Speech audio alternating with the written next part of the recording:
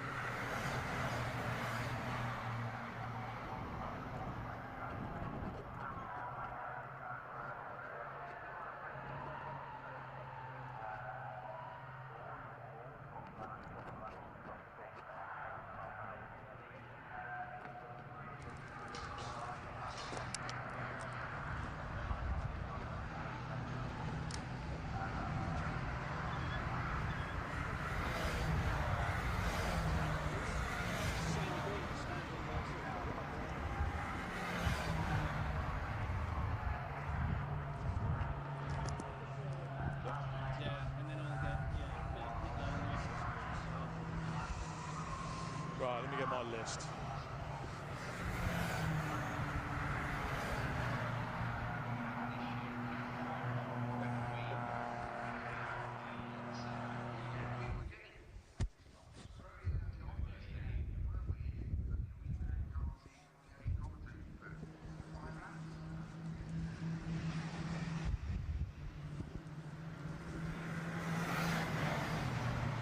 I'm purposely coming at an angle so I can see the Silverstone sign. So. Okay.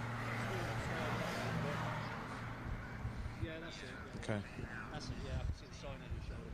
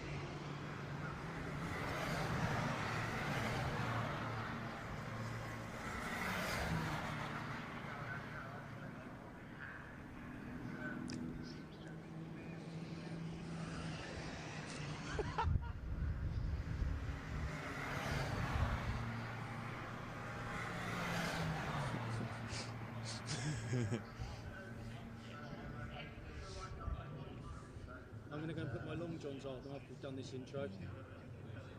Actually, it's too cold for me in shorts. Unbelievable.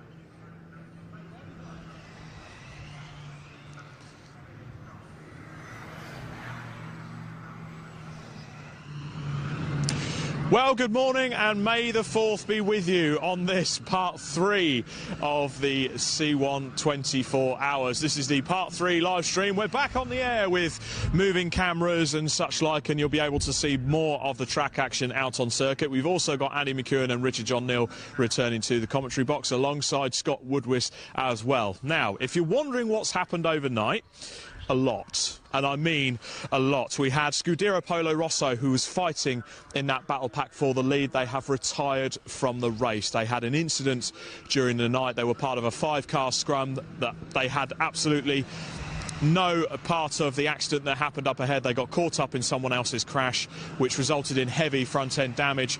The further ramifications from that resulted in an engine failing later on, and they have decided to retire the car. The team, understandably, are gutted, but the driver, Frank Claydon, is okay.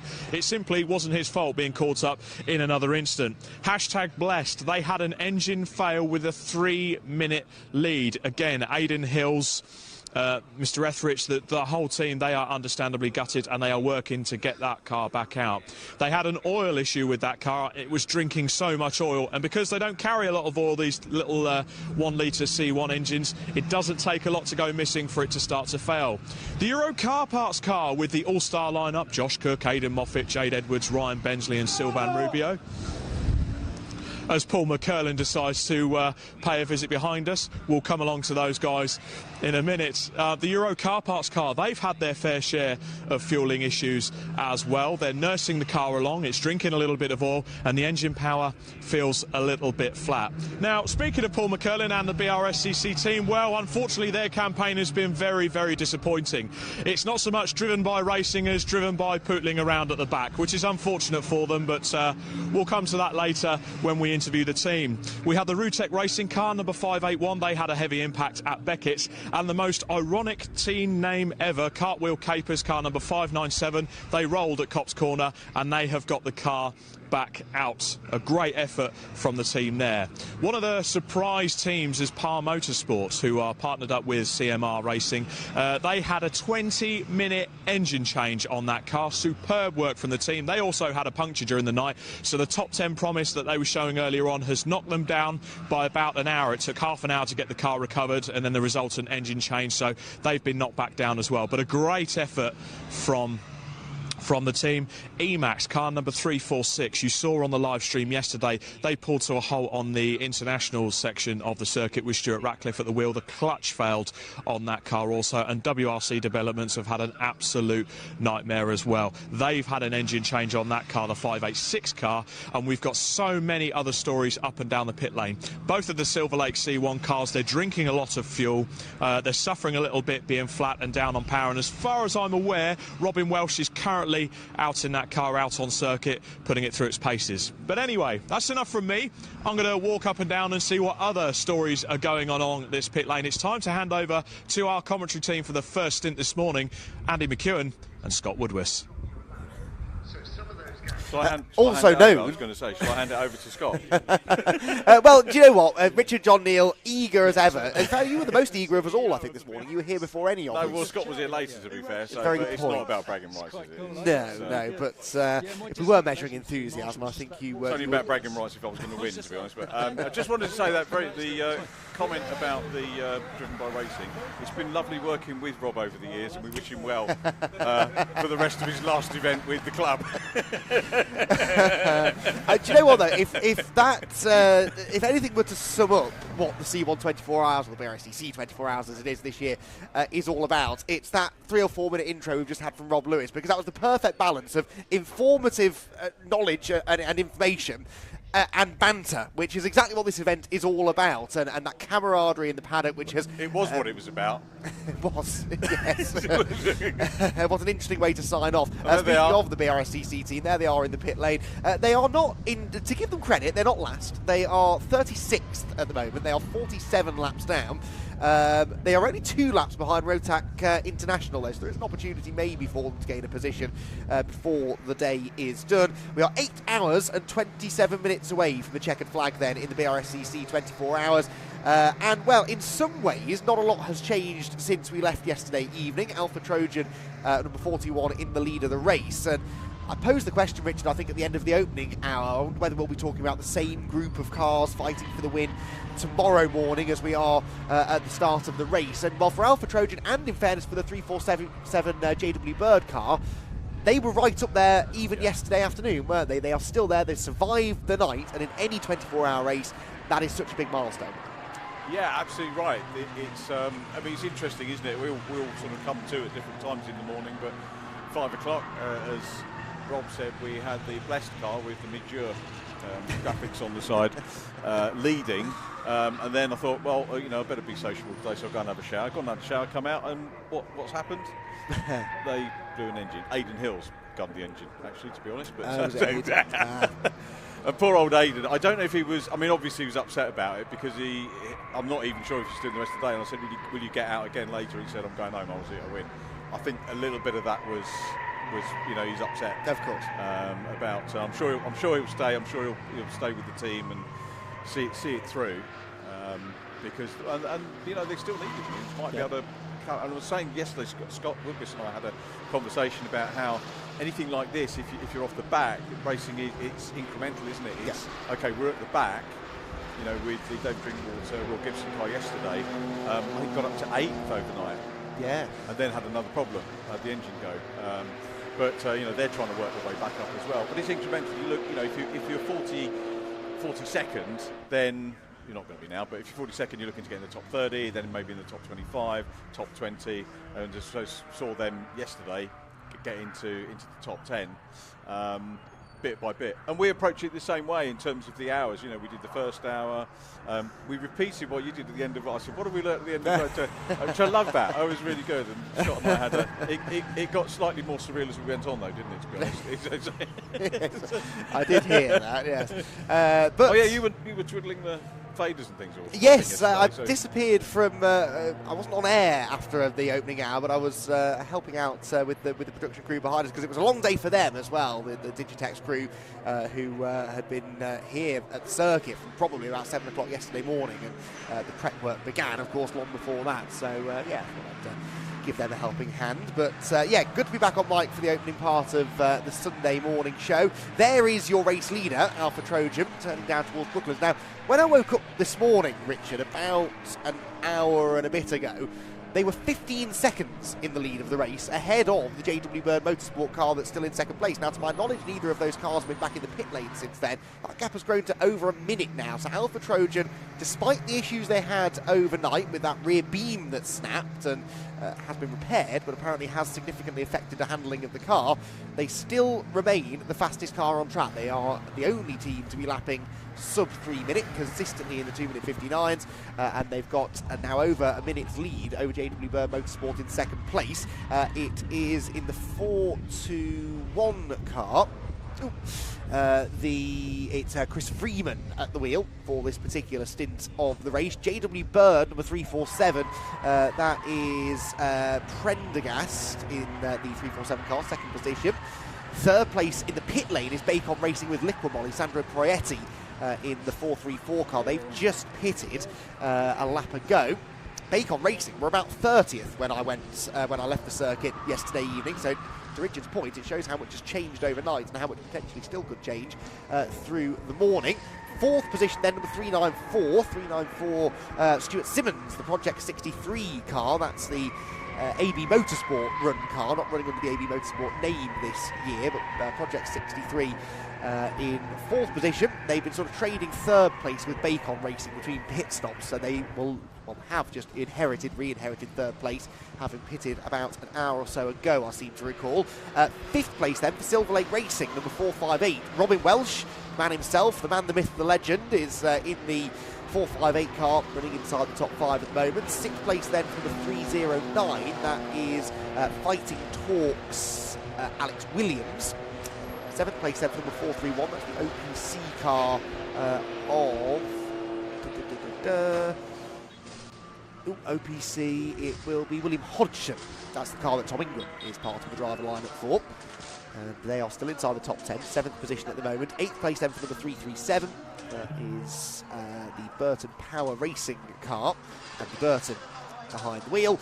And then just to complete the top 10, 9th position number 486, that's the WRC Developments machine with Chris Smith in the car. The top 10 completed by the second JW Bird Motorsport car, that's number 449, and that car being driven at the moment by Nick Wingrove. So that's your top 10. There are reasonably large gaps between those cars, but one thing we do need to try and wrap our head around over the sort of next hour or so, Richard, is who is doing what on pit stops, because there's quite a variation in pit stops just across the top 8 cars. There are some who have done 6 stops, some with 7, some with 8, and even one team who have done 9 pit stops. So some of those will have been unscheduled.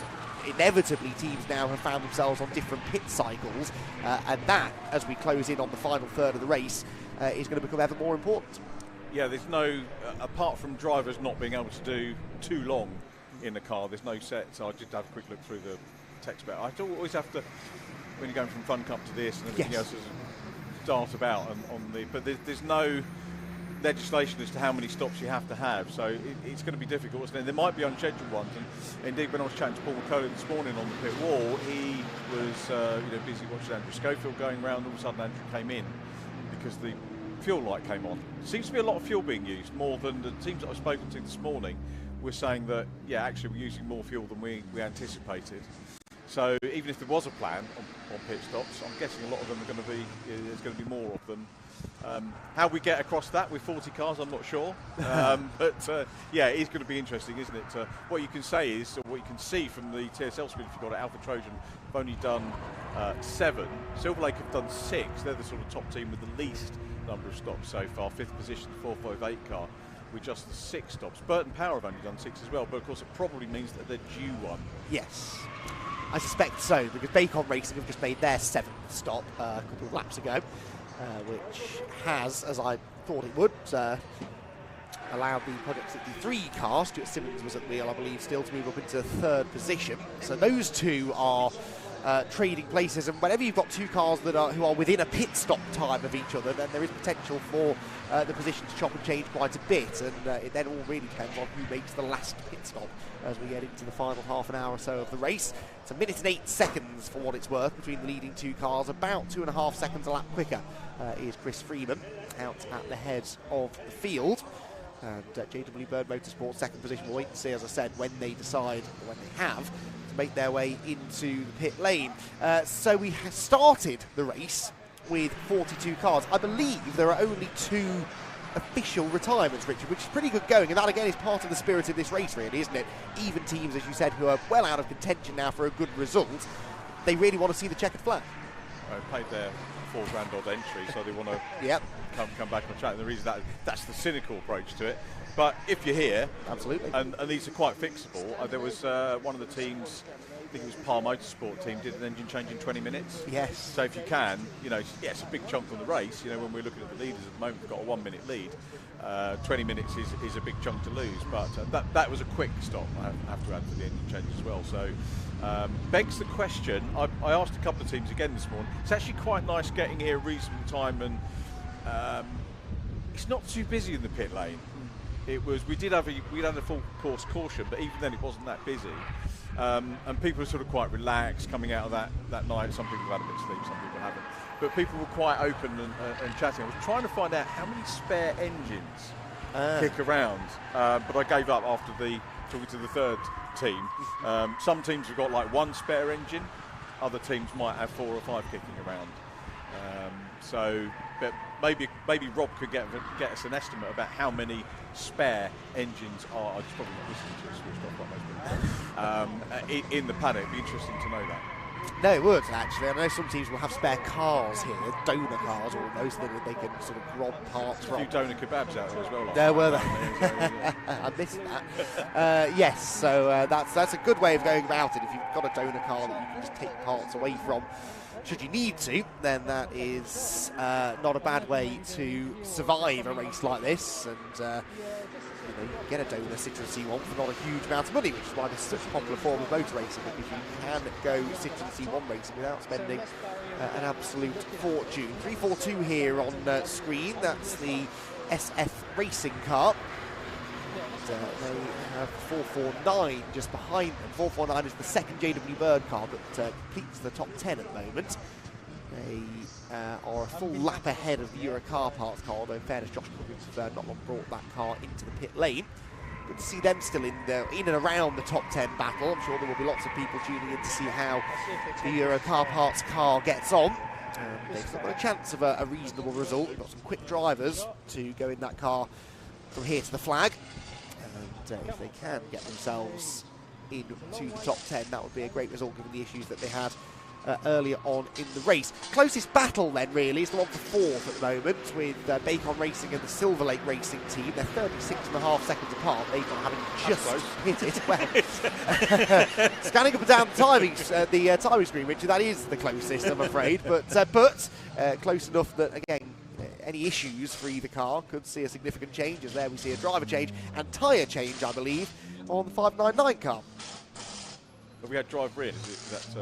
That's Aid and potentially, is it? Trying to see.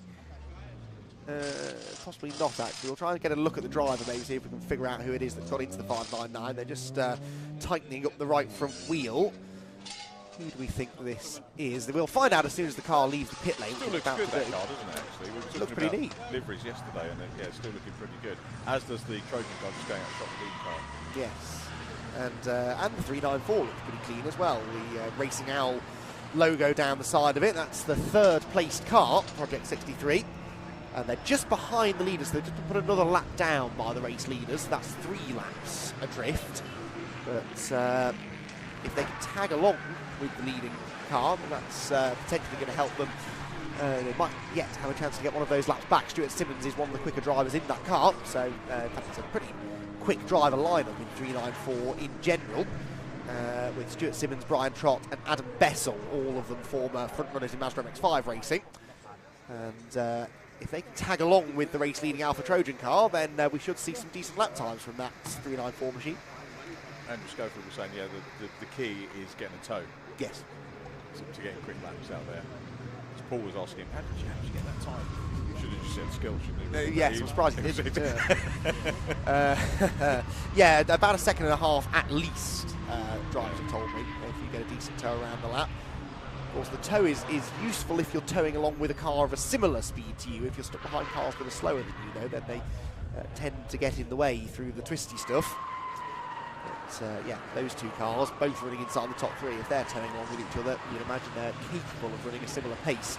Simmons was 1.2 seconds slower than the Alpha Trojan car on the previous lap, but in traffic, that probably explains that. We've had a change for 23rd place on the previous lap, again because of a pit stop. Number 15 gaining a position. Emac Motorsport ahead of BM Sport. That's the City Car Cup spec car, which is still going. Of course, that's a car that's very much not used to running this sort of length race. City Car Cup races are 15 minutes in duration. I wonder how many City Car Cup races that car's completed in this race so far. Quite a lot more than it was originally built to do, but running solidly just outside the top 20. And I wonder how many City Car Cup people are actually watching what's going on in terms of what they could have done this way. We've got Roberto, who's sprung into life down in pit lane, so I think we can head down there and see what news the face of C1 Racing has got for us down there. Over to you, Rob. And I've managed to grab Josh Cook as he's jumped out of the Euro Car Parts car. Josh, it started so well for the team, for the Euro Car Parts team, but unfortunately you've had some issues throughout the night. Yeah, we did. The car's using a lot more fuel than anticipated, so we've had to shorten our stints, but of course we found out the hard way with Aidan ran out of fuel last night on his in lap, so he was half a lap from making it back in, but it's always that close, so a bit gutted, but we've had to do some recalculations, like I say, shorten our stints, which has added in a pit stop, which is obviously not what we wanted. But the plus side is the car is great fun to drive. You know, we're having a good time. Of course, we want to be a bit more competitive, but you know, the important thing is we're here to have fun, and that's what we're doing. You're also topping the car with a bit of oil as well. Is the engine starting to be on its last legs? I don't know if it's using more fuel or oil at this stage. So yeah, look, these cars are just standard road going cars. You know, there's nothing special about them. It's a scrapyard engine that's put in the car, and of course you don't really know how they're going to fare up until you get into the race. So yeah. Again, not quite ideal, but the important thing is we're all here, we're having a good time. The team have been phenomenal, and a lot of them, it's their first time. We sort of gathered together a bunch of mates, and yeah, everybody's doing a great job. And it's great to see. It's a family atmosphere, and of course, everyone knows watching at home, yourself, Jade, right? You're all professional racing drivers. Away from here, it's very hardcore focused. You come here and you have a great laugh. Yeah, of course, we still want to be competitive. Oh, of course, yeah. It's in our nature, but, you know, we just come here just for a good time. You know, the paddock's so friendly, the racing's so good. The Brscc have put on a great event for this 24-hour. We'll definitely be coming back if it's on again next year. So, yeah, we just we love this style of racing, and the more that we can do, you know, the better. No problem, Josh. I'll let you get hydrated and do what you need to do. That's Josh Cook there from the Euro Car Parts team. Gutting to see because the car looks beautiful out on circuit. I am a sucker for a blue car. Time to head back to the commentary box. I'm going to grab some more interviews. Oh, did he? I think he's modified forward. Isn't it white now? Oh, yes, his race car. That's his primer. He's running primer. So we're talking about scrapyard engines. Are they all, or do we think the lead teams maybe give a little bit more care and attention to what's going on to the engines? Potentially, I suppose. That would explain why some teams have quite a bit more speed than others, I guess. But the nice thing is you can still be reasonably competitive, even if you don't do that. And that's sort of the point. It's not supposed to be checkbook racing, as they would have used to refer to it. So yeah, not sure whether there is a difference. I suppose if you buy a newer Citroen C1, which you can still get for not a huge amount of money, then that's going to have a fresher engine in it, and yeah, that's if you're willing to spend a little bit more money, might find you a bit more performance. But we've seen teams who potentially have done that still run into issues, so you absolutely do not have to spend your way to a good result. Got the Euro Car Parts car at the back of this group with Jade Edwards now in the car. There it is, the blue car with the yellow wheels. They were being overtaken by the hashtag Blessed car, which is back out on track, as we've said, after their issues overnight. And hashtag Blessed in 38th position, Chris Etheridge at the wheel for this particular stint. The car running reasonably quickly, I think. Last lap was a 3:03, so on a par with the second place car. It's such a shame that they lost all of that time overnight. So battle pack continues on, not necessarily fighting for position, any of these cars, but you never know, because of the difference in pit strategy and pit cycles. You never quite know actually which of these cars you might end up fighting for position in another 8 hours time or so. So for the drivers out there, every lap they're still trying to get the maximum out of the car that they can. Quite a few personal best sectors coming in as well. It's noticeably cooler this morning, isn't it, Richard? So that possibly will help with some quick lap times. We normally see the quickest lap times take place overnight. The fastest lap of the race belongs to hashtag Blessed still, and that was set. I think that was Aiden. Yeah, it was Aiden, wasn't it? I think that was into the night that he set that time. It is interesting, and you know, Aiden was serious about wanting to win this, as many drivers are. But it's not just a question of putting a quick driver in the car, is it? It's the whole thing. I mean, we talk about teams a huge amount, but it is very much about the whole input of everybody. This event. Absolutely, yeah. We've got to be a well-oiled machine, and it's why 24-hour races are so difficult to win, because you need an awful lot of things outside of your control to go well. You can only control so much as a team. Drivers can execute on track, the team can execute in the pit lane, and mechanics can make sure that they're preparing the car to the best of their abilities, but you're still reliant on not tangling with another car on track, not having a parts failure that couldn't possibly have been predicted. So very difficult to win any 24-hour race, doesn't matter whether it's here or at Le Mans. It is probably the hardest discipline of racing, because you're out there for so long, there's so much time for things to go awry, and of course for some teams overnight that has been the case.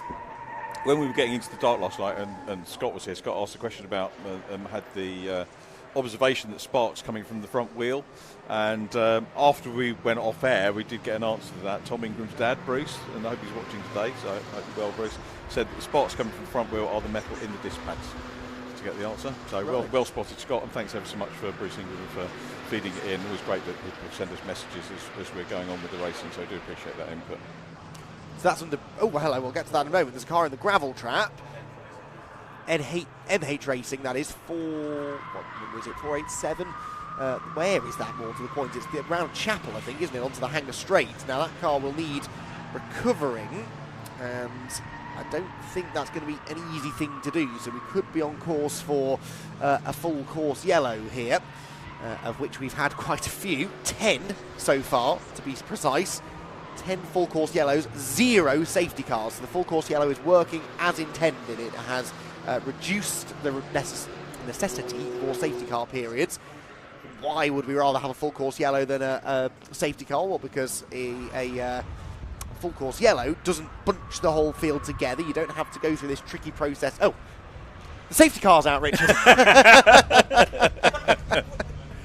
I'll just finish that thought there, shall I? Okay, so the field will be bunched together, and the safety car driver needs to make sure they pick up the race leader. And this does now rather change things. Maybe they felt that now we're back on air with our full broadcast for the final 8 hours. They needed to spice things up a bit. There you go. Have you noticed that? Did we have safety cars in the night? Did anyone pick up on that? We didn't have any. No, that's the point I was making. We haven't had one. So basically, both safety cars are on Andy McEwen's stints on the main comms. Yes. Have we noticed this? Yes. There's a little pattern emerging there. Happens in Fun Cup quite a lot as well. As soon as I start talking about safety cars, one generally appears. The reason that this is a safety car, I mean, I don't really know because I'm not in race control, but I would imagine it's because they can't get a live snatch to that part of the gravel trap. I also don't think there's a marshal's post that close to that bit of the corner, so perhaps it just so happens that that car has landed in a particularly awkward place. So safety car out, they will do their very best to pick up the race leader. And what this means, Richard, is that any two cars that are on the same lap as each other are going to be brought right back together. The race leaders are in. We're going to see a lot of activity in the pit lane now, of course we are. So the race leaders, Alpha Trojan, are pitting, so too 309 Fighting Talk. I would imagine, Richard, everyone is going to use this now as an opportunity to come in, get a driver change, refueling and tyre change done without losing too much track position. Yeah, it's a great opportunity, isn't it, for everyone to just do that whilst things slow down. Some teams will stay out there, maybe hoping to get onto another lead lap. We'll see how. Well, there's the car stranded still, so that'll take maybe a lap. The good thing is it's a long lap, isn't it? So nobody will be too worried. But I was chatting to the Army boys earlier on as well. They've done I think the Army have done a superb job. 16th place, no major problems. We expect that the Army to be well drilled, don't we? I mean, it's and hopefully go and have a little natter with them a little bit later on. But yeah, 16th place, so well inside the top half of the field. So a great achievement from them. Just ahead of team, which I think is a joke, Insane, but isn't it pronounced Sen? Yeah, I was thinking that. Yeah. It's a French flavour. Insane. That was a nice mashup of British and French accents there, Richard. That was. But I get what they get going for. Yes. So. Well, this is interesting then. Full fuel, of course, on the Alpha Trojan car. Did anybody not pit? Well, Project 63 in third position have gone past, and so have JW Bird, interestingly. So JW Bird are the new race leaders, number 347, and they haven't chosen to pit, which is interesting. They obviously believe that they are early enough in a stint that they don't need to come in top of the fuel, but it's a free opportunity to do so, Richard. I don't really understand why you wouldn't. No, unless it's absolutely not needed. You know, if there's no value for them doing it other than, you know, a splash and dash or a new tyre, just probably not in the schedule. Just bad luck for them, I guess, the safety car timing wise. Yeah, I think if you've got an opportunity to put fuel in the car and not lose a lap, though, it's worth doing. Yeah, but if they did that on the last stop and they're still. Yes, I suppose so. I don't know. If you put in half a tank, does that then scupper your next lot of stops because you're working out how much else you've got to put in on the other ones? Yeah, it makes it more complicated, but let's face it, they've got 2 hours between pit stops to figure it out, haven't they? So I'm sure they could break the calculator out. That is true. I don't know. Look, they know way more than I do about C1 racing strategy, but it's the NASCAR philosophy that if there's a caution, come in, change tyres, put fuel in the car, because you don't know when your next opportunity to do so will be, especially because we haven't had safety cars. This is the first safety car. There's a good chance we won't have another one. A full course yellow doesn't have quite the same effect. It's not a free pit stop under full course yellow because everyone keeps moving at the same speed and you do still drop a fair amount of track time. At least behind the safety car, you can get back out on track, catch back up to the lead car. The only thing I can think of is that they were about half a lap behind the leader. Perhaps they were worried that if they carried on the way they're going, they would fall a full lap behind. So this is an opportunity to buy back a little bit of that track position. Anyway, whatever the reason is, they've decided to stay out. Hashtag blessed are in.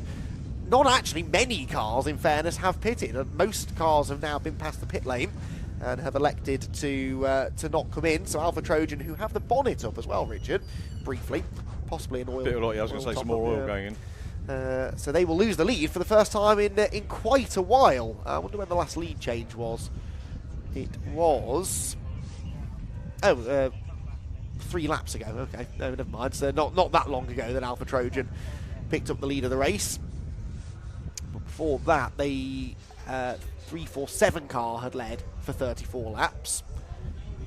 So it does look like 347, Richard, and 41 are on different cycles. They're pitting about 30 laps apart, so they are at wildly different points on their fuel strategy, in fairness. So 487 being recovered. 585 is showing us stopped on track as well. Emac Motorsport on the timing screen showing us stopped. Not sure where they may be. Could be a timing glitch. They might be in the pit lane, but Anyway, this car we know is stuck. There's a spectator there as well. Yes, a couple. I saw 2 or 3, yes. Braving the chilly morning air. Probably lost. Toast to race courses that way. Yes. Actually, I've got to say, endurance events, when I was spectating, was one of the things where you take advantage of the opportunity to, enjoy the whole circuit and walk round and look from different vantage points and, listen to the comms, which are keeping you up to date at the circuit. And really good way of another car coming into pit lane, maybe later because we're going to get another lap. So just making up for the making hay while the sun shines, as it were, and coming in. And so I think that maybe waiting. I get the drivers are being kept up to date, aren't they, in terms of when the safety car will come in. So although we were saying that some teams hadn't, now they know the safety car is going to do another lap, they will take that opportunity to come in and do what they need to do. Now that's the 3rd place car, Richard. Yeah.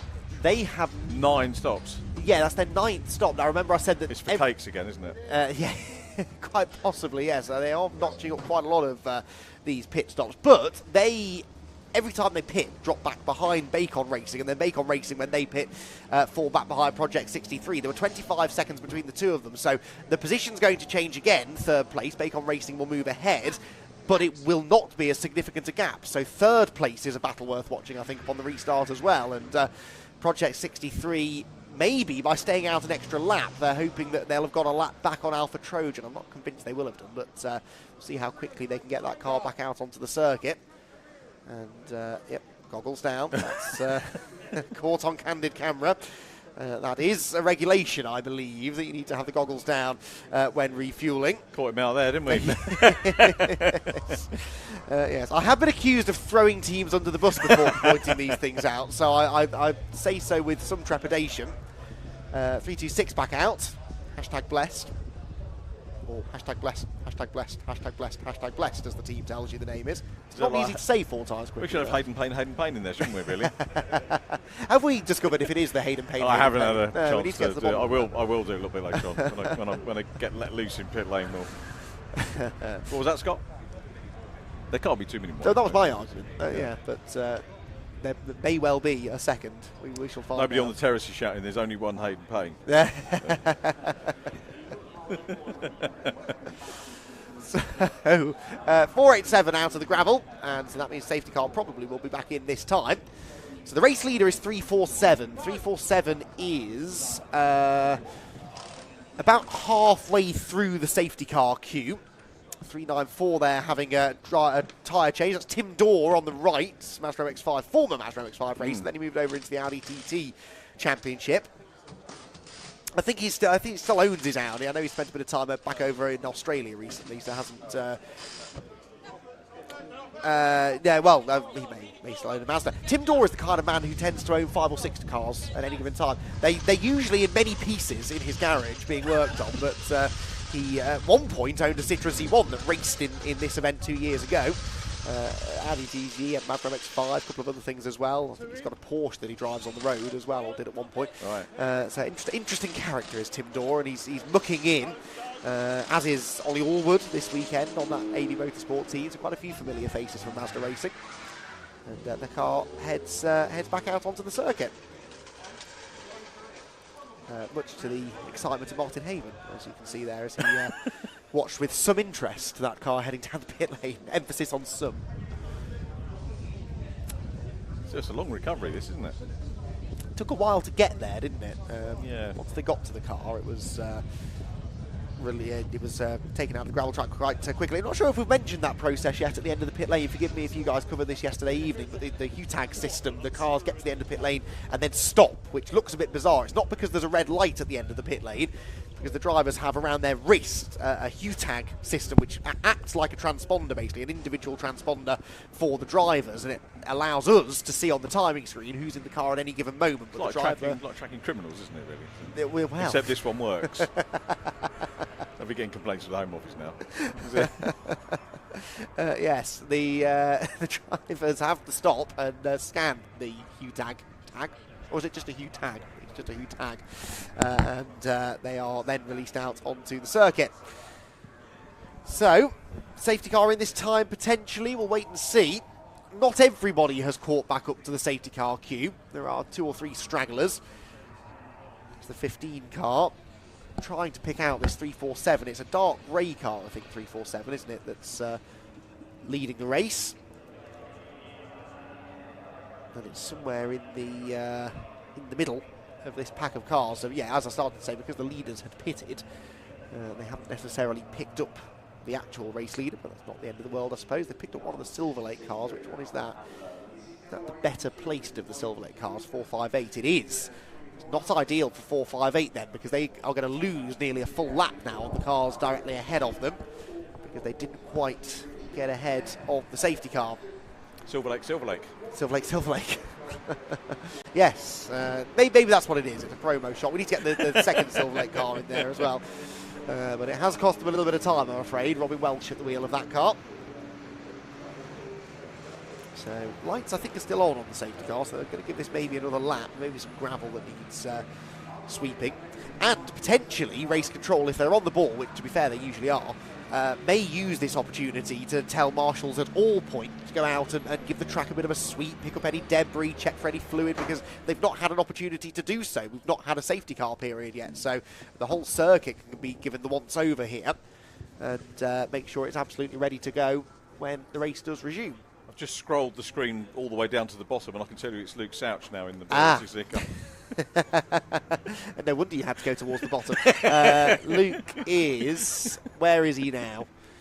36th place now. Still a lap behind 35th. And I'd love to say they've got the right man in to do something about that, but I'm not going to say that. Another Mazda racer, though, isn't he? Yes. Defined racer. He's been on track in a Mazda. Driver. Yes. Driver. Yes, Luke has... well, I still won't let him forget the first time I actually commentated on him racing a Mazda. He crashed at Donington. And that's... Careful what you say, because remember, race of remembrance upcoming. Good point, yes. Very talented team, the Brscc organisers. Very generous. And I thank them for continuing to invite me along to these things. Yes, I do keep forgetting about this. I need to watch what I say. Only until November, then I can go back to taking the mickey a little So bit have more. you got the arts booked, the arts course? No, I need to get on with that, really. Because we need to make sure we've got a cameraman for the Yes. Yeah, I believe it is being documented by somebody. Phil Adcock is roping anyone who'll listen into helping with this project. We're selling tickets for it, mate. Yes, I'm fully prepared to make a fool of myself. It is in the name of charity as well. We're going to try and raise some money for Mission Motorsport as well. Charity, mate. For charity. Yes, no, I'm definitely not being paid a wage, that much I can assure you. Leader is in, by the way, changing the subject swiftly. JW Bird Motorsport pitting, interestingly, a lap or so later than the other lead lap, or front-running cars, I should say. 487 back in the pit lane now as well after their dramas. But 347, by stretching that 2 laps, basically, it's been 2 laps since the first wave of safety car-related pit stops, they have managed to save over about 12 minutes, because a safety car lap is getting on for 6 minutes. So they've, just by stretching it behind the safety car, you burn hardly any fuel behind the safety car. So you really can stretch the stint, and 12, 13 minutes could make a big difference then as to how much fuel you need to put in at the end of the race and whether you can potentially save an entire pit stop. Yeah, because I think we've had cars running on fumes at the end, haven't we? Before? Yeah, definitely. Definitely. And that will be a particular concern this year, because for whatever reason the fuel mileage has changed a bit, hasn't it? So they'll be mindful of that, definitely. If you can save a 10 minutes or so behind a safety car, it might be a one opportunity to do so. So on one hand we're saying, why didn't they come in? And the next hand we're saying, well, actually... Yeah, no, I've changed my mind. Yeah. It's like the green people, isn't it? Saying, we've got to have solar panels, and the next minute we've got to block the sun out. Sun? Which is the new thing, isn't it? Yes, apparently so. Not a lot of sun around this morning, I'm afraid. Blue sky to our right. There is, yeah. We did a few spits and spots about 6:30. Yes. And everyone was kind of looking out and thinking, is it going to... But it didn't come to anything, so...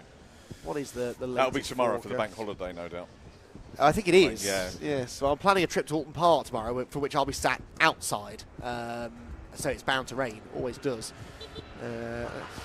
see what the weather is saying.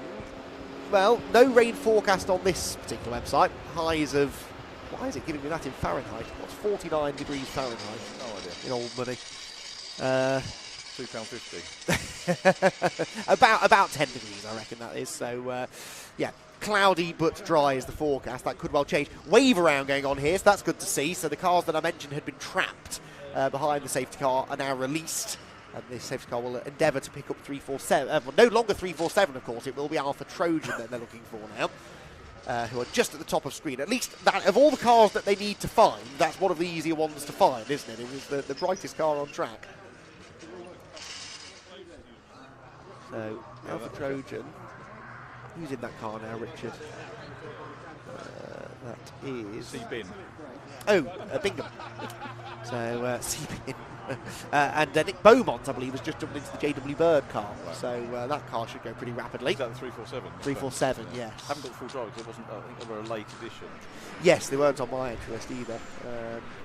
So they are not going to be a long way behind the leaders here, because the leaders were towards the back of that safety car queue. Almost everyone's going to get waved around, and 347, of course, have left the pit lane and are catching up as we speak. So definitely going to bring that lead gap down. I'm intrigued to see where Bacon and Project 63 are in relation to each other as well once things get going again. As another car peels off into the pit lane. 487 have just pitted from 15th position. Who's this latest pit lane visitor?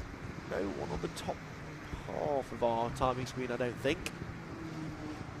Oh, it's 343 Emac Motorsport in.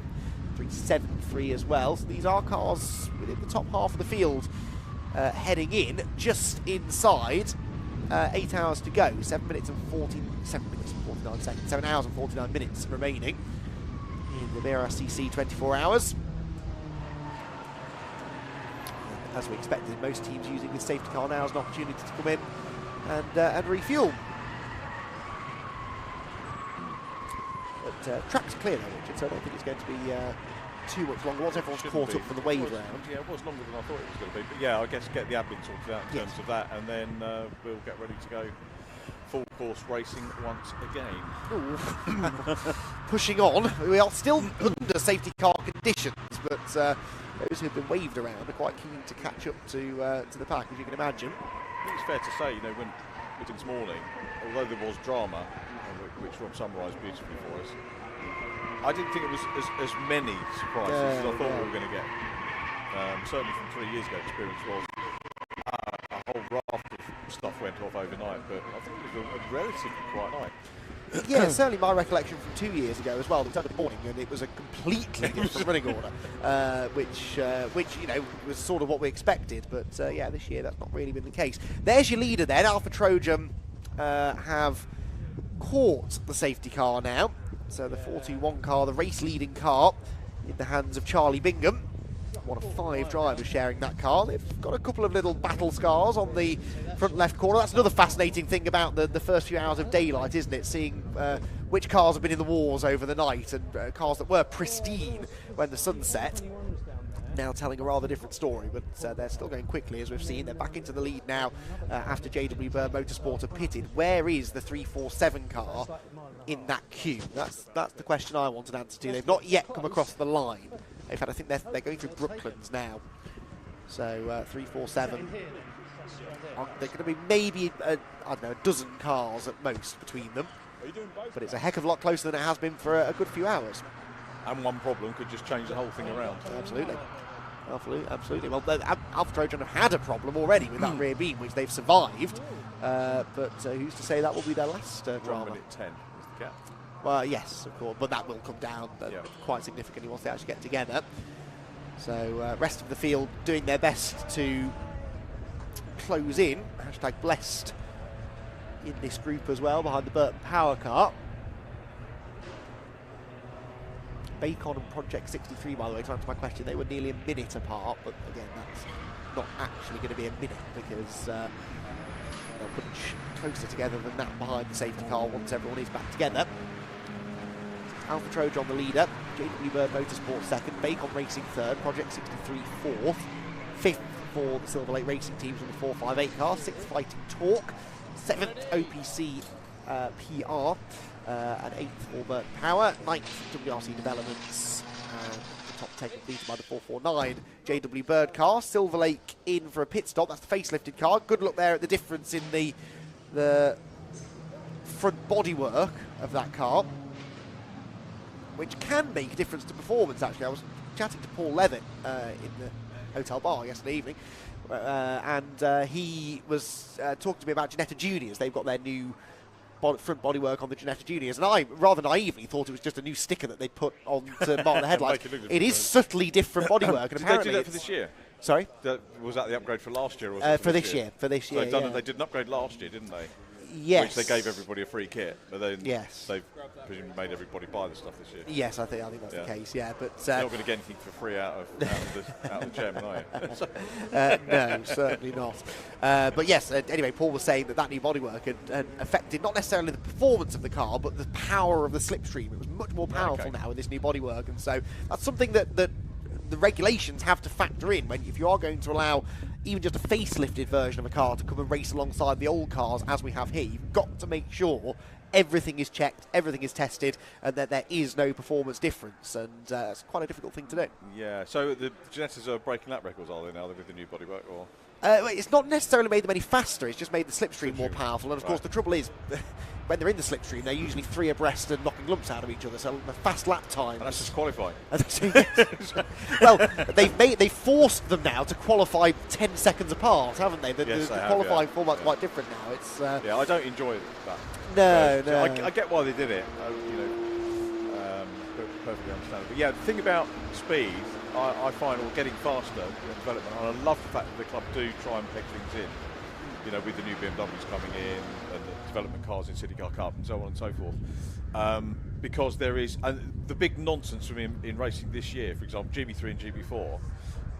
What is GB4? Technically, it's an entry level. Yeah. It's where technically you're going to go from karting into GB4. Yeah. So what did they do this year? They made it an F3 car, GB3 car. And how is that suddenly entry level? Yes. I know it's all about selling chassis. That's what it's about. But I don't think levels should be made faster and faster and faster. To me, it goes against the grain. I don't disagree. Don't disagree at all.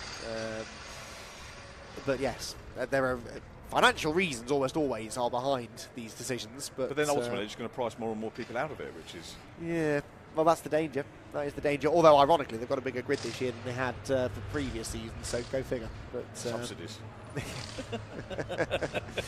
Anyway, so 7 3/4 hours to go. Lights are out on the safety car, thank goodness. We are about to go racing again, and Alpha Trojan have stepped on the loud pedal, well, or sort of loud pedal, already, and are accelerating towards Brooklands Corner. No overtaking allowed before the line, as always. Is that the 347?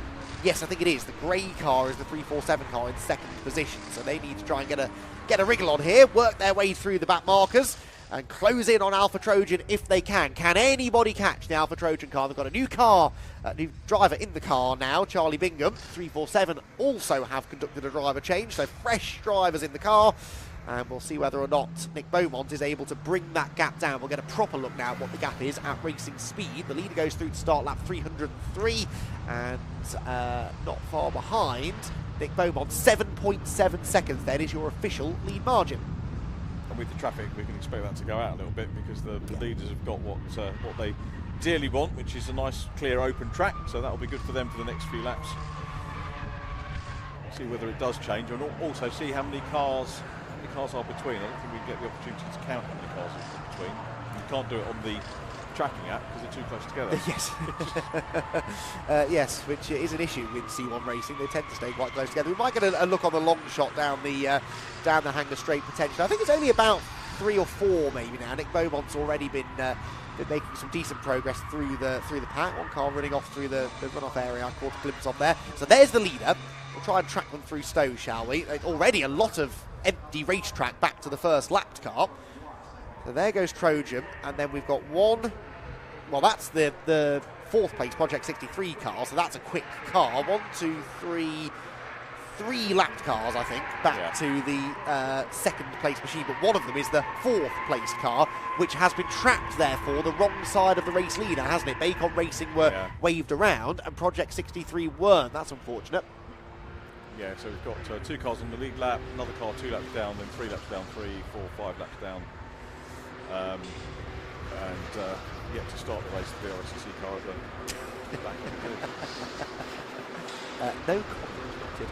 3.4 seconds between 4th and 5th as well. That's a pretty tasty battle. That's the well, that is the Project 63 car actually, and the Silver Lake car. So the first of the Silver Lake cars in the queue is trying to defend, is trying to attack Project 63 for 4th position. Through club corner they go, side by side. 37 Burton Power there on the inside line, looking to try and make a move through the traffic. But a couple of interesting battles towards the front of the field. So that is the Silver Lake car. That is your 2nd and 5th placed cars. They're both chasing cars, not far ahead in the queue. 347, of course, are chasing the race leaders, and the Silver Lake 458, well, they're looking to close in on the 394, which sits in 4th position. 394 will catch a glimpse of shortly. It's not that car, it's the next one ahead, I think, in the order. It is, who's in the Silver Lake car now? It was Robin Welsh. Still is Robin Welsh, because I don't think they pitted during that safety car period. So Robin, as quick as anybody, Richard, he is tagging along with Nick Beaumont, and that might well help him to move up a position in the next few laps. Past the Army Motorsport car, very dutifully moving over. Nice bit of driving there, and that team's really impressed me. As I say, still 18th, so you know, inside the top half. They're going to be really pleased with that. They seem to be really enjoying the event as well, which is good. Yeah, well, that which is the main thing, really, isn't it? And if they can get a half decent result, unless you're Aidan Hills when it's winning. Yes. Well, but that's what Aidan Hills does. He rarely doesn't win, and it's probably a bit of a shock to the system when things don't quite go his way. Lead gap goes out by a second. Not bad, actually, considering the traffic Nick Beaumont had to deal with. He was only, actually 8/10 of a second slower than the leader, and now he's in some cleaner air, and we'll get a better gauge of their relative pace. 346, meanwhile, pitting. They're well down the order. But Emac Motorsport's trouble 346 car back into the pit lane once again. 342 being called to team managers to race control. That's SF Racing. SF Racing, yes. Again, not on the... They're not a page 1 team. They just fancied a chat, probably. Yes. Yes, go check they're all still awake. How's it going? All right. Yes, do feel for the officials and lots of them here on a volunteer basis who have stayed up through the night and kept things ticking over. There's a lot that goes into running a race like this. Even at 3 o'clock in the morning, there will be admin work to do. There might be a judicial going on, and you know, some pit lane penalties maybe that need to be handed out. And there's a team. Oh, and there might now be more drama. That was a car off into the gravel trap at Stowe. Where did it go? It's gone. Oh, there it is, through the dust. to the left, there we go. There we go. It is 427 that have gone off. There was a second car involved, which I think continued. That is AF Racing. And that car's going no further. It's the old saying, yellows breed yellows. I think we might have a few more yellow flags waving before too much longer. Who was the other car? That's my question. That they tangled with. There is a slowish moving car in this group. The black car with the blue stripe. I thought it was them. One car then well off the road and buried up to the axles, going no further. So might well bunch everything back together again here if it was to be a safety car anyway. Of course, a full course yellow would simply slow them all down. I think they probably have more of a chance of doing a live snatch down the Stowe, don't they? We haven't, as I say, we haven't really had that many, have we? No. Marshall, they're indicating that pushing might be an option. So right. A few more marshals may be needed. I know Scott did it yesterday, and I'll do it today. Big thanks to all the marshals that are out there today and doing their shifts. And I never tire of saying that. They're a splendid group, really great work, and we really do appreciate what they do. We can't go racing without them. And you know, there's the proof. We would have to start so many times. Yeah, exactly so. And there are other race meetings going on this weekend, and getting marshals to volunteer for a 24-hour race, surprisingly, can be quite difficult. But there are a dedicated crew of marshals here, and yeah, cannot thank them enough for their dedication to making the Brscc 24-hour race a possibility. Team manager of car 378 now summoned to race control as well, Team MKD. This has been a theme of the race. Every time we have a full course yellow and a bout of pit stops, all of a sudden a queue forms outside race control of team managers. The pit stop marshals have a really difficult job to do, because especially when it's full course yellow and lots of cars come in at the same time, they've got to be watching that there are no rules being broken, because the pit lane rules, in a way, are some of the most important, because they're all there for safety reasons. There's a dangerous place like an active pit lane, and if you're not adhering to the rules, then penalties rightly should go your way. 394 now also being sent to race control. Well, that's the 4th place car as the Project 63 machine, which is the Emac Motorsport squad, in 4th position, Richard. They're almost about to lose that 4th place, actually. Silverlake were only 1.2 seconds behind them at the start of the lap, but that might be academic very shortly if they receive the penalty. Yeah, could well be. So, yeah,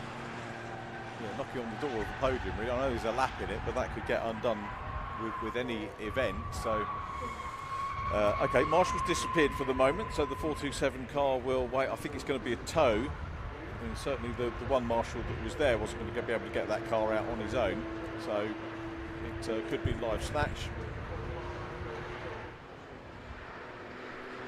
So through club, somewhere in the front of this group is that 4th place battle I was just referring to, just ahead of this group of cars, I think, which was very close at the start of the lap, although, and well, yes, it came down by another 3/10 actually in sector 1. So there they are, heading through Abbey Corner now. There's a car between them, which of course is that 2nd place 347 car, which is more or less matching the leader's pace right now, Richard. So Nick Beaumont doing a really good job here.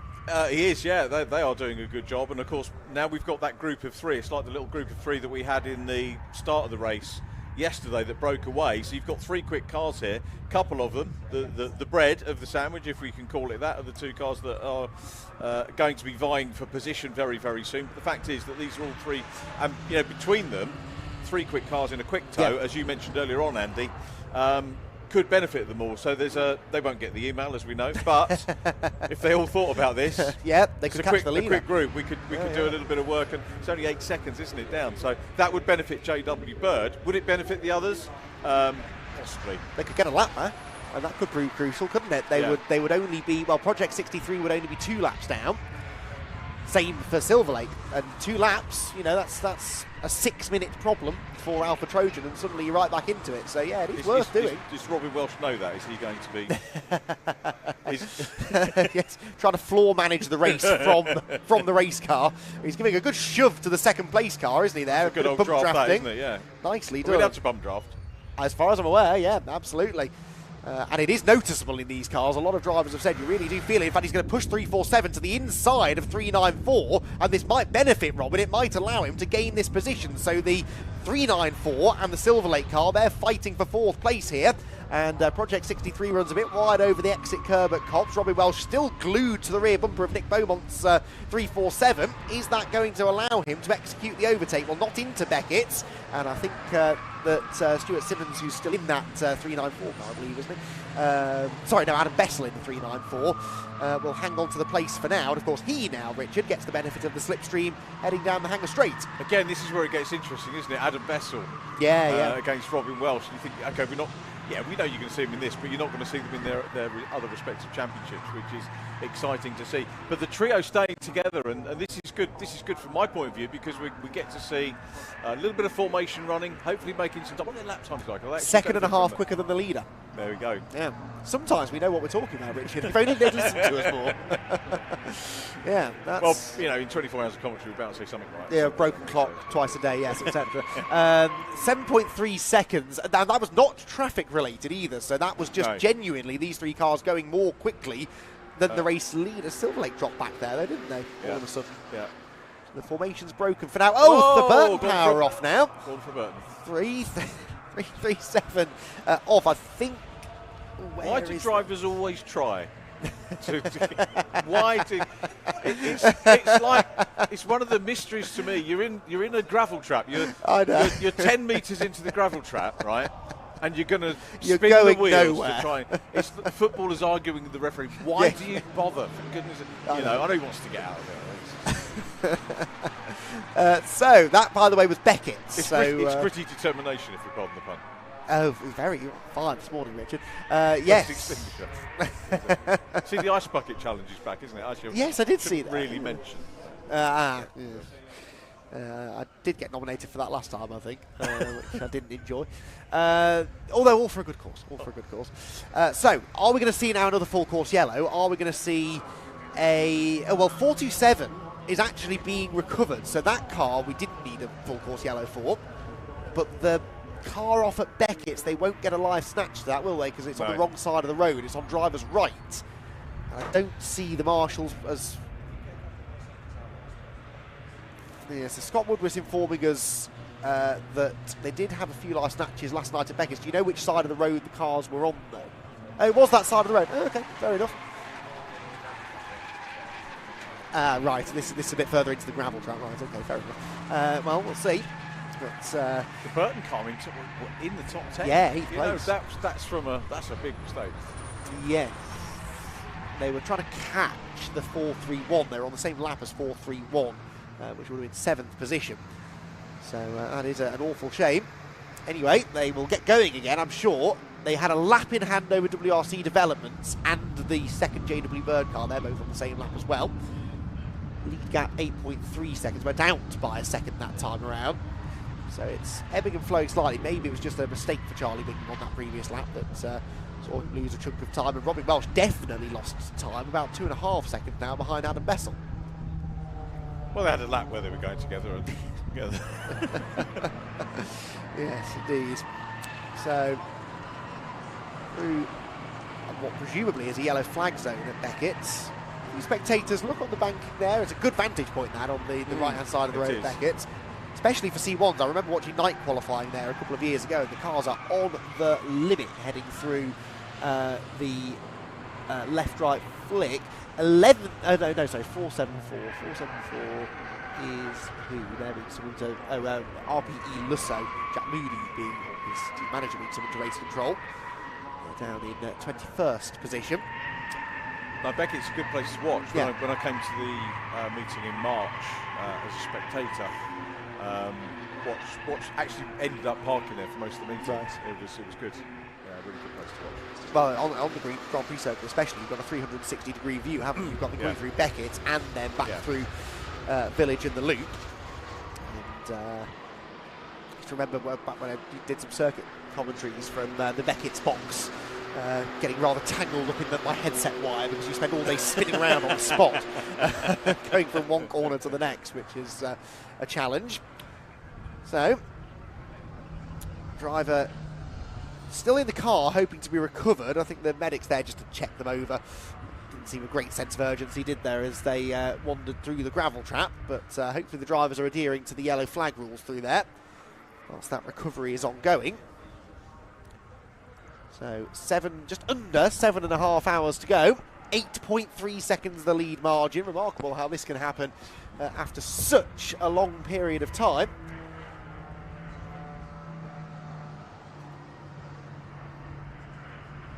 So, very close. Only the one safety car to bunch them together, and it has been a remarkably competitive race, actually. Still some good battles going on further back. Jade Edwards is about to gain a place, I think, potentially, against the RPE Lusso car. That's not the RPE Lusso car that's been summoned to race control. Driver out of the Burton Power car now, that's good news. So the medical crew, I think we're just there to double check that the driver was okay. Who is that in the 337? It was Andy Burton in the Burton Power car. So he'll be checked over, but he seems okay. He's walking away under his own steam. Car, I suspect, therefore, Richard, has made a little bit of contact with the barriers. Yeah, I was just wondering on that one, whether you'd said that. Yeah, he'll be checked. Only walked out of the car, which is great. But yeah, obviously medical checks absolutely paramount. When I think of the early days when I used to watch racing and people would roll over, get out, push the car back into the, and as well and good as that was, it's so much better, isn't it? Knowing that you've got the backup of our wonderful medical staff, looking after things. I was going to actually relate a story yesterday about, so we were talking about Tommy Harfield in the F4 race, and he couldn't do the end of the Junior Fiesta Championship because he broke his wrist or broke a bone in his hand. And there was a thing in the Fiesta Junior plate when Sam Nesser was there. His dad's a doctor. Jack is a doctor at Snetterton Circuit. He's always in the medical centre there. And always offer, if you get the chance, good friend to make, because he does it's either his grand's or his wife's chocolate shortbread. So I recommend that. So good friend to make. But he always seems to oversee in the juniors when there are injuries. He was always overseeing and helping out on injuries. And so he'd always give me a rundown and say, "Oh, that's the quickest healing injury I've ever had." And lovely guy, lovely family, and Sam's doing really well now, isn't he? He's doing a bit of European sports cars this year. That's it, yeah. Which is good to see. And Jack blames me for that, for getting him into the endurance side of it. But yeah, really lovely people, and be nice to see some of those guys out in this as well. Yes. No. There's a lot of. It's great that this is on this year, and the buzz around the paddock. I was talking to Rob earlier on.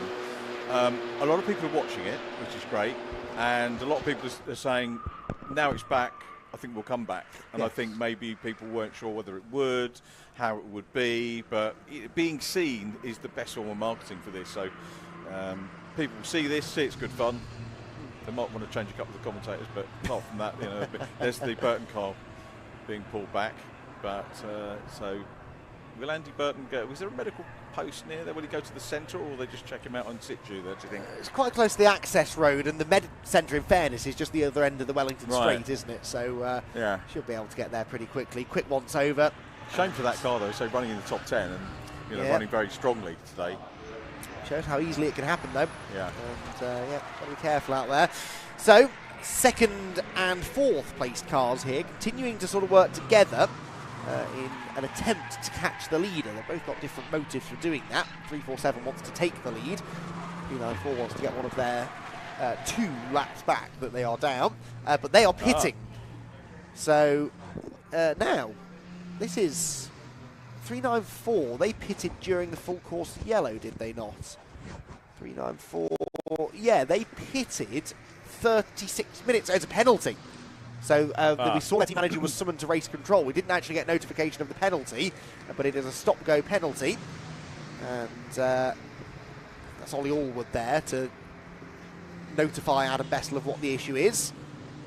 More cars coming in as well now, potentially for the same reason. So pit lane becoming a busy place again, but penalties perhaps now being handed out, including for a car that was not a million miles away from getting back to within a lap of the lead.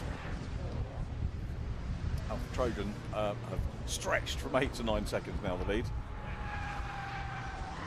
It's actually quite close, isn't it, really, when you think about it? When you think we've still got 7.5 hours to go, but to have 2 cars within 10 seconds, not a bad situation to be in. No. And still some good battles up and down the order. Jade Edwards just got herself into 11th position, and that will become 10th now with the demise of the Burton Power car. So the Eurocar parts machine will be back into the top 10. I think there'll be a full lap or so adrift of 8th, but you never know. We've just seen things going to happen. We now get into that final third of the race, and we can start to see maybe a few more mistakes starting to creep in. Stop-go penalty for 394. It's a 3-minute penalty, so 3-minute penalty for 394. That may be the update we were about to get from Rob Lewis. Let's find out. I don't know about you guys, my heart sank when I saw that Burton Power car in the pit lane, and I'm going to go and speak to the team shortly. Hopefully that car gets out and gets the top 10 it fully deserves for their efforts. In the meantime, I've come down to Emac Motorsport to chat to Glenn Finn. Glenn, you've had so many cars, you've supported this series quite a lot over the years, brought so many cars to the table, as well as your European adventures. Unfortunately, this 2025 24 hours just hasn't been your year. No, we've the only luck we've had is bad luck. We've had some mechanical failures, new parts that have failed. A few drivers have had a few indiscretions with some of the curbs and that, which has then fatigued some of the parts. But we'll come back again next year and hopefully bring just as many cars and have another crack at it, really, I suppose. I mean, we've got the pace, the car's got the pace, but you have one problem, one clutch go, one bearing failure, and that's it. The race is over. So yeah, just a bit unfortunate, really. And the clutch failure we referred to, that was the Stuart Ratcliffe car, really one of the favourites to win this race. Yeah, I mean, they're on pace. I mean, they're doing 258s and things like this. But it literally was a thrust bearing which stuck on and then wore the clutch away, and that was it. And then, you know, to change a clutch in like 45 minutes, but you can't afford to lose 1 minute, let alone 45 minutes. And I mean, we have car 15, which early on, you know, had a touch, and we bent a rim, which then did hit a curb, did a drive shaft. The list is endless. We've had another brand new clutch which has failed. Different manufacturers of clutches, different manufacturers of parts, but so there's no one thing. But the car afters have been prepped and prepped and prepped, and, you know, credit to the team and the guys and that. Whatever's been thrown at them, they've turned it around. We've also looking after a new team, which is Luke Farrer. They did the 3 hour and managed to do 2 laps in the 3 hour race, and after that race we took them on board. They've had a driver again error, which they've buzzed an engine, so we've changed that in an hour, and they're back out and they're having a wonderful time. I suppose if we're not going to be at the pointy end, we just need to make sure that everybody's having fun, and that's the key thing. So get more cars here next year and have lots more fun. And you've got a hell of a crew here at Emac Motorsport. Yeah, we've brought 30 mechanics with us.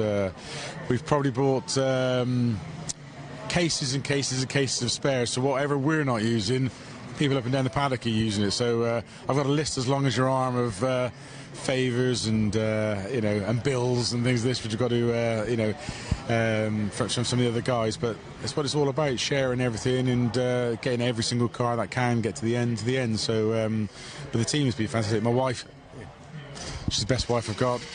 She's brilliant. She's doing all the catering. My son hasn't been to bed yet. You know, we've been up for about 3 days really. I think I've just had an hour's kit, but this is 3 months in the making this weekend, and we're already planning our next 24 hour, which is in August. I think we'll have about 4 or 5 cars for that as well. So there's a lot that goes on, as you can see with with the setup that we've got. And all the pit stops going on at the moment, Glenn. I'll let you get some well-earned rest. Go and have your cup of tea, but bad luck. Come back for the next one. Thanks, mate. See you soon.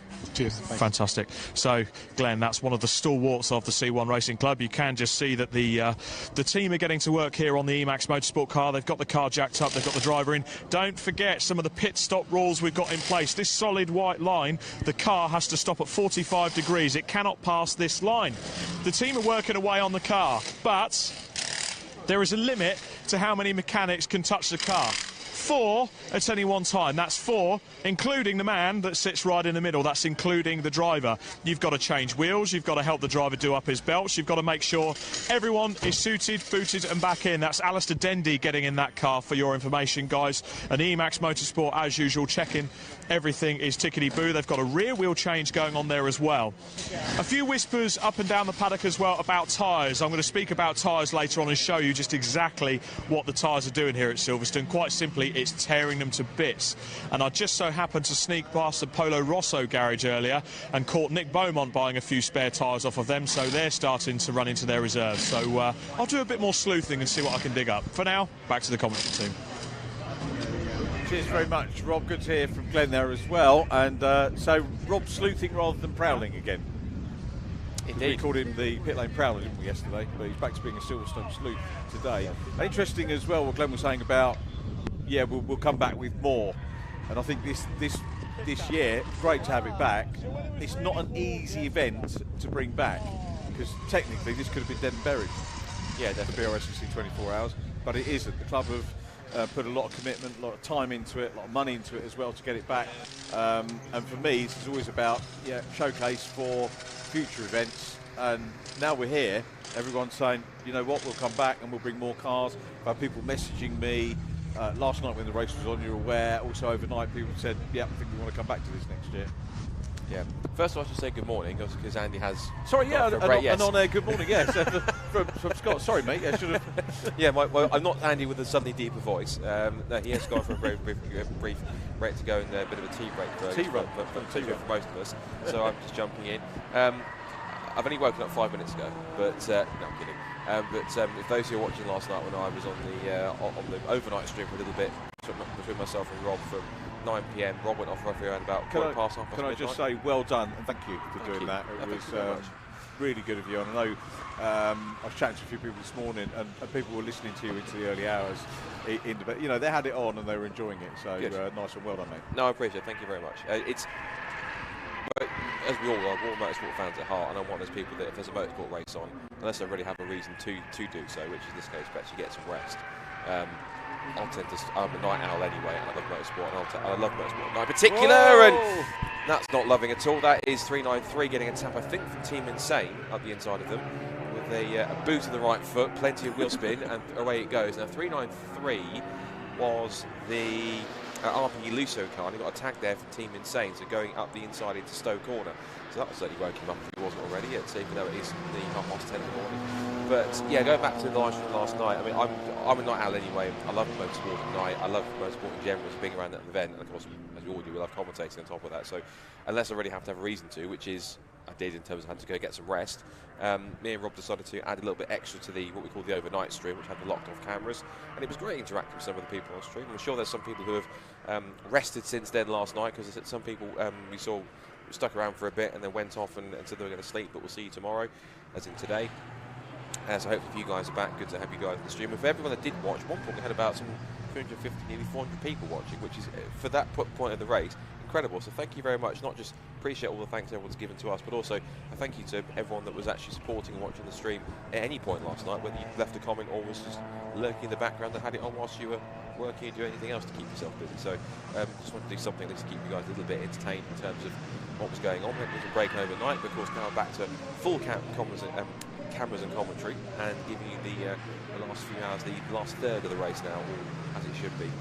This race going on. It is, isn't it? Yeah, we're into the last third of it. Wow. Yeah, yes, even so, the last third of it now. 7 hours, 14 minutes, and 35 seconds to go. Are you feeling jaded? No, actually, no, I'm not. I'm still feeling pretty good. But Jaded, sorry. Oh. I get it now. Right, you were up all night, that's why. I have slept sort of since then, but only a couple of hours. But good to see Jade in the mix. The 599 car, which has actually done quite well to get back up to 10th, because at one point we were speculating when it stopped on, when me and Rob were still covering it whilst we were on the overnight stream. Initially we did think it was run out of fuel. Then we heard a whisper that it could have been some kind of an engine trouble, and they got as far as blowing the engine. But thankfully it was just running out of fuel, thank you, which is that was when arguably slightly more embarrassing, but it happens. But it could catch a lot of people out. I mean, it was half a lap, wasn't it? I think you said Aidan off. Aidan's quote was, that was what Aidan said, apparently. Yes. I agree. But yeah, it's that's the thing. Particularly, we had all these. We talked about this pre-race and all throughout the race yesterday as well.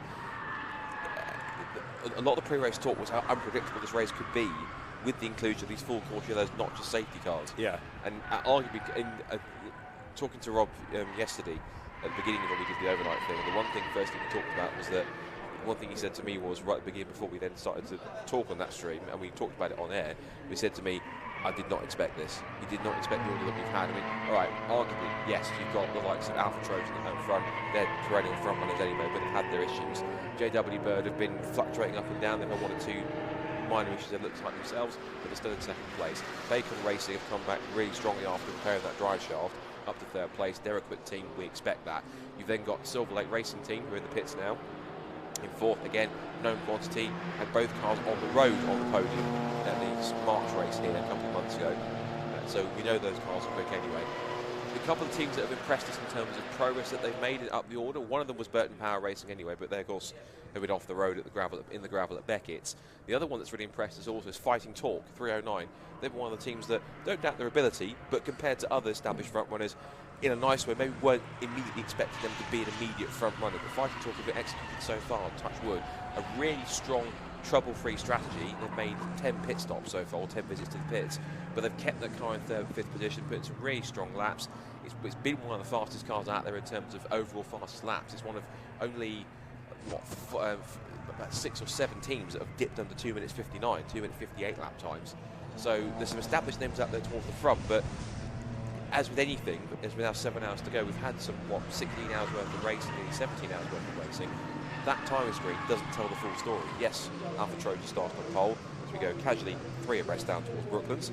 That's the European team car for Scandinavia, side by side with Army Motorsport and Jade Edwards, firing up the inside of both of them to get them both on track.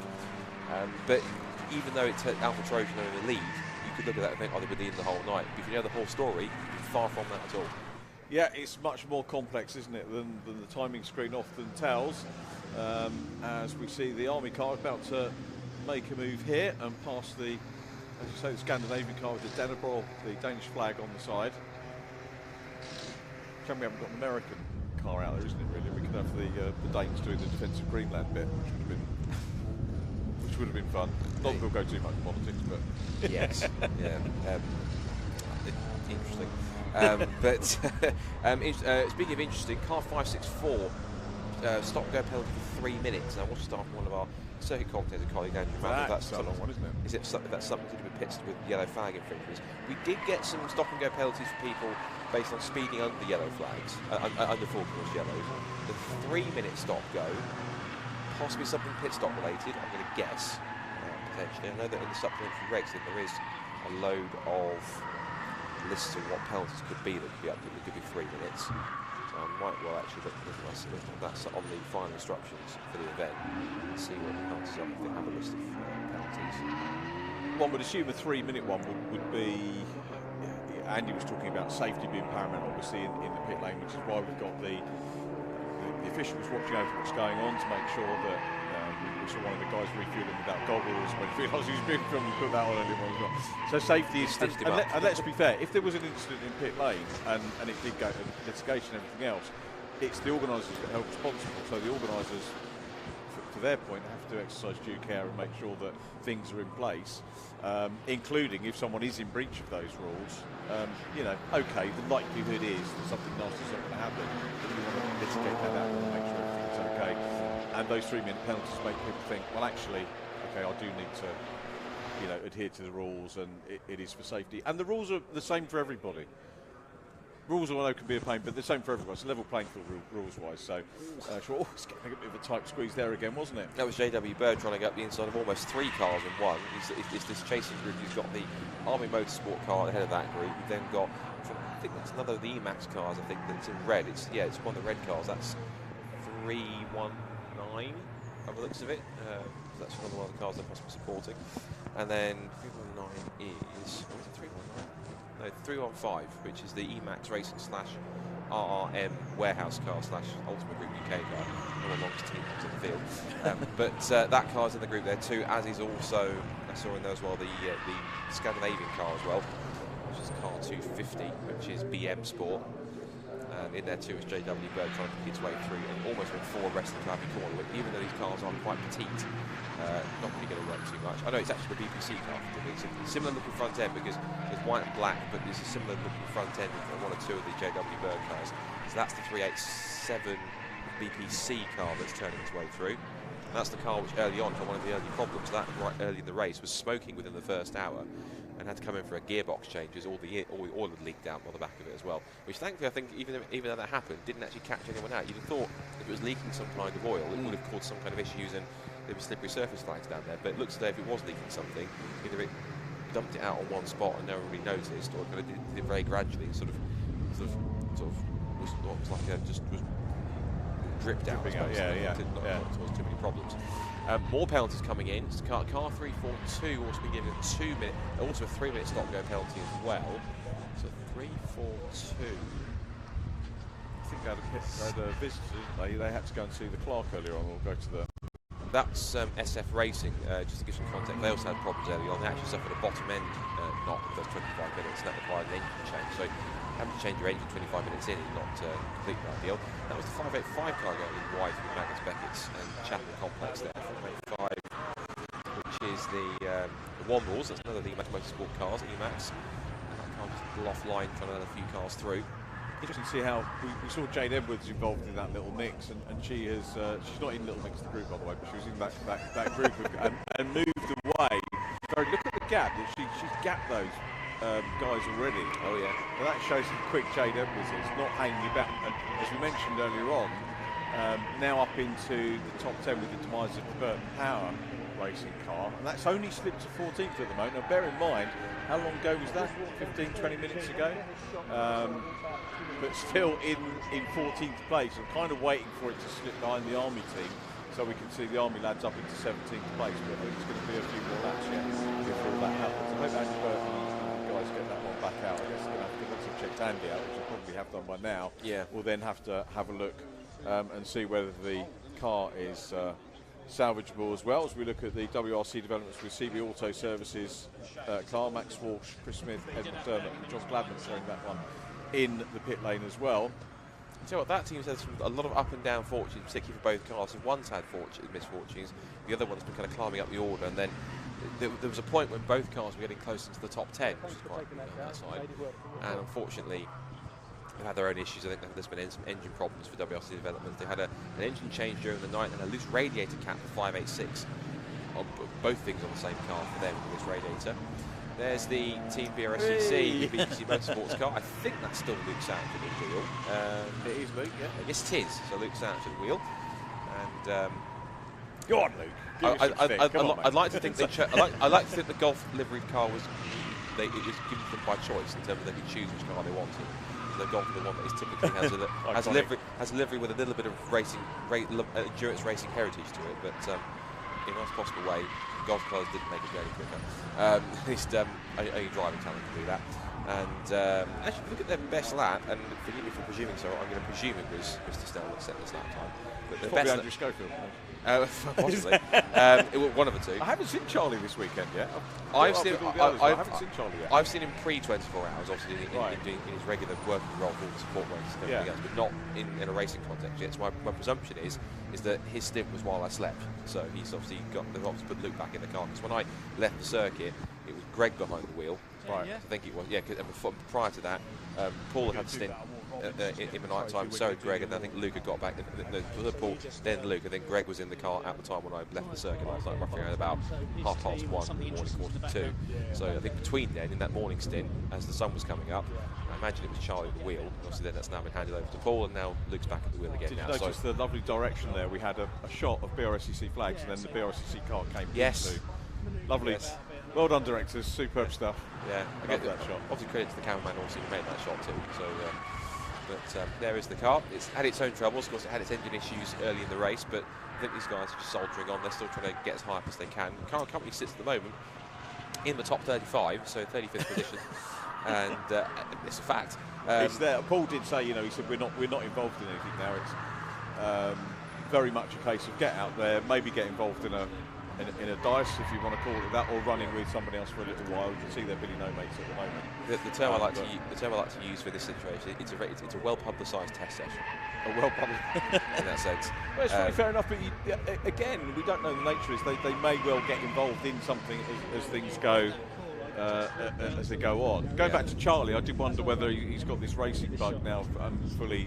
He was always into his motorsport before. Oh yes, with his short oval background. Yes, he has. Yeah. Rookie bangers of all things, which is any sort of banger racing to me, you're crazy. I wouldn't even entertain it, but he's been doing that.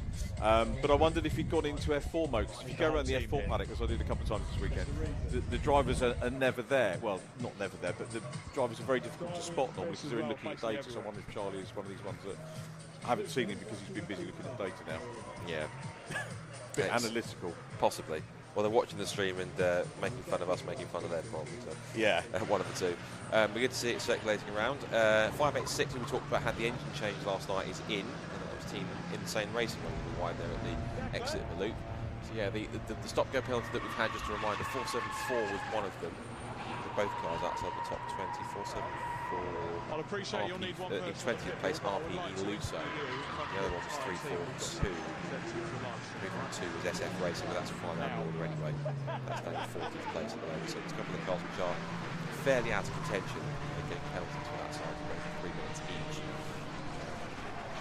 Yeah, the RPO Luso car, the white 547 you were talking about there, Scott, is actually what Andy would term a battle, but it's not a battle because Jade Edwards is the next car ahead of that. So yes. Jade is ahead of this group, but at the moment, struggling to get past the Army lads. The Army lads aren't making advancement too easy. Yeah, well, Jade is lapping relatively quickly. She's done a 3:03.678. Was it hardest She's charge? lapping quicker than the two. Well, the next car she's got to try and catch is the WRC Developments car 486. They've just got to be good stop.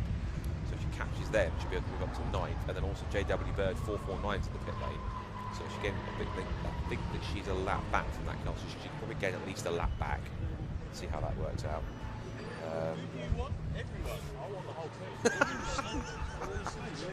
Something's tickled your fancy there, mate. Well, obviously Charlie's listening or doing something. He's into the stream, but he's just sent me a message saying no analysing on data. I'm still in bed.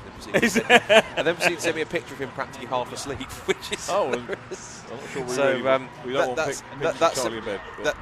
So I guess he was just called natural talent, I suppose, rather than anything else. But yes, thank you for that, Charlie. Yeah, but yeah, it's good to see that. That's tickled me there. It's good to see that the Euro Parts car climbed back up the order. He will have to gain a lap back also on top of that from JW Bird. And in terms of pace, I mean, the best lap time for each of those cars, the best lap time for the set back in Euro Car Parts is a 2:59.806 compared to a 3 minutes 0.5 for JW Bird. I think it's lapping at least a couple of laps off that, a couple of seconds off that per lap as they're settling into a rhythm. Because as much as you can try and run quite quickly, not all teams can run the fastest lap pace for the entire stint. Otherwise, you'd be using a bit more fuel, and of course, as Rob has mentioned as well, you'd be starting to tear up the tyres. A handful of seconds left until we tick over to 7 hours remaining exactly this time. Starting to get to think that when I left it last night, we still had more than half the race to go, but as we tick over now, 7 hours left to go in this Brscc 24 hours. The manager of car 315 has been called to race control, so that's another one taking a visit. I don't think it's for breakfast. Didn't we have that one just now? That's Emac again, isn't it? It's Hayden. That's Hayden Payne. That car is in the pit lane at the moment, so I'm sure the team manager can quickly go up there and see what the fuss is. I wonder. I think that was the car. Wasn't that the car that got tapped around into a spin by Team Insane? I think it was a different car. No, I think it was a different car. That was a car, that little group of cars that was battling with Jade Edwards, the 599 car. Yeah. Meanwhile, on a casual Sunday morning drive, is our race leaders. We haven't seen much of them too much, but Alpha Trojan, car 421, had its own couple of brief dramas, but even so, this thing still leads the way on the same lead lap as the second place car, JW Bird. So 22 seconds. Yeah, 22.9, almost 23 seconds.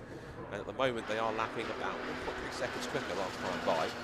So these guys who are the defending 2024-hour winners, didn't have a 24-hour race last year, sadly. It was due to be at Anglesey, but due to a few factors, it wasn't able to happen. So the last time we had a 24-hour race, this team won, at least not initially on the road, because if you remember 2023, it had a controversial finish, shall we say, when we had Alpha and Trojan Emacs coming together on the second to last lap, which saw Emacs come through, but then before we could get to the podium ceremony, we had to there was a penalty applied, and that meant that Alpha Trojan did receive the win. Here's the car in third place.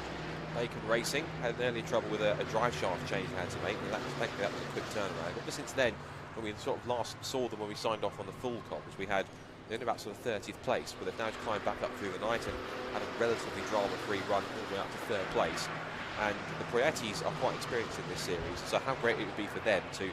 They've had some races where they've been in really strong positions in regular C1 endurance races, but just had issues where they've dropped back, had a penalty, and it just cruelly robbed them of a good result.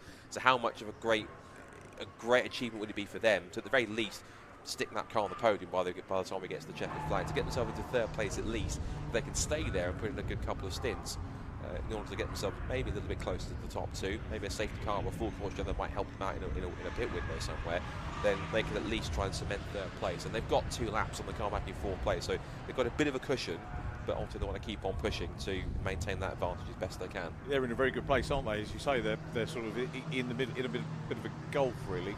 Or golf livery, but in a golf. Thank you, Andy, very much indeed.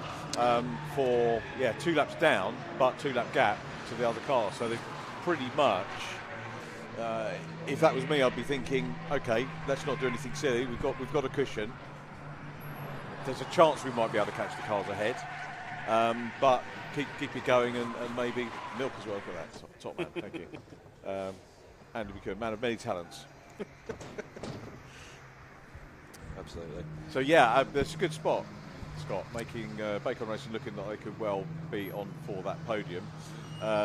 Lead battle, of course, could still come alive. It could still all go pear-shaped in the pit stops, which will happen. They've had 8 apiece, just looking at the number of stops that we've got on screen. Now for Trojan, who we were following a few minutes ago, still there from JW Bird Motorsport. Anthony Prendergast, Nick Beaumont, Phil House and Rory Clark, all involved in that car and doing their level best at the moment. Fighting Talk are in 4th, 394 Project 63 and 6th position Silver Lake Racing. I seem to call it Mr. Lewis. I asked him a good question as to why we were getting a handful of 3-minute stop go penalties. He says pit stop infringements of various kinds. Right. So that's the reason why we've had a couple of them coming in. As you see, Team 315 have been called to race control. There was a bit of contact out on circuit between, I think, Team Insane and possibly someone else, but there was up at Stowe Corner. But both cars have survived and carried on. I think it might have been the AF or one of the SFR racing cars, one of the two. It was a red sea one, so what the technical got hit, but I'm for certain there was a bit of contact right here at Stowe.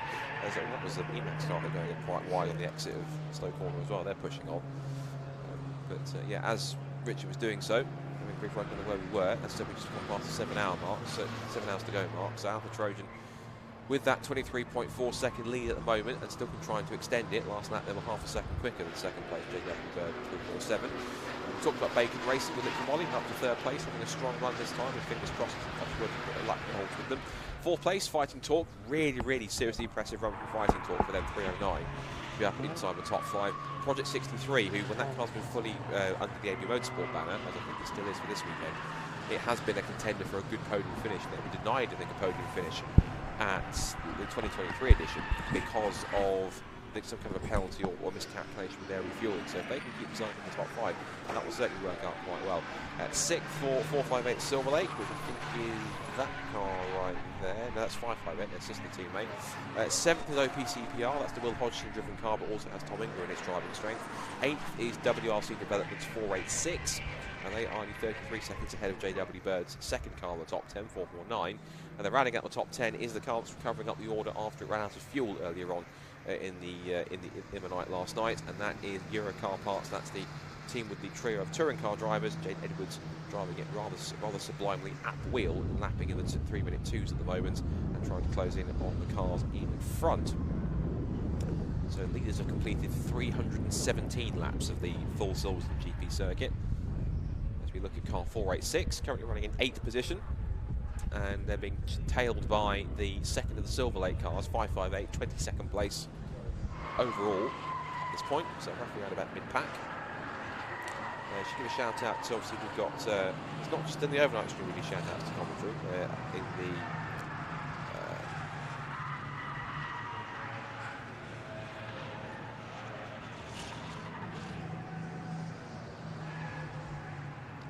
message.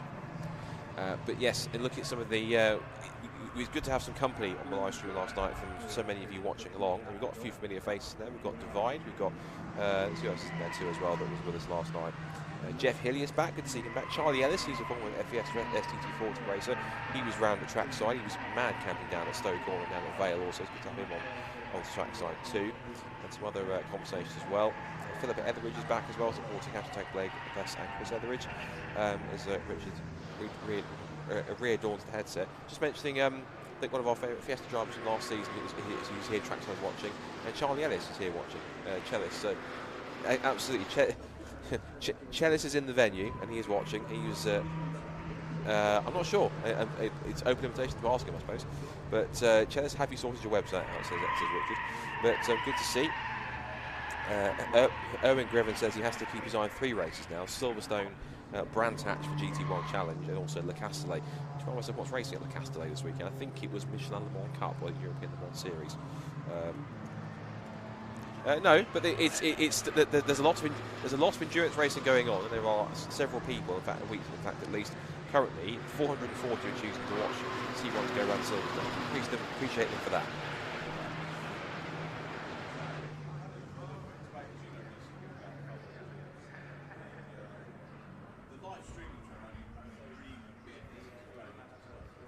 In a way, yeah.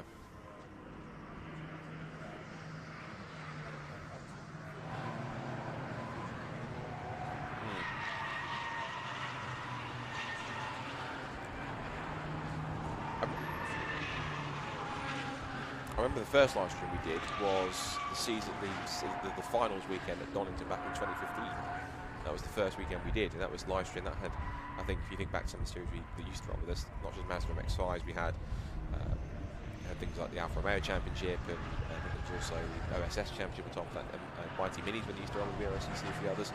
That was like the first live stream that we had of any kind of BRSCC work, and then you're right, we still had all the post-production and stuff that was going on for a few years, and then I think you're right, roughly we got to around about sort of when TCR was happening, sort of 2018, 2019, that's when live streams started to come about, and then I think you're right, as it got towards the time when COVID started to hit, live stream became a problem because you could then bring it to so many people.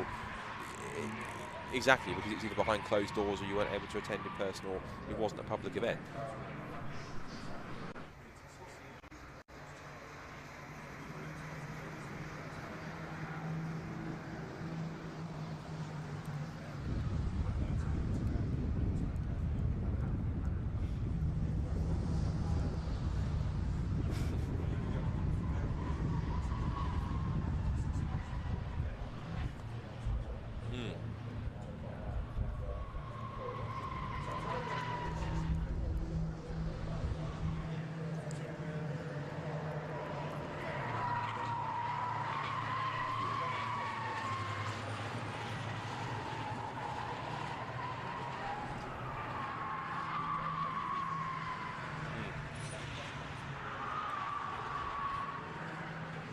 It nearest makes no difference, yeah. It's food for thought for going forward, isn't it? It's definitely food for thought. Bit of on-track action going on here. I think that's one of the Emacs cars getting. I think it's 2 Emacs cars. That might be JW Bird, in fact, actually, because it's not completely black. It's like a charcoal grey, that colour. So it's JW Bird, I think. That's one of the Emacs cars, definitely. That's 346. That was what I think many were tipping as going to be the strongest kind of front-running Emacs car. It was until it had the clutch issues, which is what forced it to pull up just about here, just on the where the entrance to the Grand Prix pits is.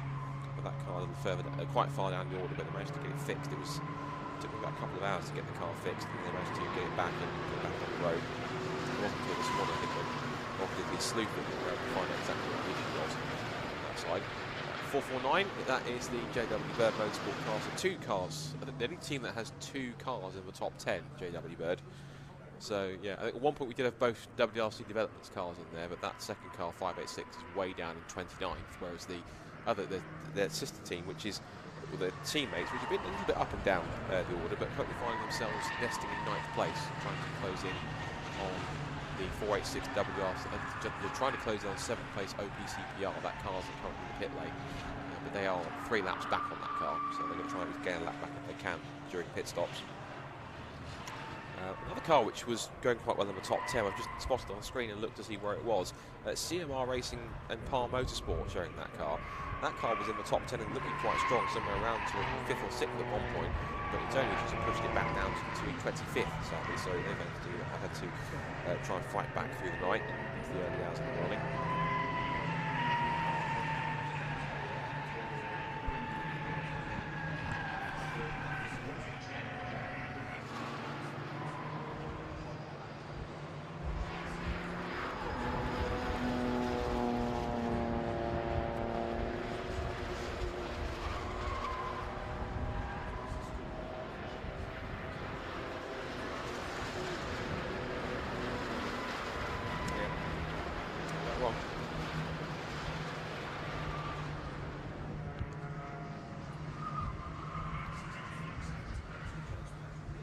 Yes, he did respond to your question, and he's still sorting out his website.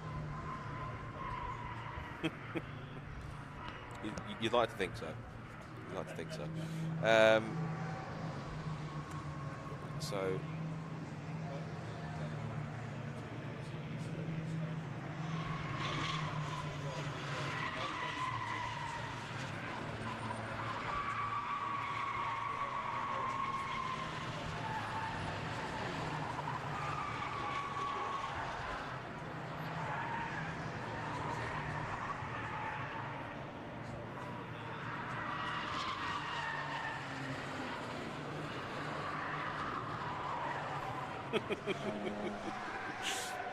Well, a bit of positive news, looking at it based on the timing screen, is there's no orange triangle next to the exclamation mark next to Burton Power Racing, which suggests they are back on track after their excursion into the Beckett's gravel traps. They are back on track, back down in 19th, and they are now sadly 18 laps off the lead, but they will try and claw the way back up as much as they can and try and work.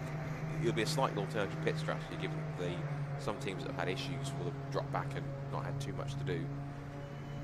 Come up to, as you say, 6 hours and 45 minutes left of the race to go. There goes the team Insane being chased after by the Scandinavian car. The RP Luso car is also going through too. This is now 393 333, which is the CMR car and the Army Motorsport machine. So 393. That's the other RP Luso car. I think that's the car that got tagged for the spin, I think, at Stowe by Team Insane, and that car's carried on since.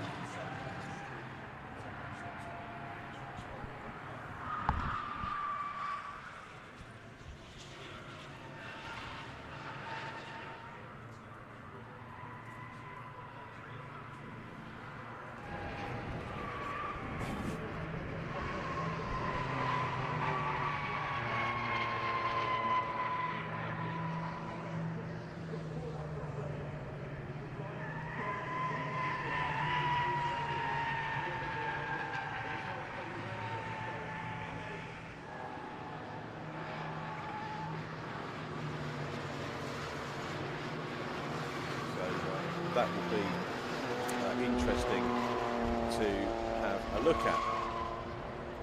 Army boys still getting stuck in. As I say, without wanting to put the curse on, they have been absolutely brilliant. Great prep, great driving as well. We're all going to get a blip at some point over the course of the 24-hour race, but those guys have managed to dodge that. They've just done really superbly at the moment, completed 306 laps, the Army team, 15 laps adrift of the leader, a lap down on the 487 car immediately ahead of them. That is the MH Racing with SCR, Andreas Keller, Lorenzo Di Placido, Richard Alexander and Ollie Anslow. And at this stage, again, it comes back to being incremental, I think, with the 24-hour races. If you're a lap down, you just got to look at it. You've got to break that down into chunks. You've got to split it down into, I guess, 5-second chunks. The 5-second chunks become 10-second chunks. Then you get into half a minute, then it's a minute, but and so on and so forth as you get closer to the car in front, and that's all you can do to crack on and keep the momentum going. Triple 3 car starting with Par Motorsport, Daniel and Steve Cogswell, Chris Diamond, who we heard from yesterday, and Luke Simmons, the Legends Cars Championship driver. Luke telling me yesterday about the transitional nature of Legends racing at the moment. He will be back. He's, I think, going to take a round off to switch over from the air-cooled engines, which have been used since the class started. More or less the same engine. I think the FJ1200 changed to the 1250 a few years ago, now moving on to the water-cooled 3-cylinder Yamaha engines, which are technically not quicker, but the behaviour of the cars with the lightness of the cars means that they're quicker through lightness rather than anything else, but they are getting a little bit quicker. And rather than do a complete sweep, the organisers tried to allow the water-cooled and the air-cooled to run side by side with sort of rough parity, as it were. But I think the way it's worked out is most of the drivers are actually going over to the water-cooled now. They've seen what they can do, so Luke joining those. And hopefully we'll have a chat with him in the pit lane with the Par Motorsport team who executed that quick engine change we said earlier on. We'll pass on track going through there. As the clock continues to tick down, 6 hours and 42 minutes of Brscc 24-hour action remaining here at Silverstone on the return of this iconic event. Super to have it back. There's the Scandis busy chasing the 585 car. Emac Motorsport Lawrence Sultan Salway. Going down the Midge-Ur Straight.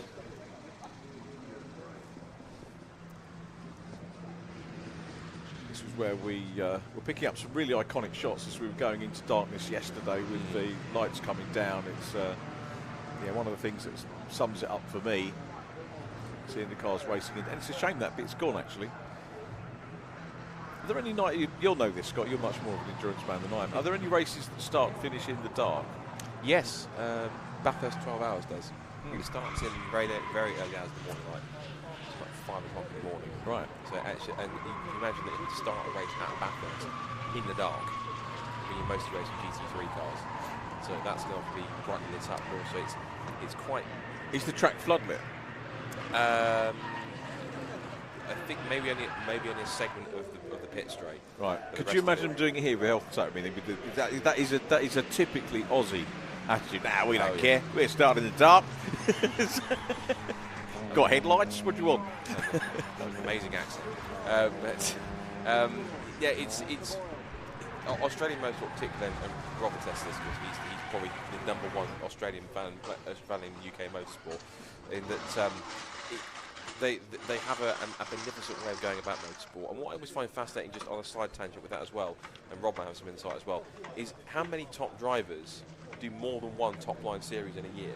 Because they'll do supercars, but also, for example, this weekend it's GT World Challenge Australia. They'll do that. They'll do Trans Am. They've done TCR UK up to Australia in the past as well. Another top line series. Some will even go and do the proper historic touring cars on top of that as well. But they'll do that like multiple championships in the season. You think these are all massive top line series with not small budgets, particularly supercars, but others aren't particularly not exactly inexpensive series. And it's amazing how they've got the budget to kind of do all of them in one series. So obviously, I'm not willing to get into economy or politics, but at all. But I'm guessing Australia's economy must be doing something right in terms of the fact they're getting enough to be able to go racing in that sense. Yeah, in that sense. So it's really good to see. But yeah, that's the only example of endurance race I know that starts in the darkness, being very early, more like 5-6 o'clock in the morning, and then goes on for 12 hours until 5-6 o'clock later in the evening. So you get this really unique part of starting in the dark, racing into the break of the daylight, then the headlights will come off into brightness and daylight, and then you finish at dusk or later in the afternoon. So it's a really unique way of going about it, and of course it's at a place like Bathurst, which is beyond iconic. So, and there's some great shots that you see if you get the catch of someone watching really good shots of particularly watching the cars as they wind up the mountain, up through Stormont and Repark, and then when they get to the top of the mountain, when they start to press the rock skyline, winding down through the S's, down to the dip and down to the Forest Elbow. Some of the shots they get watching just the headlights, as I said before, the headlights literally almost like dancing like a snake down the hill. Brilliant to watch. It's such a really fantastic piece of motorsport photography, if you like, or videography when you watch it. Cinematography, that's the word. Cinematography. That is one of the in-words. These slang on kind of in-words today. Something that looks incredible. They say it's absolute cinema. Well, that's almost absolute cinema. That's 3 abreast to soak into Cops Corner. That was the JW Bird Motorsport car battling away with. Top line. We just saw Red Sky Racing do a driver change. David Shepherd coming in, and Jay Shepherd, James or Jonathan, we don't know. We'll have to find out. Or one of the brothers going out on track. We'll maybe find out from David on my pit wall. I did promise I'd go and have a natter with them. But I don't think we've caught up with them yet over the course of the meeting. I don't believe so. Not to my knowledge. Actually, no, we haven't, because I've been here since the start, because I did the whole of last evening on the broadcast, and I've been here since 9:30 as well, so we haven't done that. So we'll try and give you a few different ones. Obviously, pick up the stories if we can, as and when they unfold. But still, Alpha Trojan out front. 34.9 seconds is the gap now, and there was a little bit of contact on a wobble. 581 car, I think the Rotec International Racing car, Simon Roche, Neil Roche, Jim Benson and Martin Roche shared car getting involved there. Now, has that picked up any damage is the question. Cartwheel Capers, don't know if we've caught up with them. Rob, have you caught up with Cartwheel Capers at all over the... We'll try and do that when we get out as well and talk about the roly-poly they had earlier on. They'll thank us for that. And they're back out on track doing the business, which is good. And that again is Scott made the point earlier on about the fact that we started with 42 cars. I think the only one we've lost is Polo Rosso, isn't it? The only one that's not running. So yeah, Cartwheel Capers 41st, 100 laps behind Cartwheel Capers, but still out there, which is great, absolutely superb. They've completed. Actually, no, hang on, it's not 100 laps behind. They're 100 laps behind the other car, the car chasing them. So in terms of the leader, Cartwheel Capers are no, it is 100 laps behind. And they're 13 laps down on SF Racing. So who knows? They might be able to make it up a little bit further. But the key thing is very much in the spirit of the event. They've gone out, they've rolled a car, they've got it back out on track, and they are trying to finish it. Again, that's going to become the target, really. If you can't win it, then go for a podium. If you're not going to get on the podium top 10, ultimately, of course, the aim is to finish it. We were catching up momentarily there with JW Bird Motorsport in second position, waiting to get a handle on the gap back to JW Bird Motorsport again. At the moment, it goes out to 37.7 seconds. So Alpha Trojan pulling away from the 347 car, which is maybe because of the traffic it's dealing with at the moment, just losing a little bit of time. It's all going to be relative. We'll get the Concertina approach, things will close up, the gap will open up again as we move on. Bacon Racing still 2 laps adrift and 2 laps ahead of Fighting Torque. So still very much on for that podium. There's the Red Sky Racing car. Having a decent run, Red Sky Racing at the moment. Just completed their stop. They're in 12th place. 11 laps down on the leaders, but same lap as RPO Rosso. A couple laps ahead of Team Insane, or Insane to use the pun properly. So barring any big problems, looking for a finish in the top dozen, possibly get up into the top 10 before the end of it. The two things, I noticed that there is literally no slowing down after Trojan, because their last lap was against the 259, wow. 259.8. And that was a full, almost 3 seconds quicker last time rather than JW Birds. They pulled another 3 seconds in 1 lap on the second place car. The other one I've noticed, Tingling back at the wheel. Okay. OPC PR7. That was a little bit faster at the moment than the other 2 cars starting on the road right now. Edwards, 3 minutes, 3.5. So Tingle's jumped in and is already lapping about a second quicker than Jade at this point in time. But was the pace that Jade set in no slouch either. She's still one of the fastest cars out there in terms of doing 303s. So certainly in the top half of the fastest time, did a fine job to keep that car now inside the top 10 and now only under a minute behind the second JW Bird car. She's lapping faster than that. She was a second quick on the last lap. 303.5 compared to 304.4 for the 449 machine, which has at the moment on the wheel of it Jay Crossland.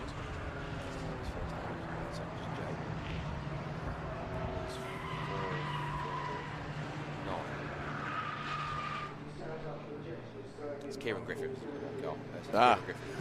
That one. So that gap will start closing short over the stint. And the Trojans calm their pace on a tiny bit, but only a fraction.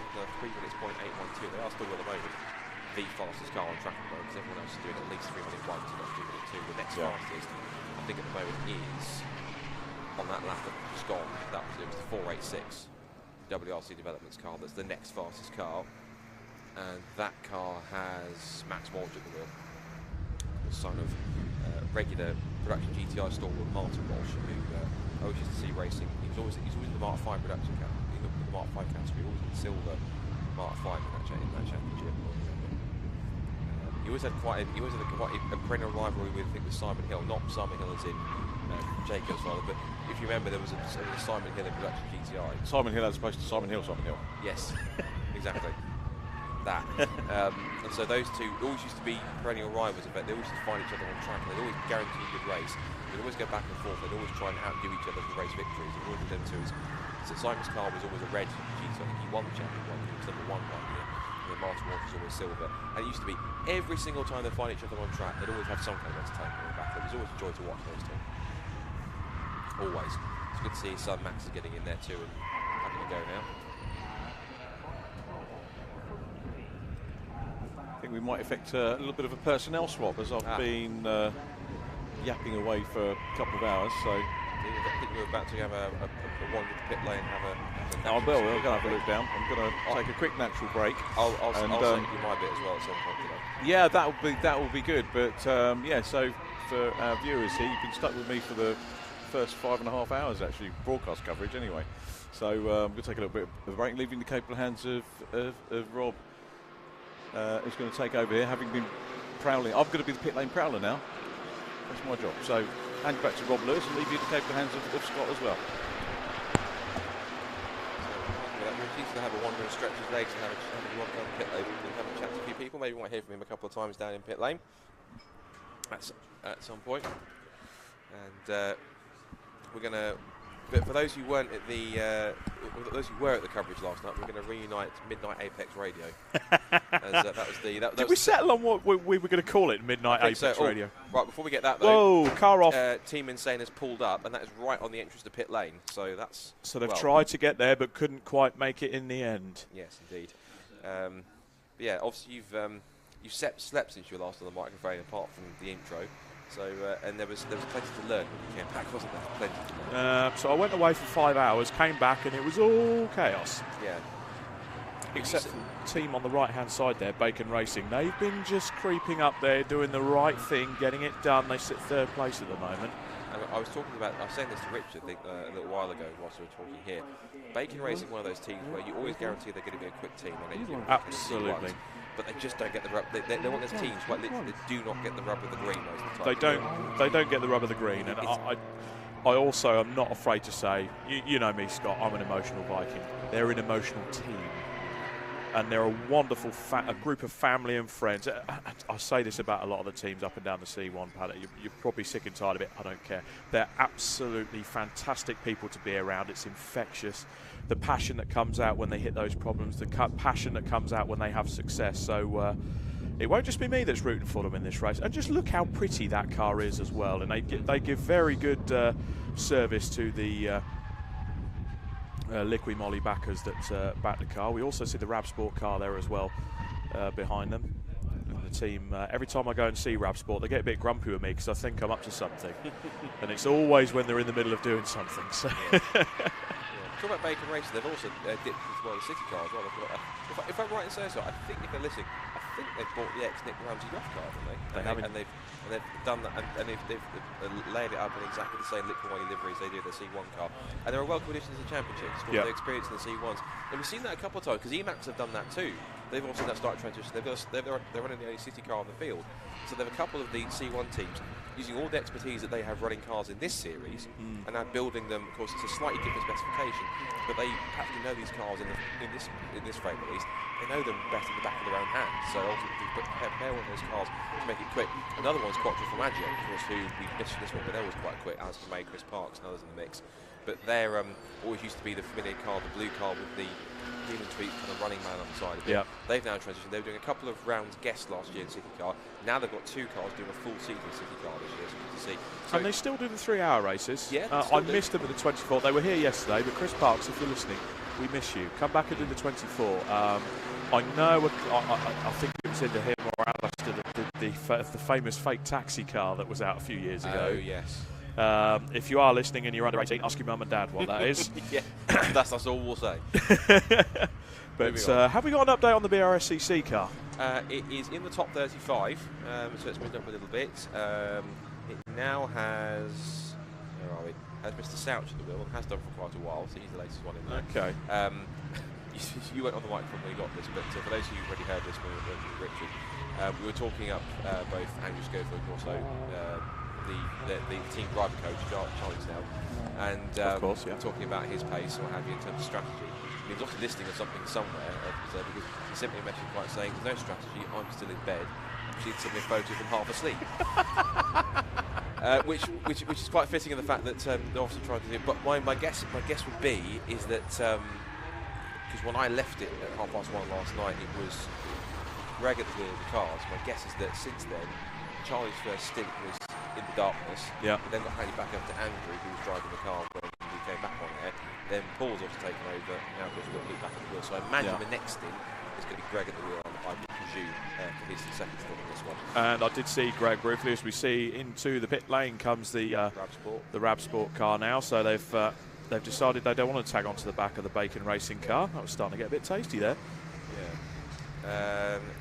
And they've jumped to waving yellow flag. I saw this just outside our commentary box position here. Yeah, the insane car being pushed down the pit lane. I thought the marshal was going to have Rab Sport's eye out with that flagpole then. It certainly looked close enough. By the way, I've just now remembered that, of course, we're talking Brscc. Unless it's not repeatable on broadcast, what did Paul shout to you when you drove past you in the car? He just told me to shut up. All I could hear was shut up. And of course, I decided to speak the truth, driven by the back of the grid. The new Brscc slogan for this weekend. Yes. Well, the Brscc team slogan for this weekend. Of course, the organisation itself, wonderful organisation. And again, a big shout out to all the officials, marshals, Ashley Morton and his wonderful team on the pit lane. I'll tell you what, if you want a blueprint for a marshalling team in UK motorsport, you go and speak to Ash Morton. Definitely. It's been an absolute pleasure to be on the pit lane, and every single marshalling team member, both in the pit lane and around the circuit, have been an absolute joy to be a part of. They do a fantastic job. They're regimented, but like, if you see what I mean here, they're regimented, but in the right way. Yeah. So that's in terms of everyone does their job, everyone does it to a standard that's expected, and they all execute it correctly. But it's not done in a way in which makes you feel like you're being hard done by. It's done where everyone looks out for each other, everyone does a fantastic job. Yeah. That's what they do. They are part of a magnificent group of marshals and volunteers and officials that we say it time and time again, but it's no less true. I'm saying without the marshals, especially also the volunteers and everyone else that gives up their weekends to come and do this event would not happen full stop. Yeah. No motorsport event could happen full stop without volunteers and exactly. officials. So for all their hard work, particularly those who did the graveyard shift overnight, a massive thank you, at least verbally. I know there's been one or two like welfare stations around the circuit where they can pick up drinks, they can pick up care packages, etc. So good to see those who've been organising those to pick those up and to be able to keep yourself refreshed and awake and in good spirits and in good shape as the event went on last night through the early hours. Of course, now onto technically the home stretch, because we're coming up to the last quarter of the race coming up, which is quite phenomenal. Yeah. Considering that we left it and there was still over half the race to go, in fact, the fact that we got to that point is always mind-boggling. Definitely, and that is one of the stories of the past 12 hours, the hashtag blessed car, what might have been. I saw Aidan Hills briefly at the back of the garages. He looks absolutely exhausted as they make a nice little move on one of the JW Bird cars as Emac takes the corner, and they just about slot it down the inside. But I saw Aidan Hills briefly, and the team, they can win this race. And I believe in the next couple of years, hashtag blessed have the opportunity to win the 24-hour race at Silverstone should it return. They're another team that's had just rotten luck. Just rotten luck at the 3 minutes in the lead they were, and the engine goes bang. And there was also, I think early on, was it early on the race in 22 or 23 that they actually ended up rolling at Cops. Yeah. So another team that, like Polo Rosso and others, who have got absolute pace to win this race, bags of talent, but just zero out of luck. Yeah. Completely out of luck. And no good fortune. But it's an age-old term, and sometimes we don't like using the term, but it's motor racing. That's it. That's what that happens. And it's been a race where practically, I think you can agree, every single team to a certain extent has hit some kind of problem, whether it's a minute one or a big one. Every single team, or the vast majority of teams, hit some kind of trouble at some point in this race. And that's what we talked about. Remember when we were coming back onto the circuit comms to do the overnight? What you said to me was, I wasn't expecting this. No, it really wasn't. The way this race has opened up, I thought the first couple of hours would have been full course yellow. You'd have a couple of cars go off, hit a few issues, maybe novice drivers making a mistake, and this would open up the fuel strategy. I genuinely thought that the front runners would tweak their strategy to get 3 hours per stint, right? That didn't happen.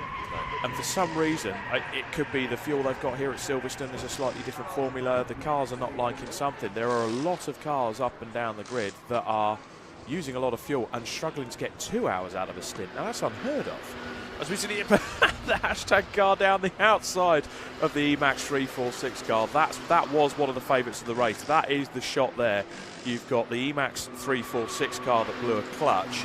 I was speaking to Stuart Radcliffe in the cafe just before I jumped on the air, and he's gutted, brand new clutch, and it just so happened to be a sticking thrust bearing. Decided, no, I want to leave the chat now, and it wore the clutch plate down. You know. Interesting thing was is that this would be a battle for position where hashtag Blessed not a lap behind Emacs. This is an on-track battle for. Oh, come on, Scott! Don't do this to us. Come on.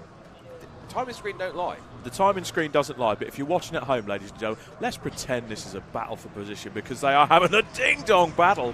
The 346 car. Who's at the wheel of that car at the moment? It's got to be one of the littles. It's David Outstaff at the wheel of the Oh, is it? Yeah.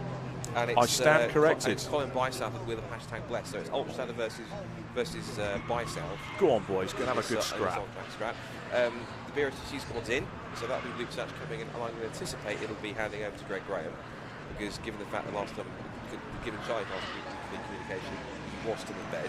Well, it's been a nice Sunday drive from Luke. I'm sure he's had his arm up on the window, not going very fast.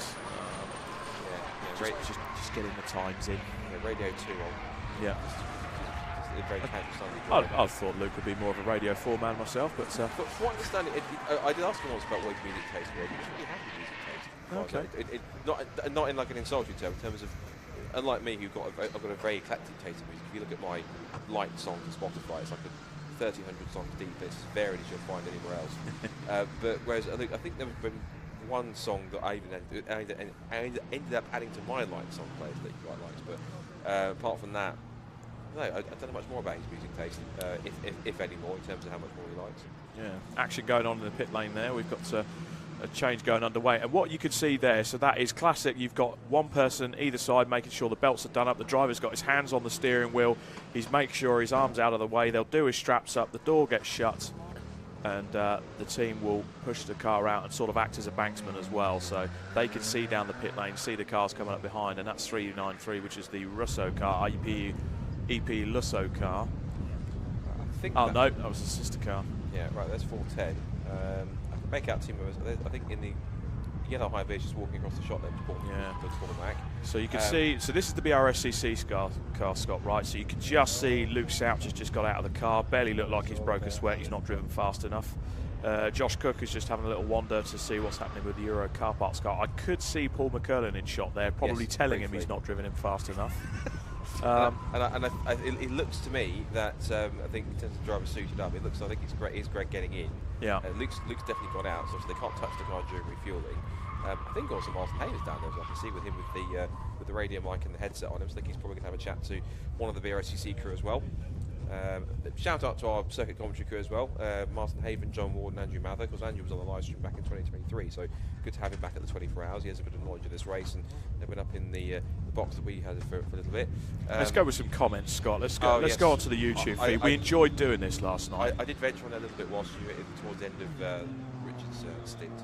Yeah, so Divide is back. We were speaking to, well, it's D1V1D, and by all means, ladies and gents, if you are listening at home, chances are you're watching it on YouTube, because I don't think it's going out anywhere else, as it's got. Get yourself in the comments. Come and have a chat to us if you want to find out about any particular team. If you've got loved ones that's racing in this event, officiating in this event, send it in. And similarly, like we did last night, let's have some support for the race makers and for the Orange Army as well. Put some orange hearts in the comments as well, because it's always nice to see. Yeah. Shout out to Martin Haver, who dropped in the broadcast chat. There was a little bit of there's also like a gash down the side of the Team Insane's door, and quotes a Monty Python by quite saying, "'Tis a mere flesh wound." And also mentioned that for Team Insane, he said simply ran out of fuel on pit road. Oh, you're joking! Thanks, genuinely, thank you for that, Martin, for the information. But it's like earlier on with the strategies that have played out for so many of the teams, because of this anomaly with the fueling. Of course, I spoke to Josh Cook earlier, and he just said it ran out on its in-lap. So they planned to stop the car. It's not as if he just carried on round as if nothing was going on. Who have we got going into the car here? So this is the Brscc team ready to go. I believe it's Mr. Graham. So even Greg Graham's going to jump in his second stint. Fueling is done, which means that it's now time for tyres and driver change. As Greg very casually meanders into the car. Yep. Clambers in. And so they are changing left side tyres as well. Yeah. There's not a lot of wear on that. Luke's not really put much not much wear on that. Not going to lie. Looks brand new almost. A little bit. Pit stop going on. See the. This is not the world of. It's not the world of GT cars or Formula 1 where it's all centre locking wheel nuts. It's all proper. Are they 4-stud or 5-stud wheel nuts on that car? 4-stud wheel nuts. Not nuts, bolts. Bolts, forgive me.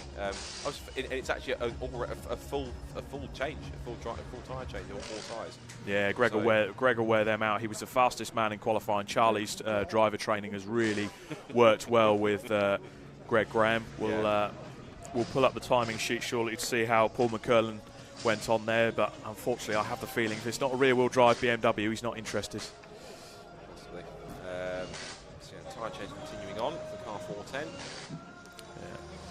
Incidentally, I have a feeling it's been a pleasure working on the Brscc live streams over these years. I don't get welcomed back. I think the saying goes, best luck in your future endeavours. All peace and love here. It's good to have a nice gentle ribbon, especially when the bosses are out in a car in 24 hours. But they've had a bit of a torrid time, haven't they, with the engine changing qualifying because of the book of excuses. Andrew Schofield decided to send the first engine to the moon and putting the valves through the bonnet. To the moon. So Greg will now tag himself out. Did you even get a round of, I think you've got a round of applause tagging out properly as well. Yeah. So Greg Graham out on circuit, so that's a Brscc car with BPC Motorsport, and a big shout out to BPC. We spoke to Glenn Finn at Emacs earlier, but BPC have been like warriors down there. They support so many of the Brscc series. I said this to Rich as well. I like to think out of choice they chose the Golf for the Prix. Yeah. Because that's also a classic endurance racing with this Golf. Absolutely, but we've also had a couple of comments in, Scott. I just want to run these past you. So we've got Darren Holmes that's tuned in. Good to see you, Darren. Clark here. Glad to see they're putting fuel in the car for Greg Graham. # Rockingham 24 hour. Now those... I forgot about that. Now those that don't get the reference, Scott, do you want to take this? I'm going to set the scene for you, ladies and gentlemen. It's Rockingham. It's a bit damp. It's a bit dreary. It was quite a wet race that year, wasn't it? Or was it just an overcast race that looked a bit miserable? I think it was quite overcast. I think. Yeah, quite overcast. It was the Rockingham 24 hours back when, Robin Welsh would have been a young man back then as well, and still sending C1s into a corner flat. And Greg Graham. Well, you take the story away, Scott. You probably remember it a lot better than I do. Well, considering the fact that I was there at that event, I was on commentary for that event. You were indeed, back weren't in 2016, you? I was. I think it was possibly the first C1 24 hours, not the second one. The second one was actually live streamed ever since it began. Yeah. And this is from what I remember of it. Essentially, to get to the TLDR, basically Greg ran out of fuel. I think there was just potentially had some engine issues, but he ran out of fuel. He was completely frustrated and thinking and annoyed with himself that he'd done so. Which understandably he would. Yeah, and 100%. I initially, what happened was he was about to think that he was out of the race. This is like 5-6 minutes to go in the race. So right, minutes before the flag, and then I mistakenly thought it was their teammates, but it wasn't. It was simply the car that was next to them in the same garage. Yep. Saw them, pulled up behind them, kind of gave them the signal. And at that point, Greg was up against the barrier thinking, I won't repeat the words he said, but I was thinking, beep, beep, beep, beep, beep, beep, yeah. Oh gosh, oh golly, our race is over, it's my fault. I'll come back to that in a second. You see on the screen there's lots of typical purely track position on track scale, which is not time. Yeah. Well, the WRC Developments car 486, they've had an engine change on that car overnight. They have had their fair share of issues. That car on the first couple of laps of this 24-hour race, don't forget, that popped off its radiator cap, so it lost a load of coolant, overflowed, and the AFR car as well. Yeah. So that had a track run end snap. Unfortunately, on getting recovered by the marshalling team, mistakes do happen. We 100% get it. The boom that comes off the back of the Land Rover that helps with the strapping and securing the car onto it hit the windscreen and broke it. So they've had to finish off the rest of this race with a bit of a broken windscreen, but to negate the issues with broken glass shards, etc., they've put the clear plastic film over the top of it. And the scrutineers were happy with that, so they've let the car know. I will tell you, Scott, we have got MX5 royalty inside the commentary box at the moment. Luke Pullen's joined us all the way from America. He decided to stop gallivanting an MX5 over in the States. He decided to come back home and actually see what that will say. He prefers the weather. Really? It's freezing today. just go back to finishing off the Greg Graham. Yes, right. The Rockingham story. So the car which was alongside them, which I mistakenly identified on the comms at the time as the team head, was in the same garage. Yeah. Paul that was in behind him, and stopped behind him. That car basically stopped at the side of the track on the school stretch just before the came to go back around. Yeah. If you remember the circuit layout of Rocket, so listening. Then they kind of gave him the signal to let's say go, got the signal. Greg was standing up against the barrier, kind of frustrated, thinking, what the hell's happened? I've run out of fuel, it's all my fault, etc. He then got the signal to go. He jumped back in the car was just in the barriers next to them, pulled up behind, pushed them down the short back straight around to where they get into the pit lane. And I think he's had enough momentum on the starter just to get it down the order, and then get down to the pit lane to refuel it, put fuel back in it. Greg jumped back in, finished the race and took the check flag. Fantastic. Then we can go down to the pit lane to find out some more stories from Richard John Neal. Let's have a quick catch up with Andy Burton. First of all, obviously saw the medic, so you're okay. Yeah, we just glanced the wall, so protocol means you've got to go to the medic centre and get checked out. So yeah, it was only Pride they had to damage Pride, but yeah, no, we're fine, and the car seems to be fine. It's back out there, so yeah. What happened, and was there any damage? Obviously the car's out, but were there any reparations to make? Well, it's kind of, it started after the safety car. We're doing the end of the first lap, going around Luffield, and somebody just whacked me at the back, spun me out. So that put me right at the back. Got back on track okay, but for a couple of laps I was then driving angrily. And I just took that a little bit too much speed into Maggots. And in the middle of it, the car just got away from me. And next thing you know, we're going backwards, across the gravel, and there's a wall there waiting for me. So we had a bit of a glance on the wall. The car tilted a little bit, and that's where we ended up. I think I gave you some stick on camera and you watch your back, and I apologise for this, but when you, obviously red mist kicks in and you're well in the gravel, but you're revving it, trying to get out, and that's a reaction as much as anything is to try and get out if you can, but realistically it wasn't going to happen. You've got to give it a try, haven't you? Yeah. Stick it in reverse, and the car just sank a couple of inches. That's it, isn't it? Yeah, game over. Over to the marshals. Was there any damage to the car? Obviously, you mentioned you had that hit to start with, but the car's back out there, so not too much wrong. All it appeared to have done, it knocked Taft the rim. Obviously, car's full of stones. But we're definitely down on pace at the moment, so suggests that maybe it's knocked the tracking out a little bit. Yeah. So we're maybe like 2 or 3 seconds off, but it's not worth the time trying to sort that. We're now just we're just trying to get it to the flag now. You must be going there because it was a great, strong run, wasn't it, that you guys were having? It's the strongest run we've had. Obviously, we've been in the top 10 for 14, 16 hours, and it's just that silly little mistake. But it's the risk that we all take, isn't it? Yeah, and it's bitten me today. Andy, thanks for chatting to us. Well done on that run up to that point. We look forward to see more of that in the future, and good luck to the lads for the rest of the team. Thanks so much. Andy Burton there. Let's hand you back to our commentators. Not quite sure. Andy was kind of hovering, but I think it's going to be Scott and Rob. So over to you guys. Great to hear from Andy Burton, someone who I've known for a few years. As you know, Scott, I race in the Modified Ford Series, and Burton Power is probably one of the biggest Ford parts suppliers, so very, very fond of Andy Burton and his team. And Tommy Valentine, I was so impressed with him yesterday when he had that initial stint as we went into part 2 of our live stream. It was a really good effort by those guys, and it's heartbreaking to see the effort. And there's nothing wrong with driving angrily occasionally. It gets you fired up, gets you going. Speaking of driving angry, I think Bacon have taken that Copse corner so wildly they flicked the indicator on.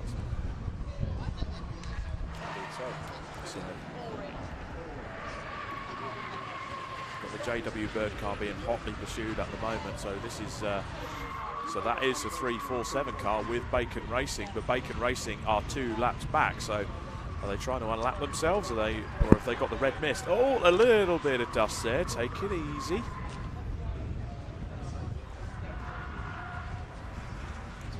To the last quarter of the race, 6 hours, 7 minutes, 15 seconds left on the clock.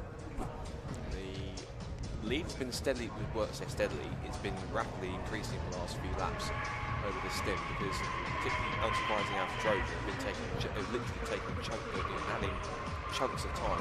Last lap time, for example, 3 minutes 0.5 for Alpha Trojan, a 303.6 for JW Bird. That's a fired up Aidan Moffat ready to go. Definitely so.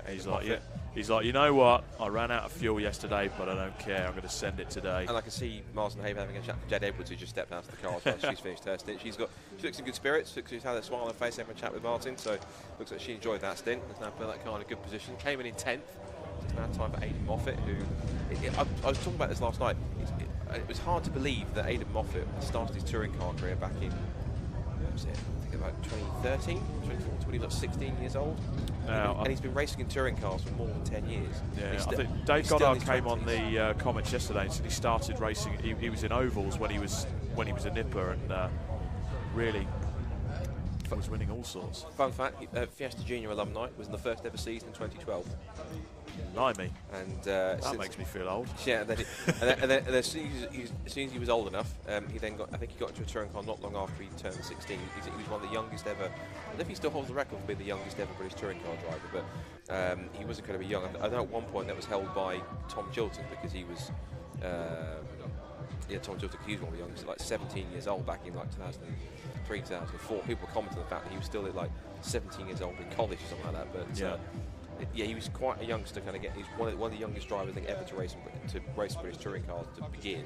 Yeah. And it's back in 2013. I think at his home race at Knock Hill, and then from there, he's simply been. I think he's been just about every season of British touring car since then, if I'm correct, if not most of them. He's got. It's incredible. I think he must be still in his 20s. Yeah. And he's got a decade's worth of touring car experience under his belt, which is quite phenomenal. And rightfully so. He's been with some great teams, won some races, been in contention with some good results. So fair play. He's done a lot. And now just jumping in for his first proper experience. He's got Josh Cook doing his belts as well. Do you know what? Again, I hark back to when I spoke to Josh earlier. The family atmosphere within that. You know, they're all professional drivers. They do this for a living, and it's one of the most relaxed atmospheres I've seen. They've got all the family around. They're just loving life. It's so good to see. As we see the Scandinavian car heading out the pit lane, 250, and a big shout out for BM Sport. They've brought the car over all the way from Denmark to have a go at the 24 hours, and hopefully if we get the event underway next year, we can look forward to more European cars coming over. And hopefully there'll be a signalling beam for other teams to come across, not just from Scandinavia, but we'd love to get some of the ones from like Portugal, from Belgium, and that come across, because of course on the other way around, in the past we've seen quite a lot of UK teams head over to the Spa equivalent of this race, C1 24 hours, and Portimao in more recent and Portimao as well. That's a question too. With the Spa one, is that like an amalgamation of what is or was the 2CV one, or is it now? It still is the 2CV one. So you have the hybrids and the 2CVs, but they just have different classes for the C1. So you have the Belgian C1s and Dutch C1s. There used to be a class for the UK C1s. They had to close the overall sort of grid numbers. So unfortunately, they lost a lot of the UK cars going to Spa. So a lot of the UK teams, I know Emacs, I think they ran a couple of European cars. Glenn, correct me if I'm wrong, good sir. Speaking of Emacs, down the inside of the OPC car, Tom Ingram's having a whale of a time, isn't he? Absolutely. But while we await for the battle to go on, it's time to throw back down to the pit lane. Richard John Neal, who have you got for us? Tim Foxlow's just coming out of the garage to have a word with us. He very dutifully turned down the music for us, so thank you, Tim, for doing that.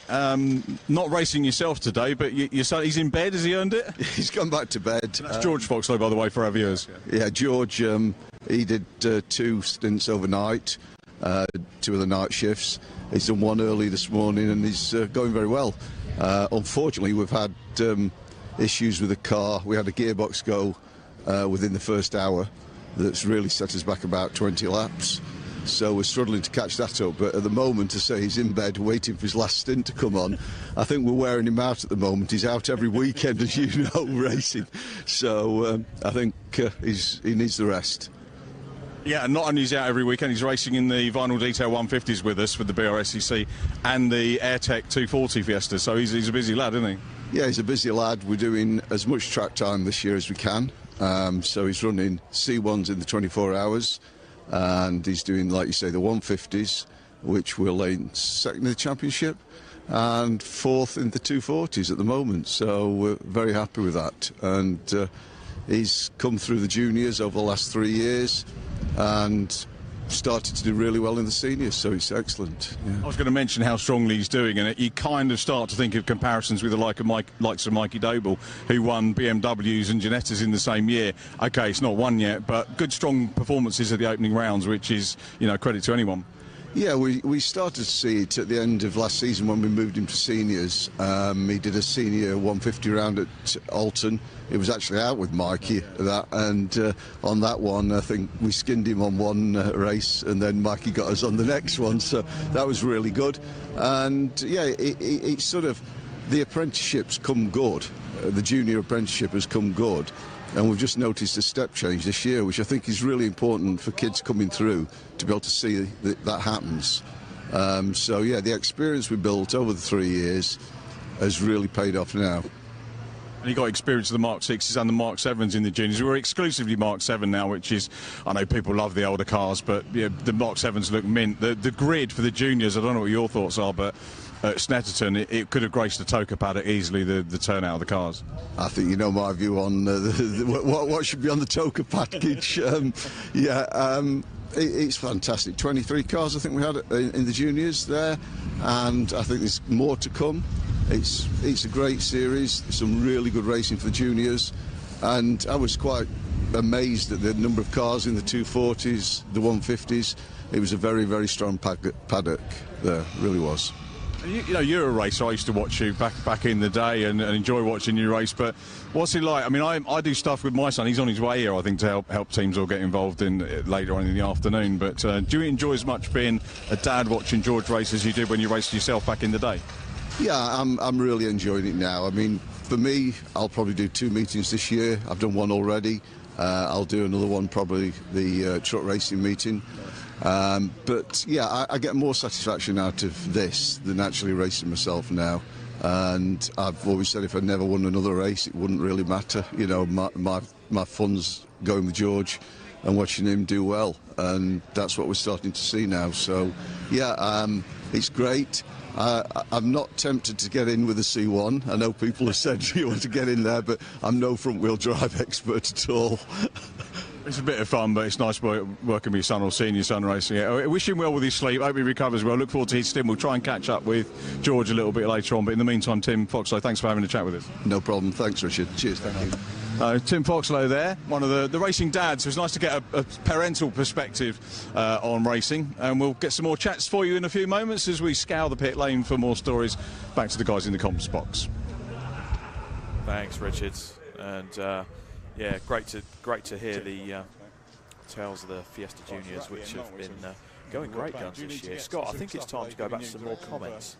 I think so. Look at the YouTube clips, because there have been some absolute belters on there. So there has. I'm first of all going to name and shame Craig Wilson. You are getting called out on the street. Would this be for a certain comment regarding Mr. Greg Graham? I believe so. Yes. Go gravel trap Graham. Yes. That's his exact words. Not me. Okay. And I'm sure the rest of the team are loving this. Colin Bysouth texting and driving the 326 car. We know you're not, Colin. Stop telling porkies. Darren Holmes, obviously. Scott Parks, who we've normally seen in the C1 contingent, normally with the wonderful guys at AASP Motorsport. So hopefully we'll see those guys back at a 3-hour race or a 24-hour race very soon. I hope you guys are okay. Toby Manton, big shout out to the Silverstone racemakers who have provided support to the marshal during the day and during the night. Hashtag Motorsport volunteers, thank you very much once again. Dan Cogswell is into the pits for CMR Racing and Par Motorsport. I also noticed then while the game was, we got the Shepherds are off in the Maggots-Beckett's complex. That could have gone quite bad quite quickly. They've managed to get themselves clear off the gravel, but the problem is when you spin and go sideways into the gravel, it can often lead to disaster, especially if it digs in and rolls over. So it's good to see 527. They're getting underway. They are going to be pouring most of the... There we go. Give it a wiggle, get the gravel out from underneath and don't pour it onto the circuit. So there's going to be a lot of debris coming on there. That's car number 347, JW Bird into the pits. That's coming in for its fuel stop. Martin Havens in the background. They're doing a bit of sleuthing.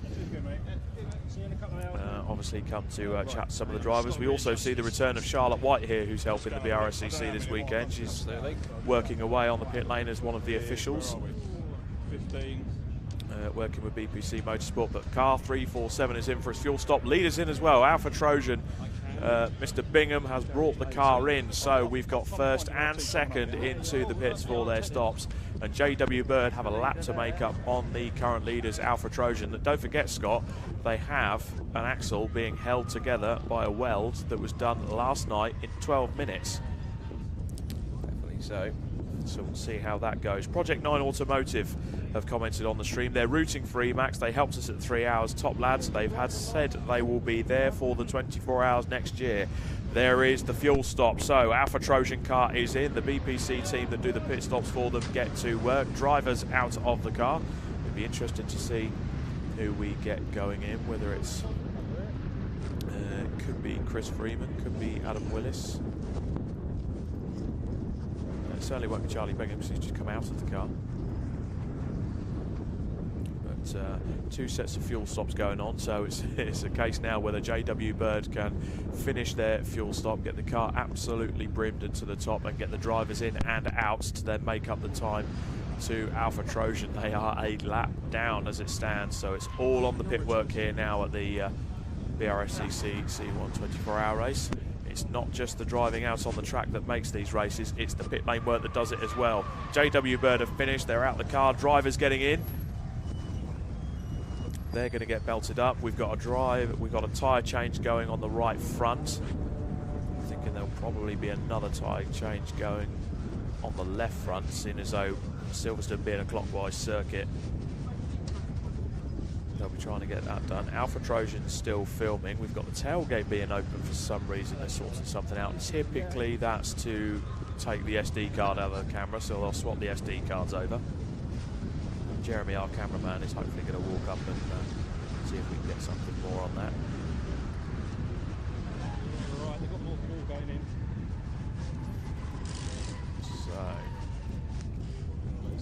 now the left front's going up, so this JW Bird stops a bit slower than usual, so there we go. So we've got some different images there. So this is the fueling that's going on in the Alpha Trojan car as we have a look at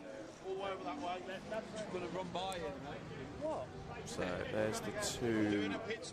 So that car you can see, that's your Alpha Trojan, that's your leading car as it stands. And on the right hand side is a JW Bird car. It'd be interesting to see what's going on with that car.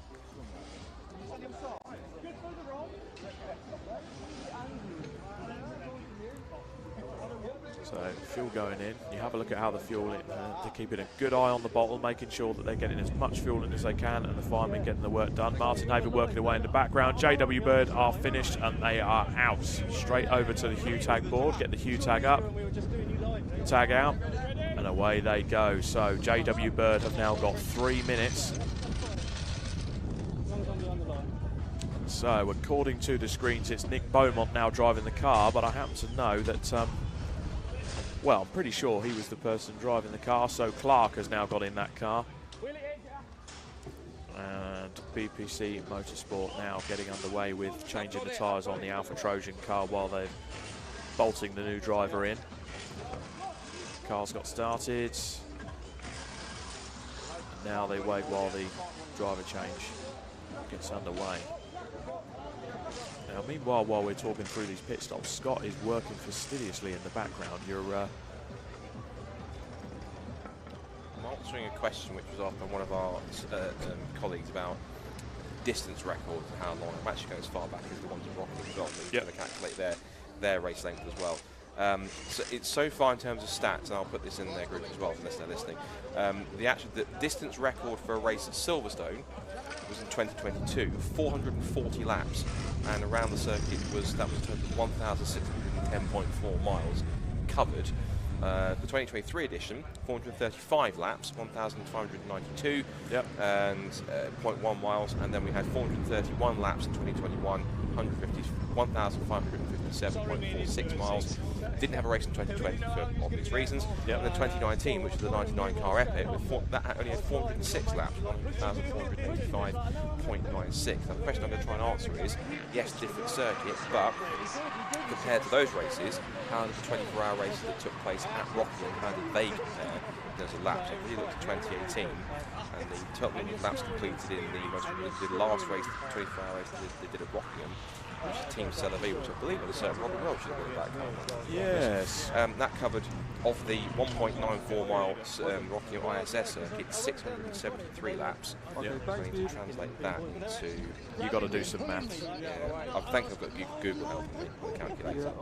So it was 673, but I'm being live maths here. Just while you're doing that, we've got this on-screen battle going on with a gaggle of 4 cars. You've got WRC developments in there. You've got the likes of Ton Ingram in the OPC car in there. You've got Emacs at the front of this shuffle and a JW Bird car in there just for a bit of a giggle.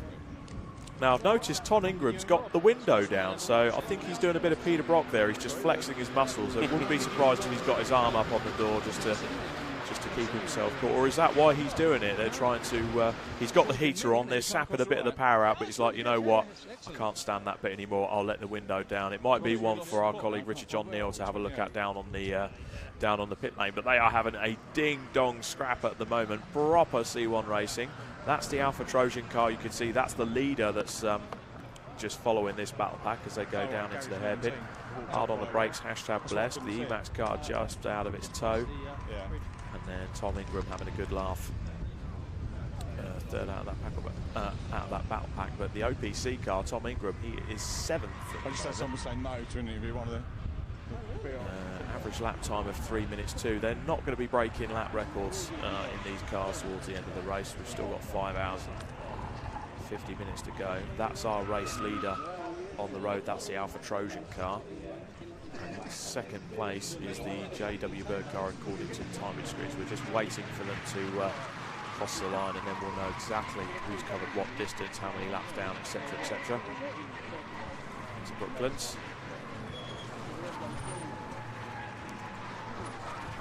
Little look down the inside of the Emacs there from Tom Ingram. And there's our leader, Alpha Trojan, out on their own, keeping out of trouble. Hashtag blessed heads to the pit lane, so it's time for them to do a driver change, hopefully. They've had their, unfortunately, gutted by an issue while they were leading this race by 3 minutes. They've had an engine change already, so they are out of contention in terms of the pit, in terms of the overall race win. Tom Ingram now on the back of 346 as WRC developments down the inside of the JW Bird car. 449 into Cobb's corner. 449 decides, nah, I'm going to go onto the runoff. You have the rest of the corner. That's sensible driving there. Sometimes in an endurance race it's just better to give a bit of room and let them crack on. Tom Ingram is absolutely using every bit of curb on that then as they go into Maggots, into Beckett's, kick up a bit of dust, around they go again. Nah, to keep me out of the camera, it's fine. Really? Yeah, so while everyone sorts themselves out, it's time to head back down to the pit lane. Richard, who have you got for us? Here we go, they're doing really quick. So we're down at the Bacon Racing Garage with Lewis. Tell us about your role, Lewis, and how things are going. So I'm the refueler. It's going really well so far. Pretty quick on the pit stops, and we're keeping them clean, and that's what we like to see. We had a few problems early on in the race, but our boys on the tools sorted them out pretty quick. Do you know what they were specifically? Yeah, so we had a bus drive shaft in our first stint, but that was in and out quick as anything. And then later on we had a buckled wheel, and that was just a nice quick one, swap the wheel out and off we went again. And the car's running well, and refuelling, is it just yourself or is it a two-person job? No, so we've got 3 on our refuel. We've got someone watching for fire, keeping us safe, and then 2 of us swapping the barrels out. So obviously the whole team effort is working real well because the car's running strongly at the moment. Oh yeah, definitely. Teamwork's a big part of it, and we've got a really good, strong team here, so yeah. Long stint with the team, obviously this weekend 24 hours, but have you been around the guys a long time? I've done a couple of races with them before, but nothing this long. This is actually my longest race I've done so far, yeah. Enjoying it? Yeah, really enjoying it. It's a good event, yeah, a good atmosphere as well. And what did you do outside of the racing arena, sort of job-wise, and is there a contrast? So I'm a mechanic, and I used to work on race cars, so I'm pretty used to the environment, but nothing endurance-based. But I was yeah, short circuit stuff. Oh, right. Any particular form? Did you race or did you just engineering? No, I was just on spanners, but I was in the Keep Classic Series, working on Austin Healey's and that sort of thing. Oh, very nice. So, yeah, it's always a market for engineers and mechanics. Do we know when the next stop is? Because when I came to talk to you a few minutes ago, I think the car had just been in and you were looking at tyres and so on and so forth. So you got a bit of breathing time before they come in again? Yeah, so a couple of hours to go, so nice and calm down a bit, and then we'll get ourselves worked up again when the car's coming in. Yeah. Do nerves come into play, though? I mean, you can't afford to be nervy dealing with things like fuel, but you guys generally look like you're under control. Well, we're so well drilled on it. We've done it so many times that I think, yeah, we're pretty okay with it. There's a bit of nerves, but once you get going, you're not thinking about it. So probably the interviews are worse. Yeah. A little bit, yeah. You've done a great job, mate. Lewis, thanks for the time. Really appreciate it. Good luck to the team for the rest of the race there. Lewis from Bacon Racing, one of our front runners in the Brscc 24 Hours. And look at that, he gets the cheer as well for doing the interview. It's not the easiest thing in the world to do that, but with that round of applause, we'll hand you back to Rob and Scott in the commentary box. Absolutely adore Bacon Racing. Cheers, mate. I think so. 373 are flashing the headlights there, possibly a 6 coming in for a stop, I'd imagine. Team manager for 250 to race control, so that's our European friends. The Danish team, unfortunately, they've got to go and have a little bit of a chat with the clerk, get themselves acquainted. Maybe take some sweets up, guys, sweeten the deal. See if you can get off some penalties. I'm not condoning bribing clerks or officials. I'm just saying they probably like a few cakes up there every now and again, or sweets. Who knows? The Racing Owl team, Project 63. So Ali Bray, effectively it is an AB Motorsport run car. Although Ali Bray was at a wedding yesterday, I was informed this morning. So unless it's your own wedding, not really a good excuse. Well, I definitely know that him and Nicky Bray, his lovely wife, are married. So yeah. So okay. So it's not his own wedding. No. So no excuse. You should have been here yesterday. But unfortunately, them's clearly not. I mean, hopefully he's here today so that he can see his team and see how they're getting on. Because currently Arsenal showing is in fourth position. Yeah. If you remember 2 years ago, they were in contention for at least the victory of a good podium finish. But they were in contention for the podium.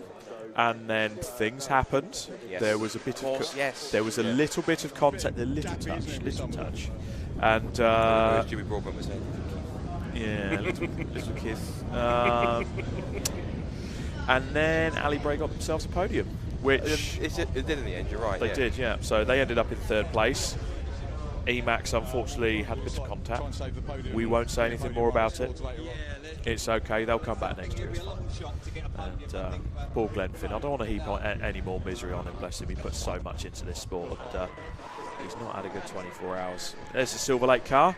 It'd be great if we could see it, but the camouflage livery, that's good. It's just a floating pair of headlights with the Rab Sport car following it.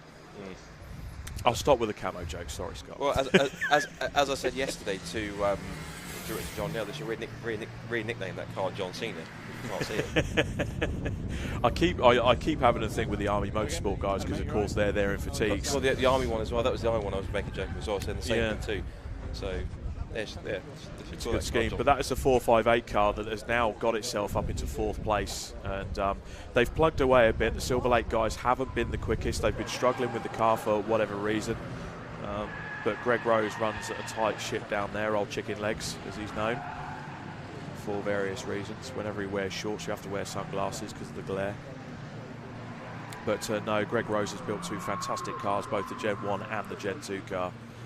And the proof in the pudding at the moment is car 458 is sitting in fourth place, so they are ready to pounce should Alpha Trojan, JW Bird or Bacon Racing hit problems. And you see the car here on the screen, Silver Lake, title sponsors of the C1 Racing Series in the UK, being hotly pursued by the Rab Sport team, or are they just using each other for the tow, helping each other around? That's Mike Chapman at the wheel, so he'll be, he's Mr. Sensible, is Mike Chapman. He'll be using his noggin and he'll be driving his heart out and giving it his all. He's an emotional man, is Mr. Chapman, whenever you get to interview him. And missed out on a podium at the first round at Silverstone earlier this year after a visit to the stewards for a driving infringement for one of the drivers early on in car 558 he was in at the time, and unfortunately they missed out on third place. Car 458 got second place. But Chapper's motoring on with Ramsport behind. 23, 7 and 11, and then at least I know. Chase someone all the way down to 32. But some of these packs of cars, they're almost clotted together. You need a bit of an anticoagulant to separate them, as we see here down the inside. It's the Emac's car. You definitely need an anticoagulant to sort that little clot of cars out on the screen. So he moves down the inside of the one of the JW Bird machines, and car 346, what might have been for the Littles and Stuart Ratcliffe.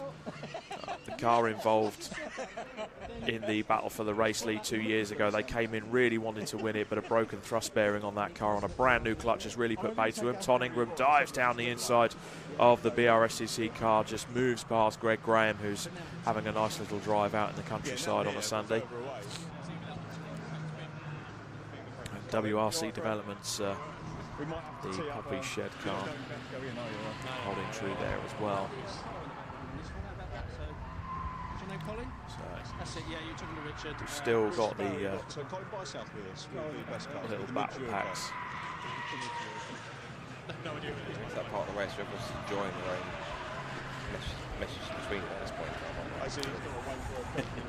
Absolutely. So back to the YouTube comments, let's have a little look down, and thank you everyone for tuning in. By all means, if you are in the pit lane, if you're around the world tuning in. Before we do some comments, however, Richard John Neal's found someone else to have a chat do down in pit lane. He's certainly doing some sleuthing. Down to Richard. So we've got Colin Bysouth with us by the blessed car, and hasn't been blessed, has it, overnight? Yeah, not very blessed at all, is it? Fortunately enough, I was, well, I shouldn't say in front of the rest of the team, but I was asleep for most of that, so I woke up nice and fresh at 8 AM or so, and woke up to going from first to very much almost plumb last, so but that's just the way it goes, right? 24-hour racing, so. There's nothing wrong with sleep, Colin, because you know you're all doing your bit, and it's physically demanding. Whether it's a C1 or whatever car it is, the concentration's the same. You've still got to wrestle the car around. You've got other cars to deal with on track. So sleep is important to you. So don't worry about having to do that. But it was, I think we should be clear, it was Aidan Hills that blew the engine. So I'm told, yeah. As I say, I was fast asleep. But yeah, unfortunately, it was only about a lap or two before he was due to come in. We had a full litre of oil ready for him because we knew that he was using oil. But there was 2 laps too late. So. I was chatting with the Burton guys, and we saw Andy Burton cause a safety car earlier on, and you know he said that he'd had a tap, and then that forced him to take his mind off things, had a mistake. But you guys were leading by, Aidan said 4 minutes, it was nearly 4 minutes, but a great lead. Similarly to yourself, while that was going on, I was asleep, I woke up, you're in the lead, I go and have a shower, I come back, and it all kicked off, isn't it? But now it's about getting to the finish. Yeah, exactly. I mean, even if we didn't have this engine issue, the car now handles like a giant blancmange jelly type thing. Something is wrong, very wrong with it. I don't know whether it's either a cracked subframe or shocks are knackered. Right. But it's even the wind. As soon as I come, just this slight kink in the straight here. Yeah. As soon as the wind hits you, the car is just all over the place. It's just that's enough. Just the wind alone, let alone trying to drive it. So we're just driving around, just treating it like a glorified track day now, and try and enjoy it. It's great to see you back on track. Are we going to see you on circuit in anything soon, BRSCC wise? Hopefully. We'll see. Yeah, fingers crossed. I hope we do, because we miss you out on track. But sorry for the troubles that you've had. Great you're still out. Well done for keeping going, mate. Yeah, no worries. Great to see you too. Thanks very much. Colin Bysouth, one of our favourite Mazda BRSCC drivers, of course, and great to see him here in the C1s, adding a great variety. As I said, it's a who's who of British motorsport, very much this event, which is great. Let's go back to the comms box, and Jeremy and I will scour the pit lane a bit more for some more chats. Great to hear from the team from #Blessed there, Richard. But we have some developments here on our timing screens in front of us. JW Bird currently sat in second place, car number 347. The team manager has been asked to report to race control, and he's not going up there for a cuppa. So that's the car on screen there, JW Bird. They are hotly pursuing the leaders of this race. They are 45 minutes as they are full send over the runoff. I mean, that could be a possible reason why they've been called up. Case in point in front of us. We still used tarmac, didn't he? Just not the right bit. It's like Morecambe Wise. I'm playing all the right notes, not necessarily in the right order. Absolutely. But Nick Beaumont and Phil House must be chewing their fingernails right now. They have been shredding tyres, getting the car through. I don't think they were like entered into the race until last week. They were quite a late entry on the list, weren't they? Car number 347. I could be. All that matters is that they're here and now and that they're on the grid. But you were talking about it yesterday, before the race, the fact that JW Bird, one of those teams where they're just so determined isn't even the word. They're determined, fast, gritty. I love them. Absolutely love them as a team. But they're so determined to win this race. They need to. It's almost a need. And they've come close a couple of times and they've had some good performances and missed out. I think they've even ended up being second in 2023, I think, if I'm right. At least they've been second a couple of times in Silverstone GP races or races on this circuit in C1s.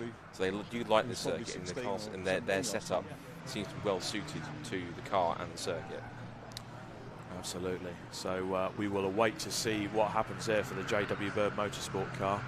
I'm pretty sure the team manager will be in there pleading if there is a penalty potentially coming their way. It feels slightly more spread out now, so we've got Chris Freeman, who is leading this race in the Alpha Trojan car on lap 342. JW Bird, the car on screen, you can see there, possibly subject to a visit to the clerk of the course, and Bacon Racing are in third, 3 laps away. Silver Lake are 4 laps away, car number 4, 5, 8 and 4th place being driven by Mike Chappers. And Project 63. I wonder what happened to the first 62 projects on that car. Well, they failed race cars, or we'll have to find out a bit more about that. Who knows? Only the guys down at Fighting Talk. We haven't spoken about Fighting Talk enough. We spoke about them last night, but guys listening in the garage, you've been doing a brilliant job there, up there, 6th place, and looking pretty good. Army Motorsport into the pits. Unfortunately, I didn't get a chance to see them. The camouflage was that well. I mean, we had a bit of banter with them earlier, and we had the whiteboard that they had that simply said, "Don't crash, don't crash."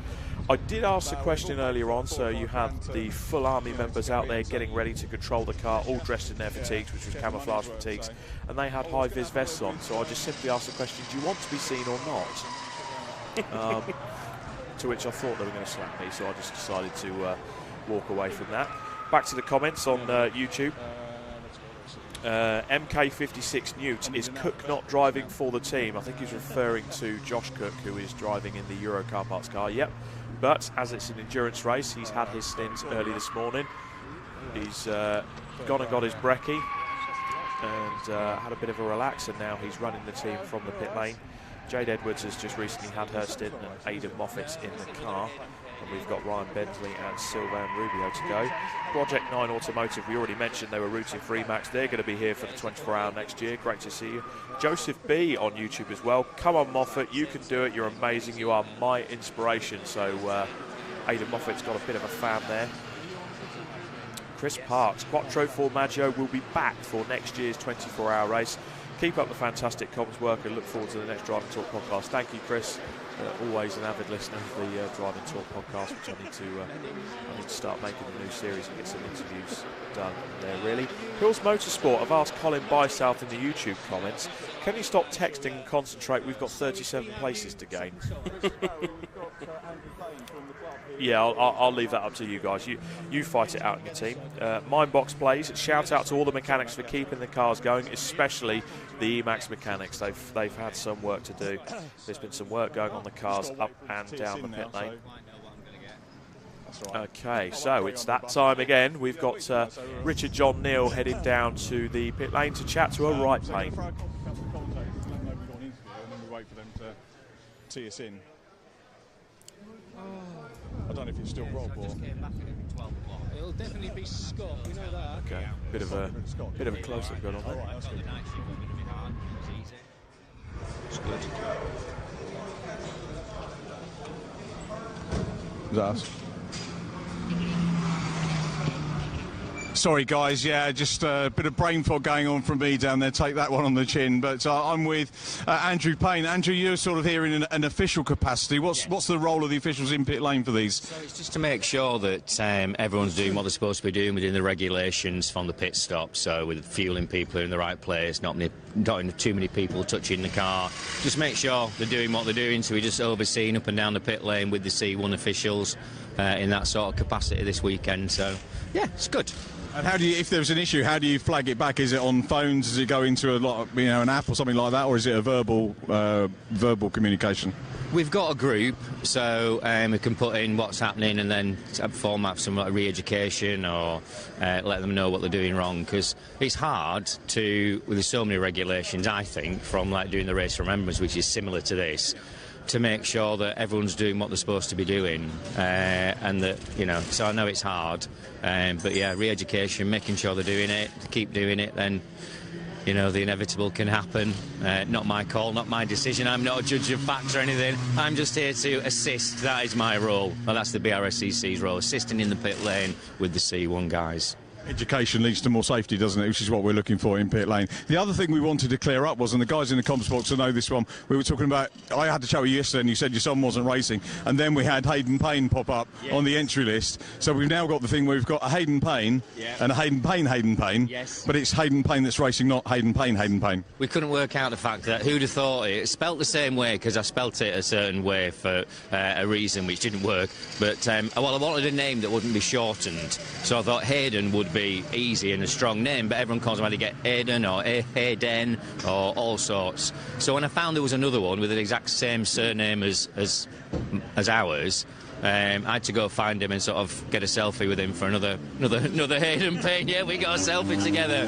Because who'd have thought in the Brscc, in a C1, another different Hayden City Car Cup, it's a different championship, but I've never seen another one. It's a strange coincidence. Yeah, it is. It's just bizarre. I know we have it. If you've got a normal surname, like, a regular surname that's quite popular, like Smith or Jones, you expect to have her, but not a Hayden. So it was funny. But we're all, everyone's happy. We've introduced ourselves to each other. I've got myself another son, just I didn't know about it. They need to do next year's 24 hours together. That'll be confusing for us. We talked about that, yeah, because Nick Payne, Hayden Payne, Andrew Payne, it's Hayden Payne in the car, and it's the other Hayden Payne, so who's got the fastest lap, etc. It would confuse everybody, but it'd be funny. It'd be hard for a rotor. You can imagine that when people are coming to change over driver, it's like Hayden's in it. No, Hayden's asleep. It must be the other Hayden, and the Haydens don't know where they are, so there'll just be a car sat there for hours waiting for a driver. But yeah, definitely going to do it this next year, I think. The college was supposed to do it, City Car Cup College, West Suffolk College doing it, but we couldn't get enough drivers to get involved with it, so disappointingly we couldn't enter under that team, because I was always going to be doing this role for the BRSCC, but it would have been nice to have the college car out, but sadly it didn't happen this year. But the amount of cars that we've got out and the buzz, everything in the pit lane, I've been doing little reels on Instagram and taking these tiny little videos of things, and I was on the 12 midnight till 6 a.m. shift, and I'm a definite go to bed at 10 o'clock person, but there was so much going on, and it was really nice. Really enjoyed it. Went down to have some food with Charlie, who makes the food. Walked in, he was basically singing to the music in the background. So had a bit of a singing and dance with him, so that kept the chirpiness going at 3 o'clock this morning.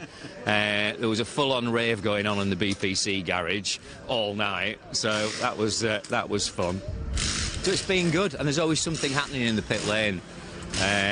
It's just a great event. Everyone's happy, friendly, getting on with it, loving it, and some great racing. So it's a fantastic weekend. Brilliant. Great for the chat. Thanks for clarifying things and what you do, and also on the Hayden Paynes. Andrew Payne, thanks very much. We'll see you at an event very, very soon. All the big news coming from pit lane there. Thank you, Andrew. Back to the commentary team. With all the pains in, I quit. Just that's the opening comment. Just you cease to be in the commentary world. I've got Andy McEwen in the back of the box. I'm sure he feels the same. But if we have that amount of the same Hayden Paynes in the same car, I'm sure the four of us will have an absolute nightmare doing that. No, just all drivers with the surname Payne in the commentary box will literally just be one word. It will literally just be Payne. Yeah, absolutely. In different contexts. Just under 5.5 hours to go. Yeah, no words on that JW Motorsport car. No, not yet. They've been summoned to race control. I haven't seen a penalty come up on screen. So there's our fine young man, Richard John Neal, there with cameraman Jeremy, walking up the pit lane. They're just sorting out tactics on on what drivers they're going to accost and what teams. But that is the WeBuyAnyPhone.com sponsored WRC development entry. That's just having a splash of fuel. Hopefully Finley's fixed the car in that team. And back out on some track action. That is our race leader as it stands, the Alpha Trojan 427 car heading down the hanger straight with a WRC developments car in hot pursuit, and Tom Ingram in the background getting it nice and slidey in the OPC car. OPC still doing so well in that car. They're up to 7th now. And has Tom still got the window down on that? Let's just hold on to this shot while we see them go into the chicane. He has still got the window down. He's doing the full Peter Brock. And that's 3 rather rapid cars on track at the same time. Very much so. You've got the race leaders, Alpha Trojan. Then also have the WRC developments car 586 that's trying to claw its way back up as much as it can, given it's back in 28th. And then you have the OPC PR car, which holds a pretty respectable 7th with Tingham at the wheel. 586, I'm just trying to see who's behind the wheel of that car. Bear with me, I'm a bit slower on the technology there, folks. 586. Gibson. Will Gibson. Yeah, Will Gibson behind the wheel of that. As in defending Legends champion Will Gibson.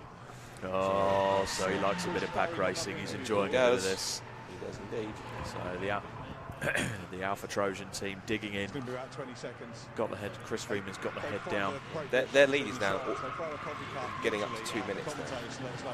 They're on it. 2/3 of a lap already, and there's still 5.5 hours to go. Effectively, Scott, I've given all the hyperboles of what could have been and all the strategies that just didn't work out, and we thought they were going to, go up to 3 hours with the strategy. Effectively, this is turning into a 24-hour sprint. Richard John Neal has found another interviewer for us once again. It's time to head back down and see who Richard's got for us.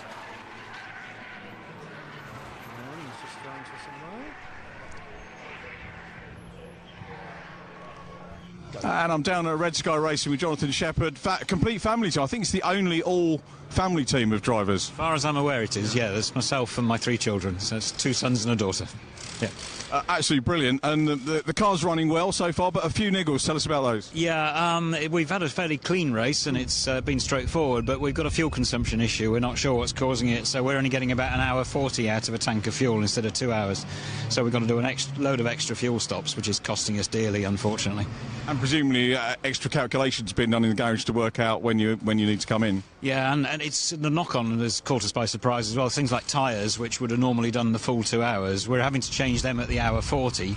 So we're using a whole load more tyres than we thought. So we've had to go and scrounge tyres down the pit lane. The sleeping patterns are all disrupted as well. It's knock-on effect has been quite big. You guys are regulars in the normal races, if we can call a 4-hour race normal, or the shorter races that we have, and obviously enjoy the environment. And is this like a big highlight coming to the 24 hours? Oh, absolutely, yeah. We've been looking forward to this. I mean, it's a great shame we didn't do the one at Anglesey last year. It was, we were really looking forward to that. But yeah, we've been building up to this. I think I can truthfully say, as sort of team manager and organiser, the week before it, I started to think, why am I doing this? But when you get here, you realise why you're doing it, and it's great fun. Yeah, whale of a time.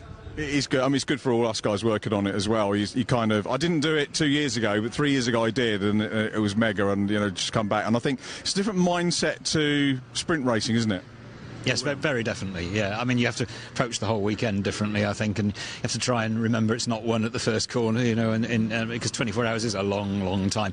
It's about keeping it clean and tidy, and, if you don't get any penalties and you don't, and you keep it on track and don't hit anybody, then you'll do reasonably well. And if you've just got that bit of speed, well, that's what we're missing, unfortunately, because of the fuel. I spoke to you earlier on about the overalls. We've got clear cup. Scott Wilbus was asking about, are they original? I said, well, you wouldn't copy them, wouldn't you? But the family have enjoyed some good times, with the Toka package back in the day with clear cup, which was huge at the time, wasn't it? It was mega, yeah. Really enjoyed it. I mean, the TV coverage was amazing, and it was good racing. But boy, was it serious stuff, and the budgets were enormous, So we bowed out gracefully, yeah. They're still involved in racing, so obviously, what is it? Is it the rush? Is it the people? Is it a mix of everything?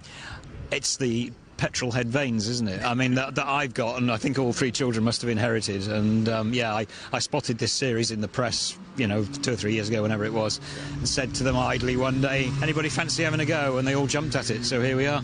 You all play together. Do you all work together as well? No. I've got one son's up in Newcastle, daughter and son, different things down in London, so no. all over the place. But a good idea for you to all get together at weekends, which is great. Yep, and my wife's here spectating. Yeah. Why can't we get the missus out in the car? Has she never been a petrol head? No. It's basically, you know, that's a nice car, isn't it? What colour is it, you know? Shame she doesn't get out, we'll complete the family. But as I say, pretty much unique story with father and three children coming out and racing, which is great. Yeah, and it's great. I mean, Rachel is quick as well, you know, which is really good to see. In fact, I think I'm now the slowest. But there you go. That's what happens to us as the years advance. I'm the slowest commentator now as well. Yeah, well, that's, as you say, that's what age does for you. But we're still here enjoying. John, thanks very much for chatting to us. Good luck to the family and the team for the rest of the 24 hours Brscc. Jonathan Shepherd. So a little bit of background for you there, and let's go back to the commentary box. Thank you, Richard. Andy McEwen back in to substitute for Scott Woodwist for a little while. Rob Lewis still alongside me. Pit lane a busy place, and pit stop penalties continuing to come in. There's a 3-minute stop-go penalty now for car 315. Now, not to revisit old ground, but that's the Nick and Hayden Payne car that's been summoned in. Possibly so they can explain some of what Andrew was talking about in that interview before, because I wasn't entirely following it, I'll be honest. But that car being summoned in for a penalty. 347 still being told that they need to go to race control, so we'll update you on that as and when we hear some more about it. But Rob, we're into that part of the race, aren't we, where more and more mistakes are likely to come. I popped up to race control earlier on, and they were saying, you know, the last 6 hours people are tired. It's silly little pit stop infringements that can prove really costly. 3 minutes is a whole lap if you have to serve that penalty. And if you're in a small family team running one car, you've got 5 or 6 of your mates, that's when the fatigue really sets in. You're staying up for longer hours, you're not getting your proper rest. And because it's such a routine when you come in for your pit stops, you've got to know where the lines are, you've got to know how many people are touching your car, you've got to familiarise yourself with everything you're doing, whether it's wheel changes, fueling, getting the driver straps in, getting it sorted out, Hue tags going out. That's the Brscc car on the stream there. Have they got any higher since we last checked in on them? I'm pretty sure they've lost ground somehow. I think they're now. I'm sure they were better than 35th before. That's where they are, and they're 8 laps adrift of 34th place. So I fear that might be the most that they can celebrate by the end of the race. Luke Souch in the car for this particular stint, by the way. Luke Souch. No, we did have Greg Graham in the car. Might be, maybe they've just pitted then. Might be TSL timing. Oh, hang on. It could well be that my timing screen's not updated. No, I think once the Wi-Fi is working in the commentary box, so they possibly have had a driver change fairly recently. Would explain why they have lost a bit more ground from where they were. You've got them at 36th at the moment. Greg Graham at the no. I've reset. One of us is out of sync. See what it does. I think there's so many TSL pages open up and down the pit lane. It's scrambled the server.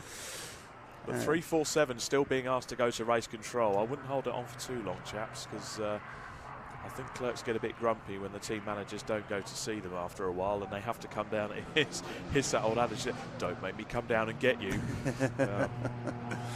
Yes, they'll have to pay attention to that, won't they? Make sure they get back into the pit lane, but anyway, well, into race control anyway, and then a penalty can be served. In a way, if they're going to get a penalty, better to just get it served. You never know, you might get a safety car or something that then can regain you a bit of that lost time. But Tom Ingram into the pits, I noticed on the timing screens. Been in for a while, actually. So that'll be a splash of fuel in that and the driver change, I would assume. Yeah, I made a note actually of when he came in. He came in, well, this has been quite a long stop. He came in with 5 hours and 25 minutes to go. That was about 6 minutes ago. So it's been in the pit lane for a little while, that car, I think. Okay. And it is now starting to lose position. So I don't know whether there's a drama for the OPC car, which had been running well, hadn't it? We'd followed it quite a bit, and Tom was on it. Yeah, Tom was on it, but driving very, very fluid. Just a couple of the cars up on the screen there that I've really been impressed by on this race, Andy. The CMR Motorsport, that team, they've come in, they do a lot of Porsche Club Motorsport, brilliant in endurance racing, certainly with a lot faster cars, but teaming up with the CMR team that have encouraged them to come into C1 racing, and they've really impressed this time. And we'll be popping down to see the teammate for reasons to be disclosed.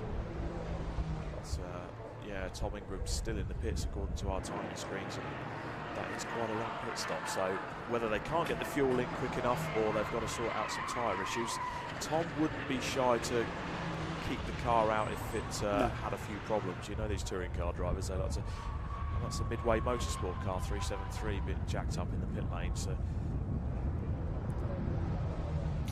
that car. I'm sure Richard's probably making his way down. Yes, a long pit lane at Silverstone, isn't it? So it can, and it's always the case, and you'll know this, you spent more time in pit lanes than I do. Oh, hello. As soon as something happens and there's something to report on, it's always the other end of the pit lane from where you are. So Richard will make his way. Well, yes, true. I need to give it a go, I think, get out there. The sun's back out now. I'm a fair weather pit lane reporter, so now that the temperature's climbing, I might do a stint out there a bit later on. Whoever is in this Brscc car, by the way, is driving it with some vigour. That's very sideways through Stowe and through Club. I do believe it probably is Greg Graham. And yeah, he's keeping the crowd entertained out there. Flying the sole tyre. 3-minute stop-and-go penalty for JW Bird Motorsport. Wow. Second place car, a refuelling infringement. It finally appears on the screen, and it is, as we suspected, a 3-minute stop-go. So it's a one-lap penalty, more or less, except that's 3 minutes stationary, plus an extra 20-odd seconds to get down the pit lane. They will lose over a lap, so that will now mean that we will only have one car on the lead lap. They were clinging on to that lead lap, but they won't be able to stay there having served this penalty. Unfortunate, Nick Beaumont will likely have his head in his hands, or certainly be throwing things. No, he won't be throwing things around the garage, but he will have his head in his hands at the moment at the thought of that. But let's be positive, it's still a podium position. I know that Nick and Phil House certainly won't want to hear that, but they are so desperate to win this 24-hour race. But what that does do is that gives Bacon Racing and Silver Lake in the Gen 1 car, it gives them a fighting chance to get higher up into the order. And for Silver Lake's case, it would be a potential to climb up into the podium position. Greg Graham still having a whale of a time in this Brscc car. A bit of curb there. He's getting himself back into it, familiarising himself with the trusty C1 and having a bit of a laugh. Go on, Greg. I think Greg is extracting more from this car than we've seen anyone else do so far. What's this lap time going to be? It's certainly been 10 out of 10 for spectacular driving. You are right, I think. He was up into, 35th place. Moved ahead, actually, of Neil Roach in the Rutec car a lap ago. And Greg Graham will come across the line to set a blistering lap time, I'm pretty sure. 3:08 that was. Which, is half decent pace. And certainly driving with some enthusiasm was the Scot. Good to have the Burton Power car back out there as well. It's the car we saw in the barriers a little bit earlier on. Gutted to see that car when it went into the gravel trap. They plugged away. They are what I would call again, there's only 4 or 5 of them, Andy, so it's not as if they've got a massive crew. They just sat around. They've got the blow-up sofas sat there. They're just having a laugh, bit of food on the go, doing a bit of motor racing, and they really do it for the fun. But with all this drama going on, certainly with the time penalty, I'm going to vacate the commentary seat. We're going to put a celebrity in this seat. Oh, who've you got? All the way from the United States of America, Mazda Racing Extraordinaire. Put your hands together, folks. Luke Pullen is going to join us in the commentary box to sit down with his dulcet tones and tell us all about his American adventures. What on earth have we let ourselves in for? Yes, we'll have the headsets swapped next to us, and as Luke makes himself comfortable, as I'm sure he will, we await then the visit to the pit lane for the 347. Luke Pullen, big introduction there from Rob, a much nicer one than he'd have got from me, I must say. So I wonder how much he slipped Rob in a brown envelope before he came into the commentary box for that. Good to have you here. Not just a Mazda MX-5 racing superstar, but also a driver with experience of this very race. You competed in the Silverstone 24 Hours the last time it took place here 2 years ago. How are you finding being here at the track and not barrelling around in one of these C1s? Well, first of all, I feel very welcome with such a wonderful introduction there from Rob. It's going to be hard to live up to that, but I can't lie, I'm a little bit frustrated watching all of my mates go around and just sort of watching. I've already spoken to a couple of people. I was speaking to Simon Waterfall earlier today saying, if you've got like a spare suit, I could go in disguise. Like if anyone's feeling a bit tired and they want me to hop in, I'm happy to do so. And I couldn't twist his arm on it. That's Greg Graham. Gotta say, this late in the race, keeping us all on our toes, that's some pretty exuberant driving. I mean, you will know firsthand, though, I sort of alluded to this just now, you get into the last 5 or 6 hours, the tiredness really does start to creep in. And some drivers, I don't know whether you were one of these, do struggle to switch off, even if you're not in the car for maybe 4 or 5 hours at a time overnight. Some of them do struggle to switch off, go and have a sleep and have a rest, so they'll get into the car now and they are going to be feeling it. This is where mistakes can happen, but also you're pushing to try and get that one extra position, keep yourself in contention for a podium. Tricky period of the race, this. Yeah, I mean, to be honest, at the best of times, when you're running on a full tank of energy, these cars, you're doing well if you haven't rolled the car every 3 laps anyway.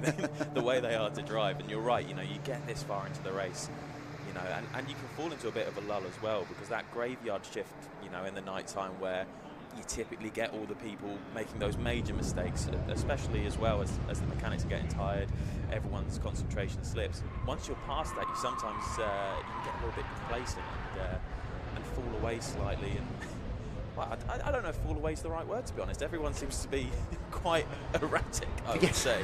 But yeah, I mean, these are incredibly and very surprisingly spiky cars to drive, which I don't think many people that haven't driven them would expect. And, yeah. How so then? Because I mean, they're not the fastest, they're not the most powerful. Some people who haven't driven these cars will look at this and think, can't be that difficult, right? But I think that's kind of the point. You've got to maximise the little bit of power you've got. Yeah, exactly. I mean, you know, historically, my main sort of trade in racing has been Mazda MX-5s, which is rear-wheel drive, typically on a road compound, so I'm used to kind of sliding the car around. I have not driven anything that has a looser rear end than a Citroen C1, because what they do as well is to try and get the rotation with a front-wheel drive car.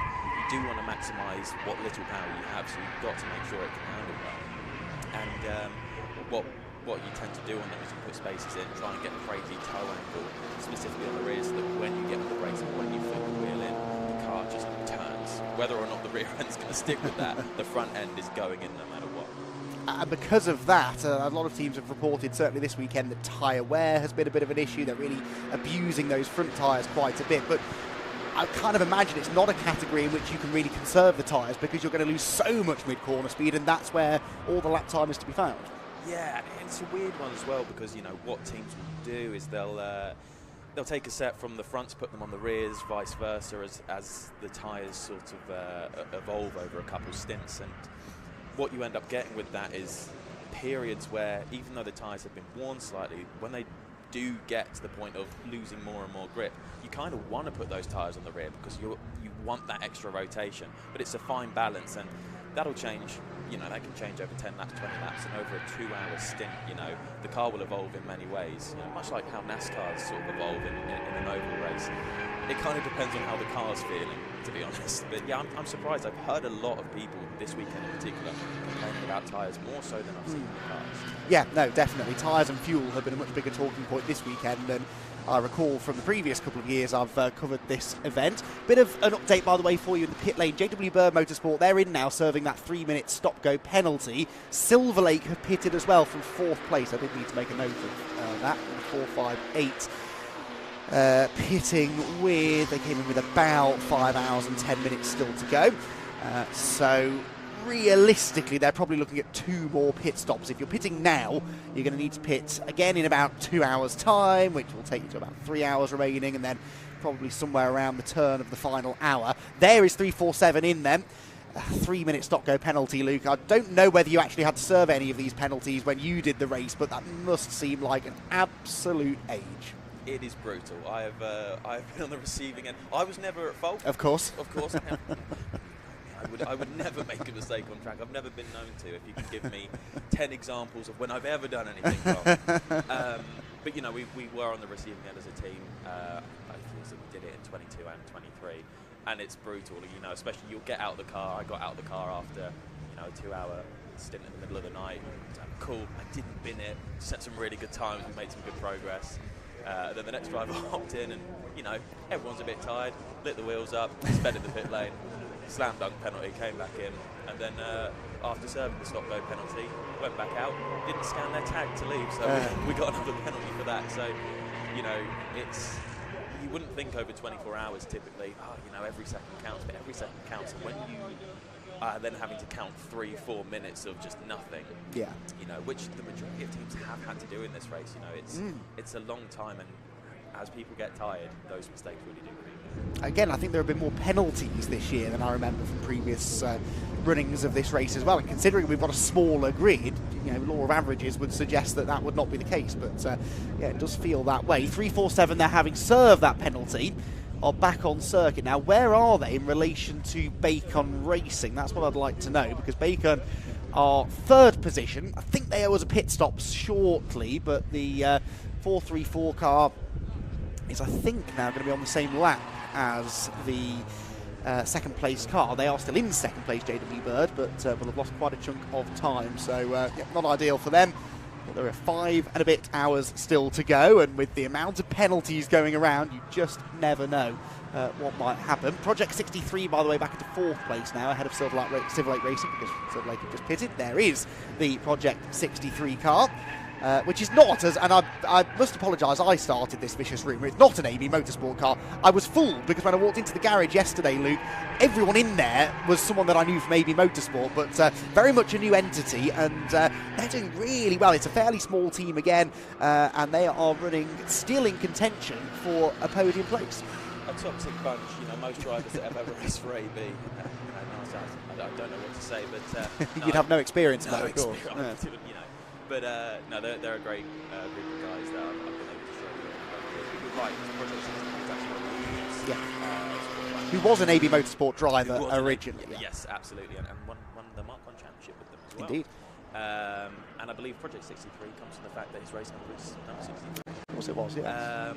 And yeah, no, they're running really well, and you know, I've not been sent to say anything, but you know, sat in 4th at the moment. 5 hours to go, anything can happen in these races.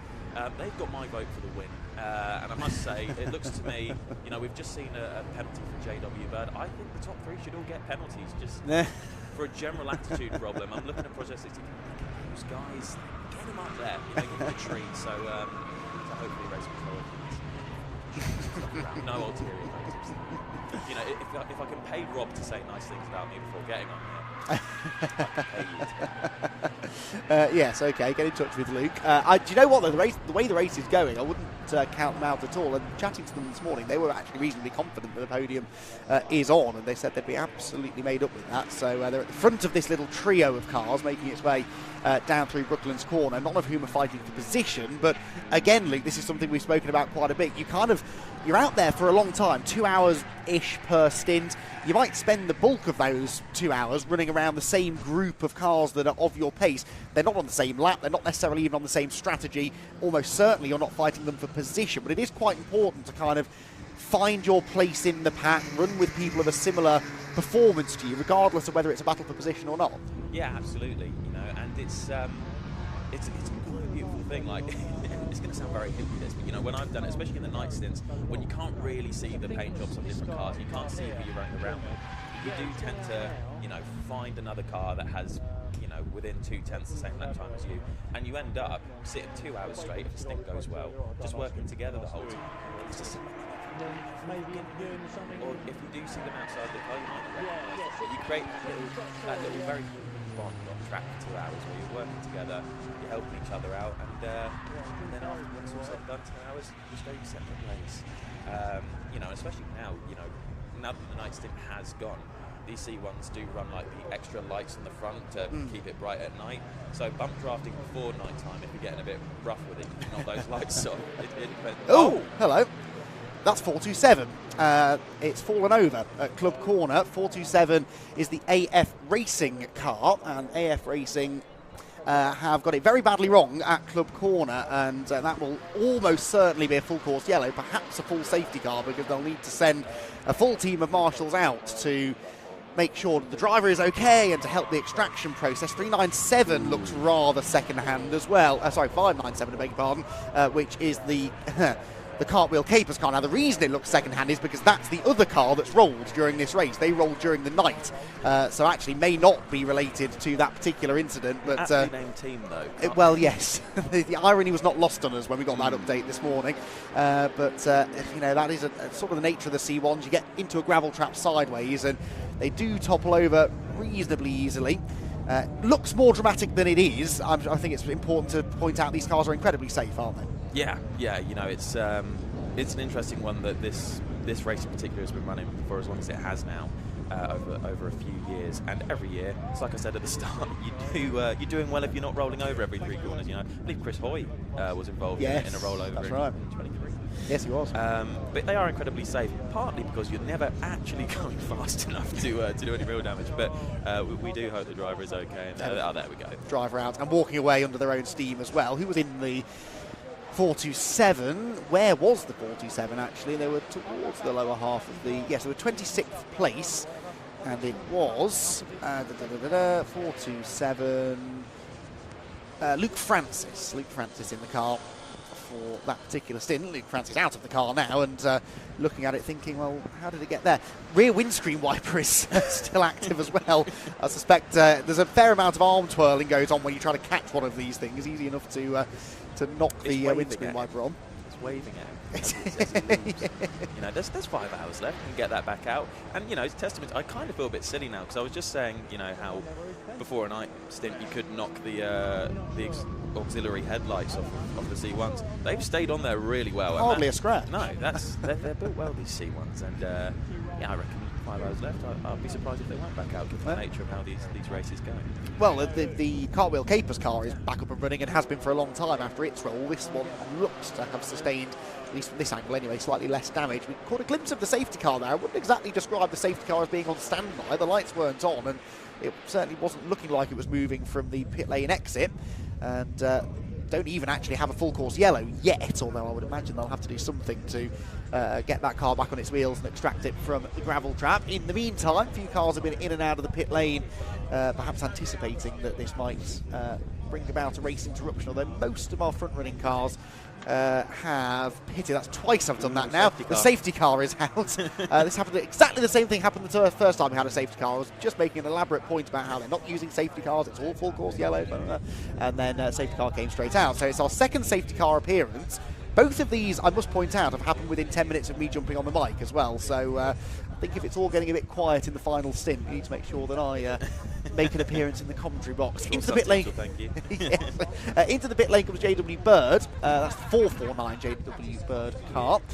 And with the safety car out now, of course, it will bunch everybody back together and potentially generate a few battles in the pack. 5 hours to go then, Luke. Now, you're still looking at 2 pit stops from here. So actually, is there any merit in coming in now if you're, for example, halfway through a stint?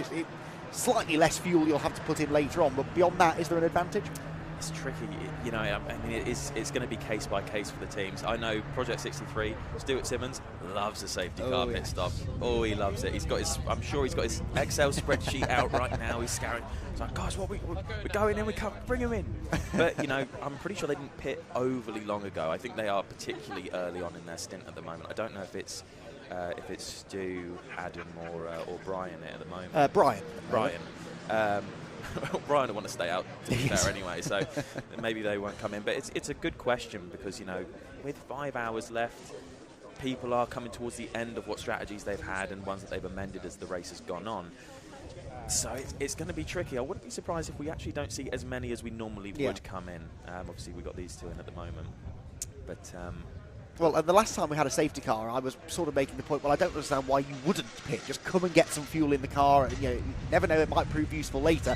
And then, of course, what happened is we had 2 or 3 laps behind the safety car. That was 15 minutes. You can save a lot of fuel behind the safety car, can't you? And that means you can really stretch that timing of that pit stop by maybe a quarter of an hour or so, which buys you back that quarter of an hour at the end of the race. So perhaps teams will try and anticipate when the safety car is going to come in and sort of time it from there as to when they're going to make a pit stop. We do have some cars in though. I mentioned JW Bird number 449 from the top end of the order. That's 564 in, one of the 2 Rutec International racing cars, which is running towards the back of the top 30, 29th position they're in. And 586 WRC Developments in as well. There is the situation down at Club Corner. So the driver will be taken to the medical centre just for a check-up. But as we can see, the driver in question is wandering around, chatting to the medics, chatting to the marshals, and appears to be largely okay. Probably more concerned with how they're going to get the car back to the garage and get it back to the attention of the team. To then get the car back into the race. Now we have our second safety car period of the Brscc 24 hours as we tick in now to the final 5 hours of racing. Live Snatch vehicle makes its way out as well. Don't think this will take too much longer, hopefully, before we've got the track clear down at Club Corner. So cars trundling around behind the safety car then. I think the safety car has picked up Alpha Trojan Racing. They, remember, are your race leaders. They've bought themselves now over a lap. In fact, I think it's the best part of 2 laps an advantage over JW Bird after that costly penalty that JW Bird had to serve earlier on. Bacon Racing is still third, Project 63 in fourth, and it's Fighting Torque at the moment, completing the top 5. Having made 11 pit stops. 2 of the top 5 cars have made 11 pit stops, but some of those, of course, may well have been penalties. Silver Lake, second JW Bird car, is 7th. WRC Developments 486 is 8th. 9th now for Aidan Moffat in the Euro car parts machine, and the RPE Lisso car completes the top 10. Cars then make their way past the scene of the crime, as it were, down at Club Corner. What are you doing as a driver as you're trundling around behind the safety car? What's going through your mind? Are there any processes that you need to follow in these things? I mean, at this point in the race, probably singing a song just to kind of keep yourself awake. These cars do have the radios in them. Everyone has their own CD of choice, typically. We had George Michael in 2023, which I really enjoyed. Tim Dorr didn't like it. But, yeah, I mean, at this stage in the race, you really are actually kind of just trying to keep yourself awake. You know, I mean, it is, what, 1:45 in the afternoon now. But in terms of people's body clocks out on that track at the moment, you know, they're going to be all over the place.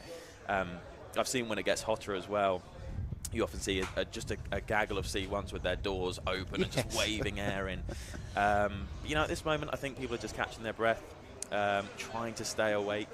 If we see any weaving, I don't think it will be to keep heating the tyres. I think it will just be to don't fall asleep, don't fall asleep. But yeah, it's interesting watching them go by here. They look madly like cattle, Andy, but cattle in cars. Indeed so.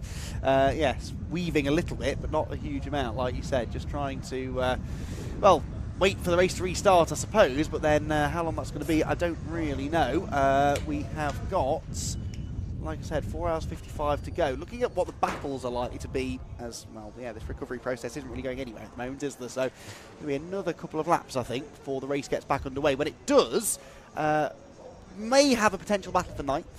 The 9th and 10th place cars will be pretty much together, I think. We've got a handful of top 10 cars which are on the same lap as each other, so that could get pretty tasty. Silver Lake are going to benefit from this, 458, because they've not long pitted. They've lost the best part of a lap in doing so, but they're still on the same lap as the 5th place car, which of course they'll now catch up to. The car is rolled very carefully. In fairness to the marshals, they're taking their time over this, making sure they don't do any further damage to the car.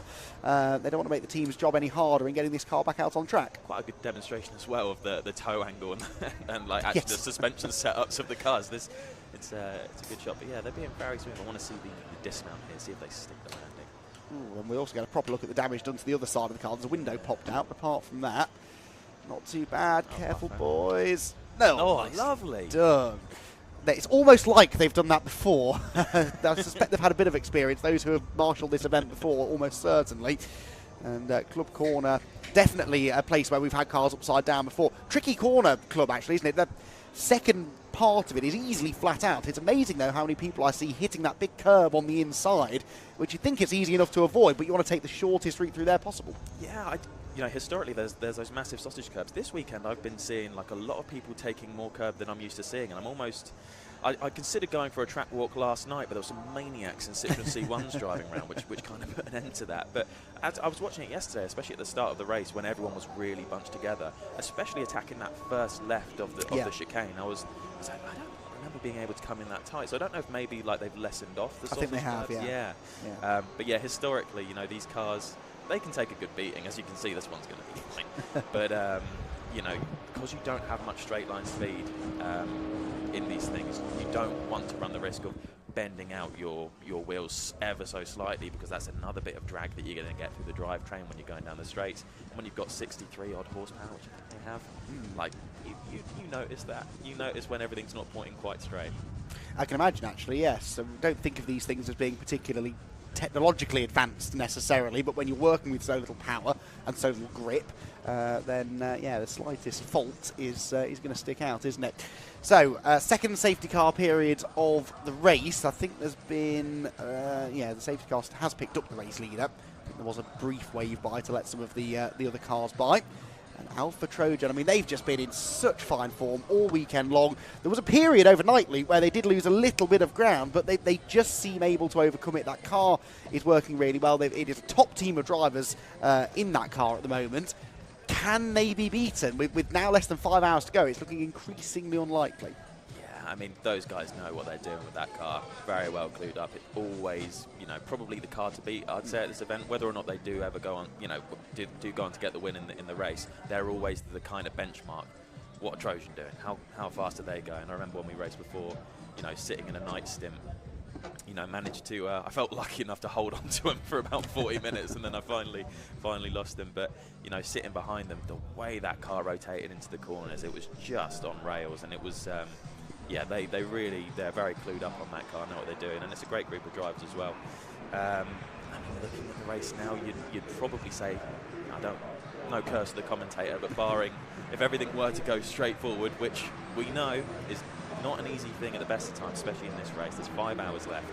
Barring any mechanical difficulties, you'd have to say they're looking pretty comfortable spot right. And they've not had it all their own way. They did have that rear beam that snapped during the night and had to be welded back together, but that clearly didn't cost them a huge amount of time. That's where they did lose some ground, but yeah, they've been able to regain it pretty efficiently. The Brscc car there, still in the hands of Greg Graham, trundles through in 35th position, and still 8 laps behind the next car ahead. 427 being recovered, and that car has slipped now to 27th in the running order.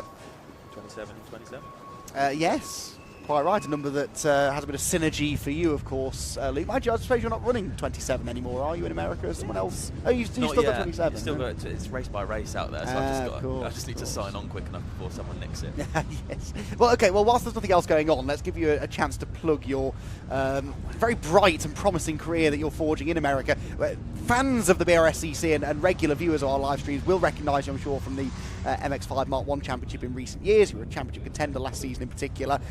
You've very much been trying to forge a path in America. It's nice, actually, that if you are an MX-5 driver in the UK, there is an opportunity, if you know the right people and impress the right people, to really have a proper go at it over there. Yeah, it's honestly, like, I've been trying to get an army of like my Mark 1 mates and, you know, Mark 3 guys over here to come do a round. It's been awesome. This year we're kind of taking a real big swing at it. You know, motorsport is expensive. It's very hard to make a career out of it, and even if you do make a career, you know, you're doing well if you break even and all that stuff. But, you know, I think we've done about 4 years in the UK, had such a great time. We just thought, look, the money that we'd spend on a full season, let's spend that same amount to do what we can out there and see what happens. And, you know, whatever does come of it, it's going really well so far. We've already got a podium in the championship, three on the second race weekend in, we were leading VIR the other week until we had a mechanical issue. I'm just having the best time. It's so fun, and everyone has been at the SCCA, Mazda themselves as well, their support. Like, it's such a well-run outfit that and been made to feel so welcome. So I do implore everyone I know in the UK, come give it a go, even if it is just for a weekend. Try and dip in, because there definitely does seem to be a real path there that's laid out. You've got the MX-5 Cup Shootout, which I was lucky enough to be a finalist for last year. Ollie Allwood, I don't know if many people know this, was also at the global, when it was the global MX-5 Cup, and it was called that quite a few years ago, was at that shootout. So, you know, there is a pathway for European English drivers to get involved, and certainly just try and have a go. And, you know, I'm having so much fun this year. I'm jet-lagged constantly. Yes. I'm jet-lagged constantly. You've been calling me out that I've started picking up American lingo. Yes. Gas station. I said gas station a few times. I'm waiting for you to refer to a car coming into pit road at some point as well. I will pull you up live on air. You'll like that. I think, you know, you're a NASCAR fan. Like, Joey Logano and the number 22 coming in here, you know, but you know, I'm going local. I'm getting an accent. I'm getting a tan or sunburn, however you look at it. I'm living my best life. I'm having a great time, and it's cool to kind of jump back and forth. And I do still, as much fun as I'm having, it's so hard being at a racetrack and being like, oh man, you know, Alton and Cadwell are coming up this year. They're tracks I like, so if we can save a little bit of money to we've still got our Mark 1 in the unit, so if I can come down and have another hack with the boys, that would be nice as well. But it's been good this year as well. I'm sure you've watched the racing so far this season. It's been proper stuff. It's been nice to have you back out there for a guest round. No championship to worry about. Just get stuck in, which I'm sure you would. Yeah, I could just fire everyone off, not feel. But it doesn't matter to me. Put as many points on my licence as you like. No, I'm not. Paul Levitt, are you listening? No, ignore that. No, it'd just be fun. Like what I have been watching all the rounds this year. You still got Adam. Steve's back. One of my favourite race from last year really was Alton Park, where Steve drops back in, having been the reigning champion at the time. We just had an absolute battle for 20 minutes. Had a great race with Adam that weekend as well. And I remember just coming into the pits afterwards, and immediately, before I could even get out of the car, Steve had sprinted over. We were hugging. Mate, that was epic. What a race. And there's such camaraderie, and not only, I'm finding it in America as well. I think any Mazda paddock you go to, pretty much most spec series where everyone's running the same car, you do have like a real respect between drivers, and there's a real great vibe that you all get to share. Ooh. Lights out, Luke.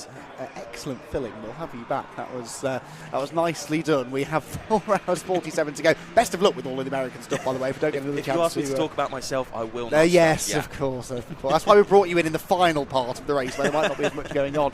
So race restarting then, and we have 4 3/4 hours. Let's call that to.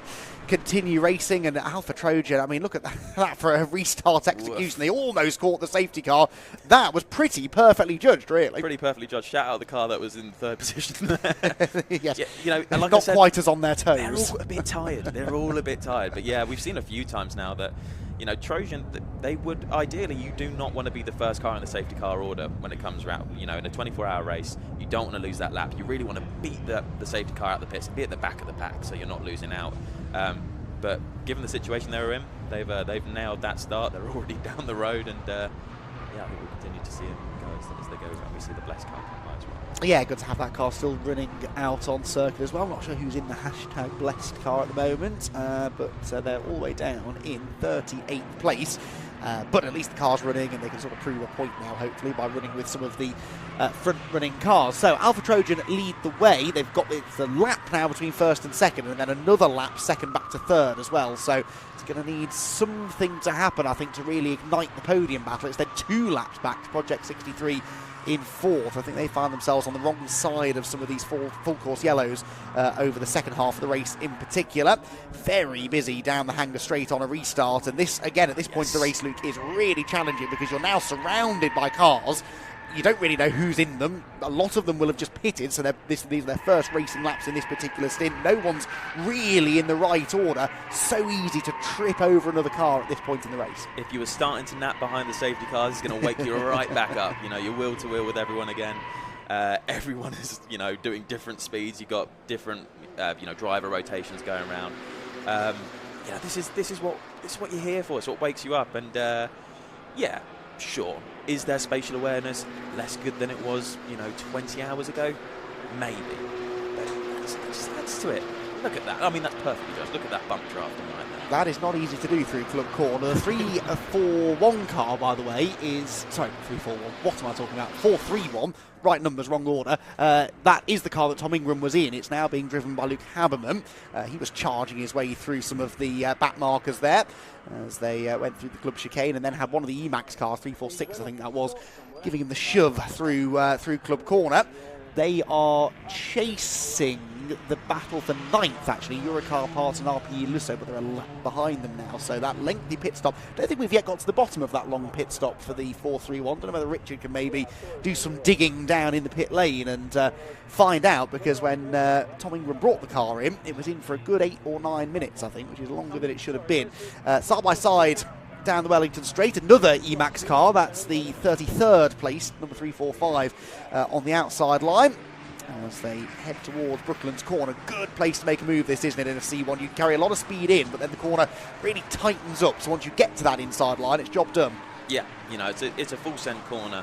You can do it on the inside, you can do it on the outside, because if you get it done on the inside early enough, sorted, you're going to come through. Well done, yeah. Hey, I know track corner names. You've not referred to anything as T1 or T2 yet, which is the cardinal sin of young racing drivers these days, so thank you for not falling into that trap. You were going to kick me off commentary if I did that. I actually would, yeah. T3? You know, but you can send it up the inside. If you get the move done, then you're sorted for Luffield. But if you're really committed and you hang it around the outside on the way in, you know, and you trust each other, there's a lot of tarmac runoff as well, so you can get away with it. You've then got the inside for Luffield, you can make it stick and get past there. So it's a great overtaking spot. You know, I've overtaken there before and never made contact with any of my teammates into that corner. No, I don't recall No, that happening. no. It's, not that I can remember. Just a great, very safe overtaking spot. I genuinely had forgotten that when I asked you that question, and it's all coming back to me. That's yes, do very well recall that. Had a checkered history with Silverstone, actually, which we won't get into right now because we're trying to sell your driving ability. It's never my fault, I promise. Of course, said every racing driver ever. But yes, Silverstone, hasn't always. I'm sure there are lots of drivers who have bogey circuits. You're always quick here, in fairness, but something goes wrong. Something often went wrong. Yes. I've lost wheels here twice. You have lost wheels here twice, yes. I know why. Well, it just exploded. Happens to the best of us. Drove the wheels off it so fast, if you're listening. Very good, very good. Right, speaking of fast, lots of cars, as you'd expect, now that they're all in a big slipstream train, are starting to set personal best speeds in the speed traps, getting dangerously close to 100 miles an hour down the Hangar Straight, which is, that's very mind-focusing, and that slipstream is quite powerful, I think, isn't it, in these cars? They're not very aerodynamic. They're not going that quickly. Obviously, the faster you go, the more profound that toe is. But there's time to be had if you're working together with someone of a similar pace to you. Oh, 100%. It's actually weird how many fundamentals that these cars carry through aerodynamically. Like, the draft is huge. I didn't even that. That's real. I'm so sorry. The slipstream is huge in these things, but also the side draft. And you'll see those two cars there. We've got the white and the black that are on screen. You kind of, if one car pulls out and you pull alongside, you get the side draft. If you stay side by side, as you start to overtake, the other car then gets the side draft because it doesn't have enough power to fully clear it, and you just end up at a stalemate down a lot of the straights. So, you know, especially at the start of the race or at the start of a safety car restart, when you've got people trying to navigate traffic, you've got 3 wides down Hangar and so on, you do kind of find cars that all of a sudden lose their momentum as they kind of level out, and you're kind of just banking on hoping the car directly in front gives you a toe and you can get it done.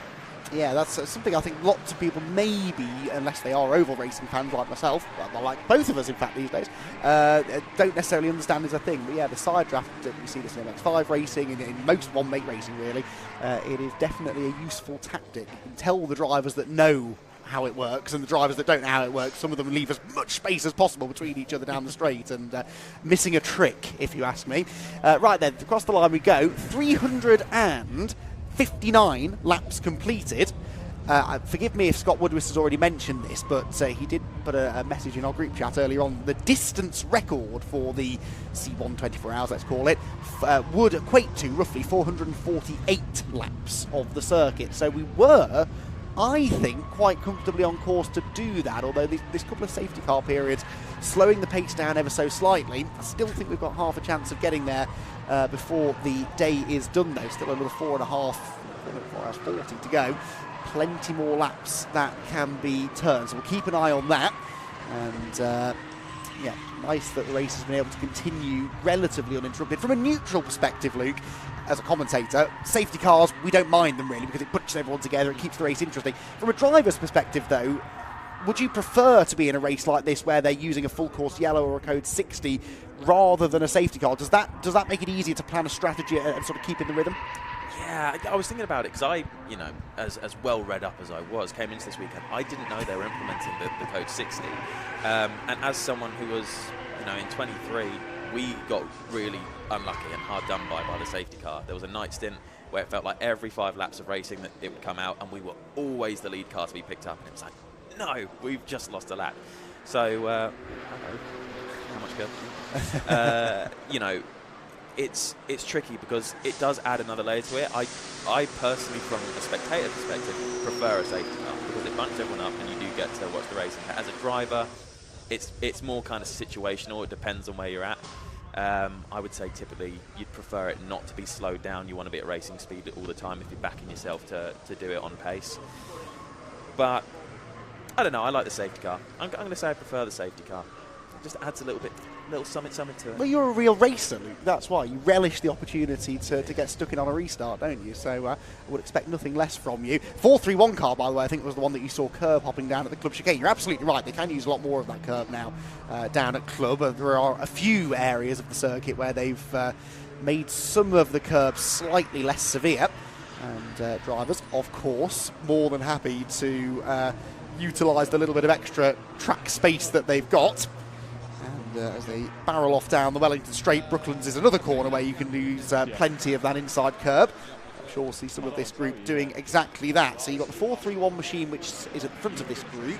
They're 11th position at the moment. Then you've got the Burton Power car. That, despite it's off earlier on, is still 18, so they're still in the top 20. They are, I think, a lap behind 17th, but still in contention for a top 15 result or so by the end of the day. Those two cars, they're both of a reasonably similar performance, I think. So we might see those two start to pull away from the front of the group as Alpha Trojan continue to tick the laps off. They lead again at the moment. They've led on this particular part of the race for 47, 50, 60 laps. Actually, those two, that car's been out in front since the last lead change.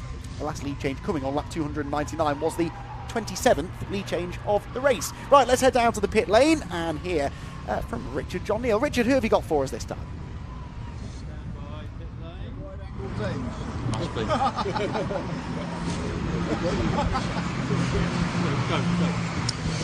How are we doing, everyone? Now, we've got a bit of a presentation to make to the CMR and PAR Motorsport team. It's the first time doing the C1 event for quite a while. I've got the team manager, Declan, with me. You've got the whole team behind you. First of all, Chris Diamond's out in the car at the moment. You've told him to take it easy, and what's he gone and done? Yeah, he's just done his first sector of the race, you know. So I said to him when we get out there, I said, we've got laps to the cars ahead, laps to the cars behind, just take it easy, you know, just look after it. And he's just putting green sectors in, so I'll have to have a word with him when he comes back in. Definitely have a word with him. Now, we appreciate the hard work and effort that teams go through in this series, particularly in 24-hour races. How long did it take you to change that engine during the night? So when the car went into the garage and back out, it was 28 minutes. That's probably a C1 effort. Now, I want to bring Rob Welsh in, who's got a little presentation to give to you and the team. We always give these trophies out to various teams for their efforts. This is the Good Effort Award for the C1 24-hour race for the PAR Motorsport and CMR team. Robin. That's an engine change record by some margin. It really is, you know. Congratulations. Yeah, the best regulars do it in just under an hour. And I literally came and looked, and the car had just gone in. I walked up there to see Glenn, came back down, and the car was being fueled. And I genuinely thought, what are you doing? You're not bothering changing the engine? No, it's done. Couldn't believe it. Massive, amazing effort. So, yeah, congratulations. Very good. Congratulations, PAR Motorsport, CMR racer. A really good effort. Fantastic, guys. Congratulations. And just look, a very professional team. Absolute teamwork. The garage looks absolutely phenomenal. And you know what? The car looks fantastic out there as well. So that's a nice trophy presentation we've done before the podium gets underway. For now, it's time to hand back to the commentary box. Honestly, guys. Thank you, Jack. Thank you. Thank you. Cheers. Thanks, guys. Something about endurance racing seems to bring out this camaraderie within the teams, and it's a really lovely little initiative that the Citroen C1 Series brought in a little while ago, and very speedy work for that team in particular. Personal best lap set by Bacon Racing in third position of 258.177. A slipstream, I'm sure, had something to do with that, but to be setting those times at this point in the race, Luke, that's pretty impressive. The car, the driver, everything's worn out, not necessarily operating at the absolute best. That car, though, going quicker than ever. That's an outrageous lap, 58.1. I mean, you're knocking on the door of a 57 at what, early afternoon. Yeah, I was going to make a point earlier. It's just like, well, look, no one's going to go faster. Everyone set their best times at night, which is what you'd expect. That's a very impressive lap. Like you say, I mean, you'd expect there's a tow, but with or without the tow, that's a sub 3 minute time at this point. And they've just done a 59.6 as well, so they are pumping in the sub 3 minute laps. The only kind of to be doing so at the moment. I mean, the closest, fastest one out there that's showing the top 30 for us is probably JW Bird, but again, they're in the 301s. No one else is even close to what they're doing. and it's the third quickest lap of the race, and the fastest lap by anyone not Lane Hills. So very impressive stuff. Oscar Proietti is the driver in the car at the moment. As I said, Oscar is over a lap behind the second place JW Bird car. We'll try and pick out the Bacon Racing car. It's the Liquimolly livery car, I think, isn't it? I wonder whether he's maybe getting close to getting one of those laps back, potentially. If he could, then there could be a danger for second position with still 4.5 hours to go. So things settling down ever so slightly after that spate of incidents, really, that we had all of a sudden, and the second safety car period of the race. A big battle pack turns its way through Club, and that is the 434 car. So Oscar Proietti there, the Liquimolly machine. Sometimes, Luke, you can tell just from the body language of a car who's going quickly and who isn't. You can tell that Oscar Proietti is on it in that Liquimolly machine. Yeah, that Citroen is just, it's going for it. Full send. It's ready to go. You're right, the sort of car language. I mean, look, it's pulling out here. Is that the Liquimolly one? It is. All good over. toe, good performance in a straight line, but a good toe as well. And sometimes it can look a little bit silly when a car just pulls out and drives straight past somebody else. So it's not necessarily that car's engine is any quicker, but he got off the previous corner so well because he carried the momentum through the turn. It's a snowball effect, isn't it? Yeah, and I think coming back to what I mentioned earlier, I don't know how far they are into their current stint, but, you know, going through how the tyres evolve over a stint, you do get that golden point where not only is your fuel level a little bit lower, but their rear tyres might have done a stint or two. They're a little bit more, you know, skimmed down on the tread, and the car's rotating. It's being able to, you can throw it into the corner, you can get out the corner super quick, going hard, and that car is being driven hard and being driven fast. Very, and he's now on the back of this fairly quick group of cars, actually. They're all, this group all sort of lapping in the 301s or so, high 301s admittedly, but Proietti just throws it up the inside and picks another one of them off. Ooh, a little bit wide on the exit of the corner, bounces over the curb, uses that to pitch the car into Luffield. All on purpose. Yeah, absolutely, that's his quickest way through Brooklands and Luffield. And now the two cars at the front of the group go side by side. That's the Burton Power car with a wide line, and Haberman in the OPC 431 machine nips to the inside. Now that is your race leader. The significance here for Proietti's pace, he's not a million miles behind the leader, could get one of those laps back. They are 2 laps, I believe, off the race lead. If they could get a lap back and then catch a lucky safety car, then they could be right back into this. So Proietti, he knows this is an opportunity to get one of those laps back. I know this is a situation you found yourself in a few times a couple of years ago. When you get a safety car, you're within touching distance of the race leader, you know this is a chance you might not get again. Yeah, 100%. And, you know, if they can close it, what is it? It's a 2-lap gap. 2 laps, I think, yeah. If they can bring that down to a 1-lap gap, that has, you know, that keeps Trojan honest. You know, it's going to mean that they can't really afford a penalty. You know, with 4.5 hours to go. Hello. Burton Power off again. That'll help. You know, but we spoke a lot about, you know, drivers getting fatigued and making mistakes, but also, you know, the pit stops, everyone was making mistakes. We've seen a lot of penalties already this race. There will be more to come, you know, and you never want stuff to be decided like that. But in this kind of racing, it's a part of the game, and anything can happen. If that closes down to 1 lap, they'll be the most vulnerable they've been for a little while. 2 pit stops left, we think, for everybody. So that's 2 more opportunities to pick up a pit stop penalty. We've seen a whole load of them so far in this race, and a standard pit stop penalty is a 3-minute stop and go penalty. That's a whole lap you can lose right there. So saw it happen to JW Bird earlier on. And if you are one of those chasing teams, you've got to keep the faith to a little bit, haven't you? Sometimes you go and talk to them, we'll go and talk to them as pit reporters, and you know, teams who are sitting 3rd, 4th, 5th might say, well, you know, we're just got to keep out of trouble, and, you know, we'll see what happens, but we don't really expect. You've kind of got to keep pushing, because in a race like this, with the penalty system they've got, you just never know, and you'd hate to be the team that sort of reined it in 4 hours from the flag and then miss out on a podium by 15 seconds or so. So someone like Oscar Proietti clearly not going down that route. He's pushing on because he's not counted them out themselves out of this just yet. Full send at all times, never fails, you know, and that's the thing. It's a shame that you don't have radios in this race. I never really understood why we didn't, because right now you'd want to be on the radio and go, hey mate, you're lapping 2 seconds quicker than Trojan. Keep doing exactly what you're doing. And bearing in mind, I mean, that last lap was again a 59.2, and that was with traffic. Granted, he's getting a toe to get past, but he's still making a move stick. He's still going a little bit wide on the exit of Brooklands. See, look, another corner. You know, hard charging, and you want that positive reinforcement. So I would hope where there isn't a radio, he's coming past that. That's the 431 car, which is now taking the Oscar Proietti line through Brooklands. There is something to that, though, because as they bounce over that curb, if you're turning the wheel at the right angle, it just sort of hooks you into the field. So that's maybe a solution to a bit of understeer that's creeping in. Burton Power are heading in. They've had enough of this. Can't say I blame them, really. They've already had one accident in the last couple of hours. They don't really want to be involved in another. So Burton Power from 18th position, bail for the pit lane. And this incredible battle pack of cars to continue on the way. But Proietti he's distanced them already. That car has got some serious speed. That was only a 3-minute 1.1, still the fastest car on the track. Alpha Trojan, for reference, in perfectly clean air, are only lapping in the mid-301s. The last 2 or 3 laps they've done have been mid-301s. We know Proietti's capable of going nearly a second quicker than that, so now he's back into clean air. I expect that car to keep on flying. So Oscar Proietti then fought his way through to the front of the group, and he's doing his best to keep that car in contention. Well, at least for a podium. They're in a podium place now, but maybe even to challenge for first or second before all is said and done.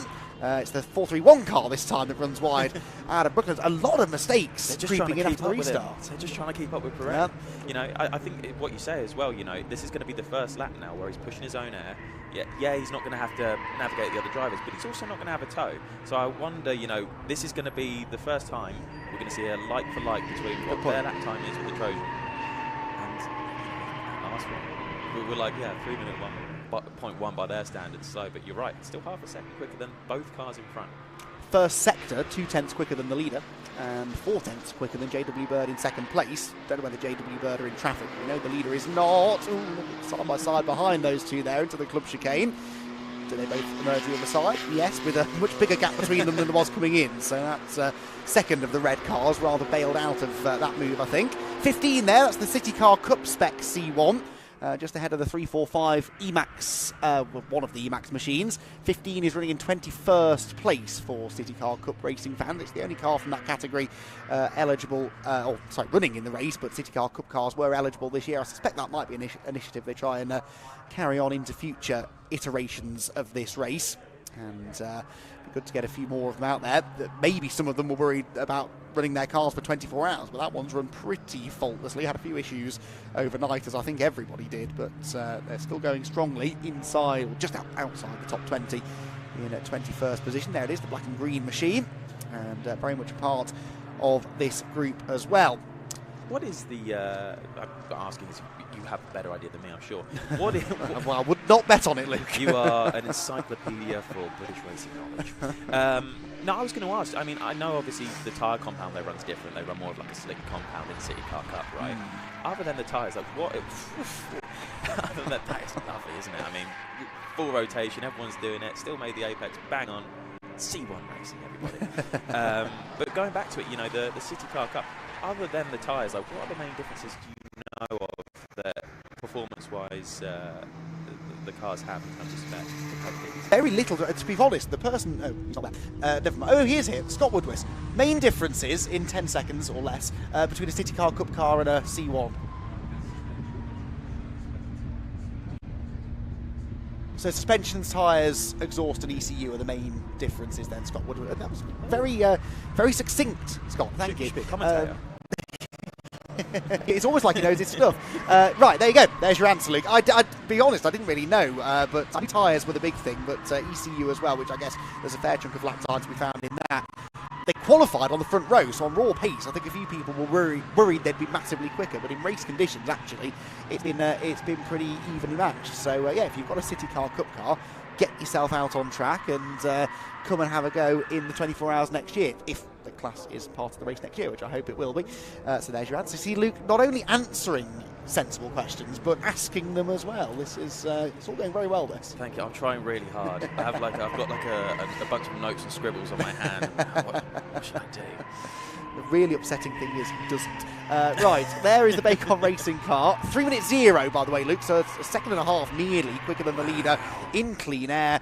That is some formidable pace. There's the leader. There is Bacon Racing. Now, again, just to reiterate, it's not for position, this. It's not even to get back on the lead lap, but it's to get to one lap adrift of the leader.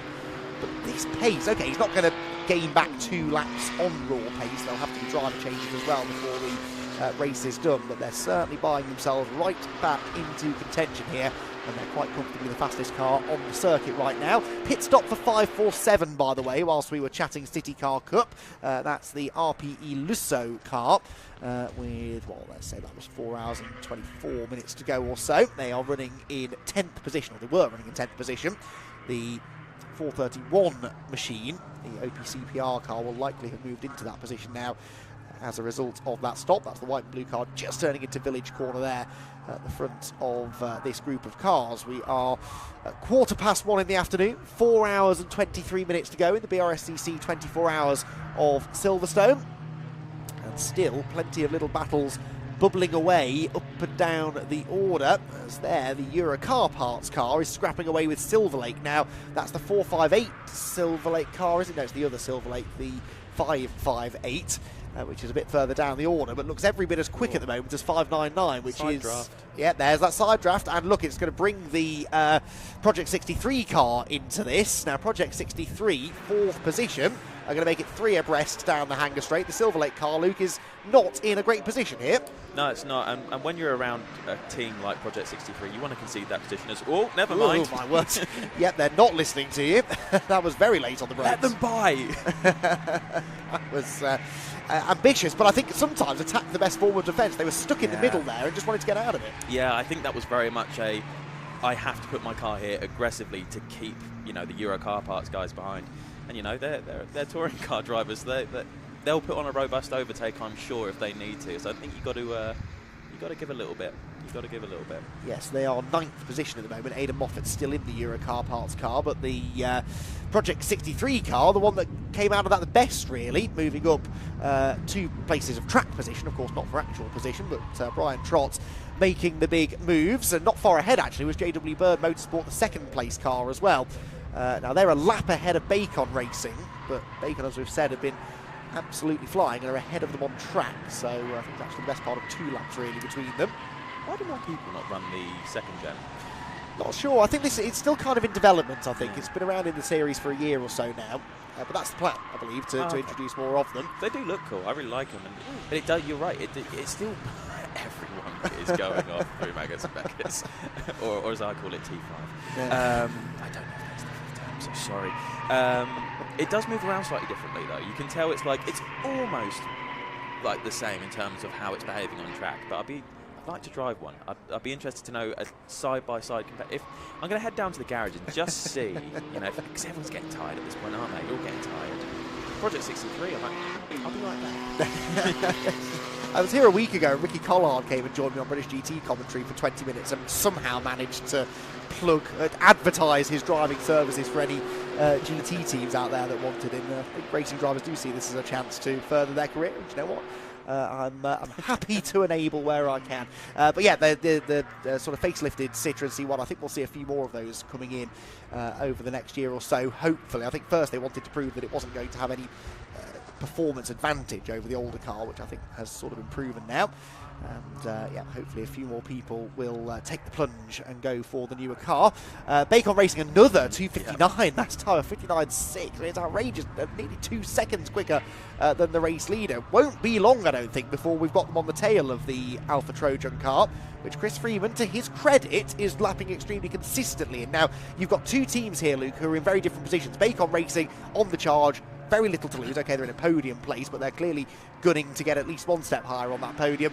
They're going to give it absolutely everything they've got. But if you are Chris Freeman in the Alpha Trojan car, the team have probably said, look, just run to a pace you're comfortable with.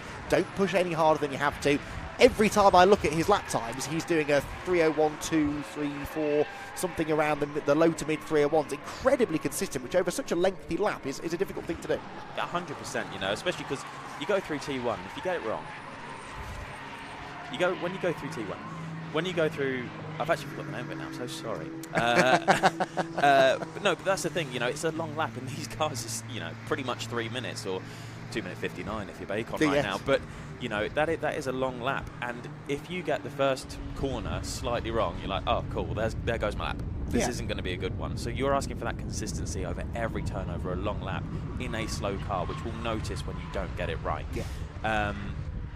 back in my day, Andy, if you set a sub 3 minute lap time around here, you'd be like, I set a 59. don't know if you saw, but I set a 59. But you know, everyone now looking up on the timing screen, nearly everyone on that screen's best lap is 58.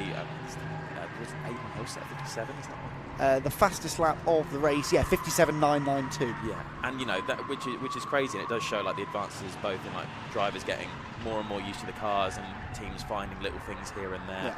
Yeah. But to have the consistency to do that at this stage of the race, you know, things are getting warm. You know, those cars will not be going the fastest that they've gone all race, but try telling that to Bacon Racing, because they are going full send. Oh, terrible lap from them now though. That was a 3:0.3. Ah, wow. Clearly they've got a problem, Luke. Yeah, it only makes them the fastest car on track by like what? Only about a second. Yeah. So, quicker than the dominant car of the race. I'd assume they've probably got some sort of major problem with the car there. No, they are flying. Honestly, really impressive. Well, they've then bounced back quite nicely by going 7/10 quicker than the leader in the first sector of the next lap. So, yeah, they are doing this at will, seemingly. That is a team who is just going all in because they know they've got to. When you're a full lap behind the next car, you've got to try and make something happen. And, okay, even if you're not going to gain a full lap on raw pace, you've got to try and put yourself in a position where a safety car or a pit cycle or something could perhaps open that door for you. Speaking of, we have the 432 car in the pit lane, Brscc Racing. That will be for a driver change. They were 13th position, and Brscc Racing then going for what will be their penultimate stop. Yeah, I reckon if you're pitting now, you'd be thinking you could get to the end on one more stop, probably 4 hours 15 to go.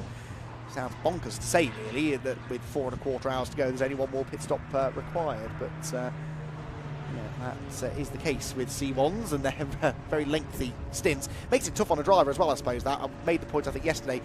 A World Endurance Championship driver at Le Mans, if they do a quadruple stint, they're only in the car for just over 2 hours. Single stint for a C1 driver is 2 hours. And okay, you're not pulling the G-forces you are in a hypercar around Le Mans, but it is still psychologically demanding, certainly, and to an extent physically demanding, because the thing is on edge the whole time. And it's muggy. It gets so hot in those things. You know, you need to make sure you are drinking a lot of water before getting in that thing. Like, I've had it before where towards the end of the stint, you know, we're in May time, it can be warm, it can be cold, and if you find yourself towards the end of the race where the car's been warm for a long time and the weather's hot, it's pretty toasty in there, and you can get a little bit wavy.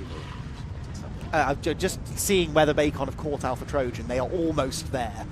They're about a second or two behind them, I think, now, and almost ready to get their lap back. And they have unlapped themselves. I don't know whether they already had, actually, from JW Bird Motorsport, so they're within a lap of second place now as well. I've received some info from some people down in the pits saying that the Bacon car seems to be very, very loud as it's coming by. So I don't know if, as the race has gone on, there might be like a hole in the exhaust or anything sort of gone on, but they seem to be going very fast and sounding good doing it, but I don't know whether or not that is maybe they borrowed an exhaust off of the City Car Cup. Or either that or they've fitted a V8 into it overnight, which would rather explain the lap times. That is a joke, by the way, for anyone listening.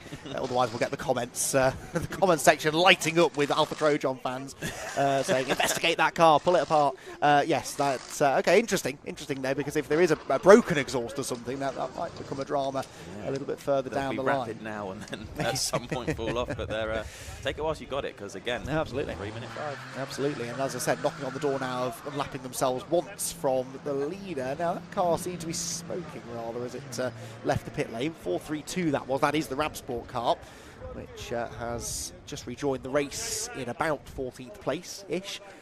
And smoke clears as it heads down the pit lane. Should stop at the end for the Hugh tag. There it is. As out of the garage comes the Brscc car. So they've had another issue of some sort. Driver being reminded that they need to stop at the end of the pit lane and swipe the Hugh tag. How long did that take you to get used to, having to pull up at the end of pit lane, reach out of the car? It's a unique thing to this series, isn't it? Yeah, as I mentioned, I didn't have a problem with it. It was Matt Pollard, actually. Oh, really? God, drag him. I'm going to. I love Matt. I hope he's watching. I miss that boy. He's a good guy. A very good driver as well. In my opinion, one of the fastest drivers to never... Well, he did get a podium, actually. He got promoted to a podium. Yes, he did. But would always get fastest lap, good driver. But that's not the question. The question, of course, was at the end of the pits, is it hard to remember to do that? And the first time it was like a little bit, especially when you're really tired. It's very easy to like. I don't think I ever overshot it, but there were a couple of times where it was last minute. I was like, oh, stop. You know, I have to show my wristband to get in. But yeah, and it's a good system they've got, and I never forgot it. Good. Well, we thank you as commentators for that, because it makes our life a lot easier knowing who's actually in the car at any given moment. For example, I can tell you that the Brscc team have put their platinum driver in, Charlie Snell, for this particular stint of the race. Charlie, who came through short oval racing initially, so he's not afraid to get his elbows out. Loves a bit of banger racing, does Charlie. The more contact, the better, he says. At banger racing, not in the C1 series. I was going to ask, has he done Masters at all? Yeah, contact Masters, surely not. Charlie immediately on it though, leans into the club chicane. Rides the curve slightly through the right-hand element, as here, Burton Power. Every time we cut to this Burton Power car, it's in the mix, it's in the middle of some sort of battle. They're having fun out there, and having pitted, and we said jokingly, to get out of a battle, they've sort of rejoined the circuit now, right back in the middle of another one. They're definitely having the most fun out there, I think. Whether or not they're going the fastest in this almighty gaggle that they found themselves in, they're definitely having a lot of fun, and they're giving us a bit of fun, you know, a bit of a show. And that's what's so great about this race, you know, 24 hours in, everyone's going full bore the entire time. 4 hours left, people are just you know, hacking with one another. And actually, this is a good example down this straight. Quite a few of these cars have on them a little rookie novice sticker. It's a great race to get loads of seat time if you are new to car racing. And you can see there, this massive battle, whether or not the driver's in them at this time. Unlap themselves, Luke. Look at that. So we've been teeing this up for a while. Oscar Proietti ahead of Alfa Trojan. I mean, it's one of the stints of the race, this, I think, for Oscar Proietti, and he's not even at the end of it yet. Massively impressed with this. So he is now 1 lap, nearly 2 laps, but technically 1 lap adrift of the race lead. And as we said, well inside a lap of second position. So look at the real estate. It wasn't that long ago he was overtaking the 2 cars at the top of shot. He's got almost the length of the Sir Lewis Hamilton straight between those cars and himself, and he's up ahead of the leader. That would have been a nice feeling for Oscar, wouldn't it? Yeah, I mean, like the not only the rate at which, you know, he's reeled the Trojan car in, but what will be interesting now is to see, can he break away, you know, with no toe with the car behind. Based on the timing screens, I would say that I would expect them to drive away now. But based on the fact that that's a Trojan car, I wouldn't normally expect that, you know, especially how this race has gone so far and qualifying as well. It'll be interesting to see it unfold. I mean, that last lap as well, a 59.5, that would have been reeling in and having a bit of a toe on the way through.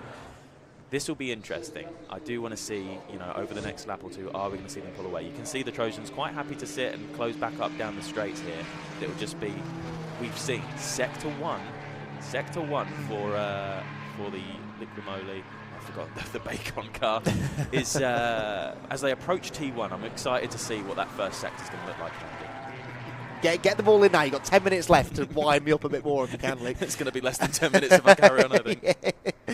Yeah, you're right there. And of course, Sector 1 is the least, this isn't a word, but the least slipstreamy sector, I suppose, because it's cops and then they've got a bit of a straight down towards Maggots and Beckett, but then it's all high-speed corners, isn't it? So actually the slipstream doesn't have any sort of effect through there. That, if Oscar Proietti can have a really good run through Sector 1, he might be able to get the Alfa Trojan car, but then it leads onto the Hangar Straight, which is the best opportunity for a slipstream. Not sure whether it's a headwind today down the Hangar Straight. That will make a difference, I would imagine, in cars such as these. That lap, though, was a 59.2, so you went even quicker that time. It was a 3-minute 0.4 for the leader, which was their fastest lap for quite some time, because, of course, they were tagging along behind the fastest car on track.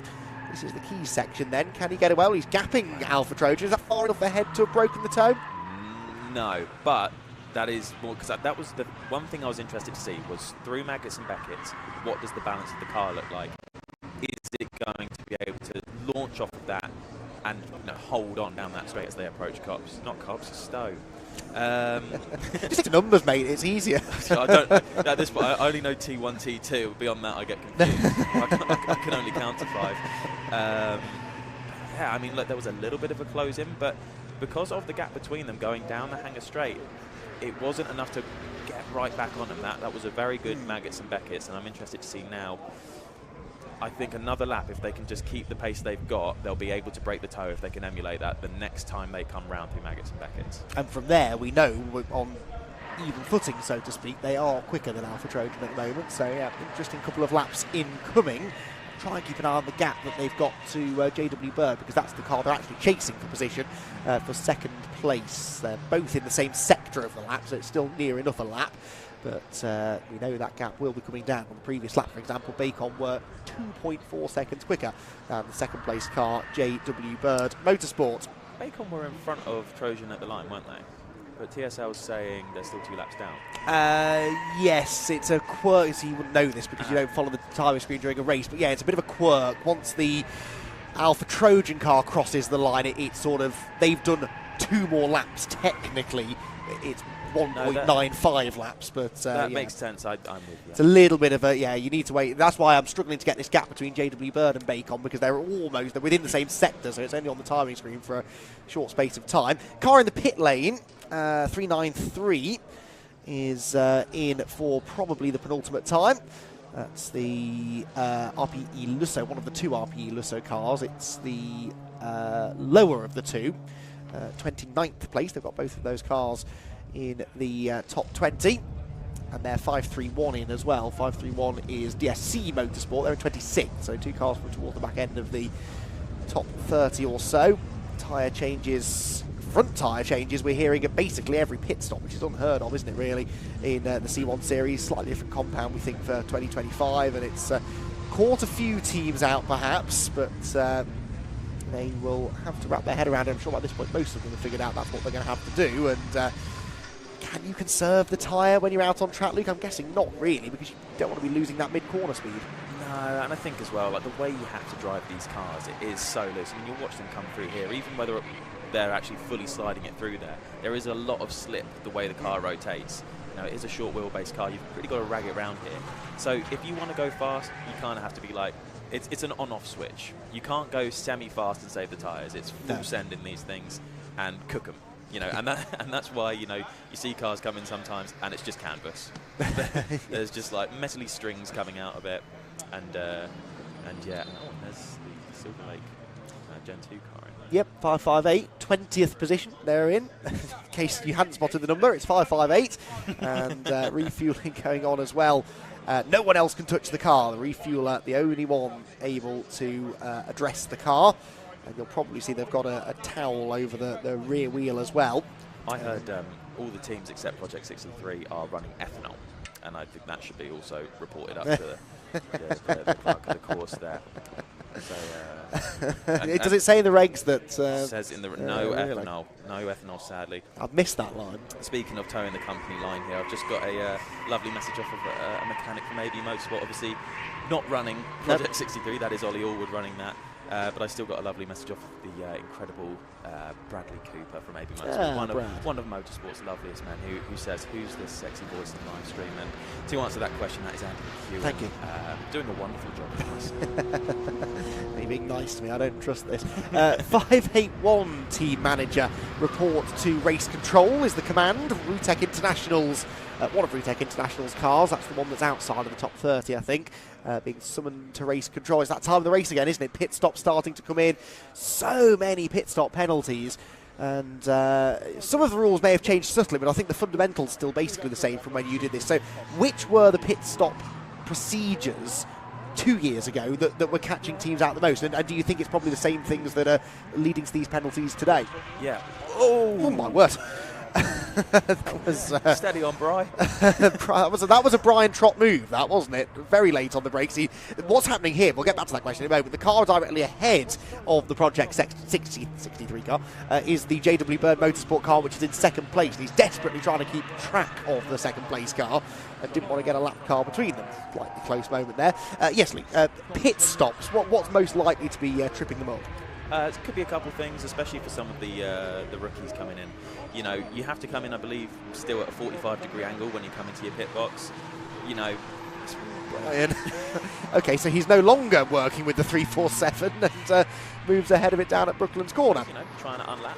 Yeah, well, that is true, actually, because they're only 2 places apart. 3 laps, well, now 2.99 laps, I suppose, between the two of them.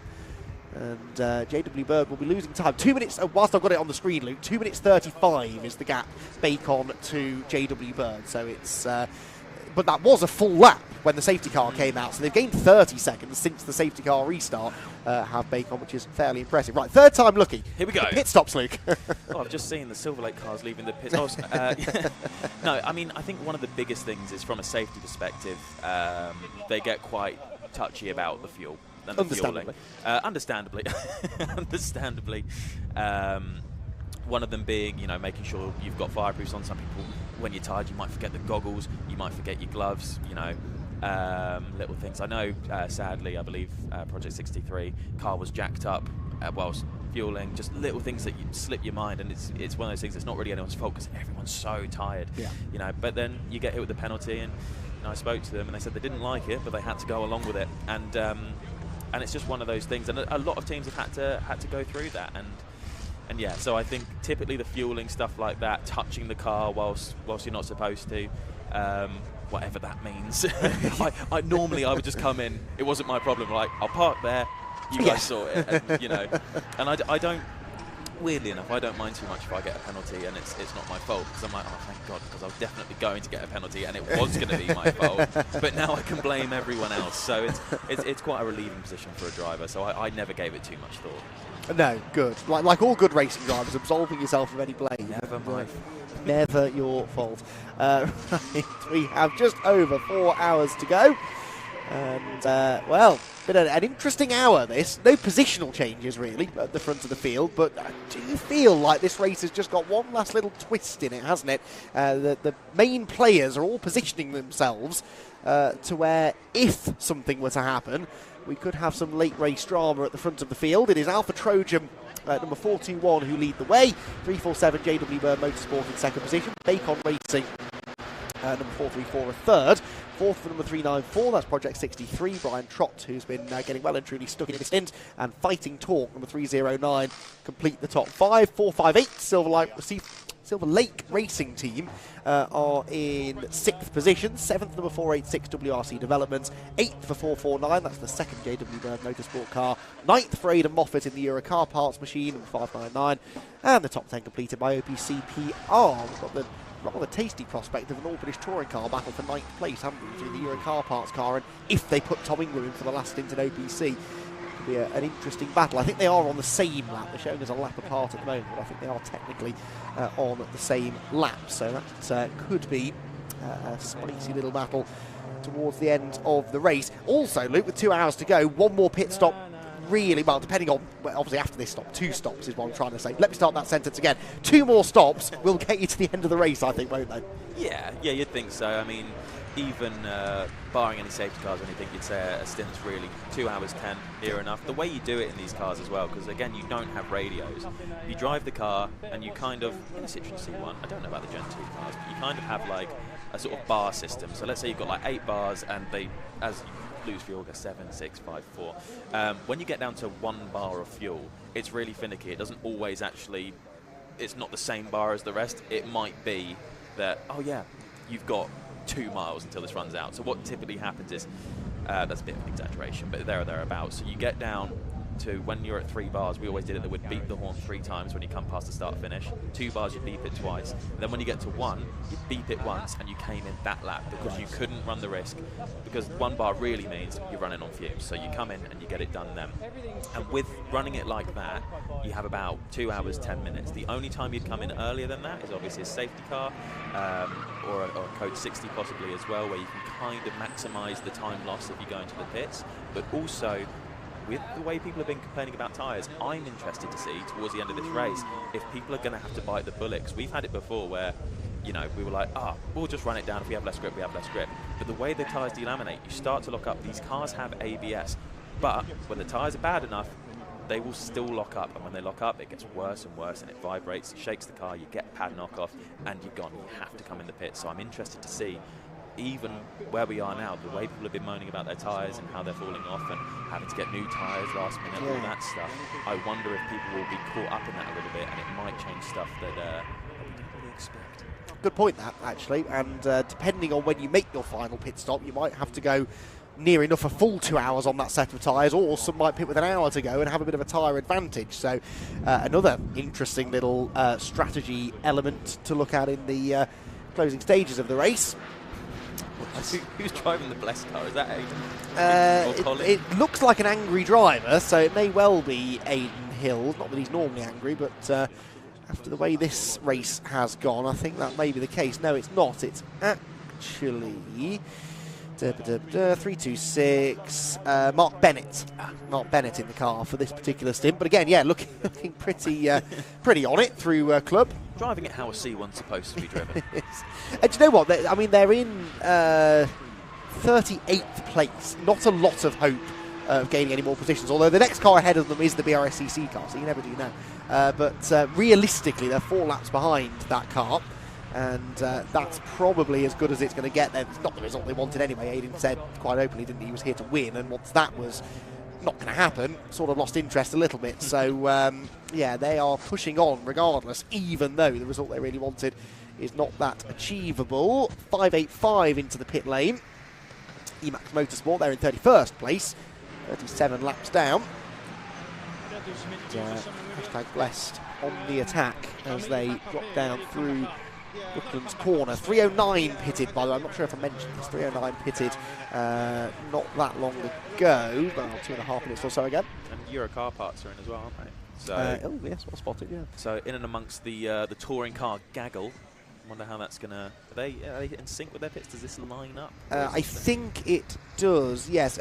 Since you were paying more attention than me, did that notification just come up on the screen? Right, okay. It's been there for minutes. I can't believe you missed it. This is your thing.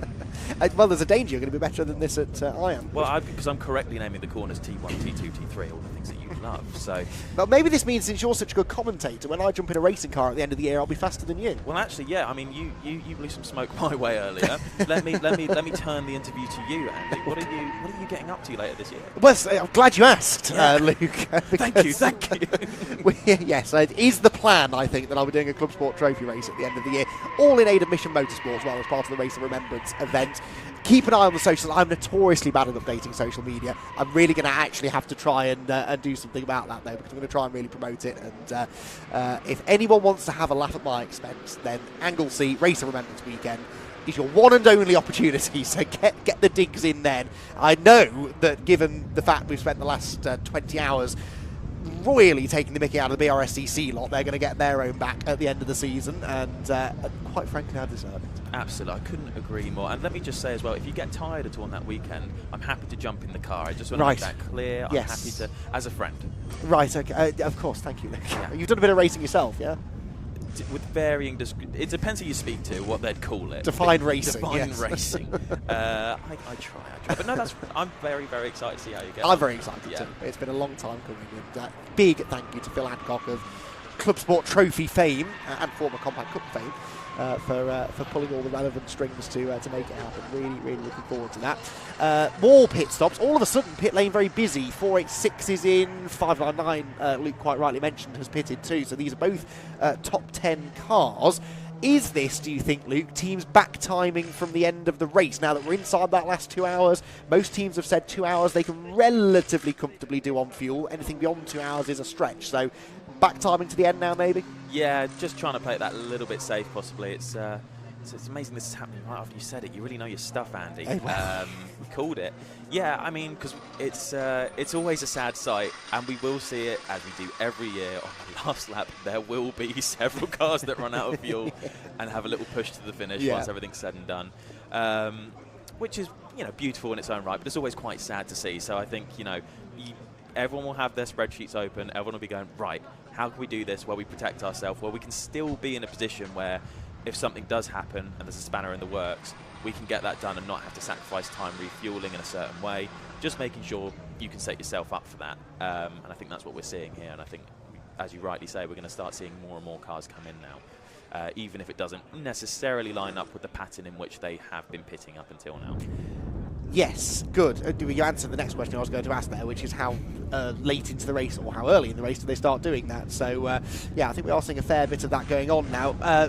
Penalty, by the way, for 581. That's the Rutec car that was the team manager of which was summoned to race control a bit earlier on, causing avoidable contact. Now, that's actually it's the first time I've seen it. Maybe there have been other penalties, but I think it's the first driving standards penalty that I've seen, certainly in my stints in the commentary box. So that's a shame for them. Really good advert, though, for driving standards in the race as a whole, because, you know, given the wide variety of experience and speed differential, let's face it, between some drivers out on track, you would expect, would you not, Luke, for there to have been a few more little tangles out on circuit. If there have been, though, they've all been adjudged to be racing incidents, I believe, until this point. Yeah, you're right. I mean, look, this year, it's no secret there are less cars on the grid than we've seen in previous years. Obviously, we had 24, which didn't go ahead, and now we're, you know, yep. Silverstone didn't go ahead.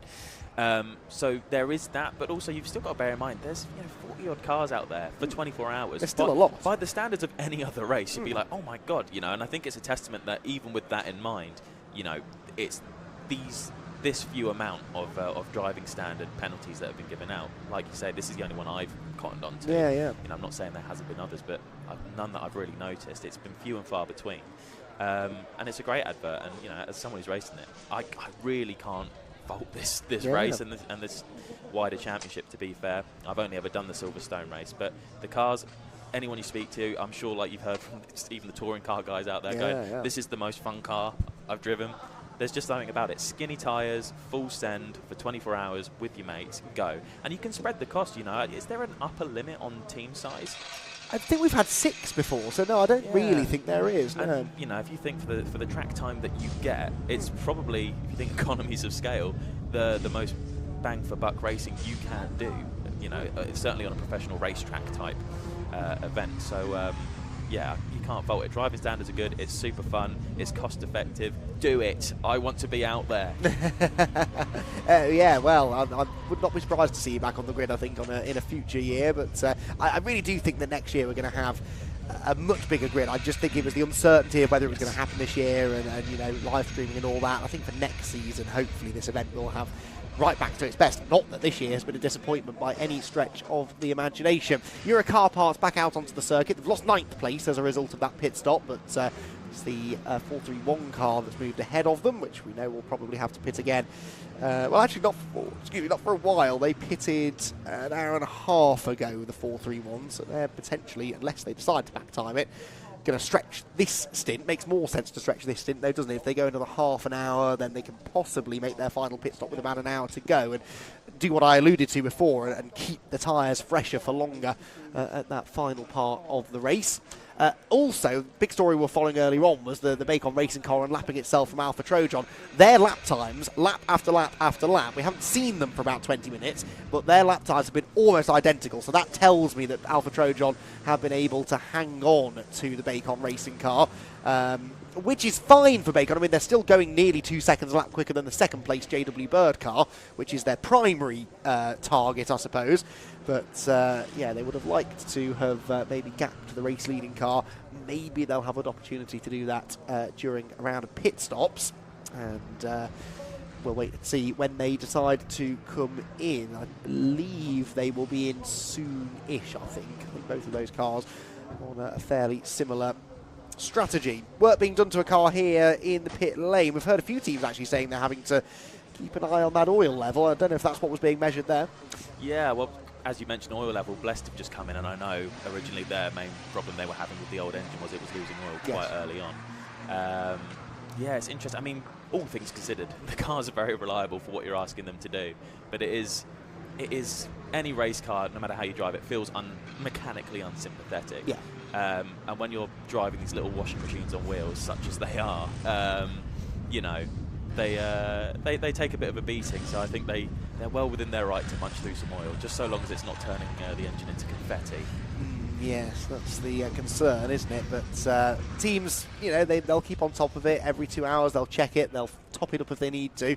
I guess because it's slightly shorter stint lengths now, for whatever reason, they're getting more opportunities to keep an eye on that. So pit stop done for now, down for that team anyway, down in pit lane, but there will be more to come, I think, as we move further into this 21st hour of the race. We're on lap number 376 for the race leader, and that race leader still Chris Freeman in the Alpha Trojan car. In fact, he goes through now to 377. We'll probably see him very shortly as the 333 car leaves the pit lane. CMR racing car, one of the next cars through Cops Corner, should be the race-leading Alpha Trojan machine. There it is, right on cue, and that is 434 directly ahead, Bacon Racing. So yeah, they've well and truly stuck with them since that pass for track position at least was made a handful, 20 or so minutes ago.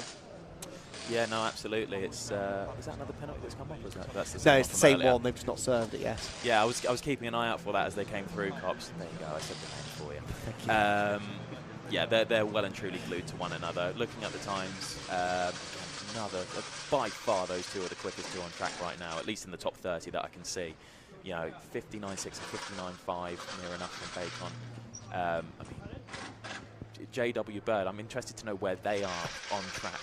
Purple first sector for Oscar Proietti, and they were in traffic, Luke. Now, maybe that slipstream timed itself to perfection. Yeah, and a purple first sector that is significantly quicker than Alpha Trojans. 4/10 quicker, well spotted. So, purple first sectors at this point of the race, that is outrageous, isn't it? I mean, no one else is even setting personal best. That's just showing off.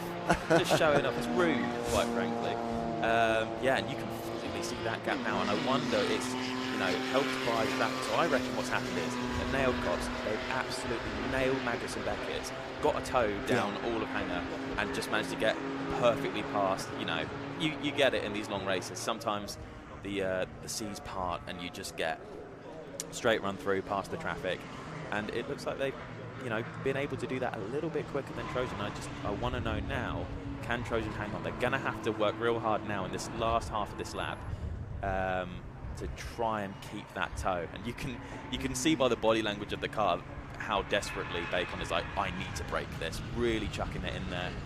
And this could be it, because looking at the cars in front, yeah, they are pushing. They are pushing. Both of them. Yeah, and because they both know how important this could be. This could be the safety buffer, slowly being ebbed away. It just leaves them a little bit more vulnerable. And I do think there's some back marks in front of the 4-3-4, not too close, but close enough to give another toe, possibly by the time they come round to Hanger Straight. And that's the lottery of endurance racing, isn't it? Because it worked out perfectly for them on the last lap, we suspect. But this time, you could catch them at Beckett's, and they could be going, 3 or 4 miles an hour slower through the corner than they are, and it all of a sudden bunches back together. But one more good run through traffic, or a good first sector perhaps, for the Bacon racing car could allow them to maybe break the toe. I mean, that's almost to the point where they are breaking the toe. I think this is going to be a good lap, I'm pretty sure, for Bacon Racing. They will come across the timing line momentarily, break the timing. It's 2:58.8, which is half a second quicker than Alpha Trojan. But, I mean, genuinely the best part of 2 seconds quicker than anybody else on track apart from the actual race leaders. Very, very strong pace this from Oscar Proietti. He's not going to catch these back markers through Maggots and Beckett, but a good run through the next sequence of corners could give him the slipstream that we've just been alluding to down the Hanger Straight. So these are the little situations that it's easy for us to miss sometimes and not really understand the significance of, and maybe to the spectators watching trackside, okay, the leader's going through, he's still tracking well, nothing really relevant about this, but we've still got more than a standard Citroen C1 Series race length to go. This could prove crucial. He's got a bit of a toe here, I think, hasn't he? Yeah, he's got a toe. He's nailed that. He's got his right indicator on, not sure why. Maybe he whacked a curve extra hard and hasn't realised that's come on. We were hearing, obviously, the car is quite loud from earlier. Yep. So I do wonder if you can't hear like the old of the little sound of the indicator. Good sound effect. Thank you, I do try it. Having said that as well, though, it does look like Trojan's caught right back up there. Yeah, they got a whiff of the toe as well, I think, didn't they? Really closed back up through there. So I wouldn't say a get out of jail free card, because the Trojan have been driving exceptionally well all weekend. And they're backed up through here, and they're back to square one. They're back together. The frustrations of dealing with traffic, and Oscar Proietti nips to the inside of the 393. Trojan go with them. And 393 did its best to stay out of the way. And that's one of the RPE Lusso cars. That's a difficult situation to be in. I'm sure not one you're all that familiar with, but being the car that's being lapped, you've got to try and stick to your line. And I'm sure you, and I'm not saying this to stroke your ego, but here it comes. As one of the quicker drivers on track, generally in the race 2 years ago, when you come up against those slower cars, is it easy to get frustrated with them, or would you say that you're a driver who can sort of see it from both perspectives? Because they're running their own race, they're running their own lines, they're not deliberately getting in anyone's way, but when you are a race leader or an Oscar Proietti and you're really trying to nail a lap because you know how important it could be, it's frustrating when you come across a slower car in the wrong place. Yeah, I think it's, for me, like, I'm a very big believer in, we all pay our money to be here. Like, we've all, you know, have the same sacrifices to go out and race. Go out and race. It doesn't matter if you're a couple laps down, doesn't matter if you're slower. You know, we're all here to have a hack, even if you are in the fight trying to win the race. It's slightly different when it can be frustrating. That's oh, that was on it. That was the one. It's AF Racing, yes. Well remembered. Thank you. But yeah, I mean, the only thing is that can get frustrating. You know, it's not say it's not frustrating. Is when you are catching a car that is clearly slower. Not necessarily just because you're lapping them, but just because, you know, whoever's in at the time doesn't quite have the pace or the car's not quite there. When they're defending and really racing you rather than like holding their line, it can be a bit like, oh, we're having a bit of fun here, but this will benefit you as much as me if you kind of scooch over. But you know, it's case by case. What's that? They're both in the pit lane, Luke. So the leaders and if all of the top 3 cars are in the pit lane at the same time, because that I hadn't actually spotted.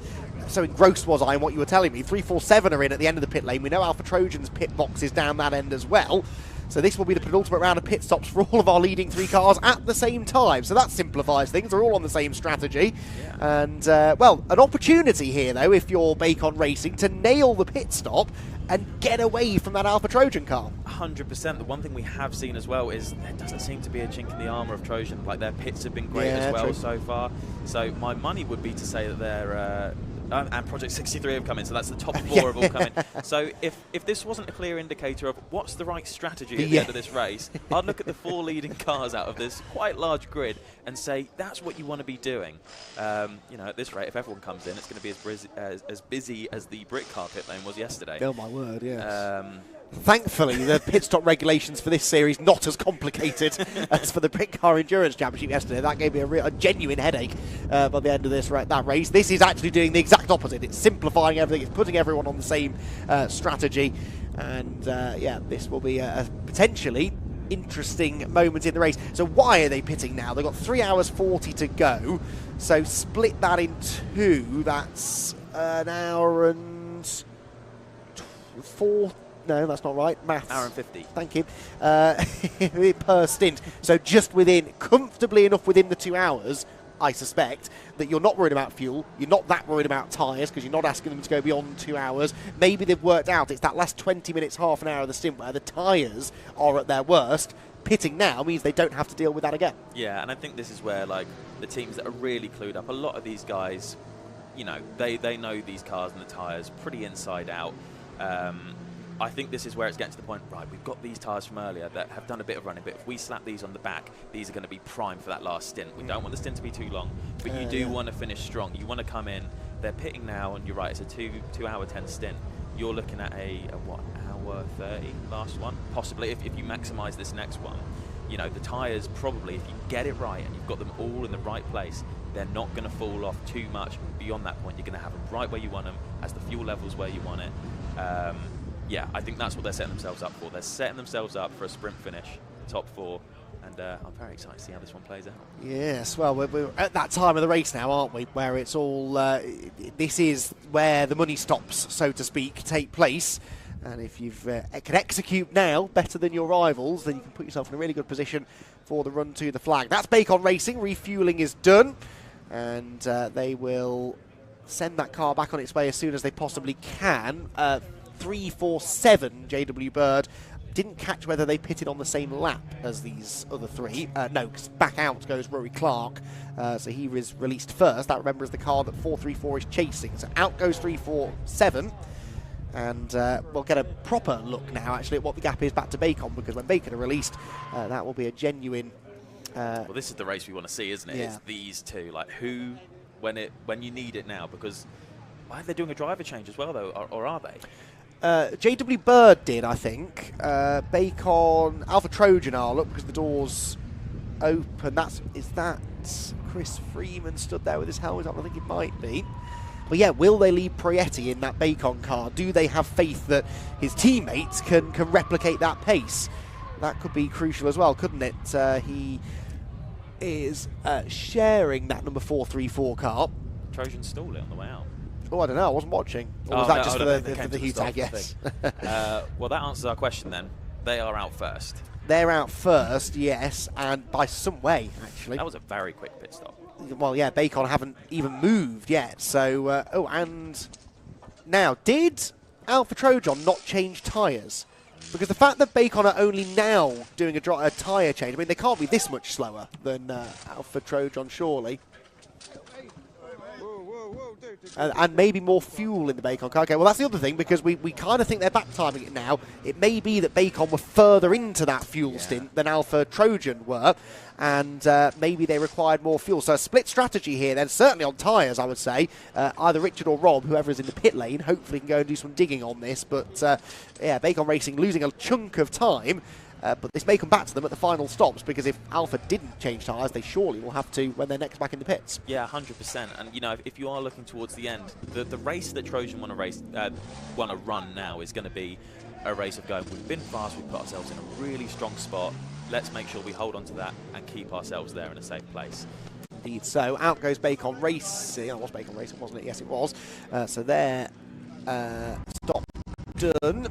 Background, you can see the Project 63 car in, and once they're released, all of our top 4 cars will back on circuit. So the gaps are going to be quite different now from what they were earlier on. Did we get a driver change on this car? Yes, it's Luca Proietti now in the car. So Oscar Proietti, well, that timing graphic suggests he's still in the car, but I think that's out of date, so we'll get that double checked at the end of the lap. Either way, out it goes. Luckily into some clean air. Could have rejoined into traffic. And when you're fresh into the car, that's not really what you want, is it? Jump out among cars that are running a bit slower than you. Nice clean air on your outlap. Bet yourself in. That's got to be an advantage as well. Yeah, exactly. You want to, as much fun as it is to go out and be like, oh, sweet, I've been waiting a couple hours for this. I'm going to have a hack. I'm going to, I might door you. No, I'm not saying that. But, you know, you getting involved in, and getting straight into it is great on a level of fun. But in the position they're in, you are, you know, very much fighting for the lead. There are 3.5 hours left. Anything can happen. It's the nature of endurance racing.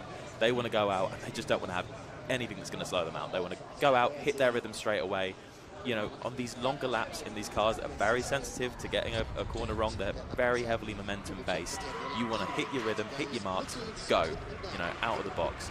So, yeah, they'll be looking to hold on to the lead as much as they can. So Alpha Trojan, according to the tracker, are at Luffield corner, so they're towards the end of their outlap right now. 347 JW Bird are where they're just going on to the hangar straight. Of course, they were released a little bit earlier, so they're over a lap and a half behind the race leader. Bacon Racing, number 434, they're going to be, yeah, they're on the Sir Lewis Hamilton straight. Will it be 2 laps and a half? Because they'd only just unlapped themselves beforehand. JW Bird. Oh, sorry, JW. I may have said Bacon. JW Bird a lap and a half behind, I believe, and Bacon at Abbey now. So they are now back to nearly 2.5 laps back. So yeah, Bacon lost about half a lap, you're right. And JW Bird have separated themselves quite a bit. The gap between Bacon and JW Bird really is the one we want to know, isn't it? Well, that's going to be a fair chunk, I think. JW Birds will have also gained potentially from Bacon's lengthy stop. They're at Club Corner, Bacon at Brooklyn. So actually, no, that's about half a lap that Bacon have to catch. I think they're a little bit closer maybe than they were before that round of pit stops to second place, not necessarily to the race lead. So we'll get this confirmed. This is all, I don't know why I'm speculating. The timing screen will literally tell me this if I was patient enough to wait till the end of the lap. But you have to respect the timing screen if it is to respect you, Andy. One of the things I really struggled with when I started doing some sim racing commentary during the dark COVID times. Sim racing is inundated with live data at any given moment. You know exactly to the thousandth of a second how far apart 2 cars are on the track, and yeah, switching over to the real world stuff again, not quite as up to date. But TSL Timing do a wonderful job if you want to follow along with the live timing.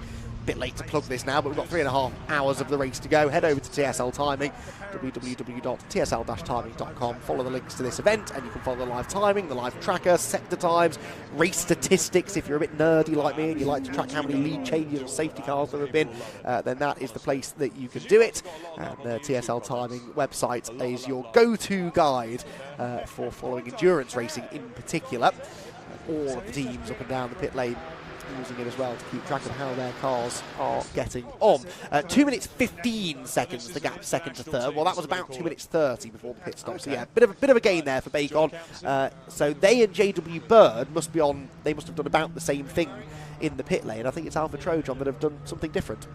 Yeah, it certainly looks that way. I think going back to it as well, you know, what I was sort of thinking when they left the pits was the fact that they do want to hold that buffer they've built over the course of the race. So, you know, whether or not they could have stayed in the pits and done as long as the cars behind, they've kept themselves in a position where they are going to keep that buffer in case there is a little spanner in the works later. Exactly. So, right, down to the pit lane. Richard John Neal or Rob Lewis, whoever it is, has found someone to have a catch-up with. Over to you.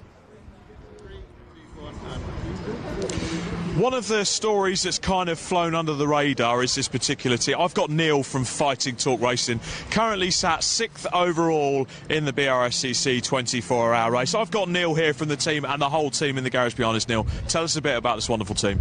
Our team just consists of friends and family. That is it. My nephew, Zachary. It's a friend of mine, Gab. That's his daughter. That's the daughter, one of the drivers, Michael, who's out in the car at the moment. All part of the team. It's the other driver, Alex, who stood in for our regular driver, Stuart Monument, who couldn't do it this year. He's done all the last 24-hour races, but he couldn't do it this year because he had other commitments in a Formula Junior race this weekend. So Alex has stood in and done a splendid job, I have to say. Never driven a front-wheel drive car before, only ever raced rear-wheel drive cars, and he has been outstanding. We've also got Michael's, who's in the car. Parents over there, that's his dad, and that's his mum. Who have I missed? This is Merv, who's just literally a work friend of mine, and a friend, but mainly through work. And I think that is mostly our team. And you've all gelled together to produce what is so far an amazing run in this race. What's the secret? Luck? No, actually, no, it's not luck. We have done it for a few years now, and we've tried to make the best of the safety cars, the yellow flags, and do a few splash and dashes in order to try and make up a bit of time that you can't make up on the track and try and make up in the pit lane. So, no, it hasn't been luck. Honestly, it has. We have really worked hard to try and get it right. Sometimes it works, sometimes it doesn't. And I think this year it's probably worked. We've had a bit, I feel, unfortunate instances. I feel unlucky instances through the race, but doesn't everyone? You know, that's part of racing, isn't it? You know, you go with the luck and then you go with the bad luck. But as long as you keep going and get to the end of the race, you know, you don't know what's going to happen yet. We've still got 4 hours to go, haven't we? Or 3 hours to go? Still 4 hours to go. You certainly look like you're dressed up, ready to go again. Are you in next stint? No, I've just got out. I've just got out of the car. Michael's down in the car, and then there's Ollie, who's I've missed Ollie's the other driver, Ollie Samways, and his mum and dad are part of the team as well. So there's another couple of parents we missed out earlier. And that is the team. And so Ollie will finish the race. I was supposed to finish the race, but it's all got a little bit muddled through the night with safety cars and yellow flags and stuff, like I said, which we were trying to take advantage of. So it's all got a little bit muddled, as it does in a 24-hour race. But I have to say, we ran in fourth for quite a long time. I think we were in fourth for about 2 or 3 hours, and it was looking promising there for a moment for possibly a podium, but it's not looking very likely, not unless the gods are looking down on us, possibly. You never know. Like you say, we've still got about 4 hours to go, so keep your fingers crossed. Anything could happen, and it probably will, as they say. Neil, it's been an absolute pleasure to chat to you. Great to see the team there. So the team that have been just fighting talk, working their way in there, a bit unannounced, just sneaking themselves into a very, very good top 10 position. Can they get towards the podium? Let's find out. Back to the commentary team. Thanks, Rob. So, that's there's a lot of stories, actually, Rob, that we'd quite like you to dig out from the pit lane. So if you are listening in, I'm about to send you my list of requests. And the main thing, is that I really want to know what was going on with Alpha Trojan's strategy. They may not tell Rob, but he might be able to do a bit of sleuthing and figure that out, because they've gained themselves a chunk of time, and is that going to affect their lap times? At the moment, Luke, I would suggest no is the answer, because their first full flying lap out of the box was back in the 3-minute zeros, which is reasonable, especially if they didn't change tyres. I mean, I find it hard to believe that they didn't change tyres, but where else would they get that time? Water is wet and Alpha Trojan are quick. Out of the box. Yeah, I mean, that last stint was so impressive. But yeah, if they've come out and they've not really done too much to the car and they're just hitting their marks immediately, 3 minutes flat. I mean, you know, we're looking at Bacon, they're coming out 3 minute 2.3, which is still a really good time. We've just been used to that last stint where they were just hounding round. Yeah, it's been a very impressive drive from actually a lot of the drivers up there. So the top three, the best team I would say that's driven so far is the team in fifth, Project 63. I must say, driving the wheels off the thing. Wonderful people and what it's all about. And yeah, if we can get an interview down with them, that would be wonderful. Yes, well, I don't actually think we've had much chance to catch up with them. So yeah, that's not a terrible idea. Yeah, they're running really well. Fifth position, not out of the podium hunt, although it's looking a bit more of a challenge now, isn't it? JW Bird Motorsport are not going very quickly. That's not a judgment on their driving skill, they're going faster than I would, but a 3 minute 6.3 is simply not that quick. It's 4 seconds on the previous lap slower than Bacon Racing, who of course have also had a driver change. All 3 of the leading cars, I believe, have made driver changes that time by. So at that rate, that gap between second and third is going to come down by quite a significant amount. About 7 seconds over 2 laps Bacon have gained, so they're 2 minutes 9 seconds back now. Before the pit stops, that was 2.5 minutes nearly. So yeah, that gap, and now a 3:08 for JW Bird. So, and they're in the pit lane. They're in the pit lane. Second place in the pit lane. What is this all about then? A drama for JW Bird. They only pitted a couple of laps ago, so this is not scheduled. And this is that twist in the tail that I sort of thought we might be in for. And JW Bird, well, they need to get this sorted quickly, otherwise second place will definitely slip away. And I wonder what it could be. We'll try and get some footage of the car when it is in the pit lane if possible, but that, Luke, is major drama. Yeah, and we said, you know, it's 3.5 hours left. Anything can happen. Yep. This is the kind of racing that breeds that sort of situation. You know, let's not forget that the drivers are tired, the mechanics are tired, but think about the poor cars. Those C1s have been non-stop action since the word go. Not just today and yesterday, but qualifying, practice. You know, they've not had an easy few days on them, and this is, if you're going to start seeing them have problems, it's going to be now. And yeah, that's a twist in the tail that you don't want to see, but you do half expect at this stage in the race. That's 346. That's 347 we're looking for in the pit lane. Another grey car still in the pits, so it's not been a quick fix, whatever the issue is. And, well, they've got another lap down now. The leader has gone through to put them another lap down. Bacon Racing, remember, on the same lap as them. They're coming down the down the Wellington Straight, sorry. So Bacon Racing are only about 30 seconds or so away from moving into second place here, which is not something that I expected to happen just yet, certainly. It was on the cards, but Bacon Racing's Luca Proietti, who's in the car for this particular stint, is about to inherit a position, I think. There's no sign of the 347 car exiting pit lane. He can claim the credit for that as well now. He can be like, I was the Peretti that actually overtook me. Yeah, exactly. I did all the hard work. Sorry, Oscar. Yeah, good point. Oscar may have set the quick lap times. Luca might be the one to bring the car into second place. They've gone through, and there's no sign of 347 out of the pit lane. So Luca Proietti then up into second place. There he goes, flashes through screen in the Liqui Moly car. That was a better lap time as well. Oh yeah, 3:01. So not more or less matching the leader now as well. How many laps would you say it takes your average driver to get down to their ultimate pace when they jump into the car? Yeah, I mean, it's I would say you can switch the lights on after lap 1. You do your out lap, you go, you get into a rhythm. I think it helps that Silverstone's such a long lap. True. In my experience, like by the time you've come through the club chicane, you've shaken the cobwebs off. You've got that sleep out your eye. You're ready to go, and then you find your groove. Barring any sort of hazards on track or certain drivers, if you come out in a big pack, then it can be difficult. But I would say, typically speaking, you get the out lap out of the way. Halfway through that, you're good. And yeah, as you rightly point out, only 3 temps really separating the leaders and Bacon that last lap. So yeah, looks like they're on the money. Yeah, and it's interesting, isn't it? Because all of those top 4 cars plug new drivers in that time, and it's interesting to see which ones are getting up to their ultimate pace more quickly. The Silver Lake car, 4th, has yet to stop. They've moved back ahead of Project 63 now, as a result of not having made their, what for them will be their 9th stop when they next visit pit lane. So, yep, that's JW Bird car is going to lose at least second. If they're there for much longer, they will lose a podium place as well. That's 346 having a tyre change. The 347 car, has it gone into the garage, do we know? Do we know where 347 has got to? If it's in the garage, that's usually a sign it's going to take a bit longer. Phil House, for what it's worth, was the driver who jumped in. It was a dark-coloured car heading down. No, that was pulling into a pit bay. So, whatever the problem is, it's not going to be fixed in the immediate future. 3 hours 23 to go in the Brscc 24 Hours of Silverstone, and a major drama for one of our podium runners. And that will be that. Okay, it's good news for Bacon. Sure, Alpha Trojan probably won't be disappointed to see their nearest rivals hit in trouble, but it also just hammers home the point. There goes 347 back underway.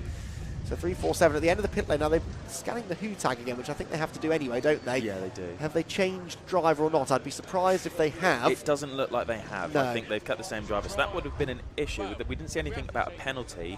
No. So I just... Oh, is smoke? that fluid or smoke coming out the bottom there? Is that rad? It's cleared up now, I think. Let's see whether the car gets up to speed or not. They've rejoined still in third, so they've not been overtaken by Silver Lake, who are the fourth placed car. But yeah, the point I was making, Luke, is that is a warning sign, isn't it, to the likes of Alpha Trojan, that, hey, if it can happen to JW Bird, we've already had some mechanical issues if you're Alpha Trojan during the night with that snapped beam. You are not out of the woods yet. No, it's... This is crunch time, really. It's interesting to say it's crunch time when you've got 3 hours left, especially being used to more sprint races. But, having done this, 3 hours is near enough. You're approaching the last stint. Yep. A lot of the drivers in these teams are done. They're not going to go back out. So we're at the point where the only thing that separates you from the finish line is your last driver and the car. And like you rightly point out, seeing JW Bird, you don't want to see that. However, if it is advantageous to you, you can see it and be like, oh, cool, that gives us some breathing room. It's also a stark reminder that there is nothing stopping that from being you. So, yeah. The car, I mean, looks okay. Not necessarily full attack just yet for Phil House, but he's not limping round. There's nothing hanging off it. There's no smoke. Looks to be under full power generally. It's hard to tell with the C1, isn't it? Because they're all moving. Unless there are others around, yeah. The amount of times I've seen that shot, they come out, and I've done I'm like, ooh, and I'm like, oh no, that's just the speed they go. That is just the speed that the C1 moves through there. It'll be interesting to see, in relation to the cars directly in front and behind on track, if we can see what that's looking like, specifically on the straights. Well, we'll get a middle sector time when he goes down the Wellington Straight in about 30 seconds or so. That is a C1 being pushed to the limit. That's the Brscc car. It must be Charlie Snell behind the wheel still at this point. Yes, it is. 36th position. They gained a place on the previous lap, actually, as I think somebody had, one of the Emacs cars maybe had pitted. Hashtag blessed to be back in the pit lane for a while as well. Are they in it? They've Yeah, I've noticed that. I don't think they have rejoined the circuit, have they, for a little while, so that's a shame. But, yep, Charlie Snell, that is how you drive a Citroen C1. And it takes a bit of getting used to, actually, when you're like me. I'm used to commentating on things like GT cars, and they're very on the rails, and they don't really move around. You see a car backing itself into snow, and you're ready for an accident. But as you've said a few times, that's how you get a quick lap time out of the car. And Charlie's certainly not averse to pulling some angles. A lot of body roll, very soft suspension as well on that car in particular. It's so funny, to watch and to drive, it is a hilarious car to race. You've got all these GT cars, prototype cars, you name it, whatever. When you drive one of these, I believe it was Jack Sycamore I spoke to, who's obviously quite a well-recognised face in Brscc spaces and Mazda in particular, who described, this before I'd driven it for the first time, he described driving a Citroen C1 race car as driving a blancmange. And I have to be inclined to agree, and you can see, even these fast guys, the cars are set up to be pretty squidgy.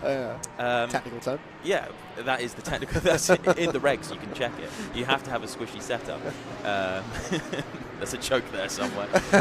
But going back to it, it's interesting because it looks so squishy like this. I'm not going to name anyone to protect the innocent here, but I do know of an Australian driver that was driving their C1 on a road once just because they thought, it's not a problem, I'll do that, it's a bit of fun. Guesses as to who that is. But and said it actually felt really, really stiff on the road. Oh. Because it turns out you know, when you do actually drive a car that's prepped for track work and racing, and you put it on a public road, it feels like the stiffest. It's like stiffer than every sports car you can find. But the moment you put it on a track and full send it, they just float about because, you know, it's such a smooth surface. You really notice it. One of those cars that looks incredibly fast when it goes through a corner because of the nature of how it moves, and then it looks like it's broken down on the exit. It must take a bit of getting used to, actually, as a driver, to sort of wrap your head around the speed differential. It's an easy joke to poke, I suppose, in a Citroen C1. They're not very quick, we know that, we've laboured that point, but that presents its own challenge, as we've said, and yeah, to overdrive the car, I'd imagine, is quite an easy thing to do, because you feel like you've got to really wring its neck through the twisty stuff. And easy to make a mistake if you do that. I would go as far as to say, controversial opinion, it's the one car you can't overdrive. Yes. I actually think, like, if you rag it and you're super rough, but you know, it really responds well to that. But that, like you mentioned, does come with its own risks. I mean, there's a few laps where it's you get some big lift-off moments, and if you get one of those two Maggots and Beckett's and you overcorrect, you are going upside down.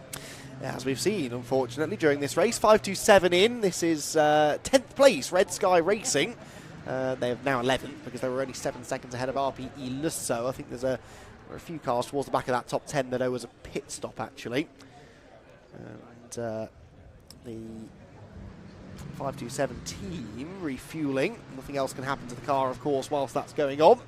For Trojan, meanwhile, have completed lap 3.85. What did I say was the distance record? 4.48. I'm going to have to do some maths in a moment, Luke, which will require all of my brain power, so I might need you to talk for a minute, but I want to try and figure out whether we've got time.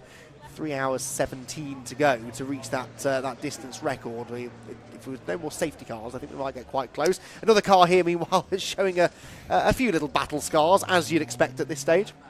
Yeah, it's you know, it's all character building. They have to look like race cars, you know. And I would say, considering the state of some of the cars out there, it looks brand new, factory fresh.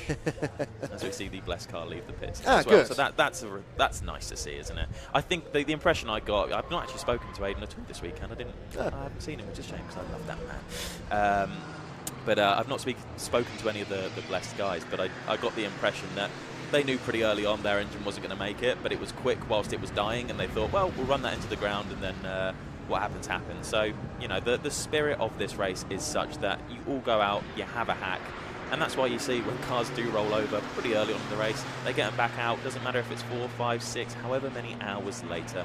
The goal at that point is to get them to the finish line, because a lot of these teams are just a bunch of mates going for a solid run together, and yeah, trying to make the checkered flag. Rough calculations suggest that if we don't get another safety car, we might beat that distance record. 4.48 was the record. We're on track at the moment to do about 4.50, so it's going to be very close, but we might well beat that 4.48 distance record, depending on pit stops. Obviously, there's only one more stop to be made, though, all being well for our leading cars. So if they keep lapping around the 3-minute mark, which they ought to do, and that should be the case. So new order as we have 3.25 hours to go. Alpha Trojan, Bacon Racing, JW Bird now the top 3. Wildly different numbers of pit stops as well across those top 4 cars, really. 10 stops for the leader. The lap time for JW Bird. JW, oh, a 3:17. Yes, no, that wasn't an outlap, was it? So that's a car that still is not performing at its best. Well spotted, Luke. Again, the first sector alone, 4 seconds or so off what it should be doing. So that's a car that might not be on the podium by the end of the race, I fear. No, I think that is a Citroen that's getting a little bit tired. Yeah, you never want to see that, but it is, again, going back to it, it's one of those things in this kind of race that you see happen towards the end. These are strong little things, and they're pretty robust. They're pretty robust, but they can only take so much abuse over 24 hours. There's the leader, Alpha Trojan. Here the car has, well, they said when they replaced or re-welded that rear beam that it had made the car a handful, and then it was really on edge and really difficult to drive, and oh my god, I don't think we're going to win anymore. Well, they're now 2 laps once again ahead of anybody else. Just drives like everyone else's now. Yeah, yeah, exactly. Whatever advantage they found in the setup has gone, but that does not make them slow by any means. It's beautiful. That's a great shot. Yeah, that's good stuff. And shout out to our camera ops as well. They've been out there. It's a long day with no real chance to reset and catch your breath like you'd normally have between races. So the Digitex crew have done a fabulous job all weekend of bringing us these live pictures.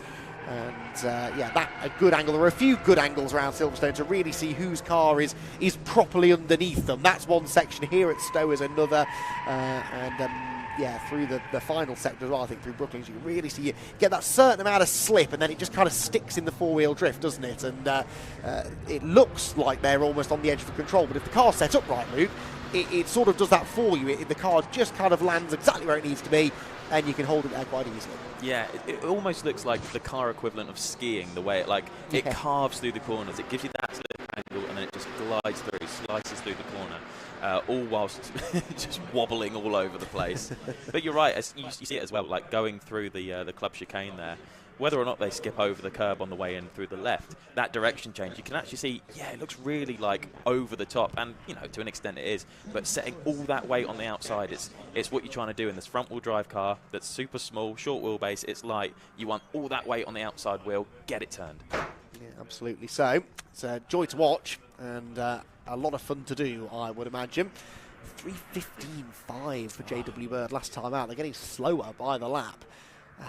Difficult to speculate on what it could be. It could be so many things, but if it's an issue that they feel they can drive around, but they're going to be well off the pace, that sort of narrows it down, maybe, would you say? What do you think it might be? Yeah, I mean, they kind of have no choice. I think it's one of those ones where in this stage of the race, almost going back to what we were saying with Team #Blessed, you know, whether or not it's a problem that they think might, you know, result in the ending of that car at some point. It might be the case where we don't have an immediate fix for this that's not going to put us out of commission. Yeah. Drive it until it stops driving, you know? Yes. So that is a big chunk of time lost, though, you know, per lap consistently. You'd hazard a guess its power. And just as to what that is, you know, it's, I don't know. Power or gearbox, maybe? Gearbox is something you could drive around, maybe? Yeah, drive missing a gear, or yeah, something like that, maybe. We are trying to send Rob Lewis down to find out. He's just sent me a voice note on WhatsApp, which of course I can't listen to. Play it down the mic. 2 front tyres changed on Trojan. So Trojan did change tyres at the last round of pit stops, Rob tells us. But it was just the 2 fronts. Just the 2 fronts, so I guess it was 4 tyres for the others, maybe. Yeah, but then again, you typically do leave the rear tyres on for a couple of stints. Okay.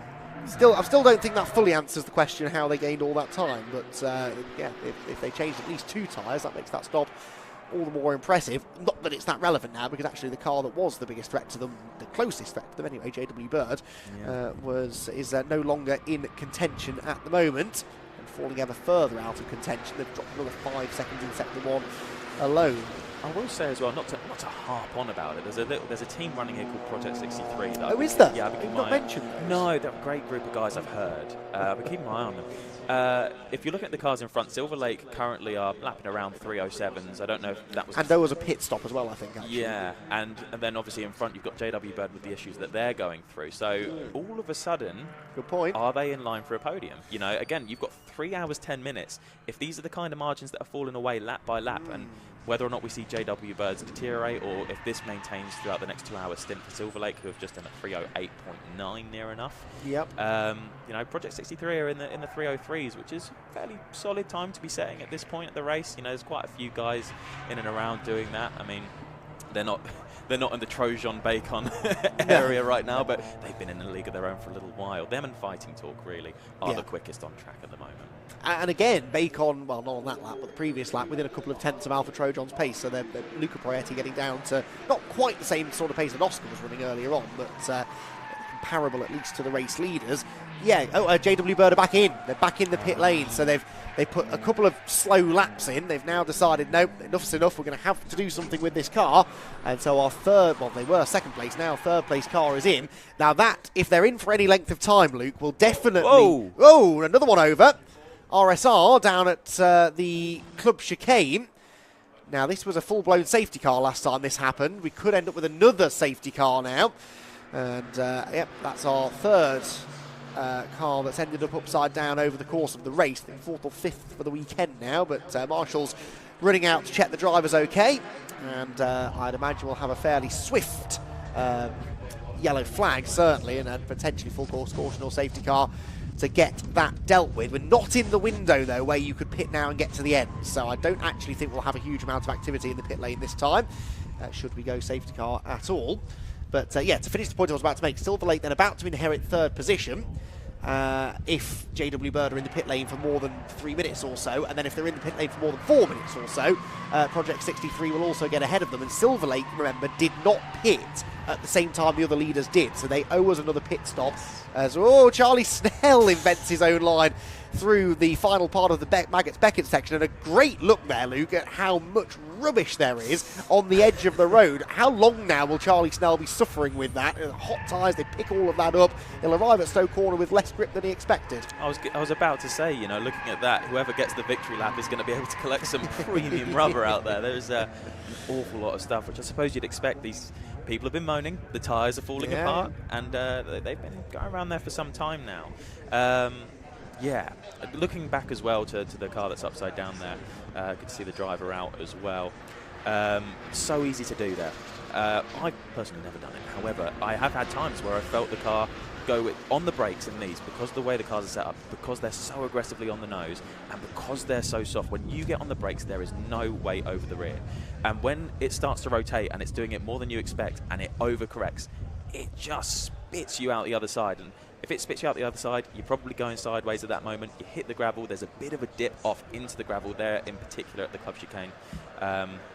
There's a reason you see a few cars end up there. And I would say, whilst these cars are set up to be unstable and fast, you're probably I would say it's the brakes that are the most squirrely. Okay, good insight. That has brought out a full course yellow, so not a safety car, interestingly.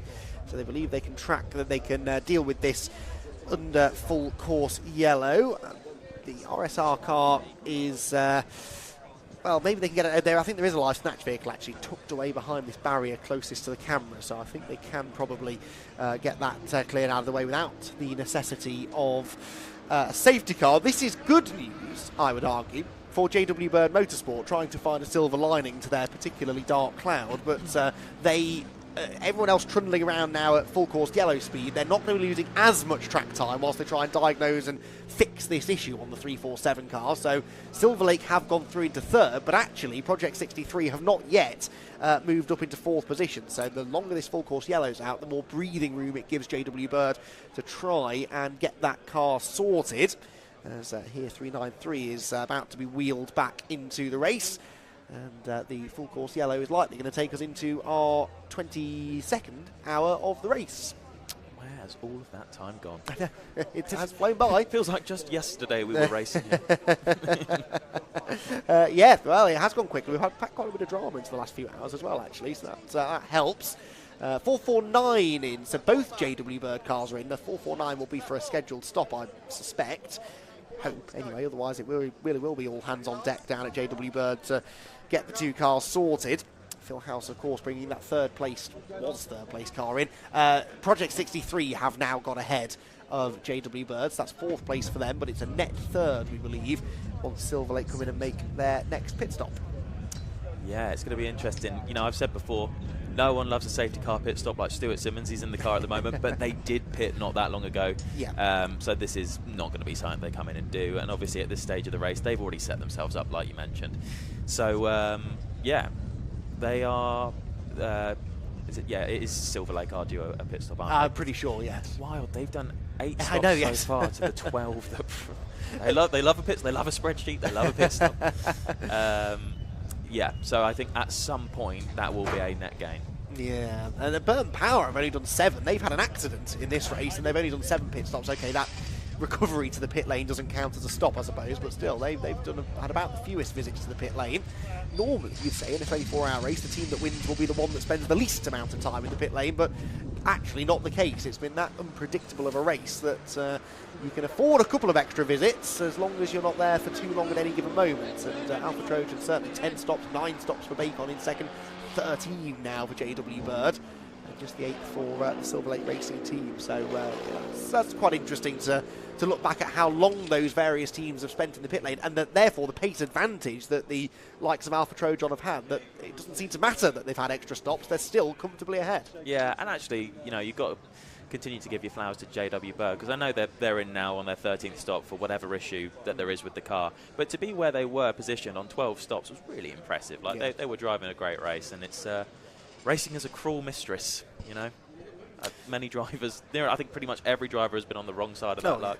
It happens, but it doesn't make it any less painful, especially when you've been running that high for that long, and with 3 and a bit hours to go, it starts to fall apart. So we hope they can get that sorted.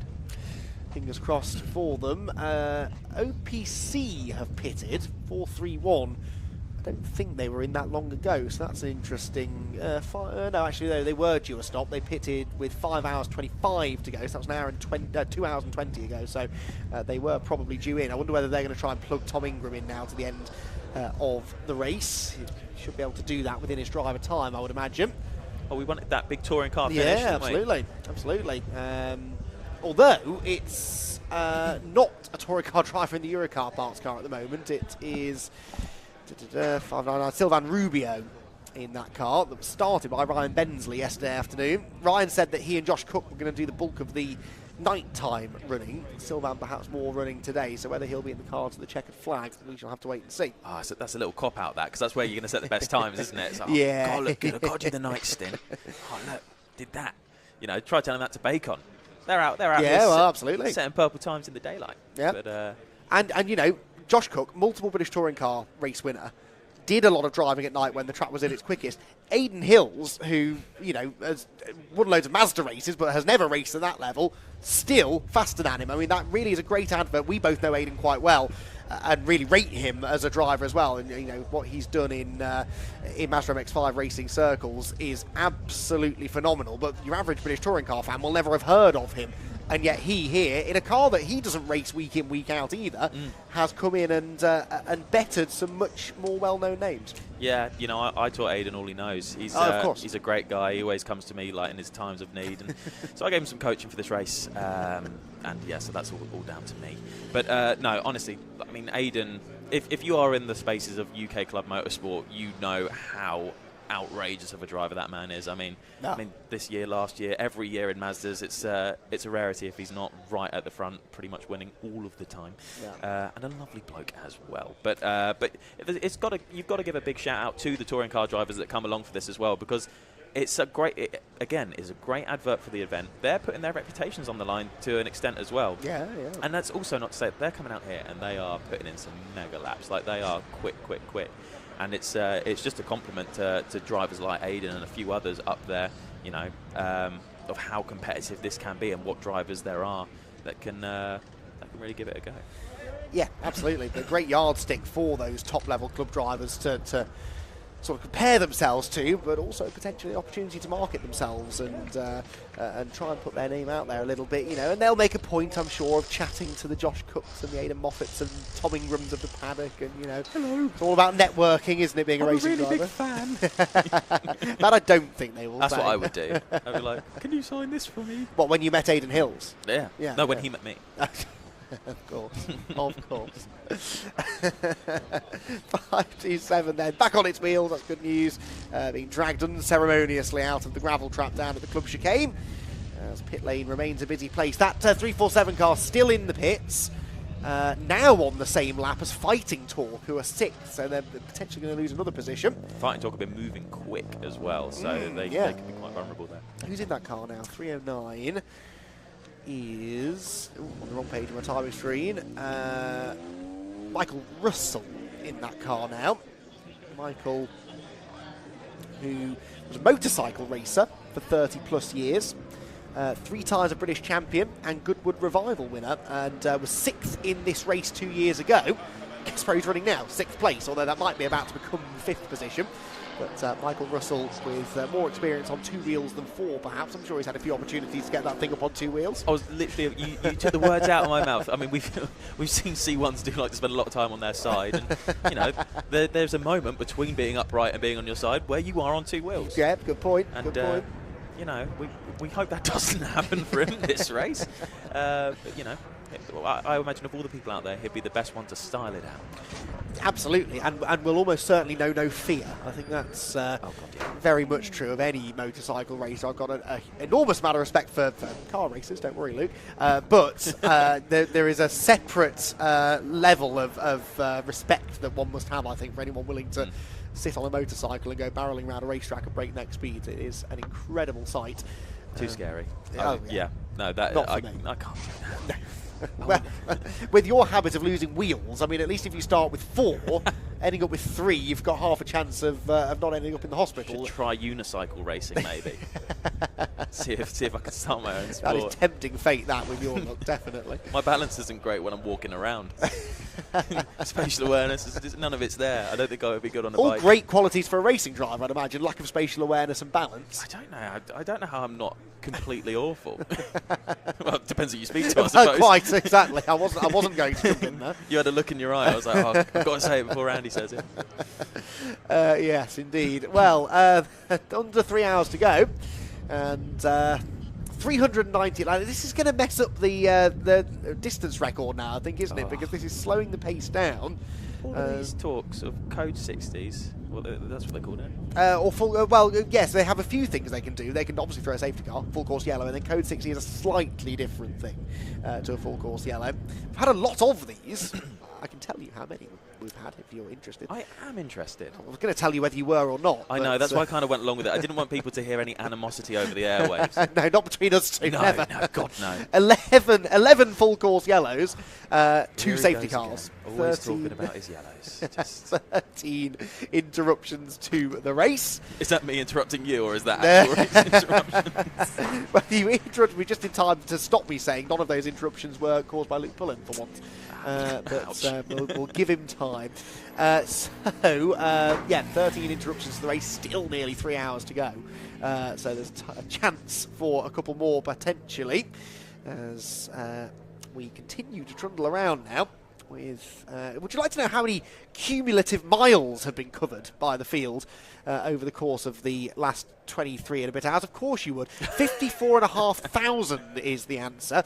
Total laps run, 14,906, and that is the 444 total pit stops have been conducted over the course of this race. All of this information, I should stress, courtesy of TSL Timing. You know, if you weren't tempted to visit TSL Timing before, I'm sure you are now, because these are the kind of juicy statistics that they gather for us. And yeah, there you go. Now you know. Now you know, Luke. I know. I can finally sleep. I can sleep well tonight, knowing. Honestly, genuinely found that quite interesting. I think you're a brilliant liar.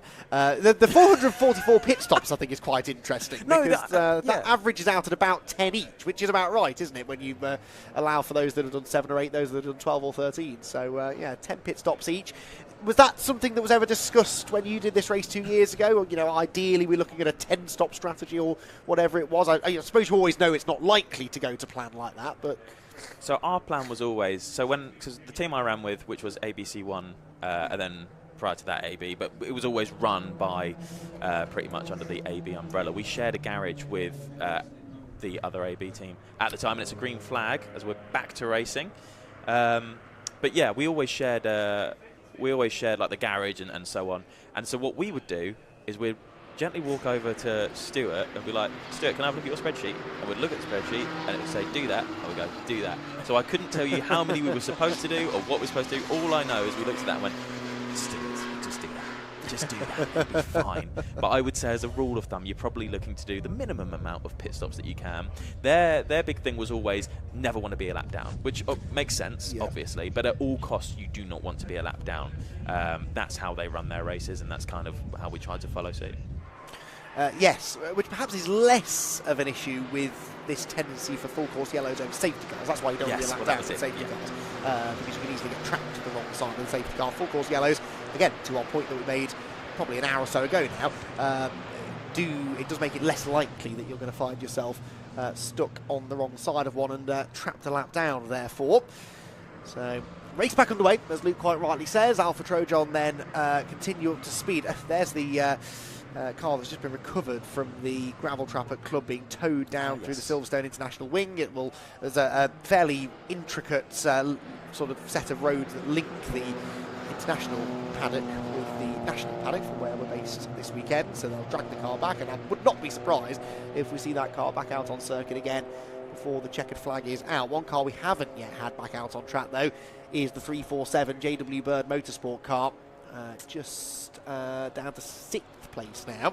They've got 2 laps before they fall behind the sister 449 car. That would be 7th. But, I mean, the fact that car hasn't rejoined the circuit yet means it's likely, I would say, going to find itself out of the top 10. Here are your leaders down into Stowe Corner. Alpha Trojan, through all of the drama, through all of the unpredictability, all of the problems, they are the one constant in this race. They started on pole position, haven't led the entirety of the race, and even in that opening couple of hours, they lost the lead a couple of times, but really does seem that in the pit stops in particular, 2 or 3 times now I've seen that they've come into the pit lane and gained a whole chunk of time, and that shows the preparation that they've put into not only prepping the car and strategy, but also things like pit stop practice. Is that something that the teams tend to do a lot of during pre-event testing?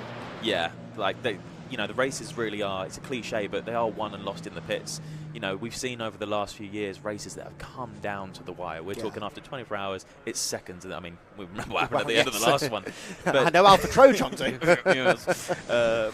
Maybe I should move on from that. But, you know, when you're playing with those fine margins, you know, you might, if you've got a really fast driver, another team's got a really fast driver, you know, you're talking about a couple of tenths a lap are going to be what you find out on track.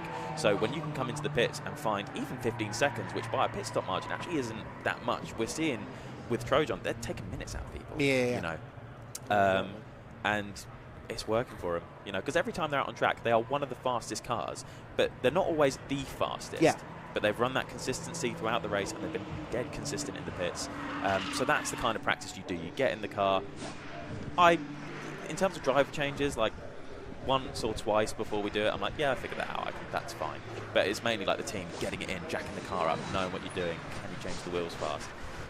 And just, you know, making sure you don't make those mistakes come the race. Yep, all comes into it, doesn't it? It's easy to think sometimes, I think, over 24 hours that you can take a few liberties. You're not gonna lose the race on one bad pit stop, but we definitely could, given how close it was here a couple of years ago, as Luke alluded to. So yeah, really crucial that you get those things practiced, get them down to a fine art, and minimise mistakes. That's what endurance racing really is all about. So we're into our final 3 hours of the Brscc 24 Hours of Silverstone. Alpha Trojan continue to lead. Bacon Racing number 434 a second. Not out of this yet. If there was a stumble for the race leader, then that would close the 434 car right back onto their tail. Silver Lake Racing in third. I keep saying there was this pit stop, but they haven't made their way in just yet, and you feel like if they were getting close to wanting a pit stop, they would have done so under that full course yellow. So they, I guess, are going to try and stretch this now so that they can get to the end when they next come in. Project 63, the 394 are there in 4th position, 309 Fighting Torque in 5th. And then JW Bird Motorsports, well, their 347 car that for so long has been sat in 2nd position in this race, now finding itself in 6th place, still in the pit lane, and about to be overtaken at the end of the next lap by its sister car number 449, which at the moment is 7th place. 8th place number 431, OPC PR. Eurocar Parts, Sylvain Rubio in 9th position, 599, and the top 10 completed by 547. 347 are out, Rob Lewis tells us. Well, there we go. That's a real shame. 347 out of the race. That is heartbreaking, and no one wants to see that. Even the teams that they were fighting for the win, you know, that will tinge things ever so slightly. They know JW Bird were going to be a tough team to beat, and to see them out of the race entirely, that is sad to see. Yeah, super sad. Again, going back to how well they were doing, especially with the amount of stops they've done, to keep in touch and distance with Alpha Trojan the way they were, sat in P2. Yeah, that sucks. It's sad, but I'm sure they'll be back again next year. But adding on to what Andy says there, you know, it's one of those ones where, as a competitor, yeah, great, that's a position maybe. But on the flip side, that's not why we're here.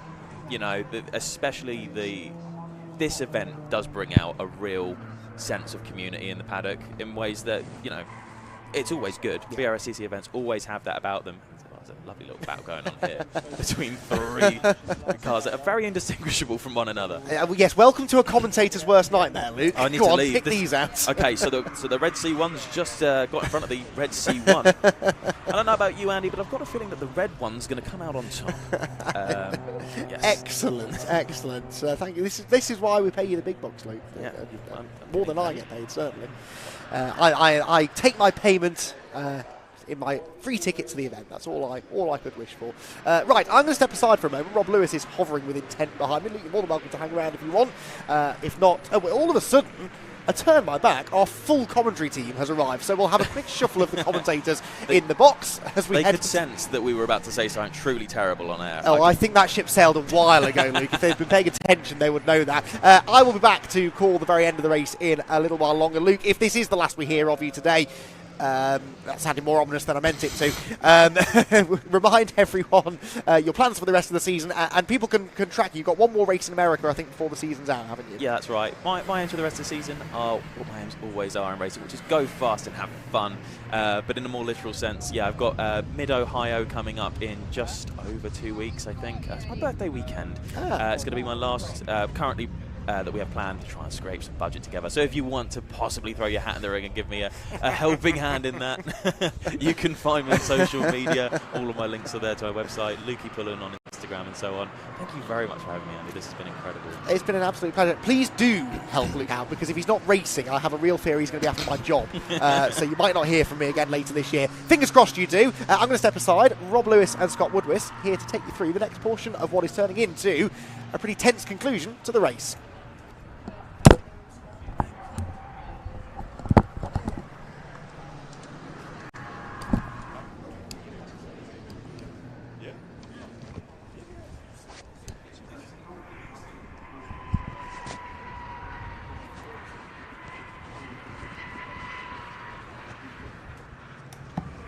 Well, thank you very much, ladies and gentlemen.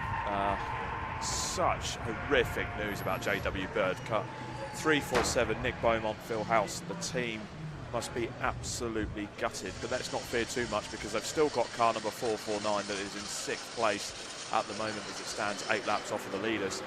But thank you very much to Luke Pullen and to Andy McEwen, who will take you through to the finish shortly. It's myself, Robert Lewis, and Scott Woodwis for the moment taking the commentary duties. Richard John Neal's going to head out to the pit lane, and I have a feeling Richard's going to sit down with me for a while. And then it'll be Andy McEwen to take you through to the end of the race. That man there on the camera, that's the Emac car with Little Senior on board, and it looks like they've got more problems, Scott. They're in the pits, the team's looking underneath the bonnet of that Emac car 346. They've got more issues. Never rains but it pours when it comes to engine issues for many people. And for JW Bird, when I saw Nick Beaumont, he did say, so Phil House came in, they filled it up with 2.5 litres of oil, considering these engines take about 2.7, that's never good. Yeah. It just kept losing power, kept losing power, kept losing power. Phil has pulled it into the pits, they've parked the car, they don't want to risk the engine blowing up, they know that's their day done, they're retired. It's a shame, because we're in genuine contention for a strong result in the podium position, and now the mantle now falls to their 449 car to try and get a good result and at least get something from this race. I mean, they're in 7th, 6th position now, so they're 3 laps off the top 5 finish, but they're still a couple of laps over the PCPR. Really, a little bit no man's land at this point, with around about 2.25 hours left to go. The closest battle on track in terms of actual time-wise position, it appears to be for 16th place. There's 6.3 seconds between Army Motorsport in the 560 and Burton Power Racing in 337 between the two of them. Yep, that's one of the closest ones. The next closest battle from there is for 12th position between Team Insane and Woodward Motorsport, 22.245 seconds. And then we have the scrap for third that's been going on for quite a while between Project 63, which they are lapping. They've had a set 1.5, 1.6 seconds per lap, and Silver Lake Racing in 3rd position. And that's what the retirement of JW Bird has given us, of course. The Silver Lake team will be on tenterhooks in the garage, and they know they have got the AB Motorsport powered Project 63 in the pit lane, 31 seconds behind them. And then you've got the Fighting Talk team have gone up to 5th place. So I had a chat with the team earlier and spoke to Neil and the team. There's a bit of shenanigans going on here down into Brooklands.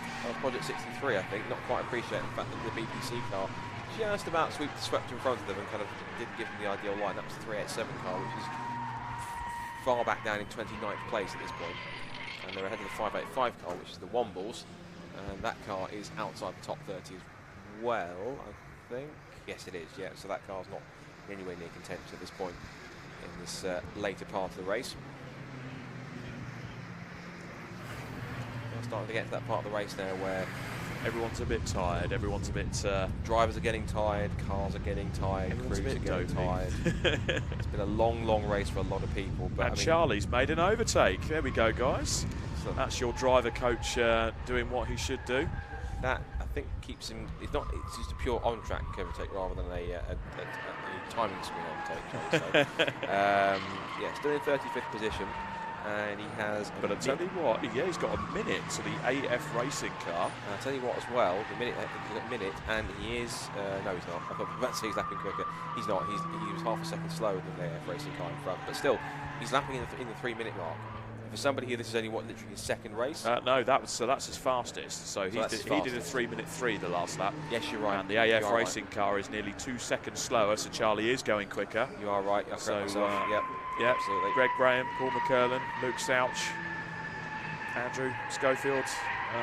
Your driver coach is doing a hell of a job out there. Excellent job by Charlie. And you have to remind as well, obviously, yes, he's done some short oval racing. In terms of circuit racing, this is quite literally his second ever race. And we very much... second ever race. All comments very much tongue-in-cheek there, but he's embarrassing. Absolutely. A few of the other comments.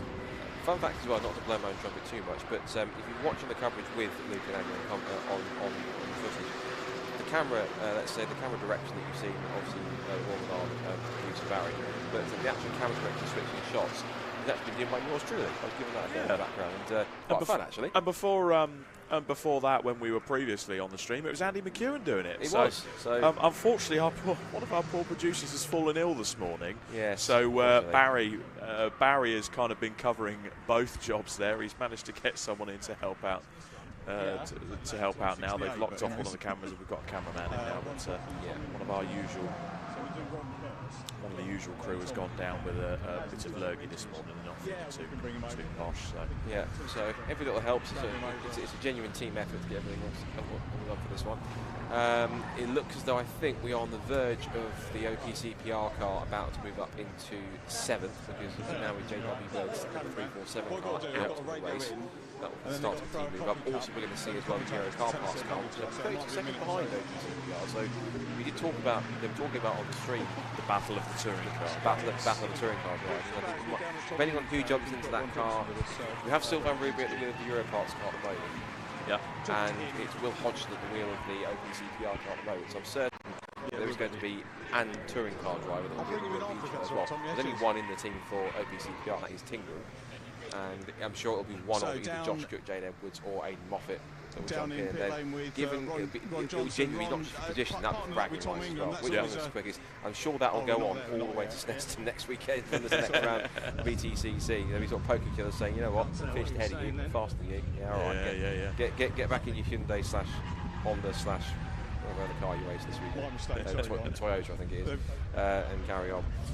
So Alpha Trojan then, who we're not looking at, but they are sort of further around the circuit, looking at a couple of cars that aren't together. So there's the Golf livery BBC Army car with 387. I think we can throw it out to the pit lane, where our intrepid reporter, Mr. John Hill, has found our latest interviewee down in pit lane. Who do you have? Dennis, I'm sorry, so they do throw coffee cups. Yeah, coffee cups. As I got hit on the head. And polystyrene, I hope. Yeah. Did you used to do GT Cup? I'm sure I did GT Cup, British GT. So I'm down here with Ron Johnson. We caught us off guard there again a little bit. Ron, obviously really good pace, looking good, but always so much more to come, though. I doubt it, personally, not from me. I think you'll find the pace is from the other members of the team. And I just sort of bring up the rear, shall we say. But, yeah, the others have been doing really good, and particularly Luke and Will and Tom have been fantastic lap times. And I've let the side down, quite honestly, but I just keep going round and round as fast as I can and see where we end up, and that's what happens, I suppose. But it's been fun, though. It's been good. You haven't crashed, though? That's the main thing. I haven't crashed. I did have a spin. So you're doing your bit? I did have a spin, but nobody saw it because it was dark. So I had a little spin coming through maggots Beckett's and ended up on the grass. I managed to stop just before the wall or the barrier, so carried on about 20 seconds extra lap time, but recovered okay, and of course lost a bit of confidence and then built the speed back up again after that. But it got dark then, and I was terrible in the dark in the night practice. And but it wasn't too bad last night. Going from light to dark was much better than just starting in the dark, so I was all right in the end. And then handed over to some of the other young chaps and let them go on with it. I don't want this to sound like a stupid question, but for a driver, well, there are. What's the difference, for your perspective, maybe psychologically, about racing in the dark rather than in the light? What's the difference? Well, you can't see where you're going. And the first practice we did, the other problem I had personally, which was obviously a little dumb, I didn't turn the lights on. And I came in the pits and said, I can't see anything. And you put the lights on. So with the lights on, it's actually okay. But is there a different feel to it, or different levels of concentration? It's definitely different than daylight, and you can't really see everything quite as clearly as you can. And generally, certainly for me and the others as well, the lap time is slightly longer. Slightly slower going around the course. But it's more challenging without a doubt in the dark. And fortunately, there were only 7 hours of darkness, so we managed most of it's light, which is great. So it was fun. But no, the light and the dark is a very different racing environment, definitely. So it was fun, but and a challenge, and that's what we do 24-hour racing for. And you've got to get a bit dark in there somewhere, darkness in there. So it was fun. I've seen you on track and commentated on a couple of races with yourself and Tom. How did the relationship with Tom come about racing-wise? It goes back to Speedworks. I've been asked this before. Okay. And so I was racing with Speedworks in British GT, actually, with the Corvette. And around about the same time, there's a bloke called Tony Hughes did BTCC. Tony? Remember Tony? Yeah. And and Tom ended up with Speedworks doing a bit of BTCC. Yeah. And that was when I met him and started talking to him. And our sort of moments of enjoyment together came at Le Mans in 2018, when we were misbehaving in the Aston Martin hospitality, which was rather good fun. And that's a bonding experience that we won't forget. That was in 2018. And we've been friends ever since. And as I told somebody else on an interview like this as well, we sort of have a similar sense of humour, which is poor. Tom's is very good. Well, bad, shall we say. Off camera. He's coming in. Watch out. Tom Ingram, incoming. I hear you're talking about me, Ronald. No, me. We're just asking how you two sort of kind of started off working together. I did mention the Aston Martin hospitality. Oh, yeah, that was a... Yeah, you were willing me on there, weren't you? You were willing me on. What was the first race we did together? I think it might have been a GT Cup race that we did together about 2019, 2018 time in the Supra. Yeah, probably. Supra, that was 20 actually. Yeah. And then I've been stuck with him ever since. Are you okay? I hear you had some fumes earlier on to deal with. Yeah. That was me, I think. Yeah, I think it was Ron who had a curry the other night. Yeah, so I don't know if we'd picked up something, but it was getting a bit fumey in there. So I thought I'll call it now before it takes hold. And in fairness, the guys have got it sorted and fixed. Luke jumped out, no problems at all. So from that side, all pretty good. That's good. Did you get checked over? I mean, did you breathe in enough to have to go off the medics, or? No. I self-assessed, and I assessed myself and agreed that I'm absolutely fine. Oh, that's good. What's the plan for the rest of the afternoon? Keep going round and round and round. You've got one more stint. I've got one more stint to do. Tom's finished, I think.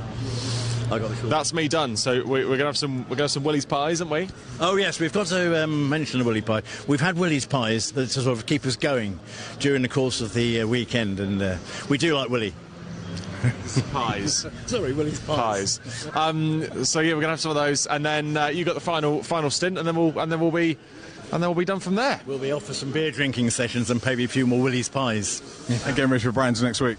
Oh yeah. Yes, because I'm acutely aware that I've got some touring car action coming up next weekend that is fairly important as well. So yeah, try and get some sleep tonight. But I can't really work out what time it is, if I'm honest with you. I don't know if I need lunch, breakfast, dinner, or another pie, afternoon tea, or another pie. Yeah, who knows? So yeah, sleep tomorrow, recover, and then get ready for Brands next weekend. Brilliant.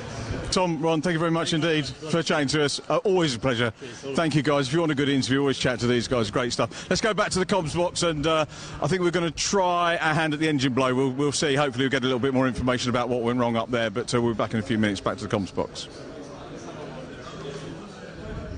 At the Snetterton C1 event, and Tom Ingram's words to me were, "Ron taught me how to be a professional beer drinker." That's, yeah, the Aston Martin hospitality, we all know what went on in there. It involved alcohol. Good effort, Ron. Good effort. Great to see them cracking on. And I'm glad that the fume issue didn't take hold. I think we know exactly what it meant by misbehaving. Yeah. That was definitely that's involved pints. or something of that line, yeah. Anyway, here's our leaders. Just heading towards the 400 lap mark. In terms of the distance record, I think, and you might have misinterpreted what I mentioned when I said this one. One of the lead cars blew up, so I want to go and talk to them. They said, don't go and hassle him. I thought that's the whole so He's doing maths, ladies and gentlemen. I did maths earlier on. So Andrew Matthews, one of our circuit commentators, had estimated. He said his maths have got Alpha Trojan potentially on for a 4:48 lap distance, 448 laps. The current distance record in terms of laps was set in 2022. 440, or in miles, that's 1,610.4 miles. So, ultimately, we need to cover another 42 laps in the next 2.5 hours in order to try and reach that. Given that essentially you can cover roughly about 20 laps in an hour or so, roughly 19-20 laps in that, roughly that, then I think they'll get close, given some of the full Courchelas that we've had. They can get close to it, but it might not. Either we'll probably get close to matching it, if not possibly equaling it. Somewhere close. Definitely. Now it's all down to the fuel strategies going on here at the moment. We've got the overall fight for the lead, which is Alpha Trojan with 2 clear lap lead over Bacon Racing in second place, albeit they have got an exhaust that's sounding a lot louder than usual. You've got Silver Lake Racing that are in third place, being hotly pursued by the Project 63 team. I'm still intrigued just to find out what happened to the previous 62 projects. Fighting Talk in 5th place, a fantastic effort from the team there, and the JW Bird 449 car, that's in 6th place. And the Will Hodgson piloted OPC PR car, the Ron Johnson car that we've just heard from, that is in 7th place at the moment, also being hotly pursued by the main man in that team, Sylvain Rubio.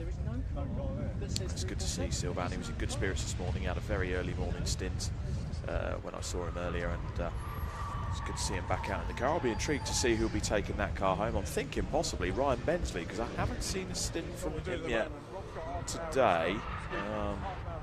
So I'm wondering if it's Ryan Bensley next to take the car home, potentially. Potentially.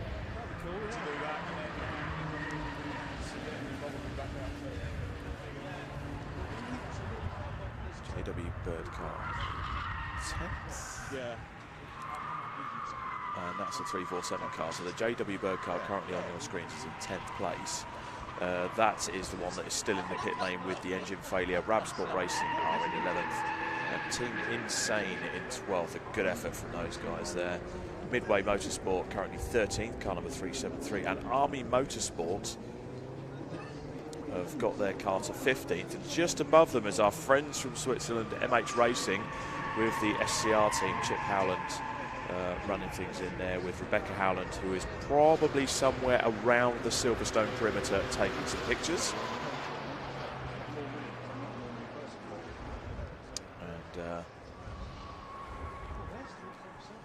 And Scott rather annoyed at some Premier League results coming in. Are you a Manchester United fan by any chance, Scott?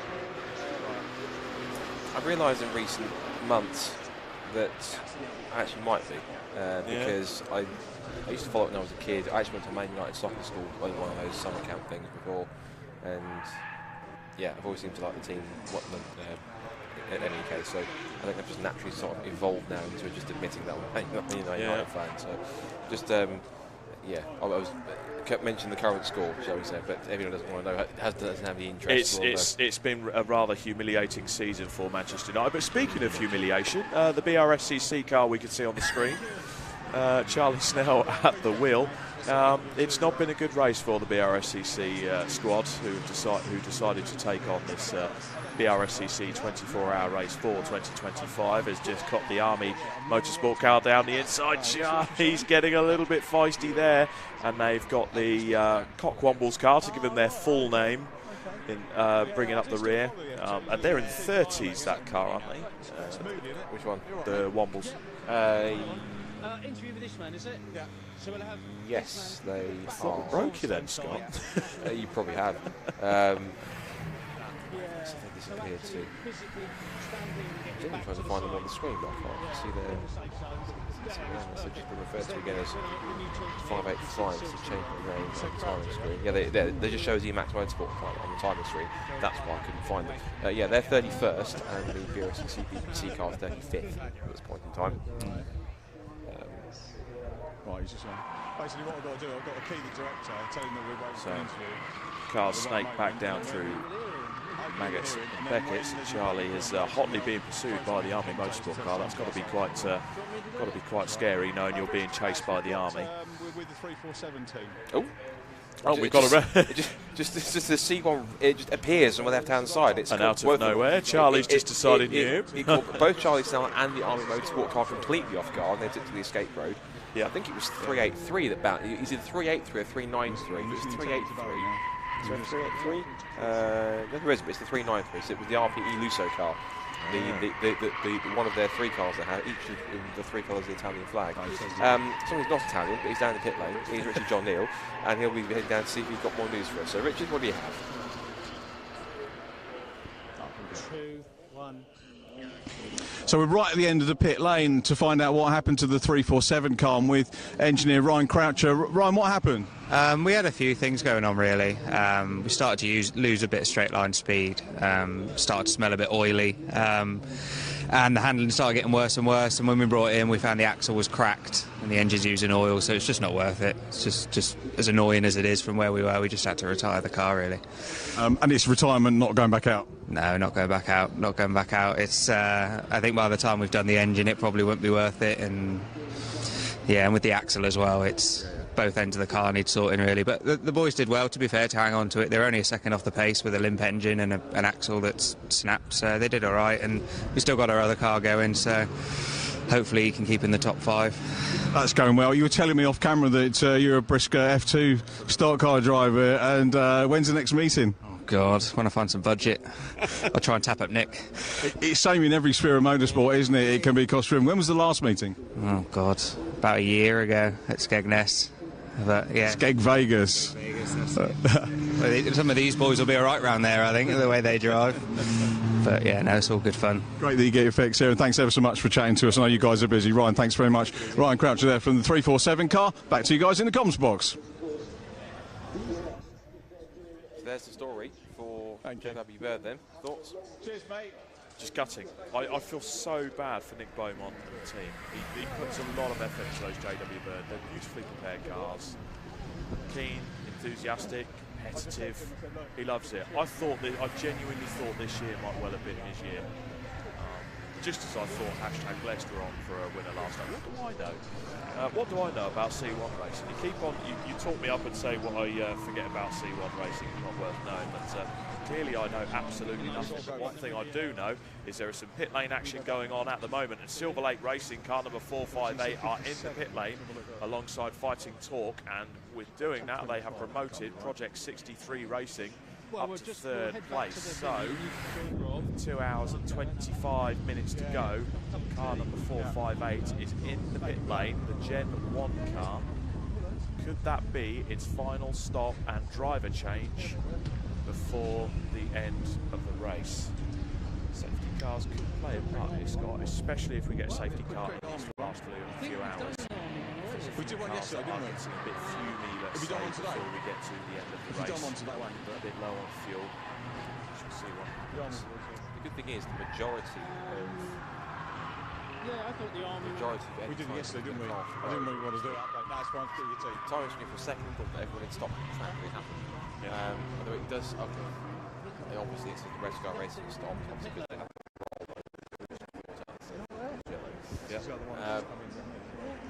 in terms of the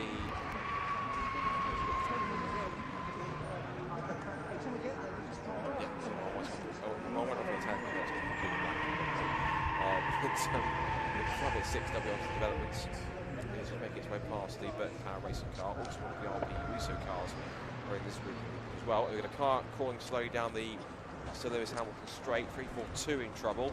That is SF Racing. Oh, they've had an absolute shocker. And the car is pulling up right up against the pit wall. They, unfortunately, it's gutting for those guys as well. They're in 40th place. They had the engine change very early on yesterday. They have not had the best race at all.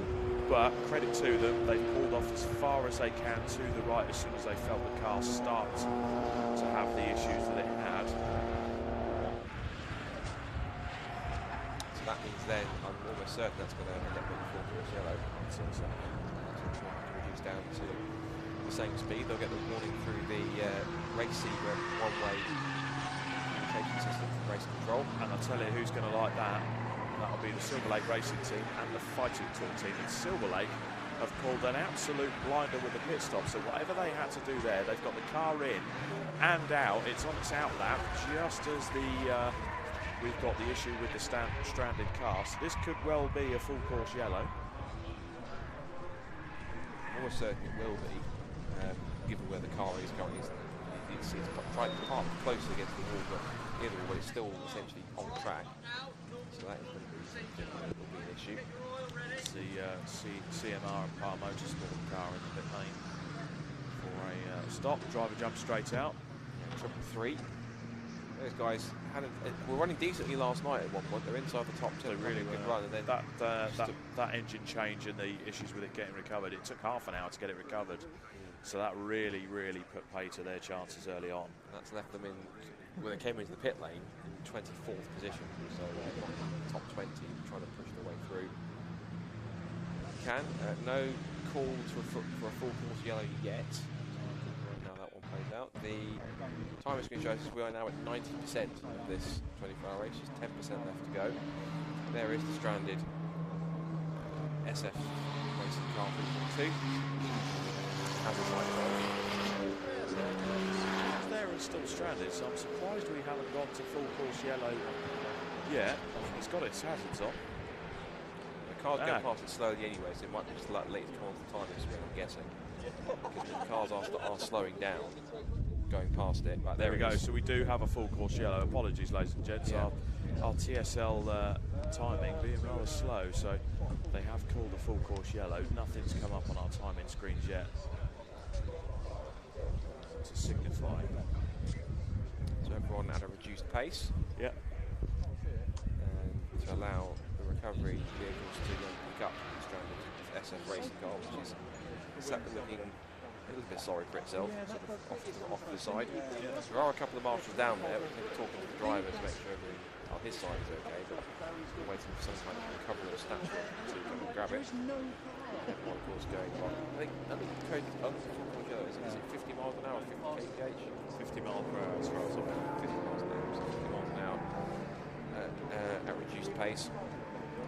And of course, remember when it comes to full course yellows, as soon as it's clear and the race director is happy how the track looks, they can instantly count down back into green flag conditions, and once you get the green flag, you're straight back to racing.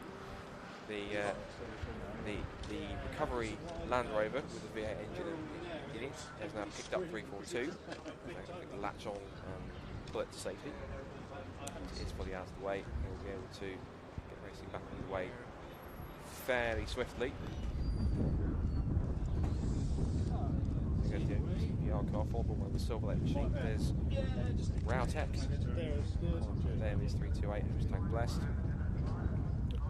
The timing screens we've got up on the live feed at the moment, not fully updated. It's still showing Phil House as in 7th place, and that's the 347 car. So we've got a few issues with our timing feed there. We're just looking to rectify. Well, we need to rectify on the stream soon, so apologies for that.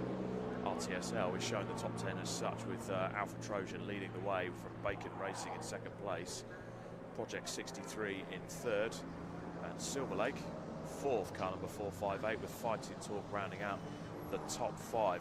I would love that as a job. Imagine being that marshal on top of being strapped to a Land Rover, towing a race car around Silverstone. What a job. That's some task, and kudos to him for doing that, for being put on that role. It's not an easy thing that anyone can do. For the record, on our at least on our timing screen, at least on our screen, maybe not on the screen you see in front of you on the stream, but the timing screen has now acknowledged full course yellow, so we are now on the timing screen, as we should be. So remind you, everyone has to reduce down to a set speed, and they will crawl along until they get the signal from race control through the race receiver communication. And it's back to green flag. And remember, once it's back to green flag, there's no waiting for a timing line or a sector line. Once it's green flag, that's it, you're back to racing and you go. If you react slower than the car behind you, particularly if it's for position, it's on you. So you've got to be alert and awake and ready to go. Particularly when we are getting towards 22 hours completed with this 24-hour race, and a lot of teams have been going for a long, long time the past couple of days. Yeah. One or two drivers might start to get a little bit weary and lacking concentration. So you're still going to be quite sharp, whoever's in the car, in order to keep up with that. Definitely quite weary, sleepy, dopey. Many of the other dwarfs are available. Indeed. There were 7 of them, wasn't there? Yes, there was. Pretty sure Grumpy and Bashful will be in there somewhere as well. There was, I had a very good chat with Martin Hayden in pit lane. I said this reminds me of like Model 93 when he was on pit lane a couple of hours ago. So if you remember that. I was so tempted to mention that on that particular commentary, it's on the official review with the commentary on it. They talk about that the pit lane had been invaded by lots of fire, and they sort of tested Martin's memory on what do you remember of Camberwick Greens offering a fireman? He went, well, PP violence of group. Grub. Yeah, but he was trying to remember Grub, and he got in Titchmarsh in the big box saying Adam insists it's Grub. He went, well, I will check. And he goes, I hear the Captain Snort from Pippin 4 is with them, so I'll go and check with the good captain whilst we get late. So good to see. Thank you. We haven't had too much drama because of that. I think, given the fact that the cars are moving more swiftly than they were before, suggests that we are back to green flag conditions. So good to see that we are back racing once more by the look of it, because those cars in the room are moving a lot more, with a lot more gusto than they were a moment ago. Apologies if you could just hear the noise in the background. I believe Jeremy's just put the kettle on. So just in the back of our production office. Considering we've been going for 21 hours and 45 minutes. Yeah. How are your caffeine-riddled brains out there, pit lane, and those listening in? I'm sure Andy McEwen's feeling a bit drowsy as well. It's been a long old race. This. It's been. I think he's ready for his bed. A lot of the teams are. A lot of the officials are. A lot of the marshals are. He made the go to sleep soon. It's like 2 hours and 16 minutes left of this race as we carry on here. Let's go back to some of the comments as we go back through. So I don't know how often we've how often Andy managed to get through the comments, but there was a lot of love for Luke Pullen on the commentary stint there, and that's great to see. Fast Charlie is in the pit lane. That's the Team Brscc car has gone into the pit lane. So it is. Charlie has managed to get on with it. Car 442 just leaving the pit lane. I wonder if he's going to get into that Brscc car now that Charlie's got out, because I think everyone's technically done 2 stints. So it's now going to, I'm guessing it's now going to be down to who they decide to put in. I'm presuming for what, at the very least, the second to last, if not final stint. Yeah. I'm going to guess. So they're going to make a decision on who goes out. Absolutely. Now, just to answer a few questions on the YouTube feed, does anyone know what model the safety car is? It's actually a DS3, which ties in quite well. So the DS3 has been the safety car of the C1 Racing Series for a number of years, and then this year the Brscc decided to launch the DS3 Cup, which Silver Lake, title sponsor Silver Lake, have also got on board with. AB Racing. Hey guys, loved racing in the club sport so much yesterday. We've returned to watch the final hours of the 24-hour race. That's from Andrew Bond. Luke Bredmore, shout out to Garage 8 to Lily, Ruben and Charlie, watching Daddy from home. I'll tell you who is watching, because he's just texted me now. Your mate of mine, the one only George Grant is watching. He is. He says, great. He won't mind me reading out the text, but he says, great coverage of the Citroen C1 24 hours, brilliant informative, full of energy. Gutter couldn't be there this weekend because it's his son's wedding, but loving every minute from afar. So thank you, George, and thank you for all your support that you give Vicar on top of that as well. And hopefully we'll see you back at this race next year. Fingers crossed. Blessed, having got the inside of Routing International.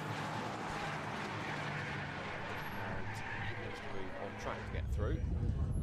The only pit calls that we have at the moment, Fighting Talker in from what was 6th position, as is also Brscc. Now, I'm trying to make out, we'll see it on the Hugh tag anyway, who that is that's now jumped into the Brscc car. Yep. Unless Charlie's stayed in for us. I suppose there's a question. Can you technically double stint in the C1? Do you have to make a driver change? You can, but as long as it doesn't exceed 3 hours. Through the driver time? Yeah. Stuff. So, but if you've got so with the fueling situation that's going on at the moment, it would probably be the biggest disadvantage at the moment if you were to double stint the car, unless you're going. I guess you've got your fastest driver in the car. So are you thinking towards the end of the race now? We're 2 hours and 13 minutes in. So let's say you've pitted your fastest driver half an hour ago and you want to splash and dash halfway through, put enough fuel in to get them to the end. That's when a double stint would work. But certainly early on in the race, no one would want to double stint their drivers because they would be looking to make 2 hour 20, 2.5 hour stints work out. Turns out that hasn't been the case because the fuel usage has rocketed up in this race. They must be running some proper jungle juice out there. Maybe put a bit of the 104 octane in some of the cars. I joke before the scrutineers start twitching and heading for the pumps, but no, there's certainly an anomaly out there which has really pulled the fuel usage down on some of these cars. A lot of the teams have complained about they can barely run a 2 hour stint, let alone 2 hours 20, 2.5 hours. Certainly the fuel that's powering most of the paddock at the moment is caffeine. Yes. Wrong. Caffeine probably even healthier or not. For the record, those got engines in, I guess next game, at least the GMB. Andrew Schofield back in his days in the 410 car. He's done jump back in for his third run. So Andrew's jumped in. Yes. To nurse it home. Possibly, we're not 100%. Will they have to come back in again? They hand it over to somebody emphasis else. on nursing the engine home. Yes, indeed. Given what happened yesterday at the early stage of the race, technically that was we can guess, but it wasn't really their fault. It was kind of something developed in the car. Let's see what that was. Took it to the moon, didn't it? As he took it to the moon. Yeah. Shot the valves through the bonnets. Well, genuinely, when the car came in, you could hear the knocking from the engine from Oxford. What's the point that they went through the bonnet and started dancing on top of it? Right, Andrew Scofield, you can tell it's alternating diesel driving that car with plenty of gusto, leaning on suspension through Brooklyn to Luffield. So the logo blazoned on the back in the orange of the livery. Before, I'll say it again, I'd like to think they picked the Golf car by choice because no matter what kind of history of sports car racing you think of, there are plenty of sports cars across the different classes and different eras and different years of Le Mans that have sported a Golf livery. First time that we did it must have been the Ford GT40s. They went to the Porsches, the Mirages, 3 others. There was even in the 80s, if I don't know, but they brought it back for the open top Kramer Porsches. They've also had it for the McLaren F1 GTRs at one point. And then more recently we've had some prototypes and Aston Martin DBR9 sported the duck egg blue and orange famous livery and the Golf colours. Darker than something. So Will winding his way, just gliding neatly through Benson Chapel. And while race leaders think the two about gliding and C1 through Stowe, they continue on. Their last lap was a 3 minutes .769. They are lapping half a second quicker than Bacon Racing. They are lapping just over a second quicker than Project 63 at this point in time, and all three of them are at least about 4 seconds quicker than 4th place Silver Lake at the moment. So the gaps at the moment, it's a 2-lap lead after trophy point. 2-lap gap to 2nd place behind them, to 3rd place behind the Project 63. Then there's a further 2-lap gap, which is at 6 laps to the leader, Silver Lake Racing, and then another 2-lap gap for JW Bird 4th, and another 2-lap gap, which takes us to 10 laps back. So the gaps between everyone in the top 5 or the top 6 is literally 2 laps per driver. So getting to that stage now with just over 2 hours to go. Touch wood, nothing's guaranteed, but we're getting to that point where we're starting to settle in the direction of what could potentially be something of resembling a possible final zone. So much more precursor and preservative right now before that, as opposed to something. You can see Silvan Rubio's got the 599 car into 8th. So it's been a good effort from the Euro car parts team, considering the engine issues they've had. Actually, I think that time was a bit out of date, because it says on my screen here they're actually 7th. I think the timing tower's playing up again. Yeah, apologies for those watching. I think we've got two slight issues. We've had a few gremlins. One computer isn't talking to another, unfortunately. The TSL computer's meant to talk to the live stream computer, and they're speaking different languages at the moment. But we've got the MH Racing car with SCR, so a big shout out to the SCR crew. They've been working tirelessly. Chip Howland, so Chip's been working stewardlessly on that car. They've had a shaft change on that car, and Rebecca Howland will be somewhere around the circuit taking very, very good photos. Obviously a very scary view, so the Army, having chased Charlie off into the pits, they're doing the same to SCR now. So SCR being hunted down by the Army. Quite daunting. No one wants to be hunted down by the Army. Yeah, no one. But just hear Andy in the background of the production office. He's talking about the snooker again, isn't he? I think there's. I knew he wanted time off about this time too. Yeah, it's about 3:30. So Andy McEwen's quickly sort of plotting which way he can get snooker updates.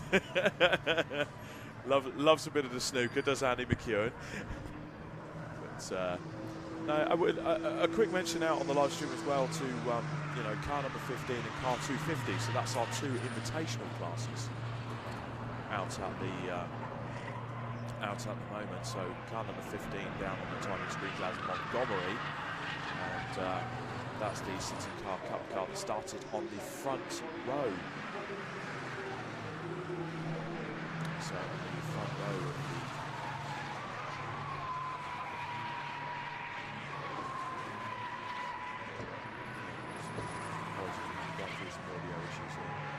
so we've got car number 15, the Montgomery car. That's a position number 19. So that's the City Car Cup split car that was on the front row of the grid, qualified on the front row. I did speak to Jeremy Crook earlier, that's been in and out of that car, and he was a bit gutted. We had a bit of contact first up, and qualifying looked so promising for the team, and they were looking good first up in the City Car Cup, the sole invitational entry in the City Car Club class. And BM Sport, the 250, our friends over from Denmark, and Bernd behind the wheel of the car at the moment, and they are behind that car in 20th place. So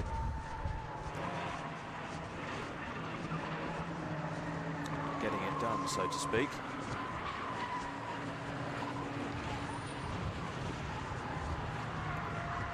Just as I say that, Montgomery car number 15 jumps into 18th and 19th. So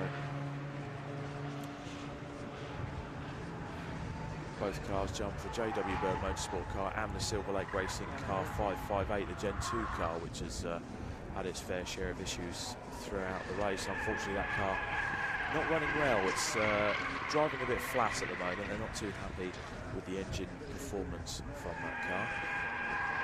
Sister car, the Gen 2 Silver Lake car, very much in contention. It's 4th place at the moment with 2 hours to go. If they can make that car last until the end, they're on for a good result. Oh, indeed. Whilst the timing screen on time on the screen seems to be stuck. I can at least give you the how it actually is on the bigger screen in front of me. So Alfa Trojan does still lead. They've completed 407 laps now in this race, 24-hour race to this point. 434, Bacon Racing still second place, ahead of Project 63 in third. Silver Lake Racing Team in fourth position, with JW Bird's 449 car, essentially the other surviving car in fifth position. Sixth is now OPCPR with William Hodgson. Seventh place now Euro Car Part, so not eighth like it says on the timing tower, that seems to have frozen for whatever reason. Eighth now in the pit lane is the highest of the RPE Lusso cars. That's a silent car that's been moving up very quietly. RPE Lusso definitely. A bit of a silent assassin up in PA. Could see them working. We're even ahead of Fighting Talk. We're down to 9th after that effort. And Rabsport Racing is another one. Speaking of we've got a car going into the pits. Well, that was an RPE Lusso car, and I fear it's the one I've just talked about. No, Scott, what have you done? I think it was in the pit lane before I talked about it. I think you'll find. I'm still blaming you. Yeah, you would. Okay. No, I'm kidding. So RPE Lusso then. The problem, what would have been 8th position, so that I think looks like it will give Fighting Talk the position back. I mean, when they came across the line with 3 minutes 50 seconds behind, according to the timing screen in front of us, and then a further lap behind. 4 laps back from 9th place in P10 with Rabsport Racing, and then the rest of the top 15, top 20. You've got Midway Motorsport 11th, Team Insane 12th, MH Racing 13th with SCR. Army Motorsport 14th, 343 Emacs, that's the best placed Emacs car in 415th position. Then Burton Power, Montgomery, along with BM Sport, JW Bird, which has been coming down the order and out anyway, and 558 Silver Lake. 427, which was the AF Racing car that has had a rollover. It's still soldering on despite that cracked windscreen. Looking a bit less pristine, let's put it that way. So we've got the gaffer tape side window, we've still got the slightly cracked windscreen and dented roof, and the team just looking to put some fuel in. So with the way the fueling's going with the cars, that should be their last pit stop of the race before they get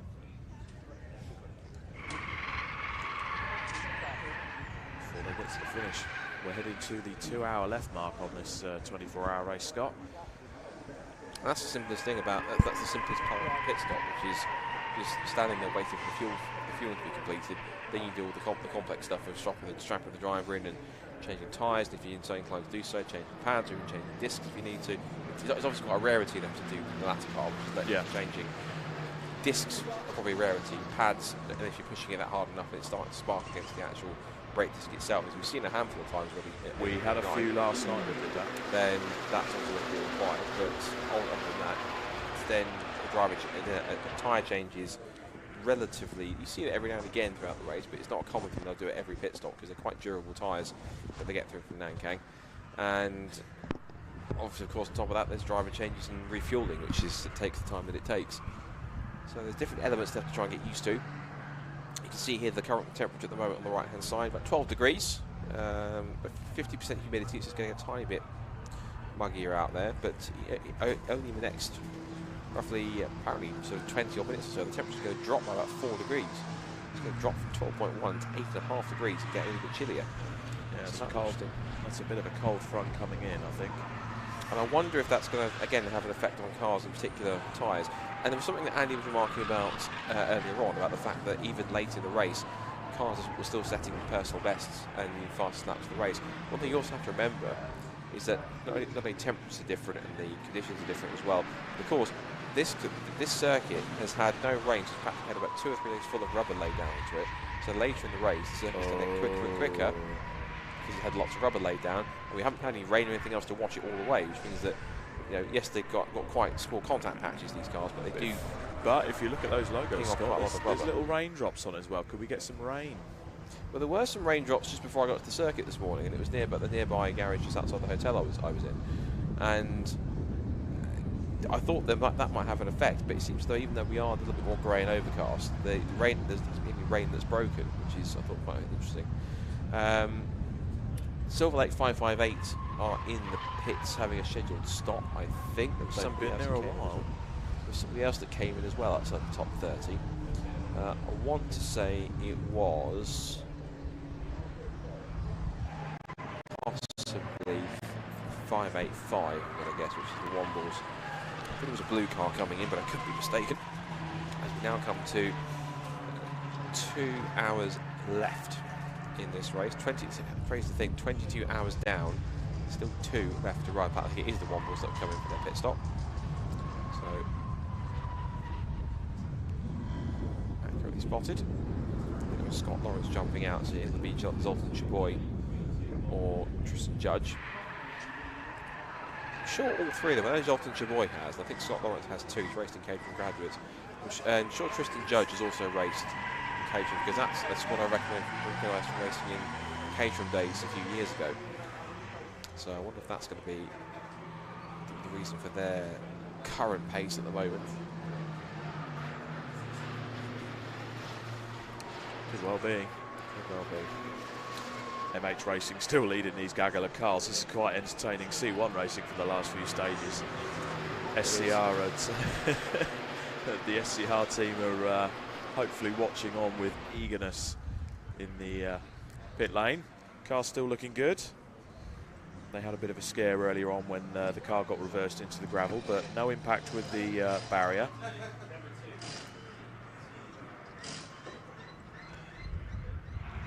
Team in 12th place, considering they've had to change a shaft and they've had to change little bits on the car. They're looking good, certainly for a top 12. Not to put the kibosh on it. They have got Team Insane 3 seconds behind them on the road. You could just make them out in the background.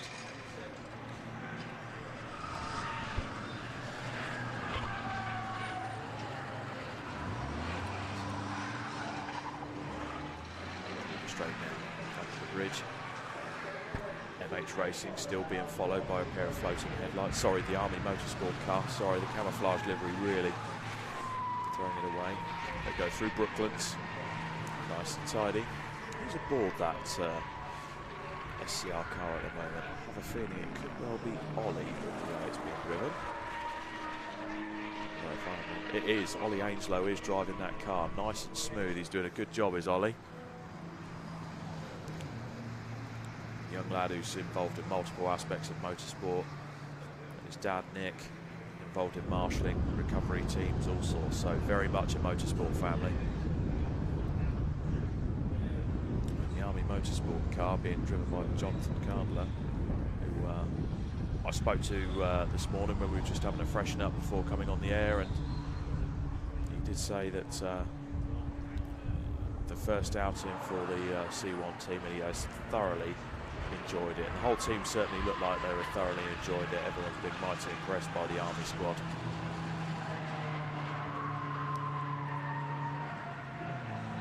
So down through Maggots, down through Beckett, you've got the CMR car in the background, the CMR and Par Motorsport car. And then you've got the Burton powered car not too far behind, and that's the blue car that's chasing the MH Racing car, hotly pursuing them, and that is the Team Insane car, so that's the car in 13th place. And the Burton Power Racing car, that's in 16th. So, all on different laps. There's about a 3-lap gap between all of them. Alpha Trojan's still leading the way overall. They've done 410 laps now, Scott. How many more do they need to get? That's a question. That's the... This is for the distance record. Yes, so they're currently on 410, and 30 more laps. Double? Definitely. Possibly. Yeah, we've got an hour and 55 minutes left, and they've got to do 30 laps. I think where there might be the advantage there is because rather than bunching up all the safety cars, we've just had mostly full course yellows, so it costs less time to have to wait for cars to come back around to the queues and wave people around, so I think that's going to help being a bit quicker. Let's not worry about full course yellows and it changing the dynamics. Let's just go with it. It's a new record. I'll tell you what, you get a visual representation of just how much rubber has been thrown down. Look at the marbles at Copse Corner. The amount of rubber that's been thrown down, by by Cops Corner is absolutely unreal. So that's a hashtag blessed car on one of the Rutec racing cars as they now go down through Maggots and Beckett's. And there's the Brscc car being driven by Andrew Schofield. Car number 542 has just visited the pit lane. That's the Automax racing car. They are currently in 19th place with the Golf stripe down the middle of the car. You'd recognise that stripe anywhere, wouldn't you?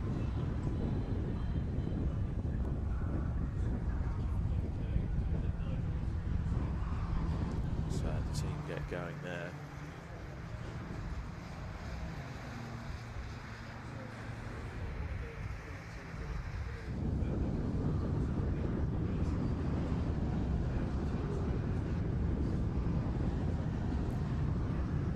So 1 hour and 54 minutes left.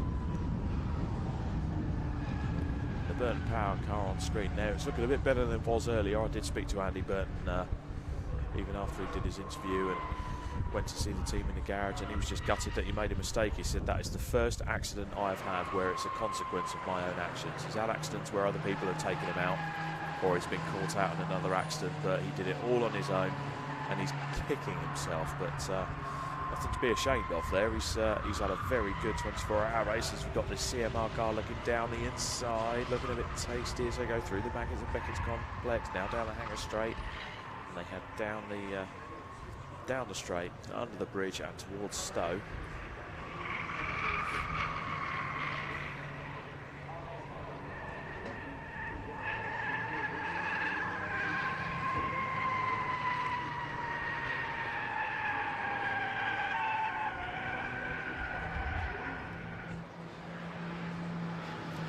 Back to the battle with the Army Motorsport car on the outside of MH Racing.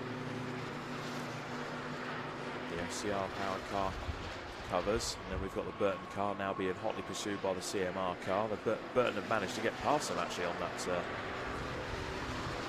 last complex of corners. They have.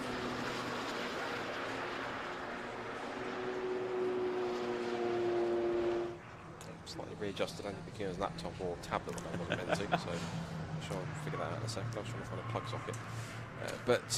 Yeah, whilst that's occurring, this is just that point where we're just trying to figure out like what is.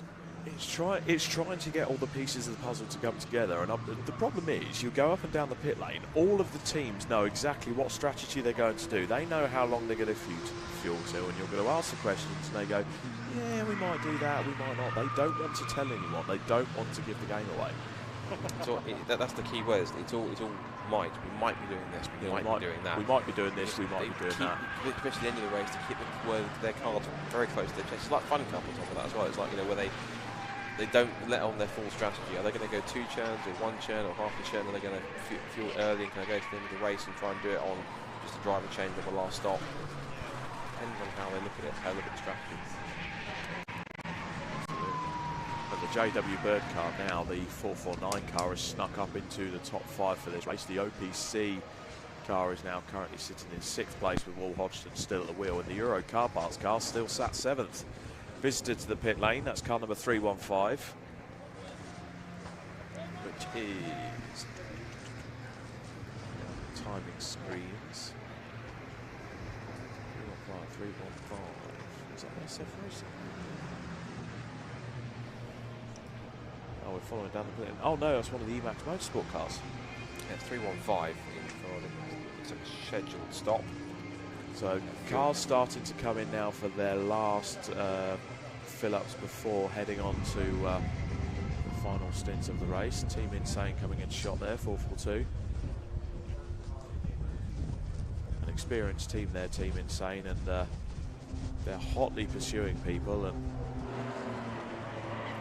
trying to break into that sort of top 10 and 13th time on screen. Yeah, 13th at the moment. But again, one of those quiet teams that's just plugged away, not had anything drastic. Just keep plugging away and try to create a good result. Yeah, shout out again to the BM Sport team, our Scandinavian friends, for running in the top 20 at the moment. They've had their own dramas and shares of ups and downs, but again, another team that sorted themselves out, just quietly got on with it, and they're inside that top 20 berth at the moment. So they are hoping they can stay there and get a good solid result to take back to Denmark, because there is a day to fly inside of that car. So back to Denmark. Yeah, heading back to Denmark. They had all the furniture laid out in the garage earlier, and I went to go and speak to the team, and most of the team were having a snooze. So I don't blame them really. I'm sure they'll be packed up and headed on the first boat out later on tonight, probably on one of the late night boats out of Folkestone. I certainly think so. I think they'd be welcome of possibly a beer and a nap, I think, after everything, after the entire race when they go back. 100%. The fueling continues to 315. You'll see there the protective eye goggles. They're always either have to have the protective eye goggles on, or if you're wearing a crash helmet, the visor has to be down in order to try and help prevent from anything that may happening if there's a pit stop while we're fueling. Yeah.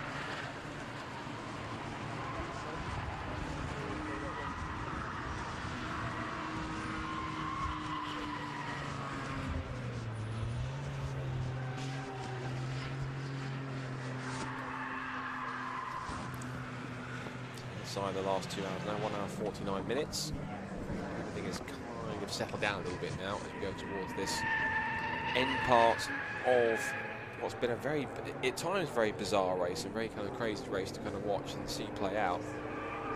But particularly that car there, #Best, has the fastest lap of the race, and that car currently sits all the way down in 37th position, but that car did a 2 minutes 57.992, so sub 2:58 for its best lap time. I don't know exactly what the race lap record is for C1s around here, although I'm tempted to go back into my laptop and possibly find out. It's just here.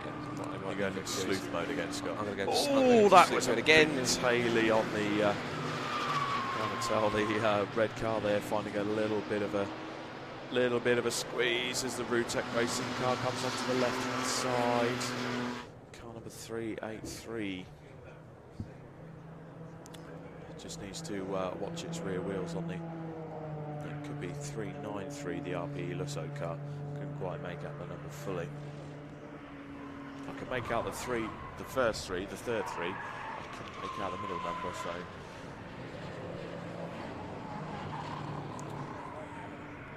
Red car there certainly having some difficulty. The car motoring along nicely, and actually is it's going quite well. It's 2 laps behind, so he's not going to take any positions, but just noticed that Sylvain Rubio's at the wheel still of the Euro car parts machine 599. But the car immediately behind him, which is the RP Lusso car, which is Alan Brown. There's a Fighting Torque 309. They're 2 laps back, but they're lapping about 3 seconds quicker than Rubio at the moment. So. Happy quicker than the touring car team machine. Well,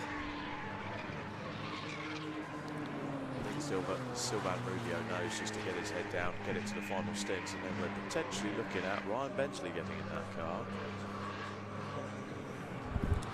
So the Red Sky Racing has still got an exclamation mark next to it. That was the car that rolled earlier on. Yeah. So.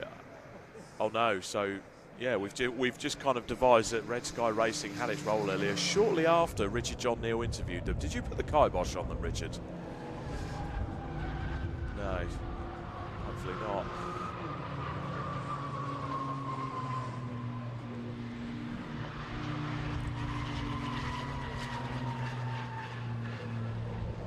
Yeah, I think Scott's going to be departing soon for Richard John Neal to jump in.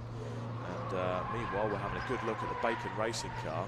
Now, you can't really hear it on the live stream as he comes tearing up the back of the Brscc car, being driven on, being sent into Maggots and Beckett's by Andrew Schofield. Car number 599 into the pits. That is the Euro car parts car, and that is in for its final pit stop. So Sylvain Rubio brings the Euro car parts car in. And with an hour and 45 minutes to go, this is going to be the last pit stop for that car this weekend. So, the Euro car parts team, as the car moves down the pit lane. We're into that time, aren't we now? Yeah. Into the final stages. Everyone's settled. Everyone just wants to get the car over the line. They're willing the car on. That was certainly heartbreak for the JW Bird car, Richard. It was, and I didn't take your advice. I did go down there and talk to the drivers. Weren't there, but I think Nick good would of the Nick engineer to come out and have a word with us. So I think Nick would probably gone somewhere for a quiet word with life. I think most of the drivers know that it's obligatory to do it, and you know whether we want to see the emotion. Yeah. I don't want to see people upset, but you do want to see how much it means to them. Yeah, pass that on with the broadcast. So yeah, disappointing for them, but hey ho, that's racing. That absolutely is racing. I'll tell you what, Project 63, sitting in third place. This is a repeat of 2 years ago. Ali Bray's squad. No sign of Ali Bray this weekend. He's not here. No, I went in to grab him. I was going to interview one of the drivers and we'll catch up with you in maybe a job for you in the closing stages. Yeah. To go, but chatting to some of the other drivers. But yeah, Ali's not here. Yeah, he's at a wedding. Yeah. Fancy going to a wedding instead of going racing. Sort your priorities out, Ali, if you're watching. See, now, me and my missus, we got married in November when there was no racing on. Years ago. But now, of course, it's race of remembrance in November, which is one of the reasons why I've not been to it, because we're usually celebrating and the wife generally wants a weekend off. Doesn't want to go racing. Can I recommend North Wales in November? Around November. I'd love to do the event, to be honest. I will at some point, whether it be this year or not, because it's a quiet year for me this year. I might just not bother with anything at the end of the year. And that's the ASSO car that we had. Car number 393 sat in 29th place. It was going rather loose early on, certainly finding the extreme limits of traction. And it's having a little spin down at Brooklands, a little rotation. What happens with these cars? Obviously, we're looking now at the Superstar touring car boys and girls having their stop. What happens to the cars, Rob, when some of them are a bit battle scarred? Will they be refettled and come out for later in the season, or do they just get recycled? No, they will.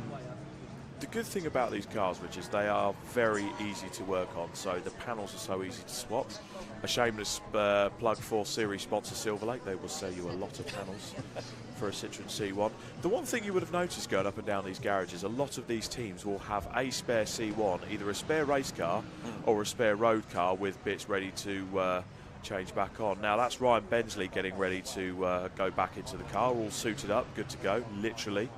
Looking at his race suit print. I mean, that's just a little way for us as it's quite neat, isn't it? And that's the sort of thing you expect from the Cook operation, isn't it? Yes. With sharp dress. With his wacky crash helmets. Not wacky, that's the wrong word. Unique. Imaginative. Yeah. Really, really good stuff. That's what I'll tell you a little story. Actually, I've always got a little narrative going on somewhere while they're reviewing it. The idea of the suit and tie. Yeah. There was a driver, bless him, passed away last year, a guy called Neil Clark, was a short oval racer, and he used to race in a three-piece suit and tie. Really? In the days before you had to wear fireproof clothing. You see the picture, and there was a famous picture, which I never got.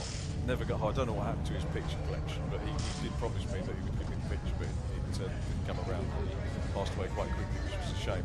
But there was a picture of him in a suit and tie with a guy in a full race suit. Yeah. And there was a trophy handing over. And the conceit was that it was the guy in the suit and tie giving the trophy to the guy in the race suit. But it was actually the other way around because Neil raced in a three-piece suit and tie. Love that. But yeah, and that's just reminded me of that. Neil's, I guess, watching, bless him, up there. A couple of his mates are here today, a couple of Midlands racers. Kevin Clark for Intersport.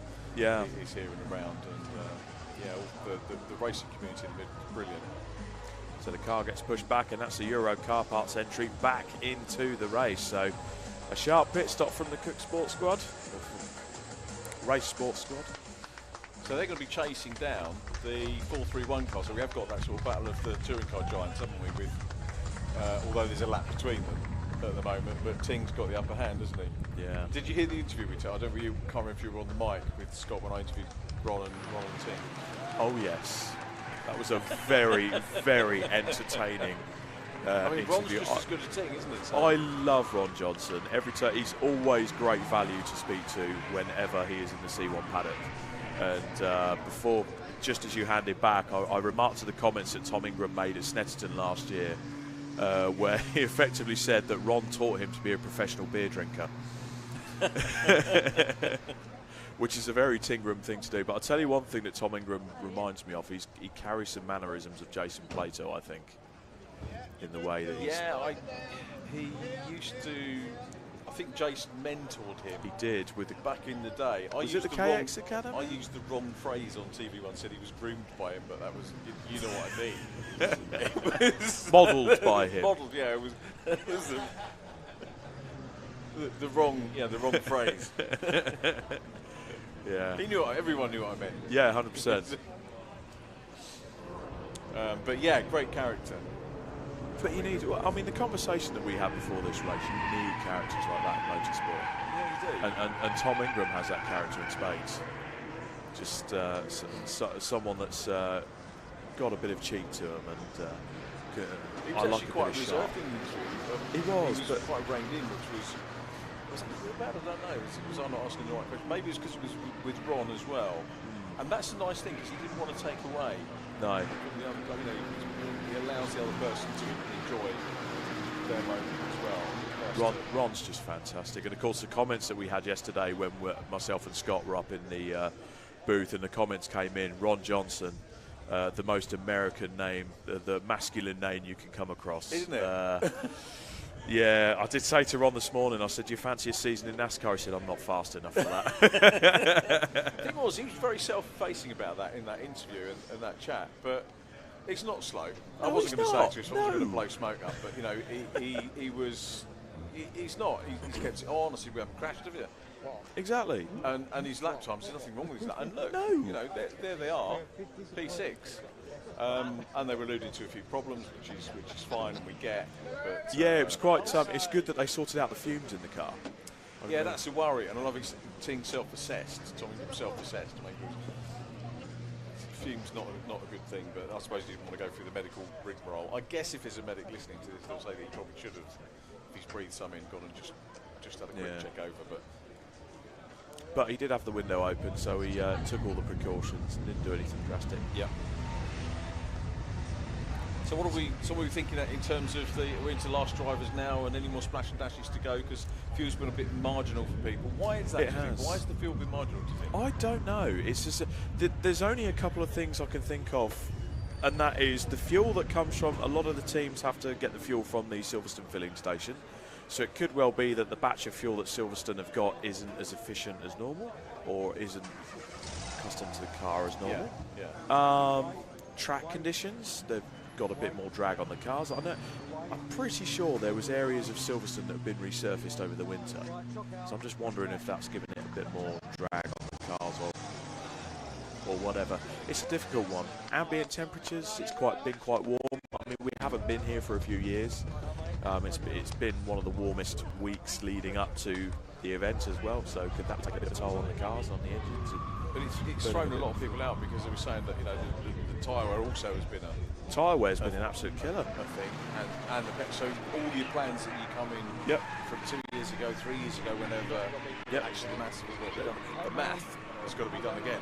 Yeah, and they were doing the math again anyway because of the full course yellow, and they believe that, including myself, that they were going to be doing a lot bigger stints. That's the car number 15, so that's the City Car Cup Spec Gen 1 car coming to the pit, so that's the sole City Car Cup entrant. I haven't had my smacker from Jeremy today.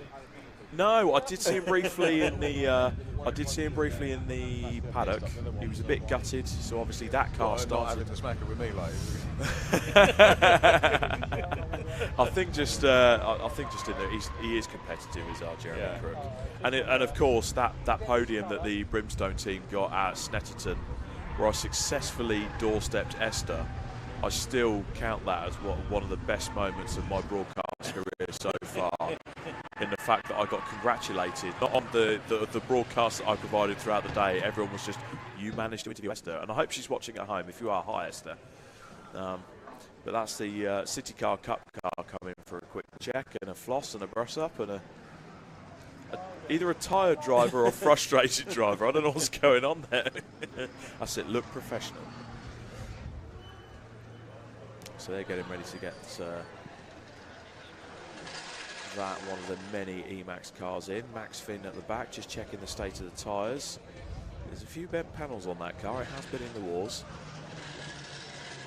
Well, there were a lot of Maxes in that team. Because there was Max with the glasses yesterday. I said when we do pit lane interview, every time I went past, he wasn't there. So whether he was hiding or not, I don't know. No. That wasn't Max with the glasses, was it? No, different one. Yeah, some bent panels on that. That'll be a bit of body work. That's meant to be racing at Alton Park next week, which is interesting. So that'll go back to Jelly Snake Racing to do a bit of fettling and make sure everything's as it should. Saturday only next week, presumably? Yeah, it's just a Fun Cup round, isn't it? Probably. Yeah, it's one of the ones I can't do because it clashes with touring cars. So you'll be down at Brands. Brands Alton Park. Yeah, Brands because it's home. It's that flipping drive up the M6, which does me. Brands because it's home, but I raced at Alton Park a couple of weeks ago with the modified Fords, and it's just such a pretty circuit. Even when you're driving through the circuit on a nice warm morning, it's just like, I'm qualifying, I should be on it, but it's just so picturesque. You almost can't believe there's a racetrack going through the middle of it. No, you can't. It's a great circuit, but it's my least favourite drive. Yeah, it's my least favourite journey. Because getting there is a bit, getting there's a bit of a faff. And touring car weekends are a pain getting out. So it's about an hour and a half to get out. Because inevitably, the F4 race is the last race of the day, so we have to hang on. I don't mind that. I love doing the F4 race, but then you've got to sit there. And one time, MSV missed a trick. So we had, it was a Grand Prix weekend. Yeah. F4 was the last race. I thought, do you know what I'm going to do? It said the Grand Prix will be on the TV after the end of April. Brilliant, absolutely brilliant. Do the F4 race, go out, not going to sit in any traffic, watch the GP, have a sherbet, have a soft drink, a bite to eat in the restaurant, watch the GP, and then just go home at my leisure. The bar was open, the telly was on, but the bar for food and drink wasn't open. So the room was open, but they weren't serving anybody. Oh wow! What a mystery! I just in the end just went and sat in the car and had 5 on the way home. Which is actually better than the telly anyway, to be honest. 5 is always better, but can't beat a bit of radio. No, Project 63, the AB Motorsport car, they are in the pits. So Silver Lake Racing Team, they have got the 2 laps, so that's got to be at least a 6-minute pit stop if you're looking at 3 minutes for a lap. So the AB Motorsport crew have got to be so quick with the fueling that's going on there, and they've got to be so quick with the wheel changes and getting the driver in to see if they can get the car ahead of Silver Lake, and that is the leader of the race, Alpha Trojan, in as well. With an hour and a half to go, Alpha Trojan are pitting up to the line to the 40-mile-per-hour zone. They get on the brakes and they start to make their way down the pit lane. So this is the leader of the race. They've had an axle repaired on that car. They have had all sorts going on, whether it's tyre issues, fuel issues in terms of making their stint last. And at the moment, Trojan are getting ready to do their final driver change. The BPC Motorsport team are getting ready. Who goes in last for this one? Do we know the order? Let's have a look and see if we can make it for the car. I'll tell you who I can see. Jeremy and Scott making their way down the pit lane at a rate of knots, so they will definitely find out for us. But first things first, they've got to get the fuel. Well, to be fair, Jeremy's doing a rate of knots. Scott's more of a saunter, I've got to admit. Sorry, Scott. Richard said that. I present the evidence, pointing at the screen. Yeah, the proof of the pudding definitely is in the video footage, but the Alpha Trojan team getting to work. Scott's just going to check that it's a fuel can. And Jeremy, we know what Jeremy's like. He's going to make sure we get the shot. He's all about the shot, is our Jeremy. There we go, and he's straight into action. Let's get the shots live. Should we tell him he's needed down the other end of the pit lane now, just for a little hoot? Sit the bin, Jeremy. Now, there's the shot. There he goes. You got it. Yeah, there we go, right, Rob. There we go. That is the magic. So the Trojan team get to work, and we see how we get on with the fuel churn dumping in there. So. To work. All very nice and clean at the moment. There doesn't appear to be any spillage or anything. Great, doesn't it? Yeah, good job. good job by the team. Immaculately presented car, as per usual by the Alpha Trojan squad. And they've got 2 laps to get that done because Bacon Racing are going to be hot on their heels. But it's got to be a matter of time. So Bacon are on 9 pit stops. This will be Alpha Trojan on 11. So Bacon do have a pit stop in hand as such. How many runners have we got? We should quite have lost any more. So yeah, we're 3 down, aren't we now? Yeah. 6, 5, 9, 7, 3, 10. Where's the 410? 34th. See, Andrew Schofield. It's funny how the 410 car goes up when Andrew Schofield's in the car. Yeah, and Charlie. And Charlie. I've not seen any of Charlie's stints. I don't think he's done any when I've been in there. I've had It's the best been part of 6 hours in there. It's been a rapid stint from Charlie and from Andrew Schofield. The only thing that let Andrew down is he was in the car when the engine went the first time. Yeah. So I'm not sure whether we put that down to Andrew or whether the others had abused the car first. Yeah, potentially. Are we talking about a Mr. McCurlin and Mr. Graham? I don't know. I did have a word with Mr. Souch before we started today. Yeah. I said it's May the 4th. Don't use the 4th, Luke. Fantastic. So whether he did or not, I don't know. And that car you see on the screen there, 394, that is the Project 63 team. They have done their pit stop. They are getting ready to finish this race with an hour and a half to go. And Alpha Trojan getting to work. They're getting a driver bolted in. The team are getting ready to sort the car out by bolting 2 new tyres on the front. Certainly it's been, I wouldn't say it's been a car killer, but it's certainly tested the tyres here this week. That is Jonathan Mundy being bolted into that car. So Jonathan Mundy is going to bring the Alpha Trojan car home. Adam Willis stepping out of that car. So the door gets shut. That'll be a happy driver. Chris Freeman's been in it for most of the time that I've been on the cogs, and he started, didn't he? He did, yeah. Yeah, he gave me a few words on the grid before while we got started with the 24-hour race. The car is dropped down, and the driver's getting released. The team push back. 2 new tyres on the front, and away they go. Jeremy working away, and the Alpha Trojan car tags out, and away they go. So have you done 24 hours yourself as a driver? Not in a C1. Right. 2 CVs. It's where I started. Now, if you listen, I know there'll be certain people listening that would have heard these stories so many times and gone, oh. But yes, so I started in 2 CVs with Basingstoke College back in the day. I'd always had a love of motorsport, and I grew up in and around here because Basingstoke College wasn't far from me, and I enrolled at college in their motorsport course. Went and got arts off my own back, worked a job delivering pizzas, doing bits like that. So we just see the Silver Lake 458 car making some moves. We're going to find out once the timing sorts itself out.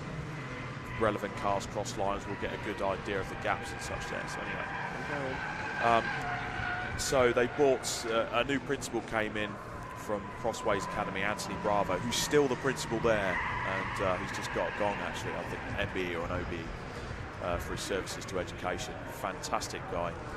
And from the Crossways Academy, they brought across this Racing 2 CV that they'd done for 24 hours the year before, and it was a project that students can get involved with after hours and get stuck in. And I spent 4 years doing that.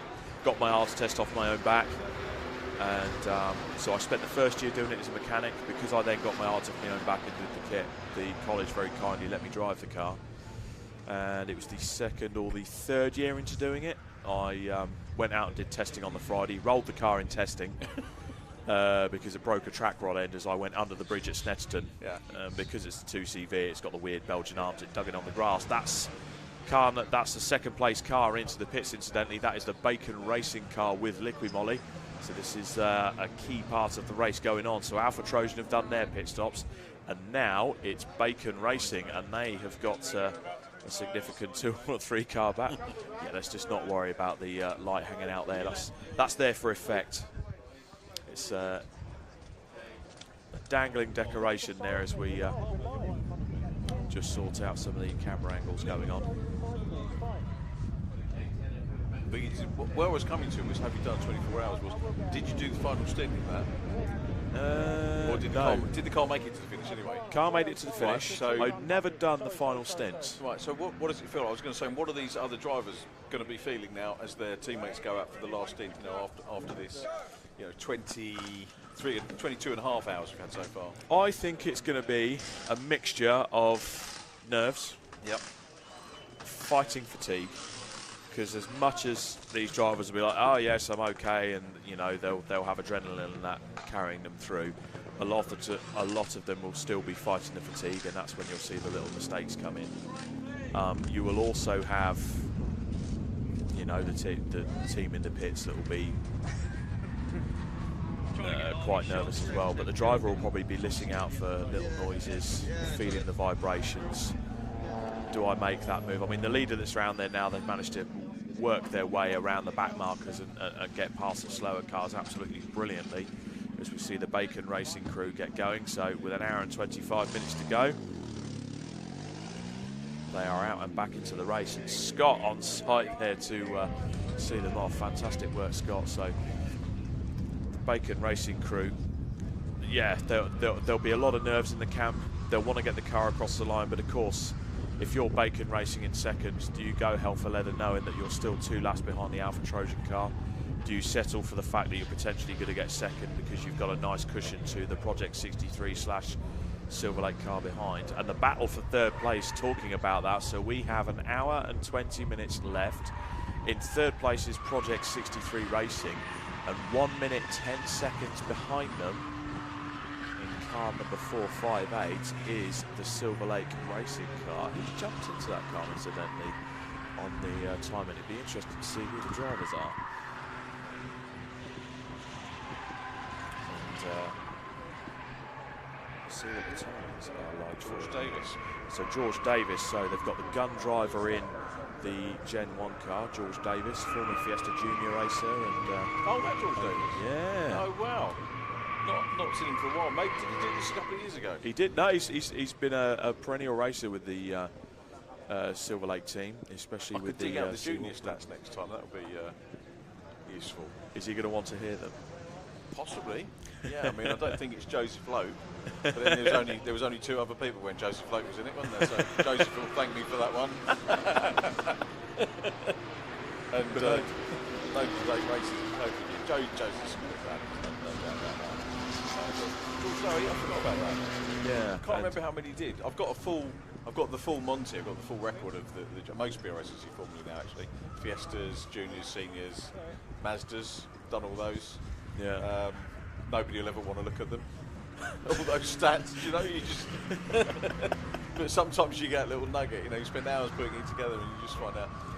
It'd be interesting to see those stats. Actually, George, bless him, he's passionate about it. I think his dad's still in the pits here. His dad does a lot of work on the bodywork for the Silver Lake team cars, and Greg Rose, old chicken legs as we like to call him, that's currently in the pits now, will be watching on, preparing those 2 cars. And George, bless him, he's had a couple of rounds where he drove car 558 at the beginning of the year, and he was fighting amongst the leaders, made a couple of moves that were perhaps a bit over the top into Brooklands, as we see coming up now. And what he's done in the 24-hour race, the stints that he's driven, he's certainly made up for the mistakes that he's made and paid back in spades.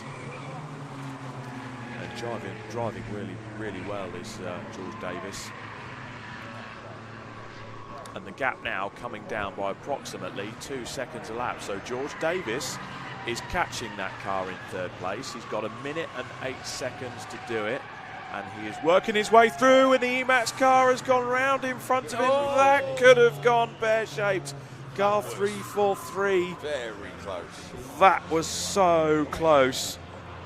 And just as I was pumping up the tyres of George Davis's skill, the skill he had to show to avoid that spinning car at one of the fastest parts of the circuit, when you're going from right to left to right.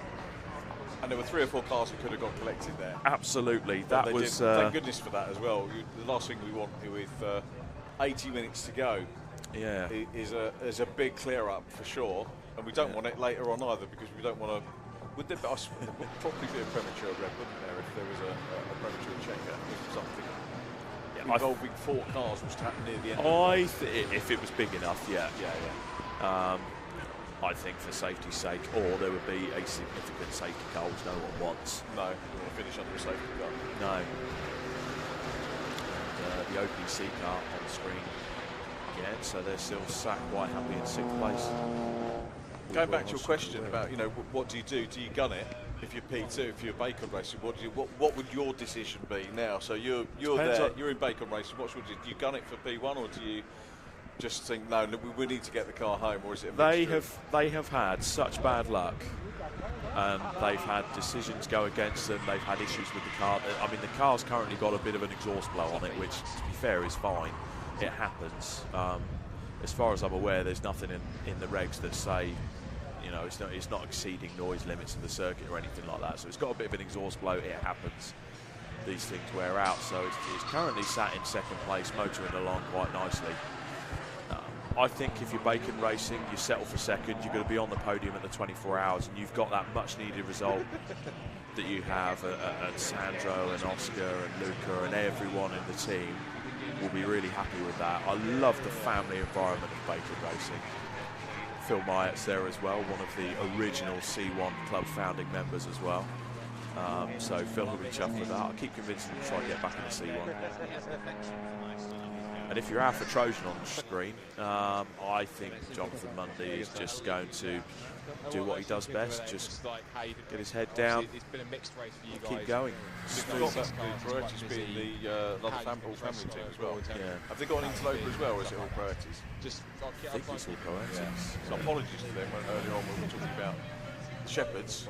Yeah. Well, there are 4 Shepherds. Yep. And then so 3 priorities and maybe lots of paints next year.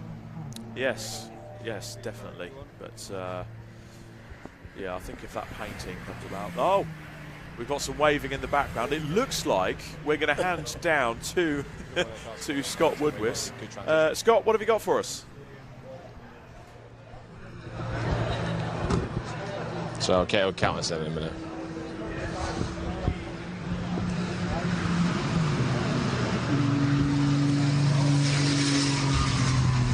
Yeah.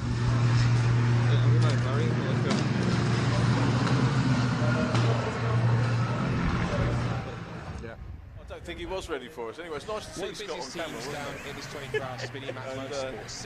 it? It was a bit. Unfortunately, we've had a few technical issues there with the technical issue with Scott.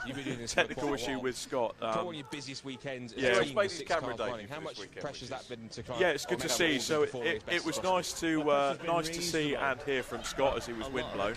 I think he's still trying to give his interview at the moment, going from the production team at the back. So slow and steady. One of the slow cars has carried on going. It's the leading car. It's a bit like the old Kenny Everett show. It's been a bit challenging, but we've kept him going. It's fair to say in some cases some of the cars haven't played quite the race that you were hoping for. What do we think he'd be saying in terms of reliability? Has it been surprising how tough it's been compared to other years you've had? Yeah, the surprising failures we've had have just been a little bit bizarre. We're just looking to get some failures action. we've seen this weekend, and especially on new clutch kits, it's not really what we wanted, but we all do it. It happens to the best of us. Now that is a car in 3rd place currently. That is a car that is being hotly pursued by the Silver Lake Racing Team car number 458. Now the Silver Lake team will be patiently sat around the control unit that they've got in the garage, hoping that George Davis can eke down that gap, which looking at the difference. How different do you think of the new full course yellow rules for this year as well compared to safety cars? But has that, and look, we've turned about teams think about clear his lap. Yeah, he's got to clear his lap and see what the gap is the next time he comes over the time line. How much has that thrown you a bit in terms of having to work those full course yellows in, if you can at all, given how unpredictable it is? Well, yeah, I think that's probably thrown us a lot, because it's not been as much of an advantage, because you could call the safety car, look where you are in round the circuit and make that decision. With a full course yellow, you're not really gaining anything. because you can't go out and then brake to get back on the train, which I think is probably actually a good idea for safety, to be fair. So I think it's good, and I think it probably evens it out up and down pit lane. Safety car screwed us a few times. Right, so the gap's not changed. So Project 63 responding. Made it a bit tough to try and call things on strategy, particularly when they're throw full show, and it almost throws your plans completely out the window. Yeah, absolutely. We've had a few, you know, I'm not saying the bad decisions, but you've got carrots, you've got safety car, and then other times it's gone full coat yellow. So yeah, it's good, and it's keeping us on our toes. So it's good. With this race, how great is it that we've got 24 hours back? We've got all the bigger teams that tend to take part back in the bits, including you guys.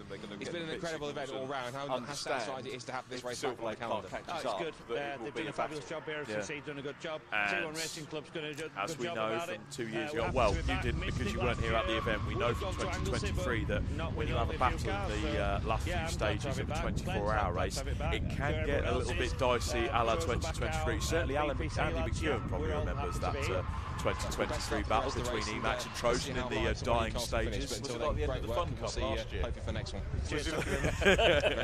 So busy as ever, Emac Motorsport, lots of activity going on with 6 cars this weekend. So this is a bit of a strain, particularly some of the strategy 558 Gen 2 car, so that's the second C1. Which we talked about pre-race, Rob. C1 cars at Silver Lake and still got a little bit of way to go. Gen 2 car making their final pit stops now. So really it's going to be a pretty clean run to the finish, at least for some teams. Hopefully well, it's they've open to race. We'll see it in the other rounds. Well, it's been in the other rounds for. Oh, that's the Andrew Schofield car into the pits for more fuel. So I want to try and get. Well, he's potentially. We're going to get a driver change as well. Do you think that? I can't see another driver around there. We'll have to have a look and see who tags out. So the Gen 2 car's been going for quite a while. It ran for most of last year.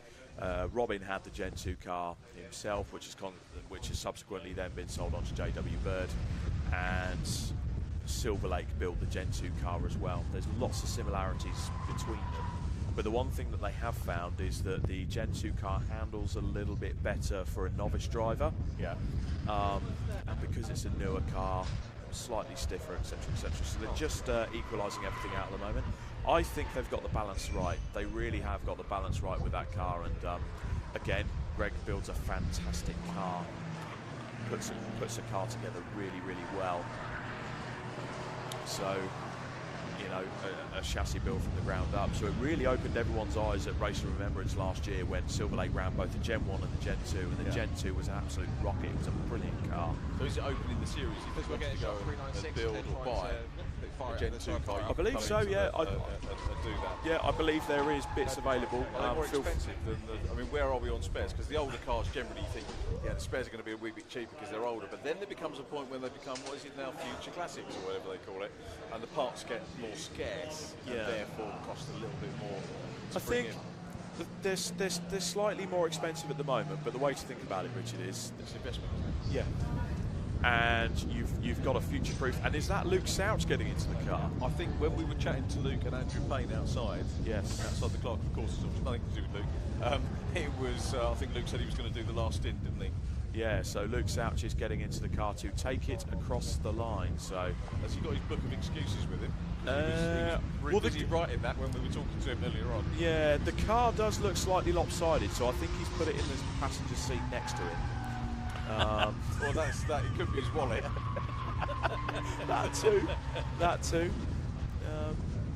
So he's been good value, actually. He's very much so. To be perfectly honest. The whole team have a lot of the teams looking on. Thank you for watching on the live stream. I don't know whether Aidan Hill's been out as well. He was talking to Colin Bysouth earlier.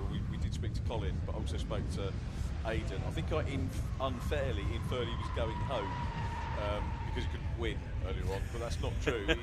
Going home was not doing any more racing, but he's there because the team are using a lot of the Hills Motorsport kit, so he hasn't gone home. And he was going to have another stint in the car. I don't think he was overly keen on doing a long stint because he said his head wasn't actually about going for the win, but he did offer to do another 40-minute stint, take some of the pressure off the drive. So I don't know whether Aidan did that or not in the #Blessed car or not. As Mr. Souch goes out. Nice Sunday drive for Luke. just to bed the car in a bit. It won't be setting any speed records, honestly, with Luke at the wheel. He just wants to get the car over the line and straight away block someone else. Well done, Luke. That's a good effort. Moves out of the way. Ever the gentleman driver. Car number 393, just having a little chat with Ashley Morton. What are you doing here? Turns out you've been a bit naughty. You're in the stop-go penalty area. It'll be interesting to see what penalty that car's in for. So Ashley Morton and his wonderful marshalling pit lane crew just having a wee bit of a chat, letting him know where he perhaps went wrong in his ways. So I think counting down, it might be a 3-minute penalty for a various discretion. I know that car had a couple of spins and potentially had some driving infringements there, so I dare say then may have had the dreaded 3 minutes put in for that. The Euro car parts car, as we see on the screen there, being chased by the Wombles car. Delivery still looking so good on that car. They dropped down one when we last looked because they were chasing the OPC car, weren't they? Yeah. So they're now chasing Fighting Talk, and they're 28 seconds behind. So Ryan Bentley on board that car needs to get a bit of a lick on to see if he can catch up to the car. And 107 now, gap Project 63 to Silver Lake. So they've pulled a second. Okay. But it's not going to be enough. 1 second a lap. Not with an hour and 10 minutes to go. No. I think George needs a full course yellow, a safety car, or a bit of luck to go his way. A bit of traffic, a group of cars. I went to view Silver Lake. Is there a car further down that they could the race on spin in the middle of the track and get a safety car going? What, like the second Silver Lake car? I don't see Mickey I will. It's been done before. I'm thinking Renault 2000 and... Yeah. I don't want a Singapore situation going on, but if we do see 558 buried in the wall. The trouble is now I've suggested it, everyone will go, yeah. But knowing Greg Rose, he's probably scratching his chin thinking it's gone and other no, I know for a fact Greg wouldn't think that. It's only going to be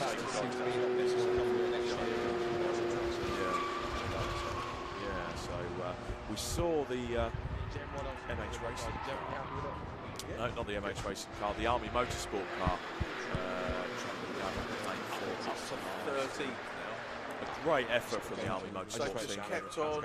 Yeah, they've been an absolute credit as well. Their crew really get into the spirit of the C1 event this weekend. They've been absolutely phenomenal. But again, and I've said this before, it's a poor joke in the live stream, but you've got Army personnel there that are wearing camouflage trousers and high visibility tops. Do they want to be seen or not? That's the question I want to know. Do they want to be seen or not? But no, honestly, big up the Army Motorsport. I love the Armed Forces programs now. Now we have a second attempt on our hands, Richard, to try and hand down to Scott Woodward for an interview. Are we going to get an interview? Let's find out. Over to Scott.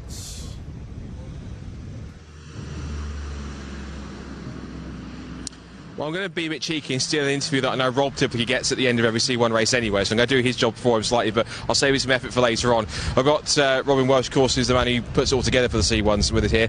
We spoke to you before the race. You were a little bit nervy, but of course hoping it was going to be a good race. Now we're nearly 24 hours later. Your thoughts on it? It's gone loads better than I thought it possibly could have, to be honest. The full course yellow and Code 66 iteration has made it a completely different race to any other 24-hour race we've done, which has been really good, because everyone's normally relying on these safety cars, but the problem with safety cars is safety cars breed safety cars, and that causes more accidents and all the rest of it, and we've had a really clean race on the circuit this time, which has been brilliant. So full course yellow we're definitely a fan of. We want to do that again for sure. And yeah, in that respect, the race is actually more of a race this time. You know, it's not just predetermined by safety cars, who's lucky, who's not lucky. It's actually people are still battling for position now. Yeah. I'm actually, my team is battling for third as we speak, literally, but we just worked out the math and I don't think we can do it. Yeah, it's everywhere in the grid actually having to, you know, fight for position now, which is much, much better. That's where it should be. And that's the thing that all the teams have been saying. We just spoke to Ash Carter at Emac, and they're saying that usually they're one of the masters of strategy, playing the safety cars and what they can do in the race. Now they get a full course yellow, it completely throws their plans out of the way, so they have to go right back to the drawing board, and it brings in the one thing we all want, which is that unpredictability. And that's why we came into this race thinking there's 10, 12, 15 teams that had a genuine shot of at least getting on the podium, and that just spices it up a little more. Yeah, exactly. I mean, it's exactly right. As soon as you throw a safety car in, compacts the grid. Everyone's going slow, so they're conserving fuel, and everyone's then it's a compacted grid, so it just brings everyone back together. The beauty of full course yellow is you just stay all around the circuit where you are, going the same speed. So, excuse me, it's kind of just like a pause button, you know, and it's perfect. And then when it's go again, if you got half a lap lead on the guy you're battling with, well, they stay that half a lap away. They don't get an opportunity to catch you. So any advantage you gain on circuit, you get to keep. Which, I say everyone's strategies have just gone bin. no one had a clue. Yeah. And I think that's showing, actually, because it's all a little bit upside down even now. You know, we're not really sure what's going to happen. Yeah. Of course, with all the front-running teams like Emacs and Trojan and the teams you expect to be up there, in terms of other teams down the grid, who else has surprised you in terms of that's either had a great race or not performed maybe as well as you might have thought they would have done given past experience? The obvious one is JW Bird. Little grey car. Unfortunately, they've had an engine issue. The car was running really strong the whole race, through no fault of their own, the engine's given up, and that's them out, and that's a big contender. Obviously, 346 Emacs is normally punching and there and fast. They've never had any bad luck. They've won a lot of these things. This 24-hour race, they've had more bad luck than I think I've seen a team have ever. Everything that could go wrong has gone wrong, and then they've gone out and something else has gone wrong. They've just constantly been in the pits. It's been the worst race I think I've seen them ever have, so bad luck to them. But it happens sometimes, right? It's racing. Sometimes you get the good luck, and they've had a lot of good luck. Yeah. And they just got all the bad luck this time. So, but Silver Lake Racing, our sponsors, 458 is currently fourth. Working out the strategy, we probably could have got third. I think if we'd have run the race, it would be different. We just played a long game, slow and steady, no penalties, and keep going. And we had an issue with 558, but they're running really well. The improvements there is huge. I think that's what we're seeing along the grid. Is the improvements have been really good. Some teams had a bit more bad luck. So AF Racing rolled the car amongst other things. They were running really strong, and #bless Colin Bicehouse team. Again, they were leading the race. It was theirs, and engine let go, and you just think, come on, it was just chewing through oil, no fault of their own. It ran out of oil and let go. So there's a lot of these little stories that are happening, but there's some positives. The Army team, we've got the British Army here with us, which is amazing. For us to be able to give them that experience is great. But they played a typical game that you'd expect the Army to play. They've just kept going round, played the numbers. And they're still going round, and it's great. First time they've done it, and they're going to finish with a decent result. So it's nice to see that. Bacon Racing. Yeah. They were in my top 3 list anyway. When you and Rob asked, I just didn't want to say it because I didn't want to jinx them. Hope I haven't now. They've been brilliant. They one of the most passionate families in UK motorsport, but they just always get something. They always do something silly and get a penalty. They've got this far into the 24-hour race with no penalties. Their pit stops have been immaculate. I watched every one pretty much, and they've just been pinpoint perfect on all of them. And well done to them. That's going really well. Trojan have had their issues, but they're going around doing their thing. Yeah. There's lots going on. Lots going on. There's been a lot of positive vibes about the fact that 24 Hours is back. All the teams here have been so satisfied to be here regardless of their fortunes. We've seen a lot of people also talking, sending messages, I guess, to you and to Rob and to me and on the live stream, of teams that wanted to be here but for reasons they couldn't, but they're all kind of declaring that they're going to be back for next year. So are we anticipating this is going to be the proper... Not they ever really went away, but like the proper rebirth of 24 Hours, the teams that we wanted to be here, and plus hopefully some more European interest and other classes you might try and get in for next year? Yeah, definitely. I think there was a background restructure, and between Brscc and Silverstone, they now, got it nailed, I think, and hopefully it's here for good. Yeah. And hopefully with that, if we can get the grids back to the 50s, 60s, 70s, and hopefully we can get some more people on board. If we can get our friends in the KA series to come on, and actually make it have one at the home of British Motorsport and have a proper good one make a class structured one make endurance race. Yeah. It's not going to be. How can you get better than that? So I hope that I hope it works out, and I hope we get the numbers that we need. And just say the European entries, the Portuguese guys, Scandinavia, and we've got the Scandinavian team here. Yeah. This weekend, and they're saying they're going to bring more cars next time. At least 4 cars, and If we can get some Belgian spec cars, some Portuguese cars, and get all these classes in there and make it a bit like the 2017, 2018 Spa vibe, a bit chaos, but it should be. So yeah, I think the future's positive for that. Yeah. So plan for that starts around about what? Hour and a half's time? Yeah, I think we're definitely going to be having, myself and Brscc are going to be on meetings next week to try and get things. And as soon as we know that we're doing it, we're going to get everything out and push it as hard as we can and make sure everyone knows. And let's make it a big show next year. Well, we're glad it's back. I know you are too, and so is everyone else. So still got an hour bit to go, but well done on a successful 24 hours, and all being well, let's do it again next year. Yeah, definitely. And thank you to your team as well. You put on a really good show this weekend. So it's been a bit of a dream team of commentators, I must say. But yeah, it's been really, really good. So thank you guys as well. Robin, great effort. Good stuff. Well done. So there we go. Robin's happy. Everyone else in the paddock seems happy. Obviously, teams have had their misfortunes throughout the grid. Some of the faster and slower teams surprising and having issues. But we've still got an hour and a bit to go. Although actually that's happening. There was a jinx, but Bacon Racing in the pit lane, and that doesn't sound healthy. So I don't know if we've cursed it or not, but unfortunately Bacon Racing in the pit lane and straight in, and either it's got no driver or the engine sounding rough, whatever it is, but I think I better stop talking, or I don't know whether it's worth we try to get down there or not at all and try and see what's going on. But yeah, look, Molly, just as we're trying to sign off saying everything was bright and rosy, I think unfortunately a spanner's literally been thrown into the works unintentionally with Bacon Racing. I shouldn't be laughing because it's not really funny, but Bacon Racing in. I'm just looking down the pit lane to see what the possible issue would be. There's possibly they've tried to lift off the front left. Looks like the front left is off the ground. I really want to go down there and just so we can have a see what's going on in terms of what the close-up is. It looks like they've lifted up the front left off the ground. They're changing something, whether it's a tyre or possibly it was beeping frantically. The driver behind the wheel was beeping like anything, trying to get this fixed. And of course, they can hopefully keep on to second place, but they're in that fight also with the battle for third too. So if we can see just down there and what's happening, but the car is still stationary. For what it's worth, just in the case of the foreground, you've got the hashtag Blessed team making their final pit stop, but that's not what we're focusing on. It is the drama down at Bacon Racing, and just as we're not going to put the blame on Robin, that's harsh, but just as we were talking up the fact that Bacon Racing are having such a great race, perfect pit stops, nothing going wrong, at the moment we go to cut back to you guys, we have an issue, so we're going to see if we can get down there quickly. We're going past the hashtag Blessed team, who are making their final pit stop, so you might well see, unless you've got camera footage here from Rob here, just going to wander down. Yeah, Aidan Hill's getting in his, and that was the 40 minutes I think he wanted to do. He's going to have a little bit more. They might stop again, because Aidan might only do half an hour, but massive story. Bacon Racing story. Yeah, it didn't sound too healthy, did it? It's been blowing the exhaust for quite a while, and I know a few of the teams have been a bit unhappy about it, but in the regs, it is what it is. It's not breaking the noise tests. It's not going above the decibel meters. The Clarks were happy. I could just see it's going back out, so that was the lock-off camera there. Bacon Racing leaving the pit lane. But if they in the pit lane for long enough that Project 63 and or Silver Lake Racing can catch up to them. It gives us potentially gives us a race. We're going to see where they are on the lap chart, as it were.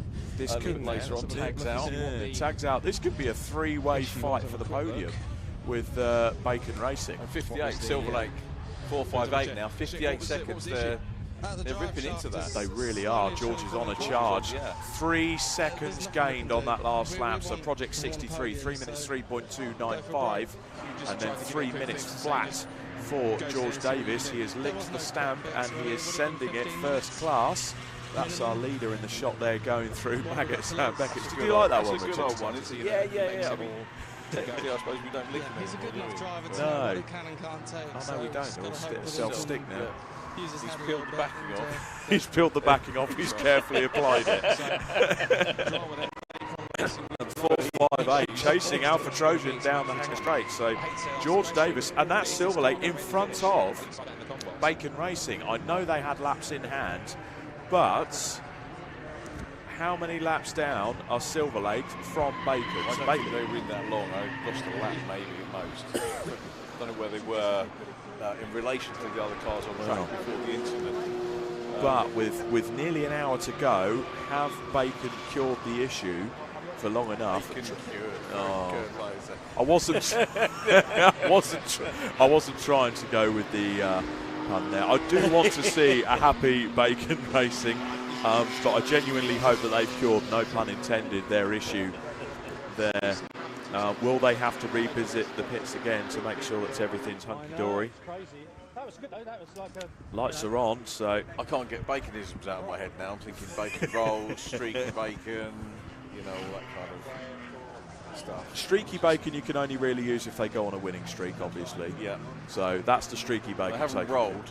No, and I wish them not to, so please don't do that.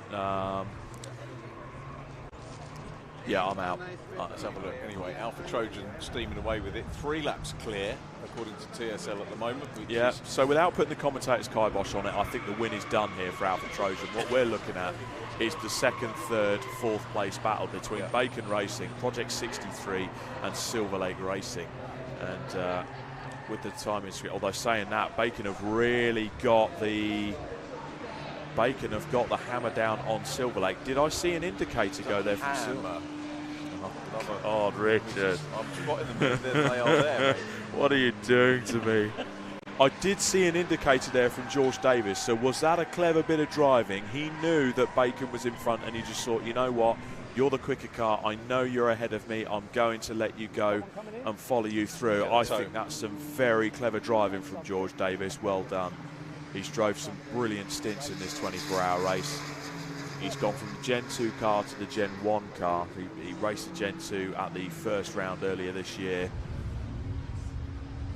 And I think the team's hanging out the pit wall trying to tell him that there's some cars en route. Lap time, last lap around. And Silver Lake Racing was a 2:07.1, so lost quite a bit of time there, considering Project 63 did a 3 minutes 2.4, so he's lost 5 seconds there. He has. So Bacon.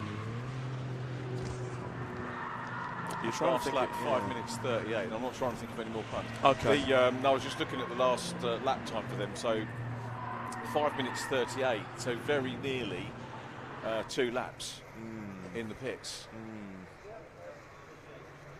But 3 laps down, Bacon's a Project 63, still showing us 2 laps.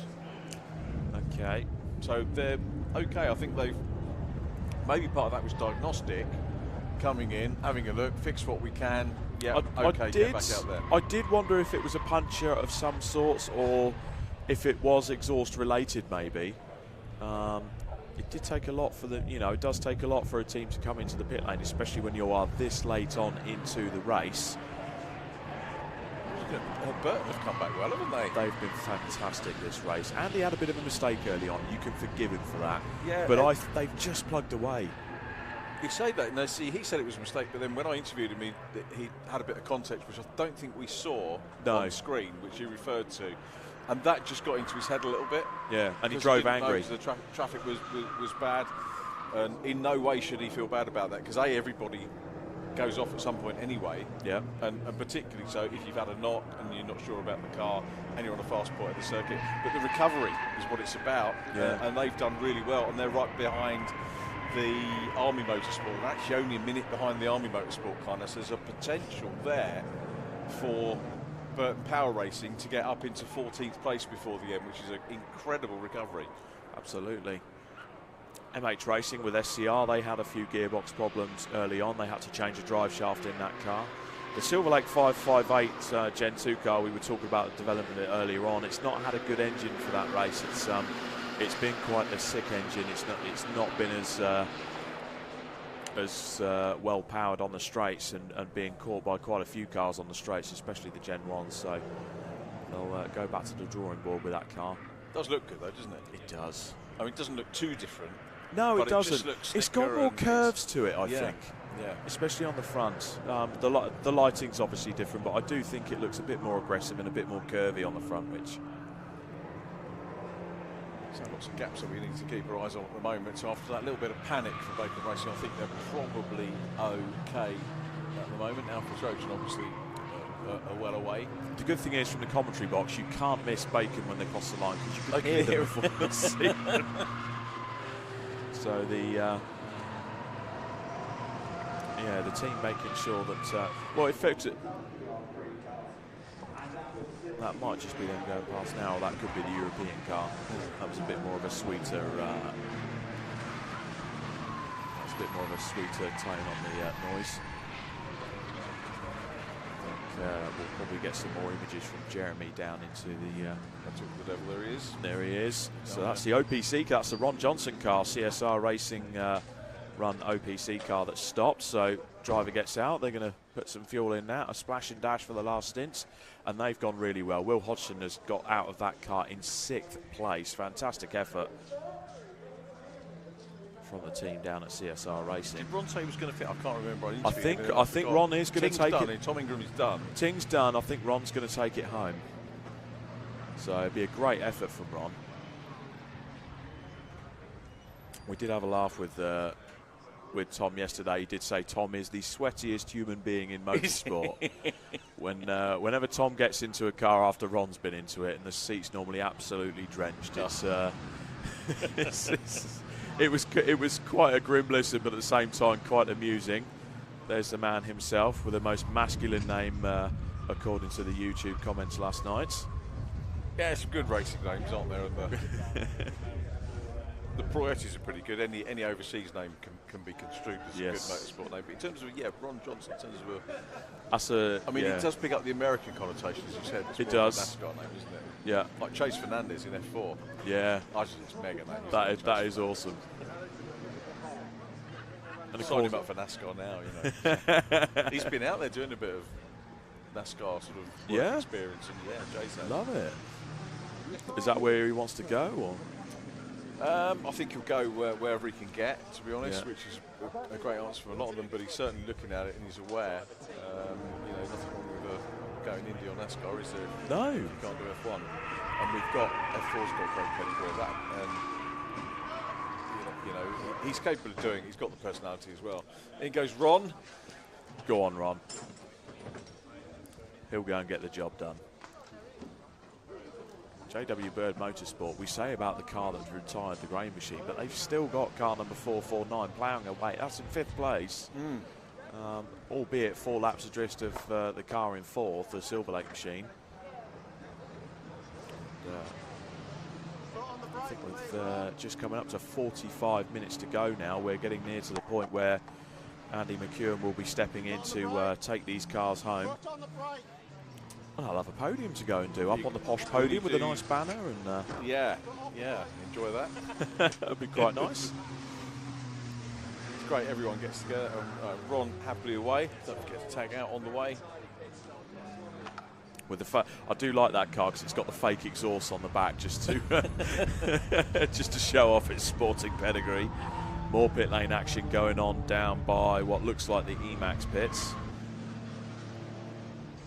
Got the Midway Motorsport car, and that's the WRC Developments car coming in, so number 586 is in. He's handing over to someone else, do we think? Or possibly. They're that end, aren't they? So it's still coming in rather than going You out. feel for WRC Developments, unfortunately, they've had an absolutely horrid 24 hours. One of the early issues, wasn't it? They had, was it the radiator cap? The radiator cap came off, and then that same car, I think because they lost the engine went bang during the night, so. And they've also. I think Ed McDermott was in the wars as well.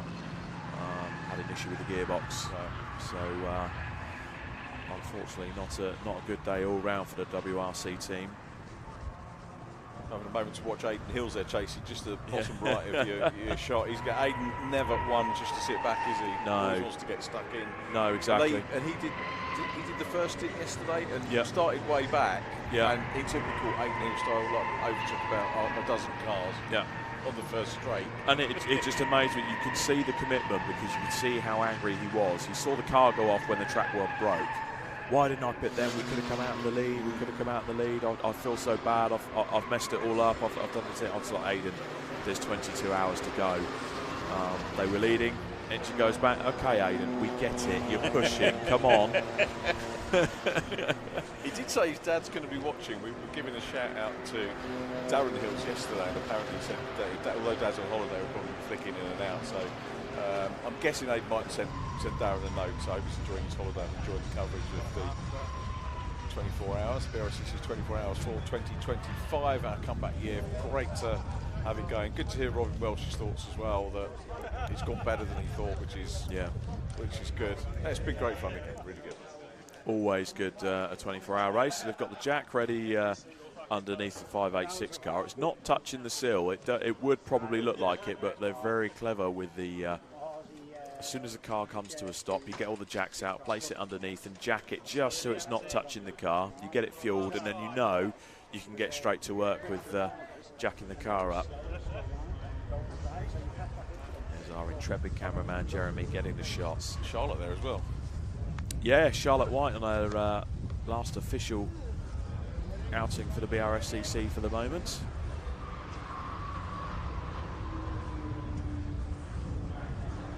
Good to see Charlotte here, actually. It's very good to see Charlotte here. She's been an absolute asset to the Brscc during her time working with the organisation.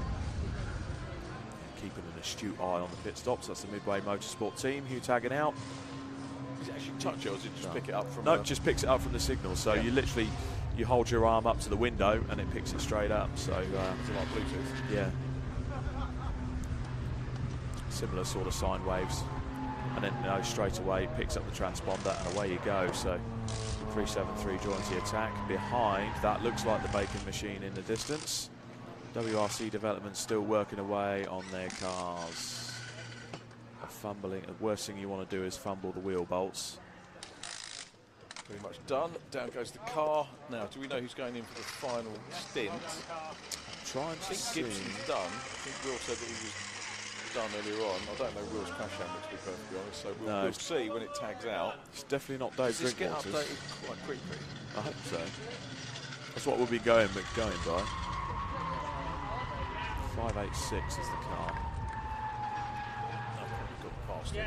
I've gone down so low I found the Brscc car again. Oh wow. That's basement. It's Will Gibson again, actually. It is Will Gibson. Will Gibson. So apologies, Will, I didn't know his crash helmet. Not actually commed on Will for a good while or looked at his crash hat.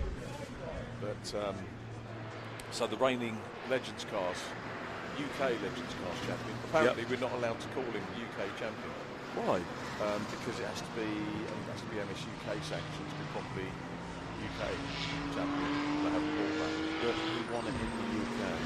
Yeah, but I think you have to pay a registration to be an official in the UK, which I kind of get, to be rubber stamped so that MS-UK can overlook it.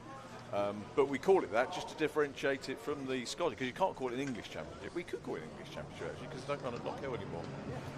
So, and they don't go to Anglesey with MSV, so it is actually an English championship. Oh, okay. Now, in the past they've gone to Knock Hill and Anglesey, and occasionally Mondello. Yes. They've not done that for a while. Yeah. But anyway, sorry. Whiffing on about Legends, we don't need to do that. 486 next up. Getting into semantics about championship titles. And this is the other WRC. So they're pretty much in tandem, aren't they? Get one car in, sort the other one out as well. Yeah, so they're ready for the finish. 42 minutes to go, and it's all on that car now. The Alpha Trojan team just getting the laps in. 3-lap lead from the Bacon Racing, and they lead by 1 lap for Project 63, who lead by a lap to the Silver Lake Racing team in 4th. Silver Lake will be kicking and screaming at anything inside the garage. They'll be desperate for a good result, particularly at the 24 hours. And with 42 minutes to go. Burton 3 seconds a lap quicker at the moment than Army in that potential battle for 14th and 15th place. So 49 seconds down. Yeah. How many more laps do you reckon? Another 10, 12 maybe? Not going to be enough at the moment, current pace with the... Oh, hang on. Are we having news? I think we've got a potential... Bacon looks slow on the production images, so let's have a look. So that is the Bacon car that's going past the pit straight now. So we've got a gaggle of cars, including the hashtag Blessed car. So let's just follow the car around the track. So this is the Bacon racing car that's in 2nd place. Andy McEwen said the car looks a bit sluggish. So let's have a look. The green car's coming through. It's losing a lot of traction on the straight, so there is certainly an issue there with car 434. So to the right, the Scandinavian team, they've got a bit of extra nous about that car anyway. Onto the straight. Let's see what happens with the other UK spec cars. So we've got the #blessed car. We've got the red car, which could be a RAV Sport car. There's 458 is there, the Silver Lake car. 3:13 his last lap, so yeah, very definitely one of the slowest ones out there at the moment. 3:13, that's a severe pace drop off. So are they nursing a problem over the line? Yeah, so the question is, not are they going to be caught, but are they going to get to the finish? Yeah, if they're nursing a problem, how often do you know, how hard do you push the car? Do you try and go for time? They are losing places hand over fist, Richard. Yeah. I think if they don't visit the pits this lap around, it could well be that they are just going to nurse this issue and try and get it to the finish line. Where they are, They've keeping pulled out to of harm's way. Yeah, pulled to the right, so they're letting cars through, or playing the defensive line to try and make some time up. There's going to be a story on the podium, isn't there? Yeah, just a if bit. If they get on the podium. Whew. Silverstone never fails to amaze. There is always a last-minute story. And Andy McEwen, who's in the background, is going to be ready to jump in there. Now, Aiden Hill's still flying around, so he's trying to get ahead at the head of this group. So Bacon now, I am... Do we have news? Well, potentially. So Andy McEwen has just sent some information through. So they have a report that Bacon have reported a drive shaft issue. Now, having had 2 fail on my modified Fords outing this year, I know exactly how they're feeling. So, unfortunately, when a drive shaft starts to break down, it doesn't get any better. So they are definitely nursing a drive issue. The problem is these cars run with open diffs. So if the drive shaft completely breaks, you'll lose all drive. That'll be it. That's a recovery, and I believe it's the last half hour of the race you won't get recovered. Either the last half an hour and or 15 minutes. Yeah, and they're on a hiding to nothing really, because it's not going to be able to be fixed, is it, in time? No. So They really are doing the right thing, nursing the issue. keeping out there, keeping out of the way, so as potentially not to cause problems. In the meantime, though, the RPE Lusso car coming under pressure from Aidan Hill, so not for position, but a nice little bit of track battling to take us in towards the last half an hour. Definitely into the last half an hour. And I'm just seeing if Andy McEwen is getting ready for his final stint with... he's coming on in 10 minutes, so Andy McEwen just like steadying... super stuff there. He's warming up. McEwen's he doesn't like football analogies, but McEwen's on the sidelines. His tracksuit's off. He's warming up, so while the England manager is going to put all his... Yes, the Brscc management putting all their faith in the super commentator Andy McEwen to bring this over the line. We've got gaggles of cars flying through here. We need a sort of finish, don't we, like Le Mans, where they're all... Definitely. We orchestrate that. Definitely. we could certainly try. 3 wide into Stowe Corn. That looks like it's going to get a bit tasty. Oh, RAV Sport just getting the deal done there. That was the SF Racing, my apologies, getting squeezed out a bit there. That's a 250 car as well. That's our Danish friends that have come down in the European spec Gen 1 car. As you can see, it's a lot more. Are they all Danish, or are they based in all over the shop? So it's, in this particular instance, it's a Danish team, but there's championships for C1s all over. Yeah. All over Europe, Belgium, Portugal, Denmark, Scandinavia, like all parts of Scandinavia. And that's what we really want to get to Silverstone next year. We want to see more of these European teams. I need to ping Jakob Christensen. A friend of mine is Tom Christensen's younger brother. Yep. And his son's coming up through the karting ranks now. This would be a great thing for him to get in touch with the team. And he still organises a lot of tours to Le Mans. Yeah. Tom does a lot of hospitality now. But probably the greatest Le Mans driver in my opinion. Tom. Yes, definitely. But Jakob, and it'd be great to get a load of Danish folk over here. Jakob came and raced the Legends car with us at Donington one time because he was the first time in. He had to start at the back, all the races at the back, and he was easily in the top 10 of all of them. It was just they're just so quick, that family. Yeah, definitely. And I can carry your point. He is easily one of the greatest Le Mans drivers of all time. Yeah, lovely family. really mourn the passing of the dad, not many people know Carl Eric, who is Tom Jack's dad, but what a fantastic character he was. We had many a good laugh with him. Typical Vikings, absolutely typical Vikings. Absolutely. And the SF Racing car there, well, rooted to the bottom of the field, almost keeping the Brscc team company. You were going to rip into him? No, I'm not going to rip into SF Racing. No, Brscc. Well, that was the plan. We was going to. I mean, Luke's out there, isn't he? But well, we haven't really seen him. He's gone for a pleasant drive. He's probably got the stereo on, got some easy listening, bit of Radio 4. Bit of Daldunican or something. Yeah. So I think you know he's happy enough. He'll get the car over the line. Not very quick, but he'll get the car over the line. So Mr. Dependable. Hopefully Mr. McCurlin and Mr. Graham are listening. And Paul didn't want the interview earlier on. No. He would, to be fair to him, he would have done. But he'd done the interview with Martin Hogan, so I wasn't going to bet that, was I? So. Right. Okay. Fair enough. Bless him. No, he's considering he's definitely stepped out of his comfort zone, Paul McCurlin, considering they haven't raced one of these in years. And the fair play to him for doing that. Actually. Yeah, the development of the C1 Championship as they moved on has been unreal. Hashtag blessed. Aiden's passed. Aiden's passed and getting the back end nice and twitchy. Go on, Aiden. Brilliant. Have we got any bacon progress? Because last lap around 3:10, so they're about 8 seconds off the pace. They are trying to nurse that issue so hard. They've got a couple of laps in the bag. And it's just, is it going to go ping or not? It's yeah. not going to be a question of the other teams. It won't be a question of if they get caught. They've got time in the bag. It's if it goes bang. And if it does, then they lose the drive.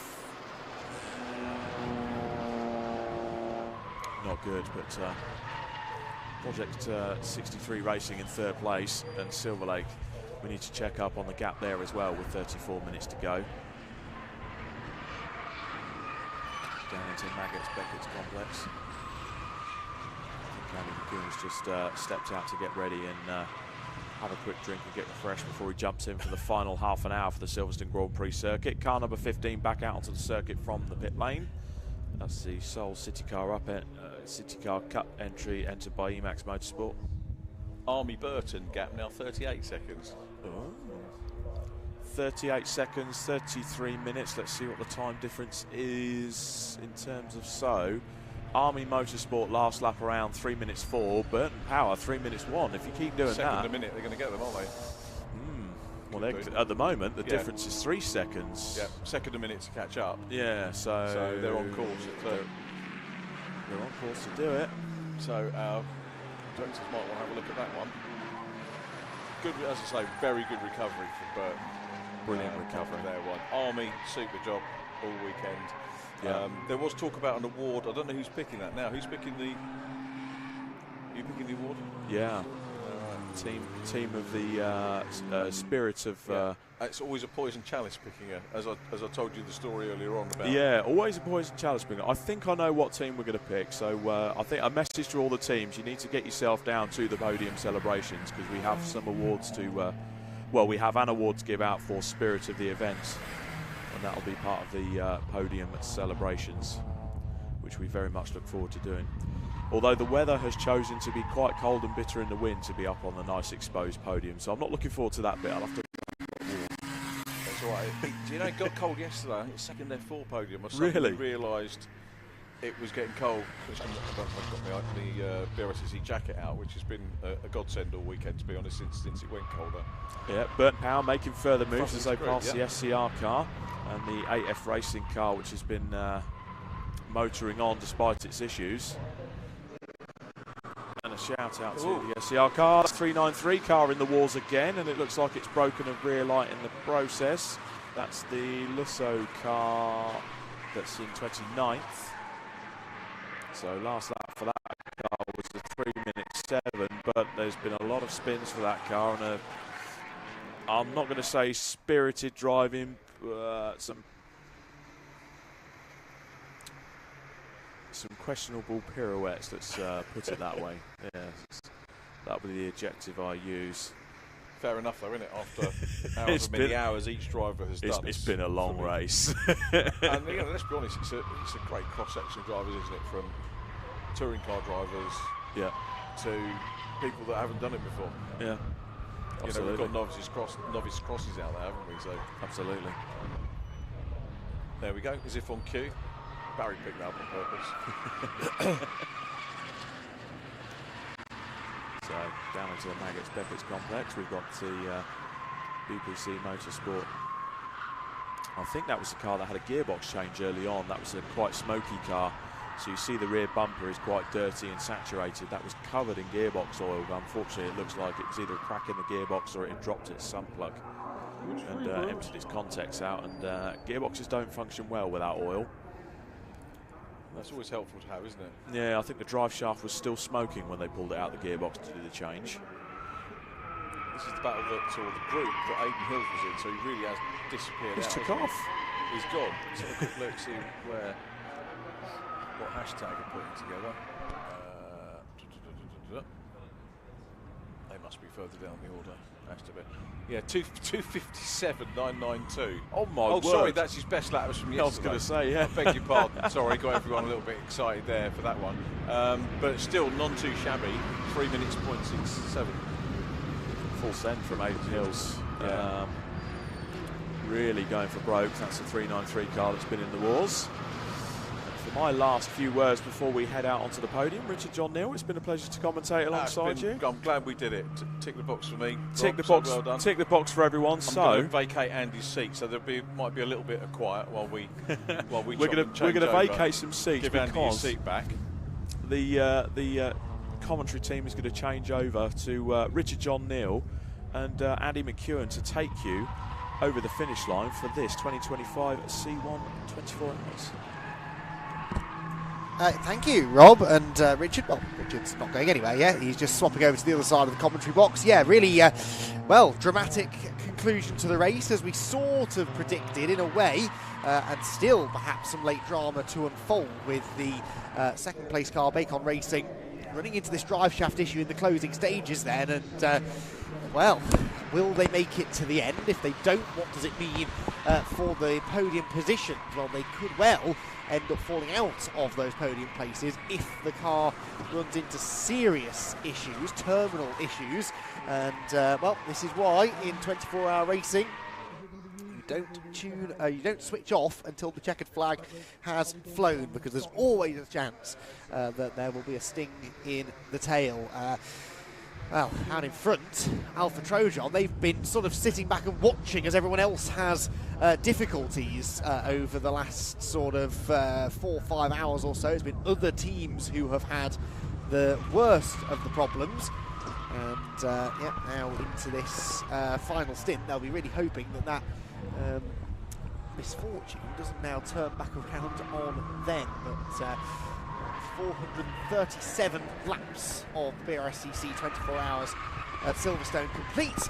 We move very much into the final sprint to the flag. Still a couple of battles out on track that could be resolved with on-track overtakes as well. There are a few cars that are on the same lap as the next car ahead or behind them, and so still nearly half an hour to go.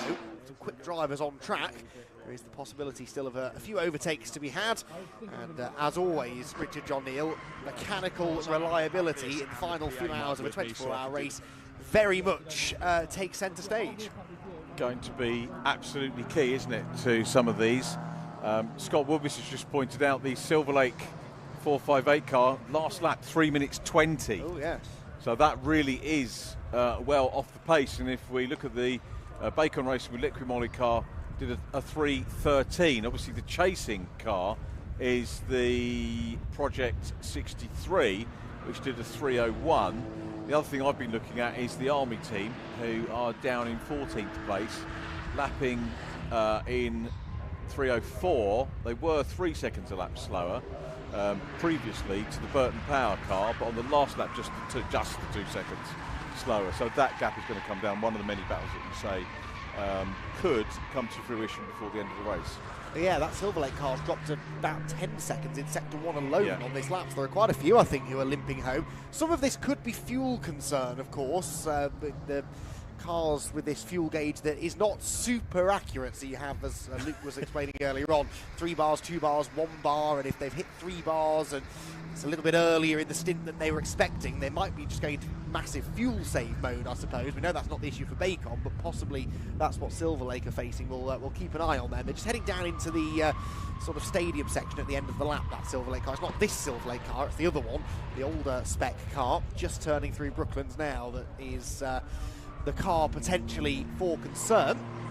And again, the misfortune befalls everyone other than Alpha Trojan, who continue to serenely continue on their way. And it is Jonathan Monday, I believe, who has the honour of bringing that race-leading car home. And Jonathan will be very much hoping that that car steers clear of major drama just for another 25 minutes or so. So, yeah, Scott's just actually pointed out a quick lap from the WRC Developments 586 car, 258.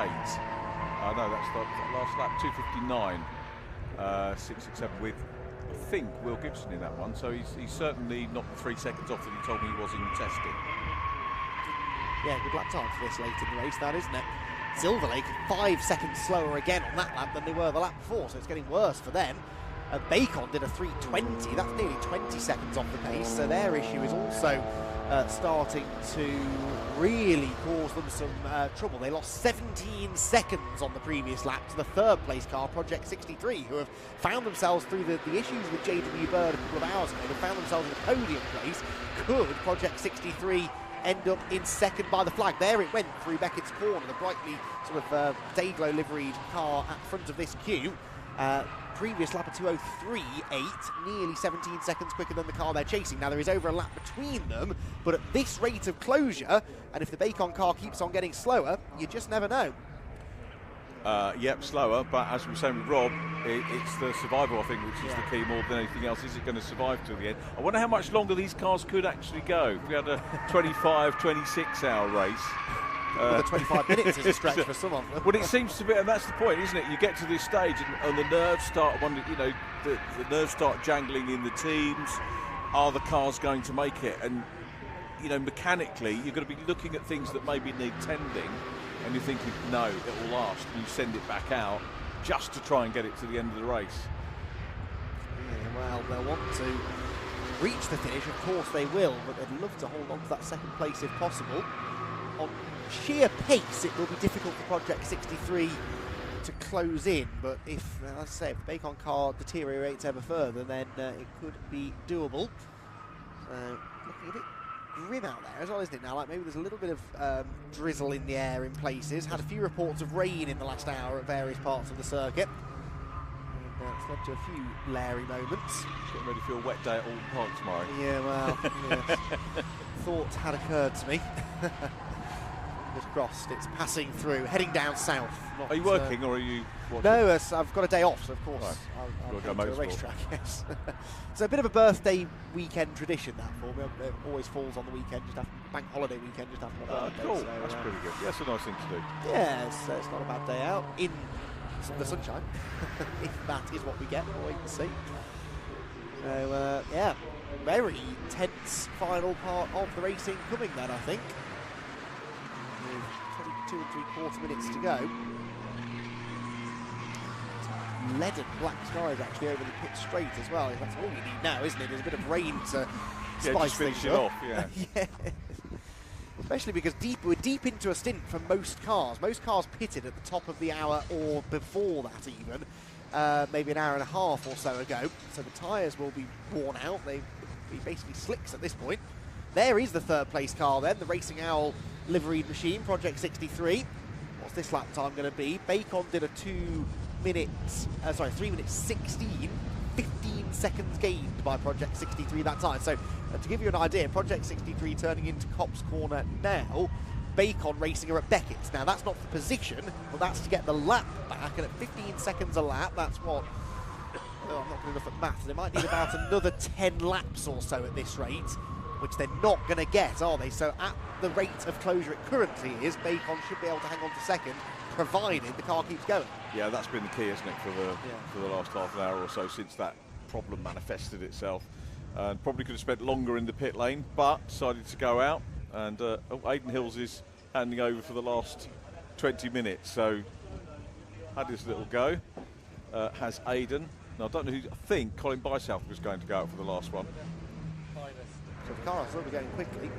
Aidan had another go, I think, of beating his own fastest lap of the race, didn't he? But don't know how close he got in that last stint. Track conditions aren't as good now. Good pairing, those two. You'd want to see them move up in the sports car world if at all possible. What a great pair of drivers. Yeah, and really genuinely good mates as well. So they, and nice people. Yeah, and nice people, yeah, exactly. So yeah, I'd love to see both of them have an opportunity. Aidan did a bit of Ginetta racing, didn't he, for a while, a few years ago. But, yeah, wasn't able to continue that, unfortunately. But, Ginetta's loss was the BRSCC's gain as he came back to Emac 5 Super Cup and absolutely blitzed the competition on his return in probably that championship's most competitive season ever. And we were all bigging it up as the season where anyone could win, and actually no one could win apart from Aidan Hills. He was utterly dominant that year. Big group of cars going through. You put your request in earlier, Richard, I heard, for a sort of Le Mans style finish. I think some of the teams are obliging because we've got all of a sudden drivers going so slowly, they're all kind of clumping together. It's a bit early though. A little bit early, but hey, it's a big track and there are lots of them. It takes a bit of orchestration, so it might take them 20 minutes, but they're giving it a good go. Quick look, so Luke Souch is in the 304s, which is not too bad. And just kind of a quick look at WRC. So Will Gibson, yeah, down in just over 3 minutes for a lap for Will Gibson, and looking very legendsy in terms of, or racy in that group that he was in. So I think he's probably got back to grips with these now, and looks like he's enjoyed it. Certainly that would have been, had they not had the bad luck at the start of the race, with the engine failure this morning, having got up to 8th, would have been maybe fighting for a podium. Yeah, no, I think you're probably right.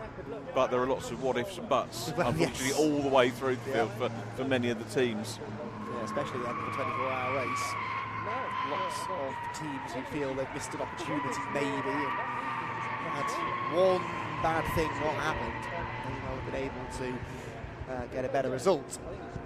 So we've got the Burton power car in this group. They're back in the top 15 now. They're actually chasing down the Army Motorsport team for 14th, except they find themselves now in the middle of a 3-wide situation into the club chicane. 27 is the AFR car on the outside. I don't think it's supposed to be 27. I think it's supposed to be 427. And after having their moment earlier on, not been able to put full number back on the right-hand side rear window. But Burton Power, the sort of, always reminds me of the late 90s, early 2000s Ford World Rally team colours on the Burton Power car.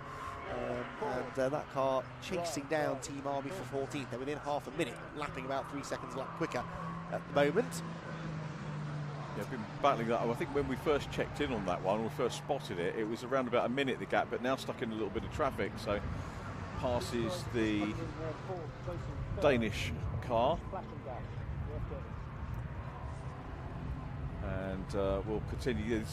Is this helping or hindering? Because if the cars are quick enough, I'm guessing if they're going the same pace as the Burton car, might be able to get a bit of slipstream and maybe cut it down. So the three cars might be able to work quicker together than the Burton car on its own. But potentially may well run out of that time to just close up on the arm. But it could go to the last lap for 14th. Yes. For Army and Burton. We'll see. We'll see how it goes. But the time is dwindling down very quickly. Yeah, the Silver Lake car is doing at about the same speed as Burton, so if those two hook together, they could generate some pretty quick lap times. Alpha Trojan, by the way, I think put another lap now on the ailing Bacon Racing. So Bacon Racing showing us 4 laps down, but that's actually going to be 3 laps down, I think. Rob tells us that Silver Lake have a fuel issue. They're going to do a splash and dash, but it shouldn't affect the position. So that's that should see them to the end and keep them in 4th position, but it's not going to be a podium unless Bacon Racing expire. As we said with the if it is going to be a drive shaft failure, how cruel is that going to be? Yeah. Well, they don't deserve that because it's been especially Oscar Proietti's previous stint was one of the highlights of the race for me as he charged down and unlapped himself from the leader, got within a lap and a half or so of the lead, and he was the fastest man on track by quite some margin. Oh, this has become a common sight over the last few hours. Cars running over the grass, heading through Chapel Corner, out onto the Hanger Straight. The trouble is, this late stage of the race, Richard, as soon as you go half a car's width offline, you're on all the marbles and the dust and the debris and all the stuff that doesn't really yield a lot of grip, and so you only have to make a tiny mistake, and it then is exaggerated by... you can see him there, can't you? Yeah, exactly. So much there is. At the time at which you're more likely to make a mistake, you're often punished more severely for making one.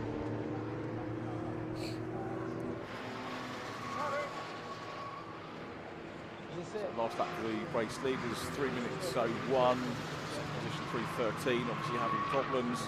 And I guess the next thing of note that we should see will be the Silver Lake car coming in and getting some fuel. There we are, as if by magic. That was a bit of luck, wasn't it? That was excellent timing. So yeah, they've got a couple of laps in hand, 3 laps I think, over the JW Bird number 449 car, so it shouldn't affect their position as long as there's no hiccups in the pit lane. So splash and dash. They're obviously trying to save to get to the end without having to make this extra pit stop, but not quite been able to stretch it, so a quarter of an hour short on fuel. There's always someone though, I think we had this conversation earlier on, there's always someone that ends up running out on the last lap, or late in the race anyway. More than once I've had cars on the very final couple of corners grinding to a halt out of fuel. But I don't think we'll have that issue with any of our leaders. They all pitted with well within what we believe to be the sort of maximum fuel mileage from the end. So Alpha on lap 4:43, yeah, we're not quite going to hit that distance record, I think we'll be about 3 laps short of the distance record at this rate. That last safety car, the second safety car, just sort of robbed us of that in the end. But we've still only had the 2 safety cars though, right, isn't it? I don't think we've had any more. Was there not another one? I'm pretty sure it was definitely a yellow, whether it was safety car, I can't remember. When I was in pit lane, yes, fairly sure I saw a third SC. No, so 2 safety cars, all right. 12 full course yellow, so 14 right. Interruptions in total. And that has worked, hasn't it? Yeah. As Robin said in his interview with Scott earlier on, it's worked pretty well, and it's made people re-evaluate it as the Silver Lake car comes down to the end of pit lane, checks out, and back on track for the final stint. 13 minutes, 13.5 minutes just over to go of the race. The Silver Lake car safely back on track, safely refueled, back out into 4th position, and we'll lose a little bit more time on Project 63, but maintains, as Andy said, a healthy advantage over the JW Bird Motorsport 458 car, sorry, 449 car, which has done 432 laps. Bacon Racing are really managing the situation well. They've got it down to about 12 seconds a lap that they're losing now, which is significantly less than it was at one point. Found about 7 seconds a lap from somewhere. So they are managing it well. That's interesting, we've got the Silver Lake car now with the Burton Power car, so potential for decent speed here, assuming the fueling problem is okay on the Silver Lake car, who was going for the sweep round the outside. So again, are we sending emails to tell them to work together, try and get a tow? Probably I've given up by this point. Well, they're not really gaining a whole amount on the... Oh, well, they're both going well beyond track limits there, so it's not for the want of trying, but they're only gaining about a second a lap now on the Team Army car, so they'll need a bit of a miracle now at this point to challenge for the race win. No, the race win, sorry, for not fighting for the race win. They wish 14th place they're battling for. But, you know, you get to the end of a race like this, and they will have highlighted probably 4 hours ago, oh, well, realistically, if we could beat the Army car, we're having a really good, that'd be a really good finish. And so it kind of does feel like a win sometimes for the midfield teams to get that last position right at the end. But, yeah. It's little bite-sized chunks as you go in, isn't it? You know, just work away. Your target's going to change over the course of 24 hours many, many times probably. Well, yeah, if you'd have said to Project 63, for example, 12 hours ago, oh yeah, you'll be 3rd place into the final 10 minutes, they would have taken that, definitely. Quite a few teams that were well out of it. Bacon Racing were well out of it. They were back into the top 30. And if Ali Bray had been in the car, they'd won. Well, that's what he'll say. That's what he'll say, yes. Hard to deny that, actually, given the form that Ali Bray's in at the moment. It's stomping form, isn't it? Yeah, absolutely. And again, a bit like the Aidan Hills MX5 Super Cup year that he dominated, which everyone said was the most competitive it had been for years. Sort of the same in the Mark 1s this year. The racing has been closer and more action-packed, and yet we still keep getting the same driver winning all the races. It really is remarkable. And there is that Bacon car. Now, hold press, everyone. They're about to be overtaken by the Brscc car. This is a real feather in the cap. But who's in the Brscc car? Is it Paul? It's Luke. Oh, it's Luke who's given the honour of taking it to the flag. Luke's about to overtake the second place car, everybody. Round the outside he goes. We'll gloss over the fact the second place car has a drive shaft issue, and Luke Souch will have very much enjoyed that, sweeping around the outside in Abbey Corner. I don't know if you caught it earlier on, but in case you didn't, I said it is May the 4th, and Luke is using the Force. Star Wars reference, yes, right? Another yes. film series I've not... I did attempt doing the Alec Guinness voice. You don't use the Force, Luke. But I won't do it again. There he is, Luke's out. Glad you didn't do it again, Richard. You've not seen those? I've watched the first one. It's not really my thing. Yeah, me weirdly. too. I watched it, but I haven't watched any of the others. No. I don't mind a bit of sci-fi, but yeah, not particularly into the Star Wars. I think it's one of those rabbit holes, isn't it, though, once you start getting invested in it. Yeah, then, yeah, there's so much. These days, there's a new film every year, and there's a TV series. And there's probably, a remake, yeah, the same thing. Yeah, 16 different podcasts discussing it all. It's impossible to keep up. Well, we did a podcast to summarise this race. I think we'd be here for probably another 24 hours or so. There's been a lot going on. A lot of stories. I think I said this in the opening hour. I really would love to have the chance to go up and down the pit lane at the end of the race. I wouldn't actually do this because we would be here forever. But talk to all of the teams, get their story of the race, because they all will have a story to tell. They'll all have highs, lows, misfortunes, times where they felt they were robbed of something, times where something fell in their lap, you know, the laughs they've had along the way. It's really, I think, the big appeal from a driver's perspective, isn't it, of coming and doing a race like this. Yeah, very much so. It's an enjoyable weekend, and there'll be some frustrated drivers. It'll get 2 or 3 days away from it and look back and say, well, actually, you know what, it was good camaraderie, good bunch of folk there, and we enjoyed it. Apart from Richard's pit interviews. I'm sure it was the highlight of their weekend. I'm sure it wasn't.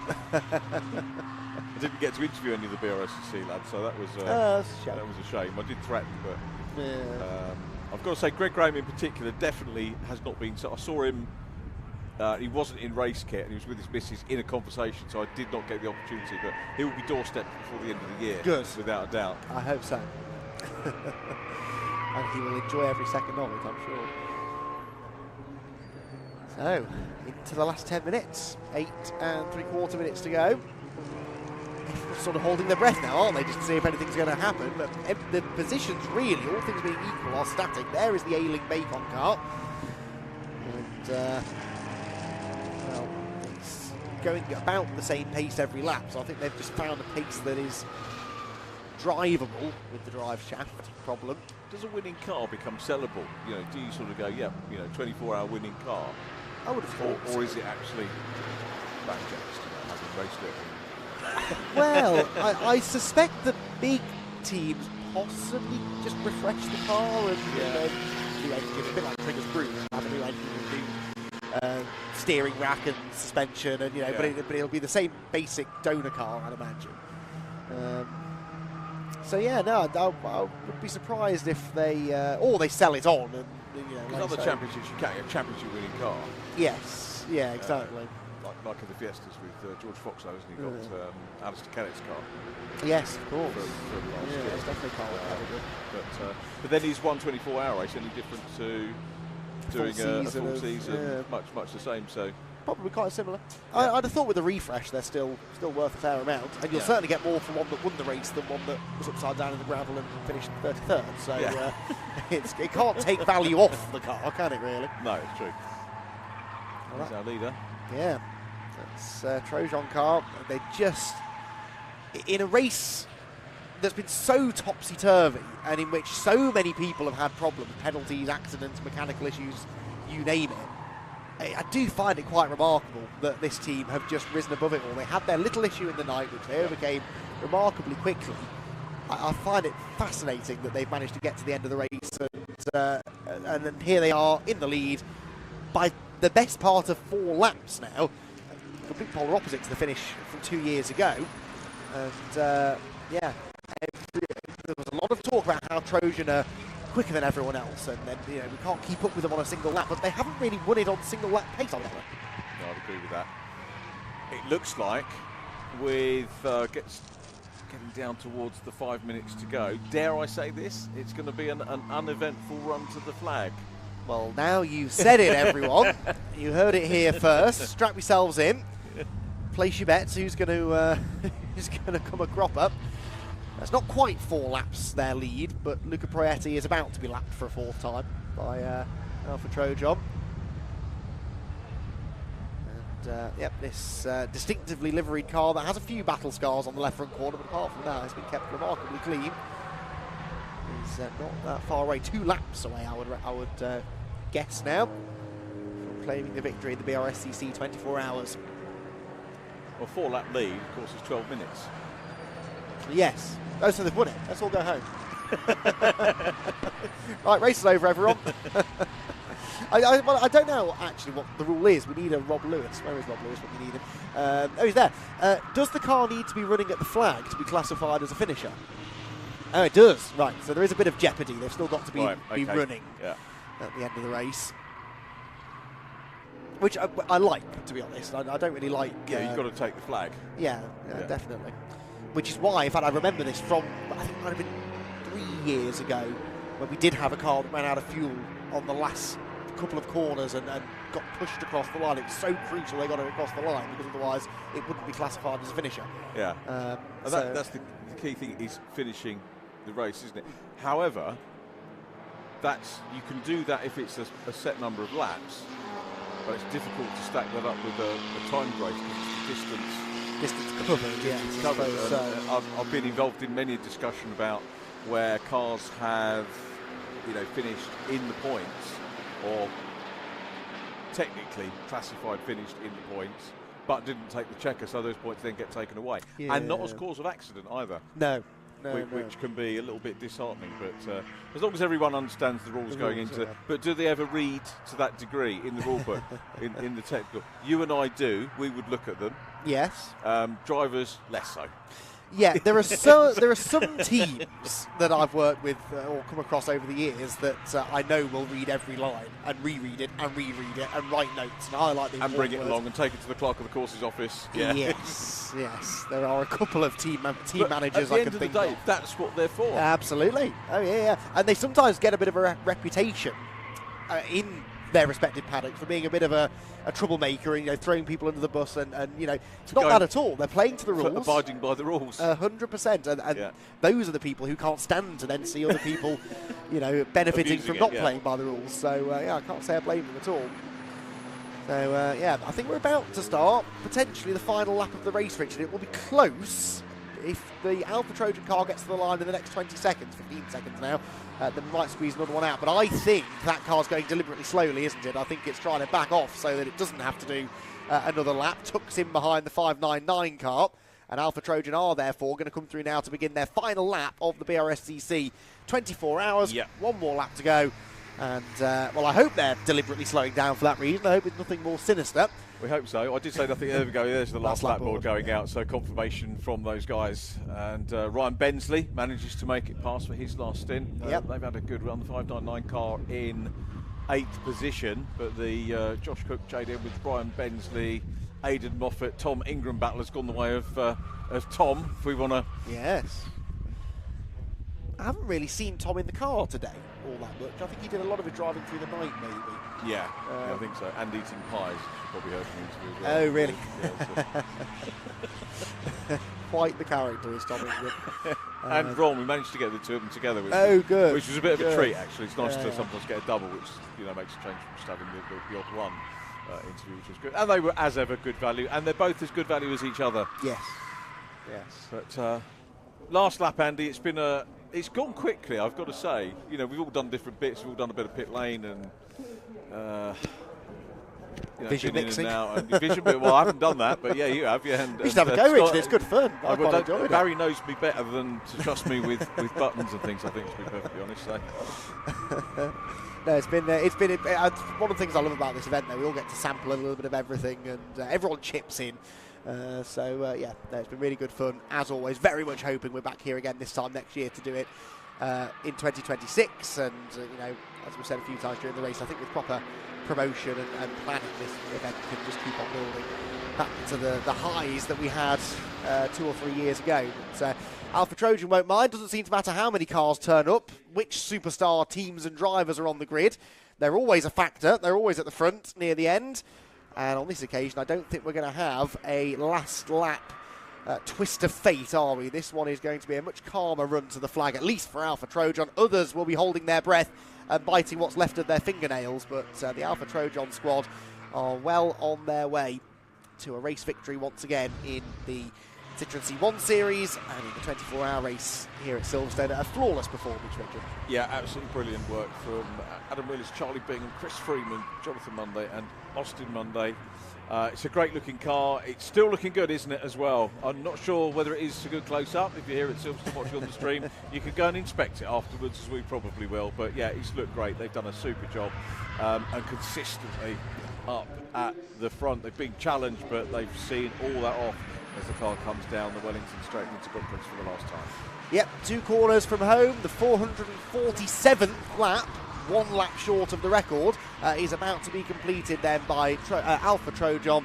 And the list of drivers that Richard just reeled off will all be very pleased to see this car come across the line. It's been a relatively trouble-free second half for the race for the winning team, who head out of Luffield through Woodcote Corner. They will see momentarily the checkered flag, and Alpha Trojan will claim victory in the 2025 Brscc 24-hour on the Silverstone Grand Prix circuit. Congratulations to them, a well-deserved victory.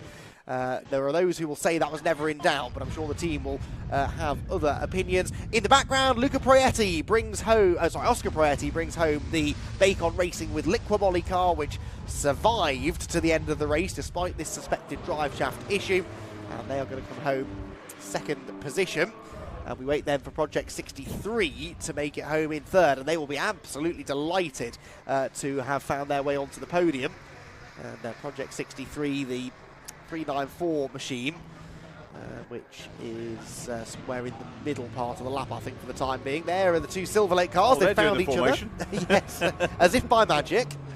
One of them had a late pit stop as well, which makes it even more impressive. They found each other at the flag. Burton, very happy to see Burton at the checkered flag as well after they're off at Maggots and Beckett's earlier on in the afternoon. The morning, really, as it was. The teams now, there's a collective sigh of relief up and down the pit wall as each car comes home to be greeted by not only their team, but I suspect most of the teams will hang over the pit wall and wave everybody home. Yeah, super job by everyone. A great weekend, great camaraderie. Thanks to everyone for being so friendly in the paddock. And a good support cast as well over Friday and Saturday. Love to see the F4s with us, but this has been what it's been all. This is the aim of it all. The icing on the cake. My second 24-hour race. Hopefully next time we'll get some time off either side and literally do the whole thing. Yes. And be very jiggered at the end of it. Yes. Yeah, that's another technical term, one I suspect would be an apt description, but probably feeling very much the same, actually. The drivers in the third place car, Project 63, and a podium finish in the Silverstone 24 hours for them.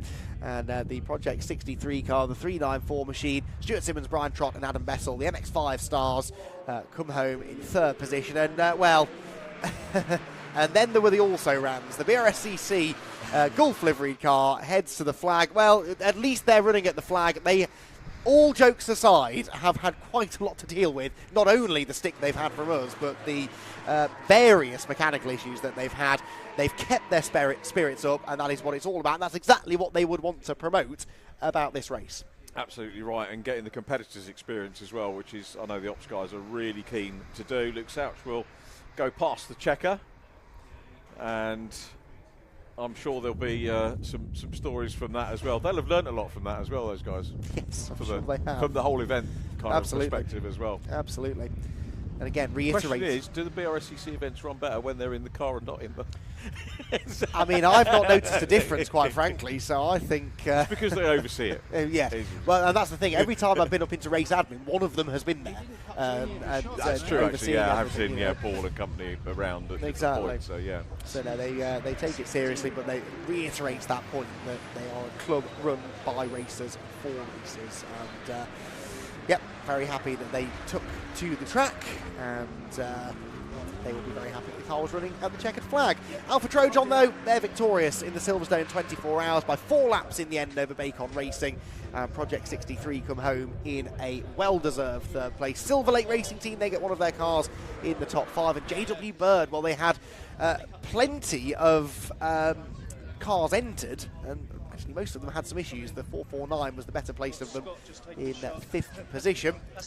Alpha Trojan will head down into the pit lane. No last lap clash for the lead this year, and they can celebrate in earnest as they arrive in front of the team underneath the Silverstone podium.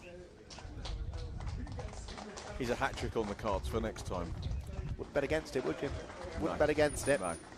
It's not like they've had an easy time of it this year. You know, smaller grid, yes, but still just as high quality as always. And they did not find it easy to claim the victory. Right, let's head downstairs, shall we? And hear from our race winners. Right, we have a podium for the 24-hour race, and straight away a worthy winner comes to see us. Trojan, your team are absolutely unstoppable. You've done it again.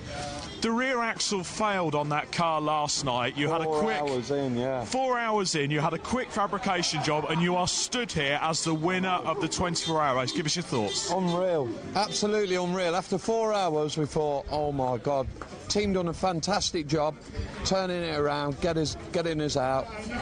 The rest of the team was unreal, and everything just faultless. I can't describe it, because obviously when you drive out and you're like, lost 10-15 minutes or something, I don't know what it was, and you claw it all back and you get back on it, and then we had a little issue, but we drove around that, and oh my God, brilliant. And Jonathan, racing together with your sons, Yeah. You're normally in separate cars, but for the 24 hours, you come together, same car, get it done. I know, it's unreal. I'm running out of time, and he'll keep going, and I'm sure he'll win many, many more, because he done a brilliant job in that, as all the rest did. Chris, Charlie, Adam, and I just don't know what to say. Twice on the bounce here, and yeah, unreal, yeah. So if this is on again next year, you're going for the hat-trick? 100%. Why would you not come and do it? Look who comes and does it, and, you know, it's unbelievable.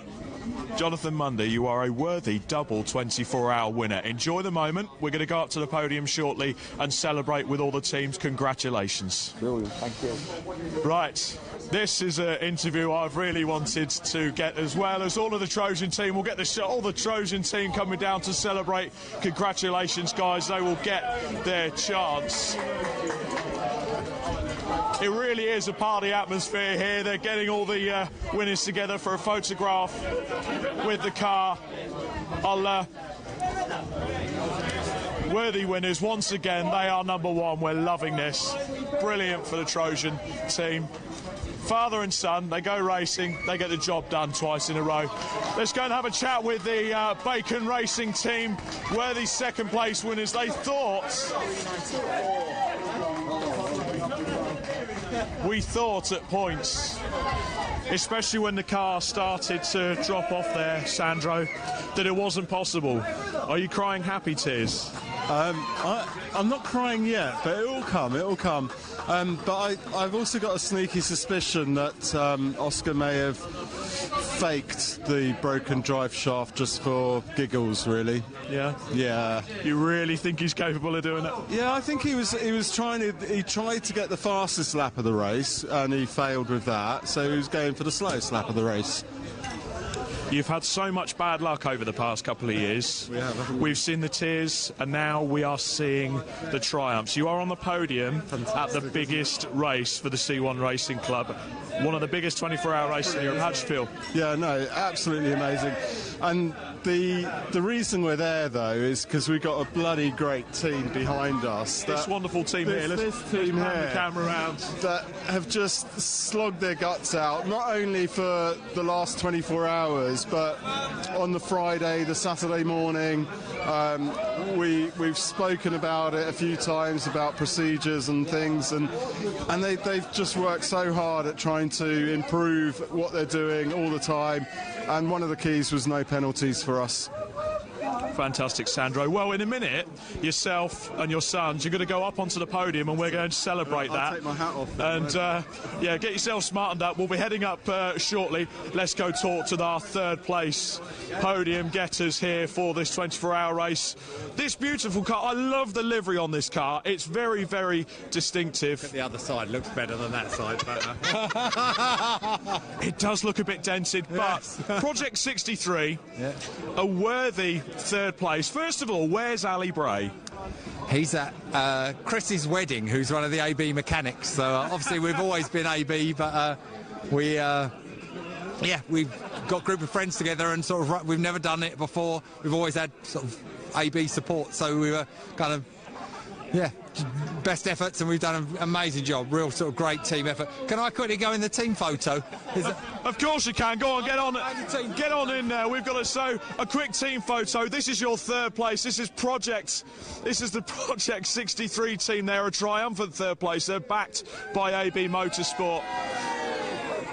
They're all taking the photos there. It's a bit of a carnival atmosphere down here underneath the podium, and in a minute we've got to go upstairs and present the podium. So I think to go through the full results, we're going to hand back to Andy McEwen and to Richard John Neal to go through the full results of the 2025 Brscc 24 Hours. Then we're going to head upstairs and we're going to present the trophies and the awards. Over to you. Yep, thank you, Rob. Well, one of my favourite moments of any race, especially an endurance race, especially a 24-hour race, is when all of the teams pour down underneath the podium and you get that great spirit of the teams who have put so much work into this. Yes, it's a long race, so they're concentrating for the entire 24 hours, but it's everything that goes into it before that as well, of course. Alpha Trojan, though, coming out with the race win. Bacon Racing with Liquid Molly second. Project 63 third. Silver Lake Racing Teams number 458 was fourth.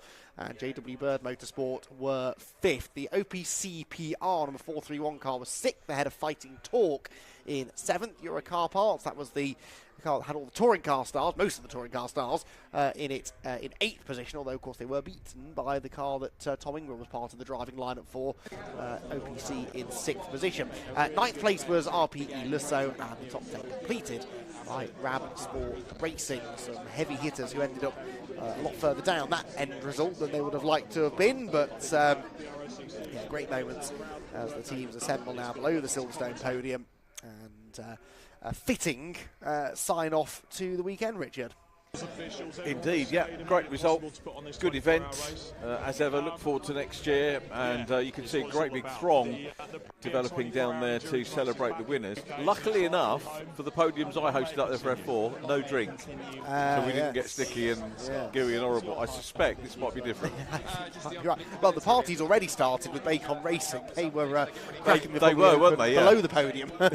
Don't drink and drive, anybody. No, definitely not. I'm sure they're all. There'll be a designated driver who's on orange juice or something, probably still in the garage staying away from the party, but yeah, great stuff from the teams. The rescue unit there pulls back in. And one last chance to give a huge thank you to all of the volunteers here at Silverstone this weekend. The marshals, medical crews, rescue crews, recovery crews, the immense team of people from the BRSCC, but also from Silverstone Circuit, who have been working in unison up in race control and race admin over the last few days. A lot of people and a lot of hard work goes into putting on an event like this, and thank them all for their support. And BRSCC, the organising body of the BRSCC 24 Hours, you never would have guessed, would you? But the Citroen C1 series as well. So if you've enjoyed what you've seen, then be sure to head over to the BRSCC website for information on their future live stream events. There will be plenty more where this one came from. Getting the live stream treatment throughout the course of the season. In fact, we'll be at Alton Park in just a week's time, under a week's time, for the spring race day. Are you at that one, Richard? Or no, touring cars next week. Touring car clash. Yep. Oh, that's a shame. Yep. So you all know where to head. To Brands Hatch, of course. Is it Brands Hatch you're at? It is Brands. Yeah, local one for me. So I'm looking forward to having a weekend of having to do the washing up when I get home. That's the downside of being at home. It is, isn't it, really? Yeah, but looking forward to that. But wishing everyone at BRSCC well for their next few events, and I will be keeping an eye on on the results, and look forward to catching up with everyone at a racetrack again very soon. I'm not sure when we're on again next, but I'll definitely see you in October. Yes. Yes, the Formula Ford Festival, the curtain closer for the BRSCC. Well, unless they send you to Alton Park again for the Fun Cup, I suspect they won't. Hopefully we've got those. That's the same weekend, isn't same it? weekend, yeah. Are you doing with us I'll at be the at festival? the festival. Oh, Yeah. great. I think Good news. Which I'm very happy about, but then quite disappointed to be missing the finale of Fun Cup, given how exciting it was last year. But anyway, speaking of Fun Cup, that is what's on at Alton Park on Saturday coming. So the Fun Cup Endurance Championship. Are you there for that one? For Saturday? Be there for that one, Excellent. yeah. Their second round of the season, and they're joined by the Emac Motorsport Fiesta ST240 Championship, the Nankang Tyre City Car Cup Championship. That 15 Emacs car is supposed to be on that grid, Rob was telling us earlier on, for City Car Cup in less than a week's time, and Nankang Tyre BMW Super Cup Championship also taking to the Cheshire countryside circuit. The Doble clan will be split up then. Of course they will, yes. Yeah. Mikey's been doing quite well again, hasn't he? Yeah, he's doing all right. Always look forward to seeing them. Have the Dobles ever done this race? There are enough of them now to probably run two cars. It's very true, yes. I'm sure they've got enough cars to be worrying about, to be honest. Well, quite likely. But yeah, no, it'd be good to have them on the grid one day. Calendar clashes permitting, of course. Which Dobles would you put in which car, though? It doesn't really seem to matter, does it? Because Joe is very quick these days, and Mike could come and say none of them would want me in the car, wouldn't he? Don't know why then, because he's still just as competitive as ever. He's a quick fella. Yeah, absolutely. Very quick fella. And Mikey, I'm sure, would like to go toe to toe with some of his British touring car rivals. And Mikey would do it, wouldn't he? He raced the 150 with us as we had Tim Fox an interview earlier on, and Mikey came out and raced the 150. That's right. More than happy to go and race other things. Yeah, absolutely. Former champion with BRSCC, of course, in the BMW Compact Cup, the same year that he won the Ginetta GT5 Championship. So a very, very talented family. And quite a few family efforts in this race, of course, including the Proiettis in the Bacon car. All going to be assembling at the top of the podium. They've spilled out already onto the sort of pre-podium bit. We're going to fit everybody on there. Well, I suppose, I'm not sure they will. Because it's the Formula 1 podium, isn't it? Which is generally for 3 drivers and a dignitary. Yeah, I think you were going to say, and their egos. Team members, team representatives as well. Yeah, and that's about it, isn't it? But there's be quite a few people squeezing up there, and cameramen. Yes, both still and moving. Yep, 2 or 3 photographers up there. You've got the BRSCC representatives who are organising the whole thing, and Rob Lewis, of course, taking centre stage, ready to talk to his crowd of supporters down below. And I think we're almost good to go, are we? Yes, we are. Right then, to conclude the show here at Silverstone, let's head down to the podium presentations with Rob. Now we're going to make sure we get this all done in one take, okay? I'm not doing this again. Purely because everyone wants to go home. But we've got some awards to give out. You ready for some awards? Better. I like you lot. Now, before we give out the 3s, the 2s, the 1s and the class winners, what I love about races like these is the spirit of the event, the teams or the individuals that have caught the hearts of the officials, the marshals, everyone down the pit lane. And this year, this team came in camouflage and they still wore high-vis vests. Do you want to be seen or not? The first award for the BRSCC 24-hour race of 2025. The spirit of the event goes to the Army Motorsport team. John Colby, William Ashmore, Jonathan Candler, Richard Hall and Mark Gilding.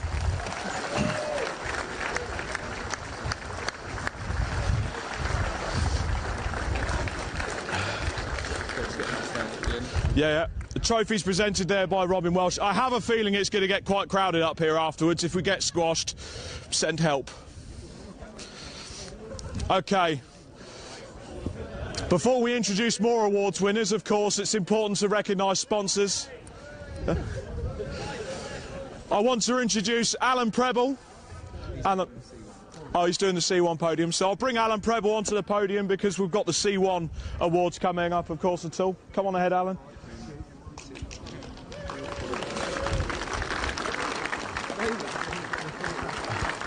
And I want to introduce Charlotte White and hopefully Lindsay Close, who are representing the Brscc. No? Lindsay's coming on. I'm introducing you on behalf of the Brscc. Come on ahead. Can you tell this wasn't scripted? Now, we have a couple of invitational winners to give out. We didn't have the numbers that we expected, but that didn't stop these teams from giving it their absolute all. And this particular team came all the way from Denmark. And hopefully next year they will bring more cars here to our 24-hour race. So please put your hands together for the European Invitational winners. Per Berndt, Sebastian Pedersen, Ben Hansen and Mick Eriksson.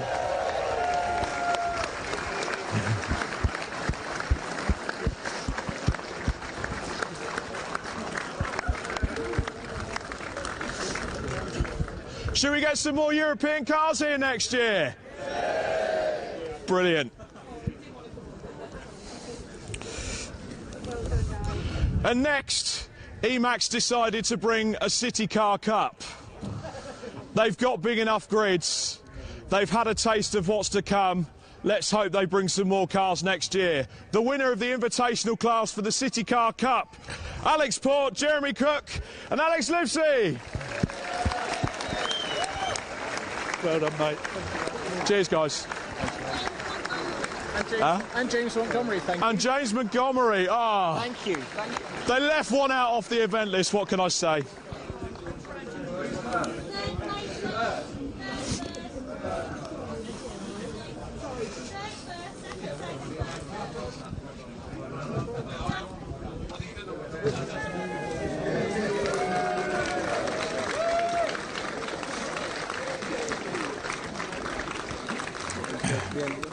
Yeah.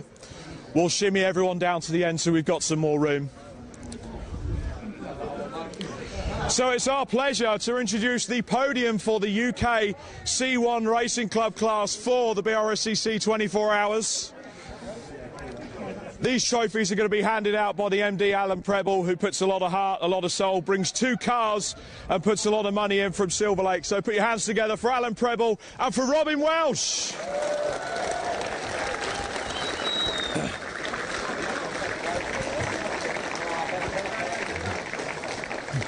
In third place, and they did it without Ali Bray because he decided to go to a wedding.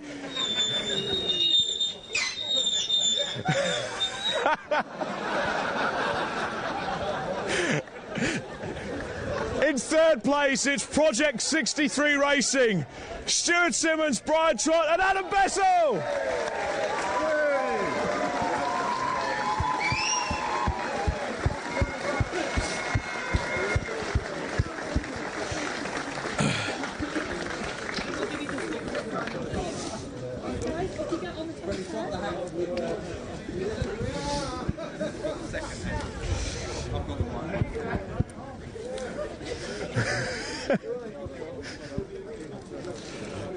In second place, and there's going to be a lot of emotion attached to this one, a heartfelt well done to this family. They give it their all every time they go racing in the C1 Endurance Series. It is Bacon Racing, Sandro, Luca and Oscar Proietti!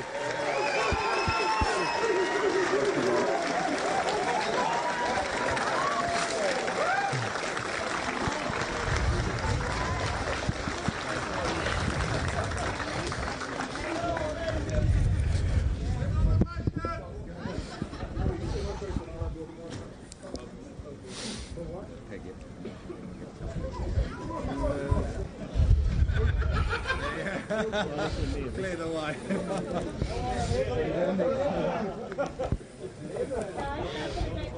Right, we ready to crown some winners? They're seemingly invincible. They thought it was all over after 4 hours when the rear axle broke. They welded it, they got back out, and they went and won it. The father and son team, Alpha Trojan, Adam Willis, Charlie Bingham, Chris Freeman, Jonathan Munday and Austin Munday!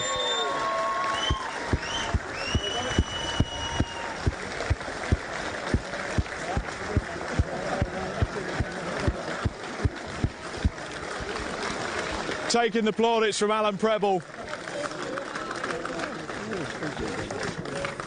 Ladies and gentlemen, once more I present to you your podium and invitational winners for the Brscc C1 24 Hours 2025!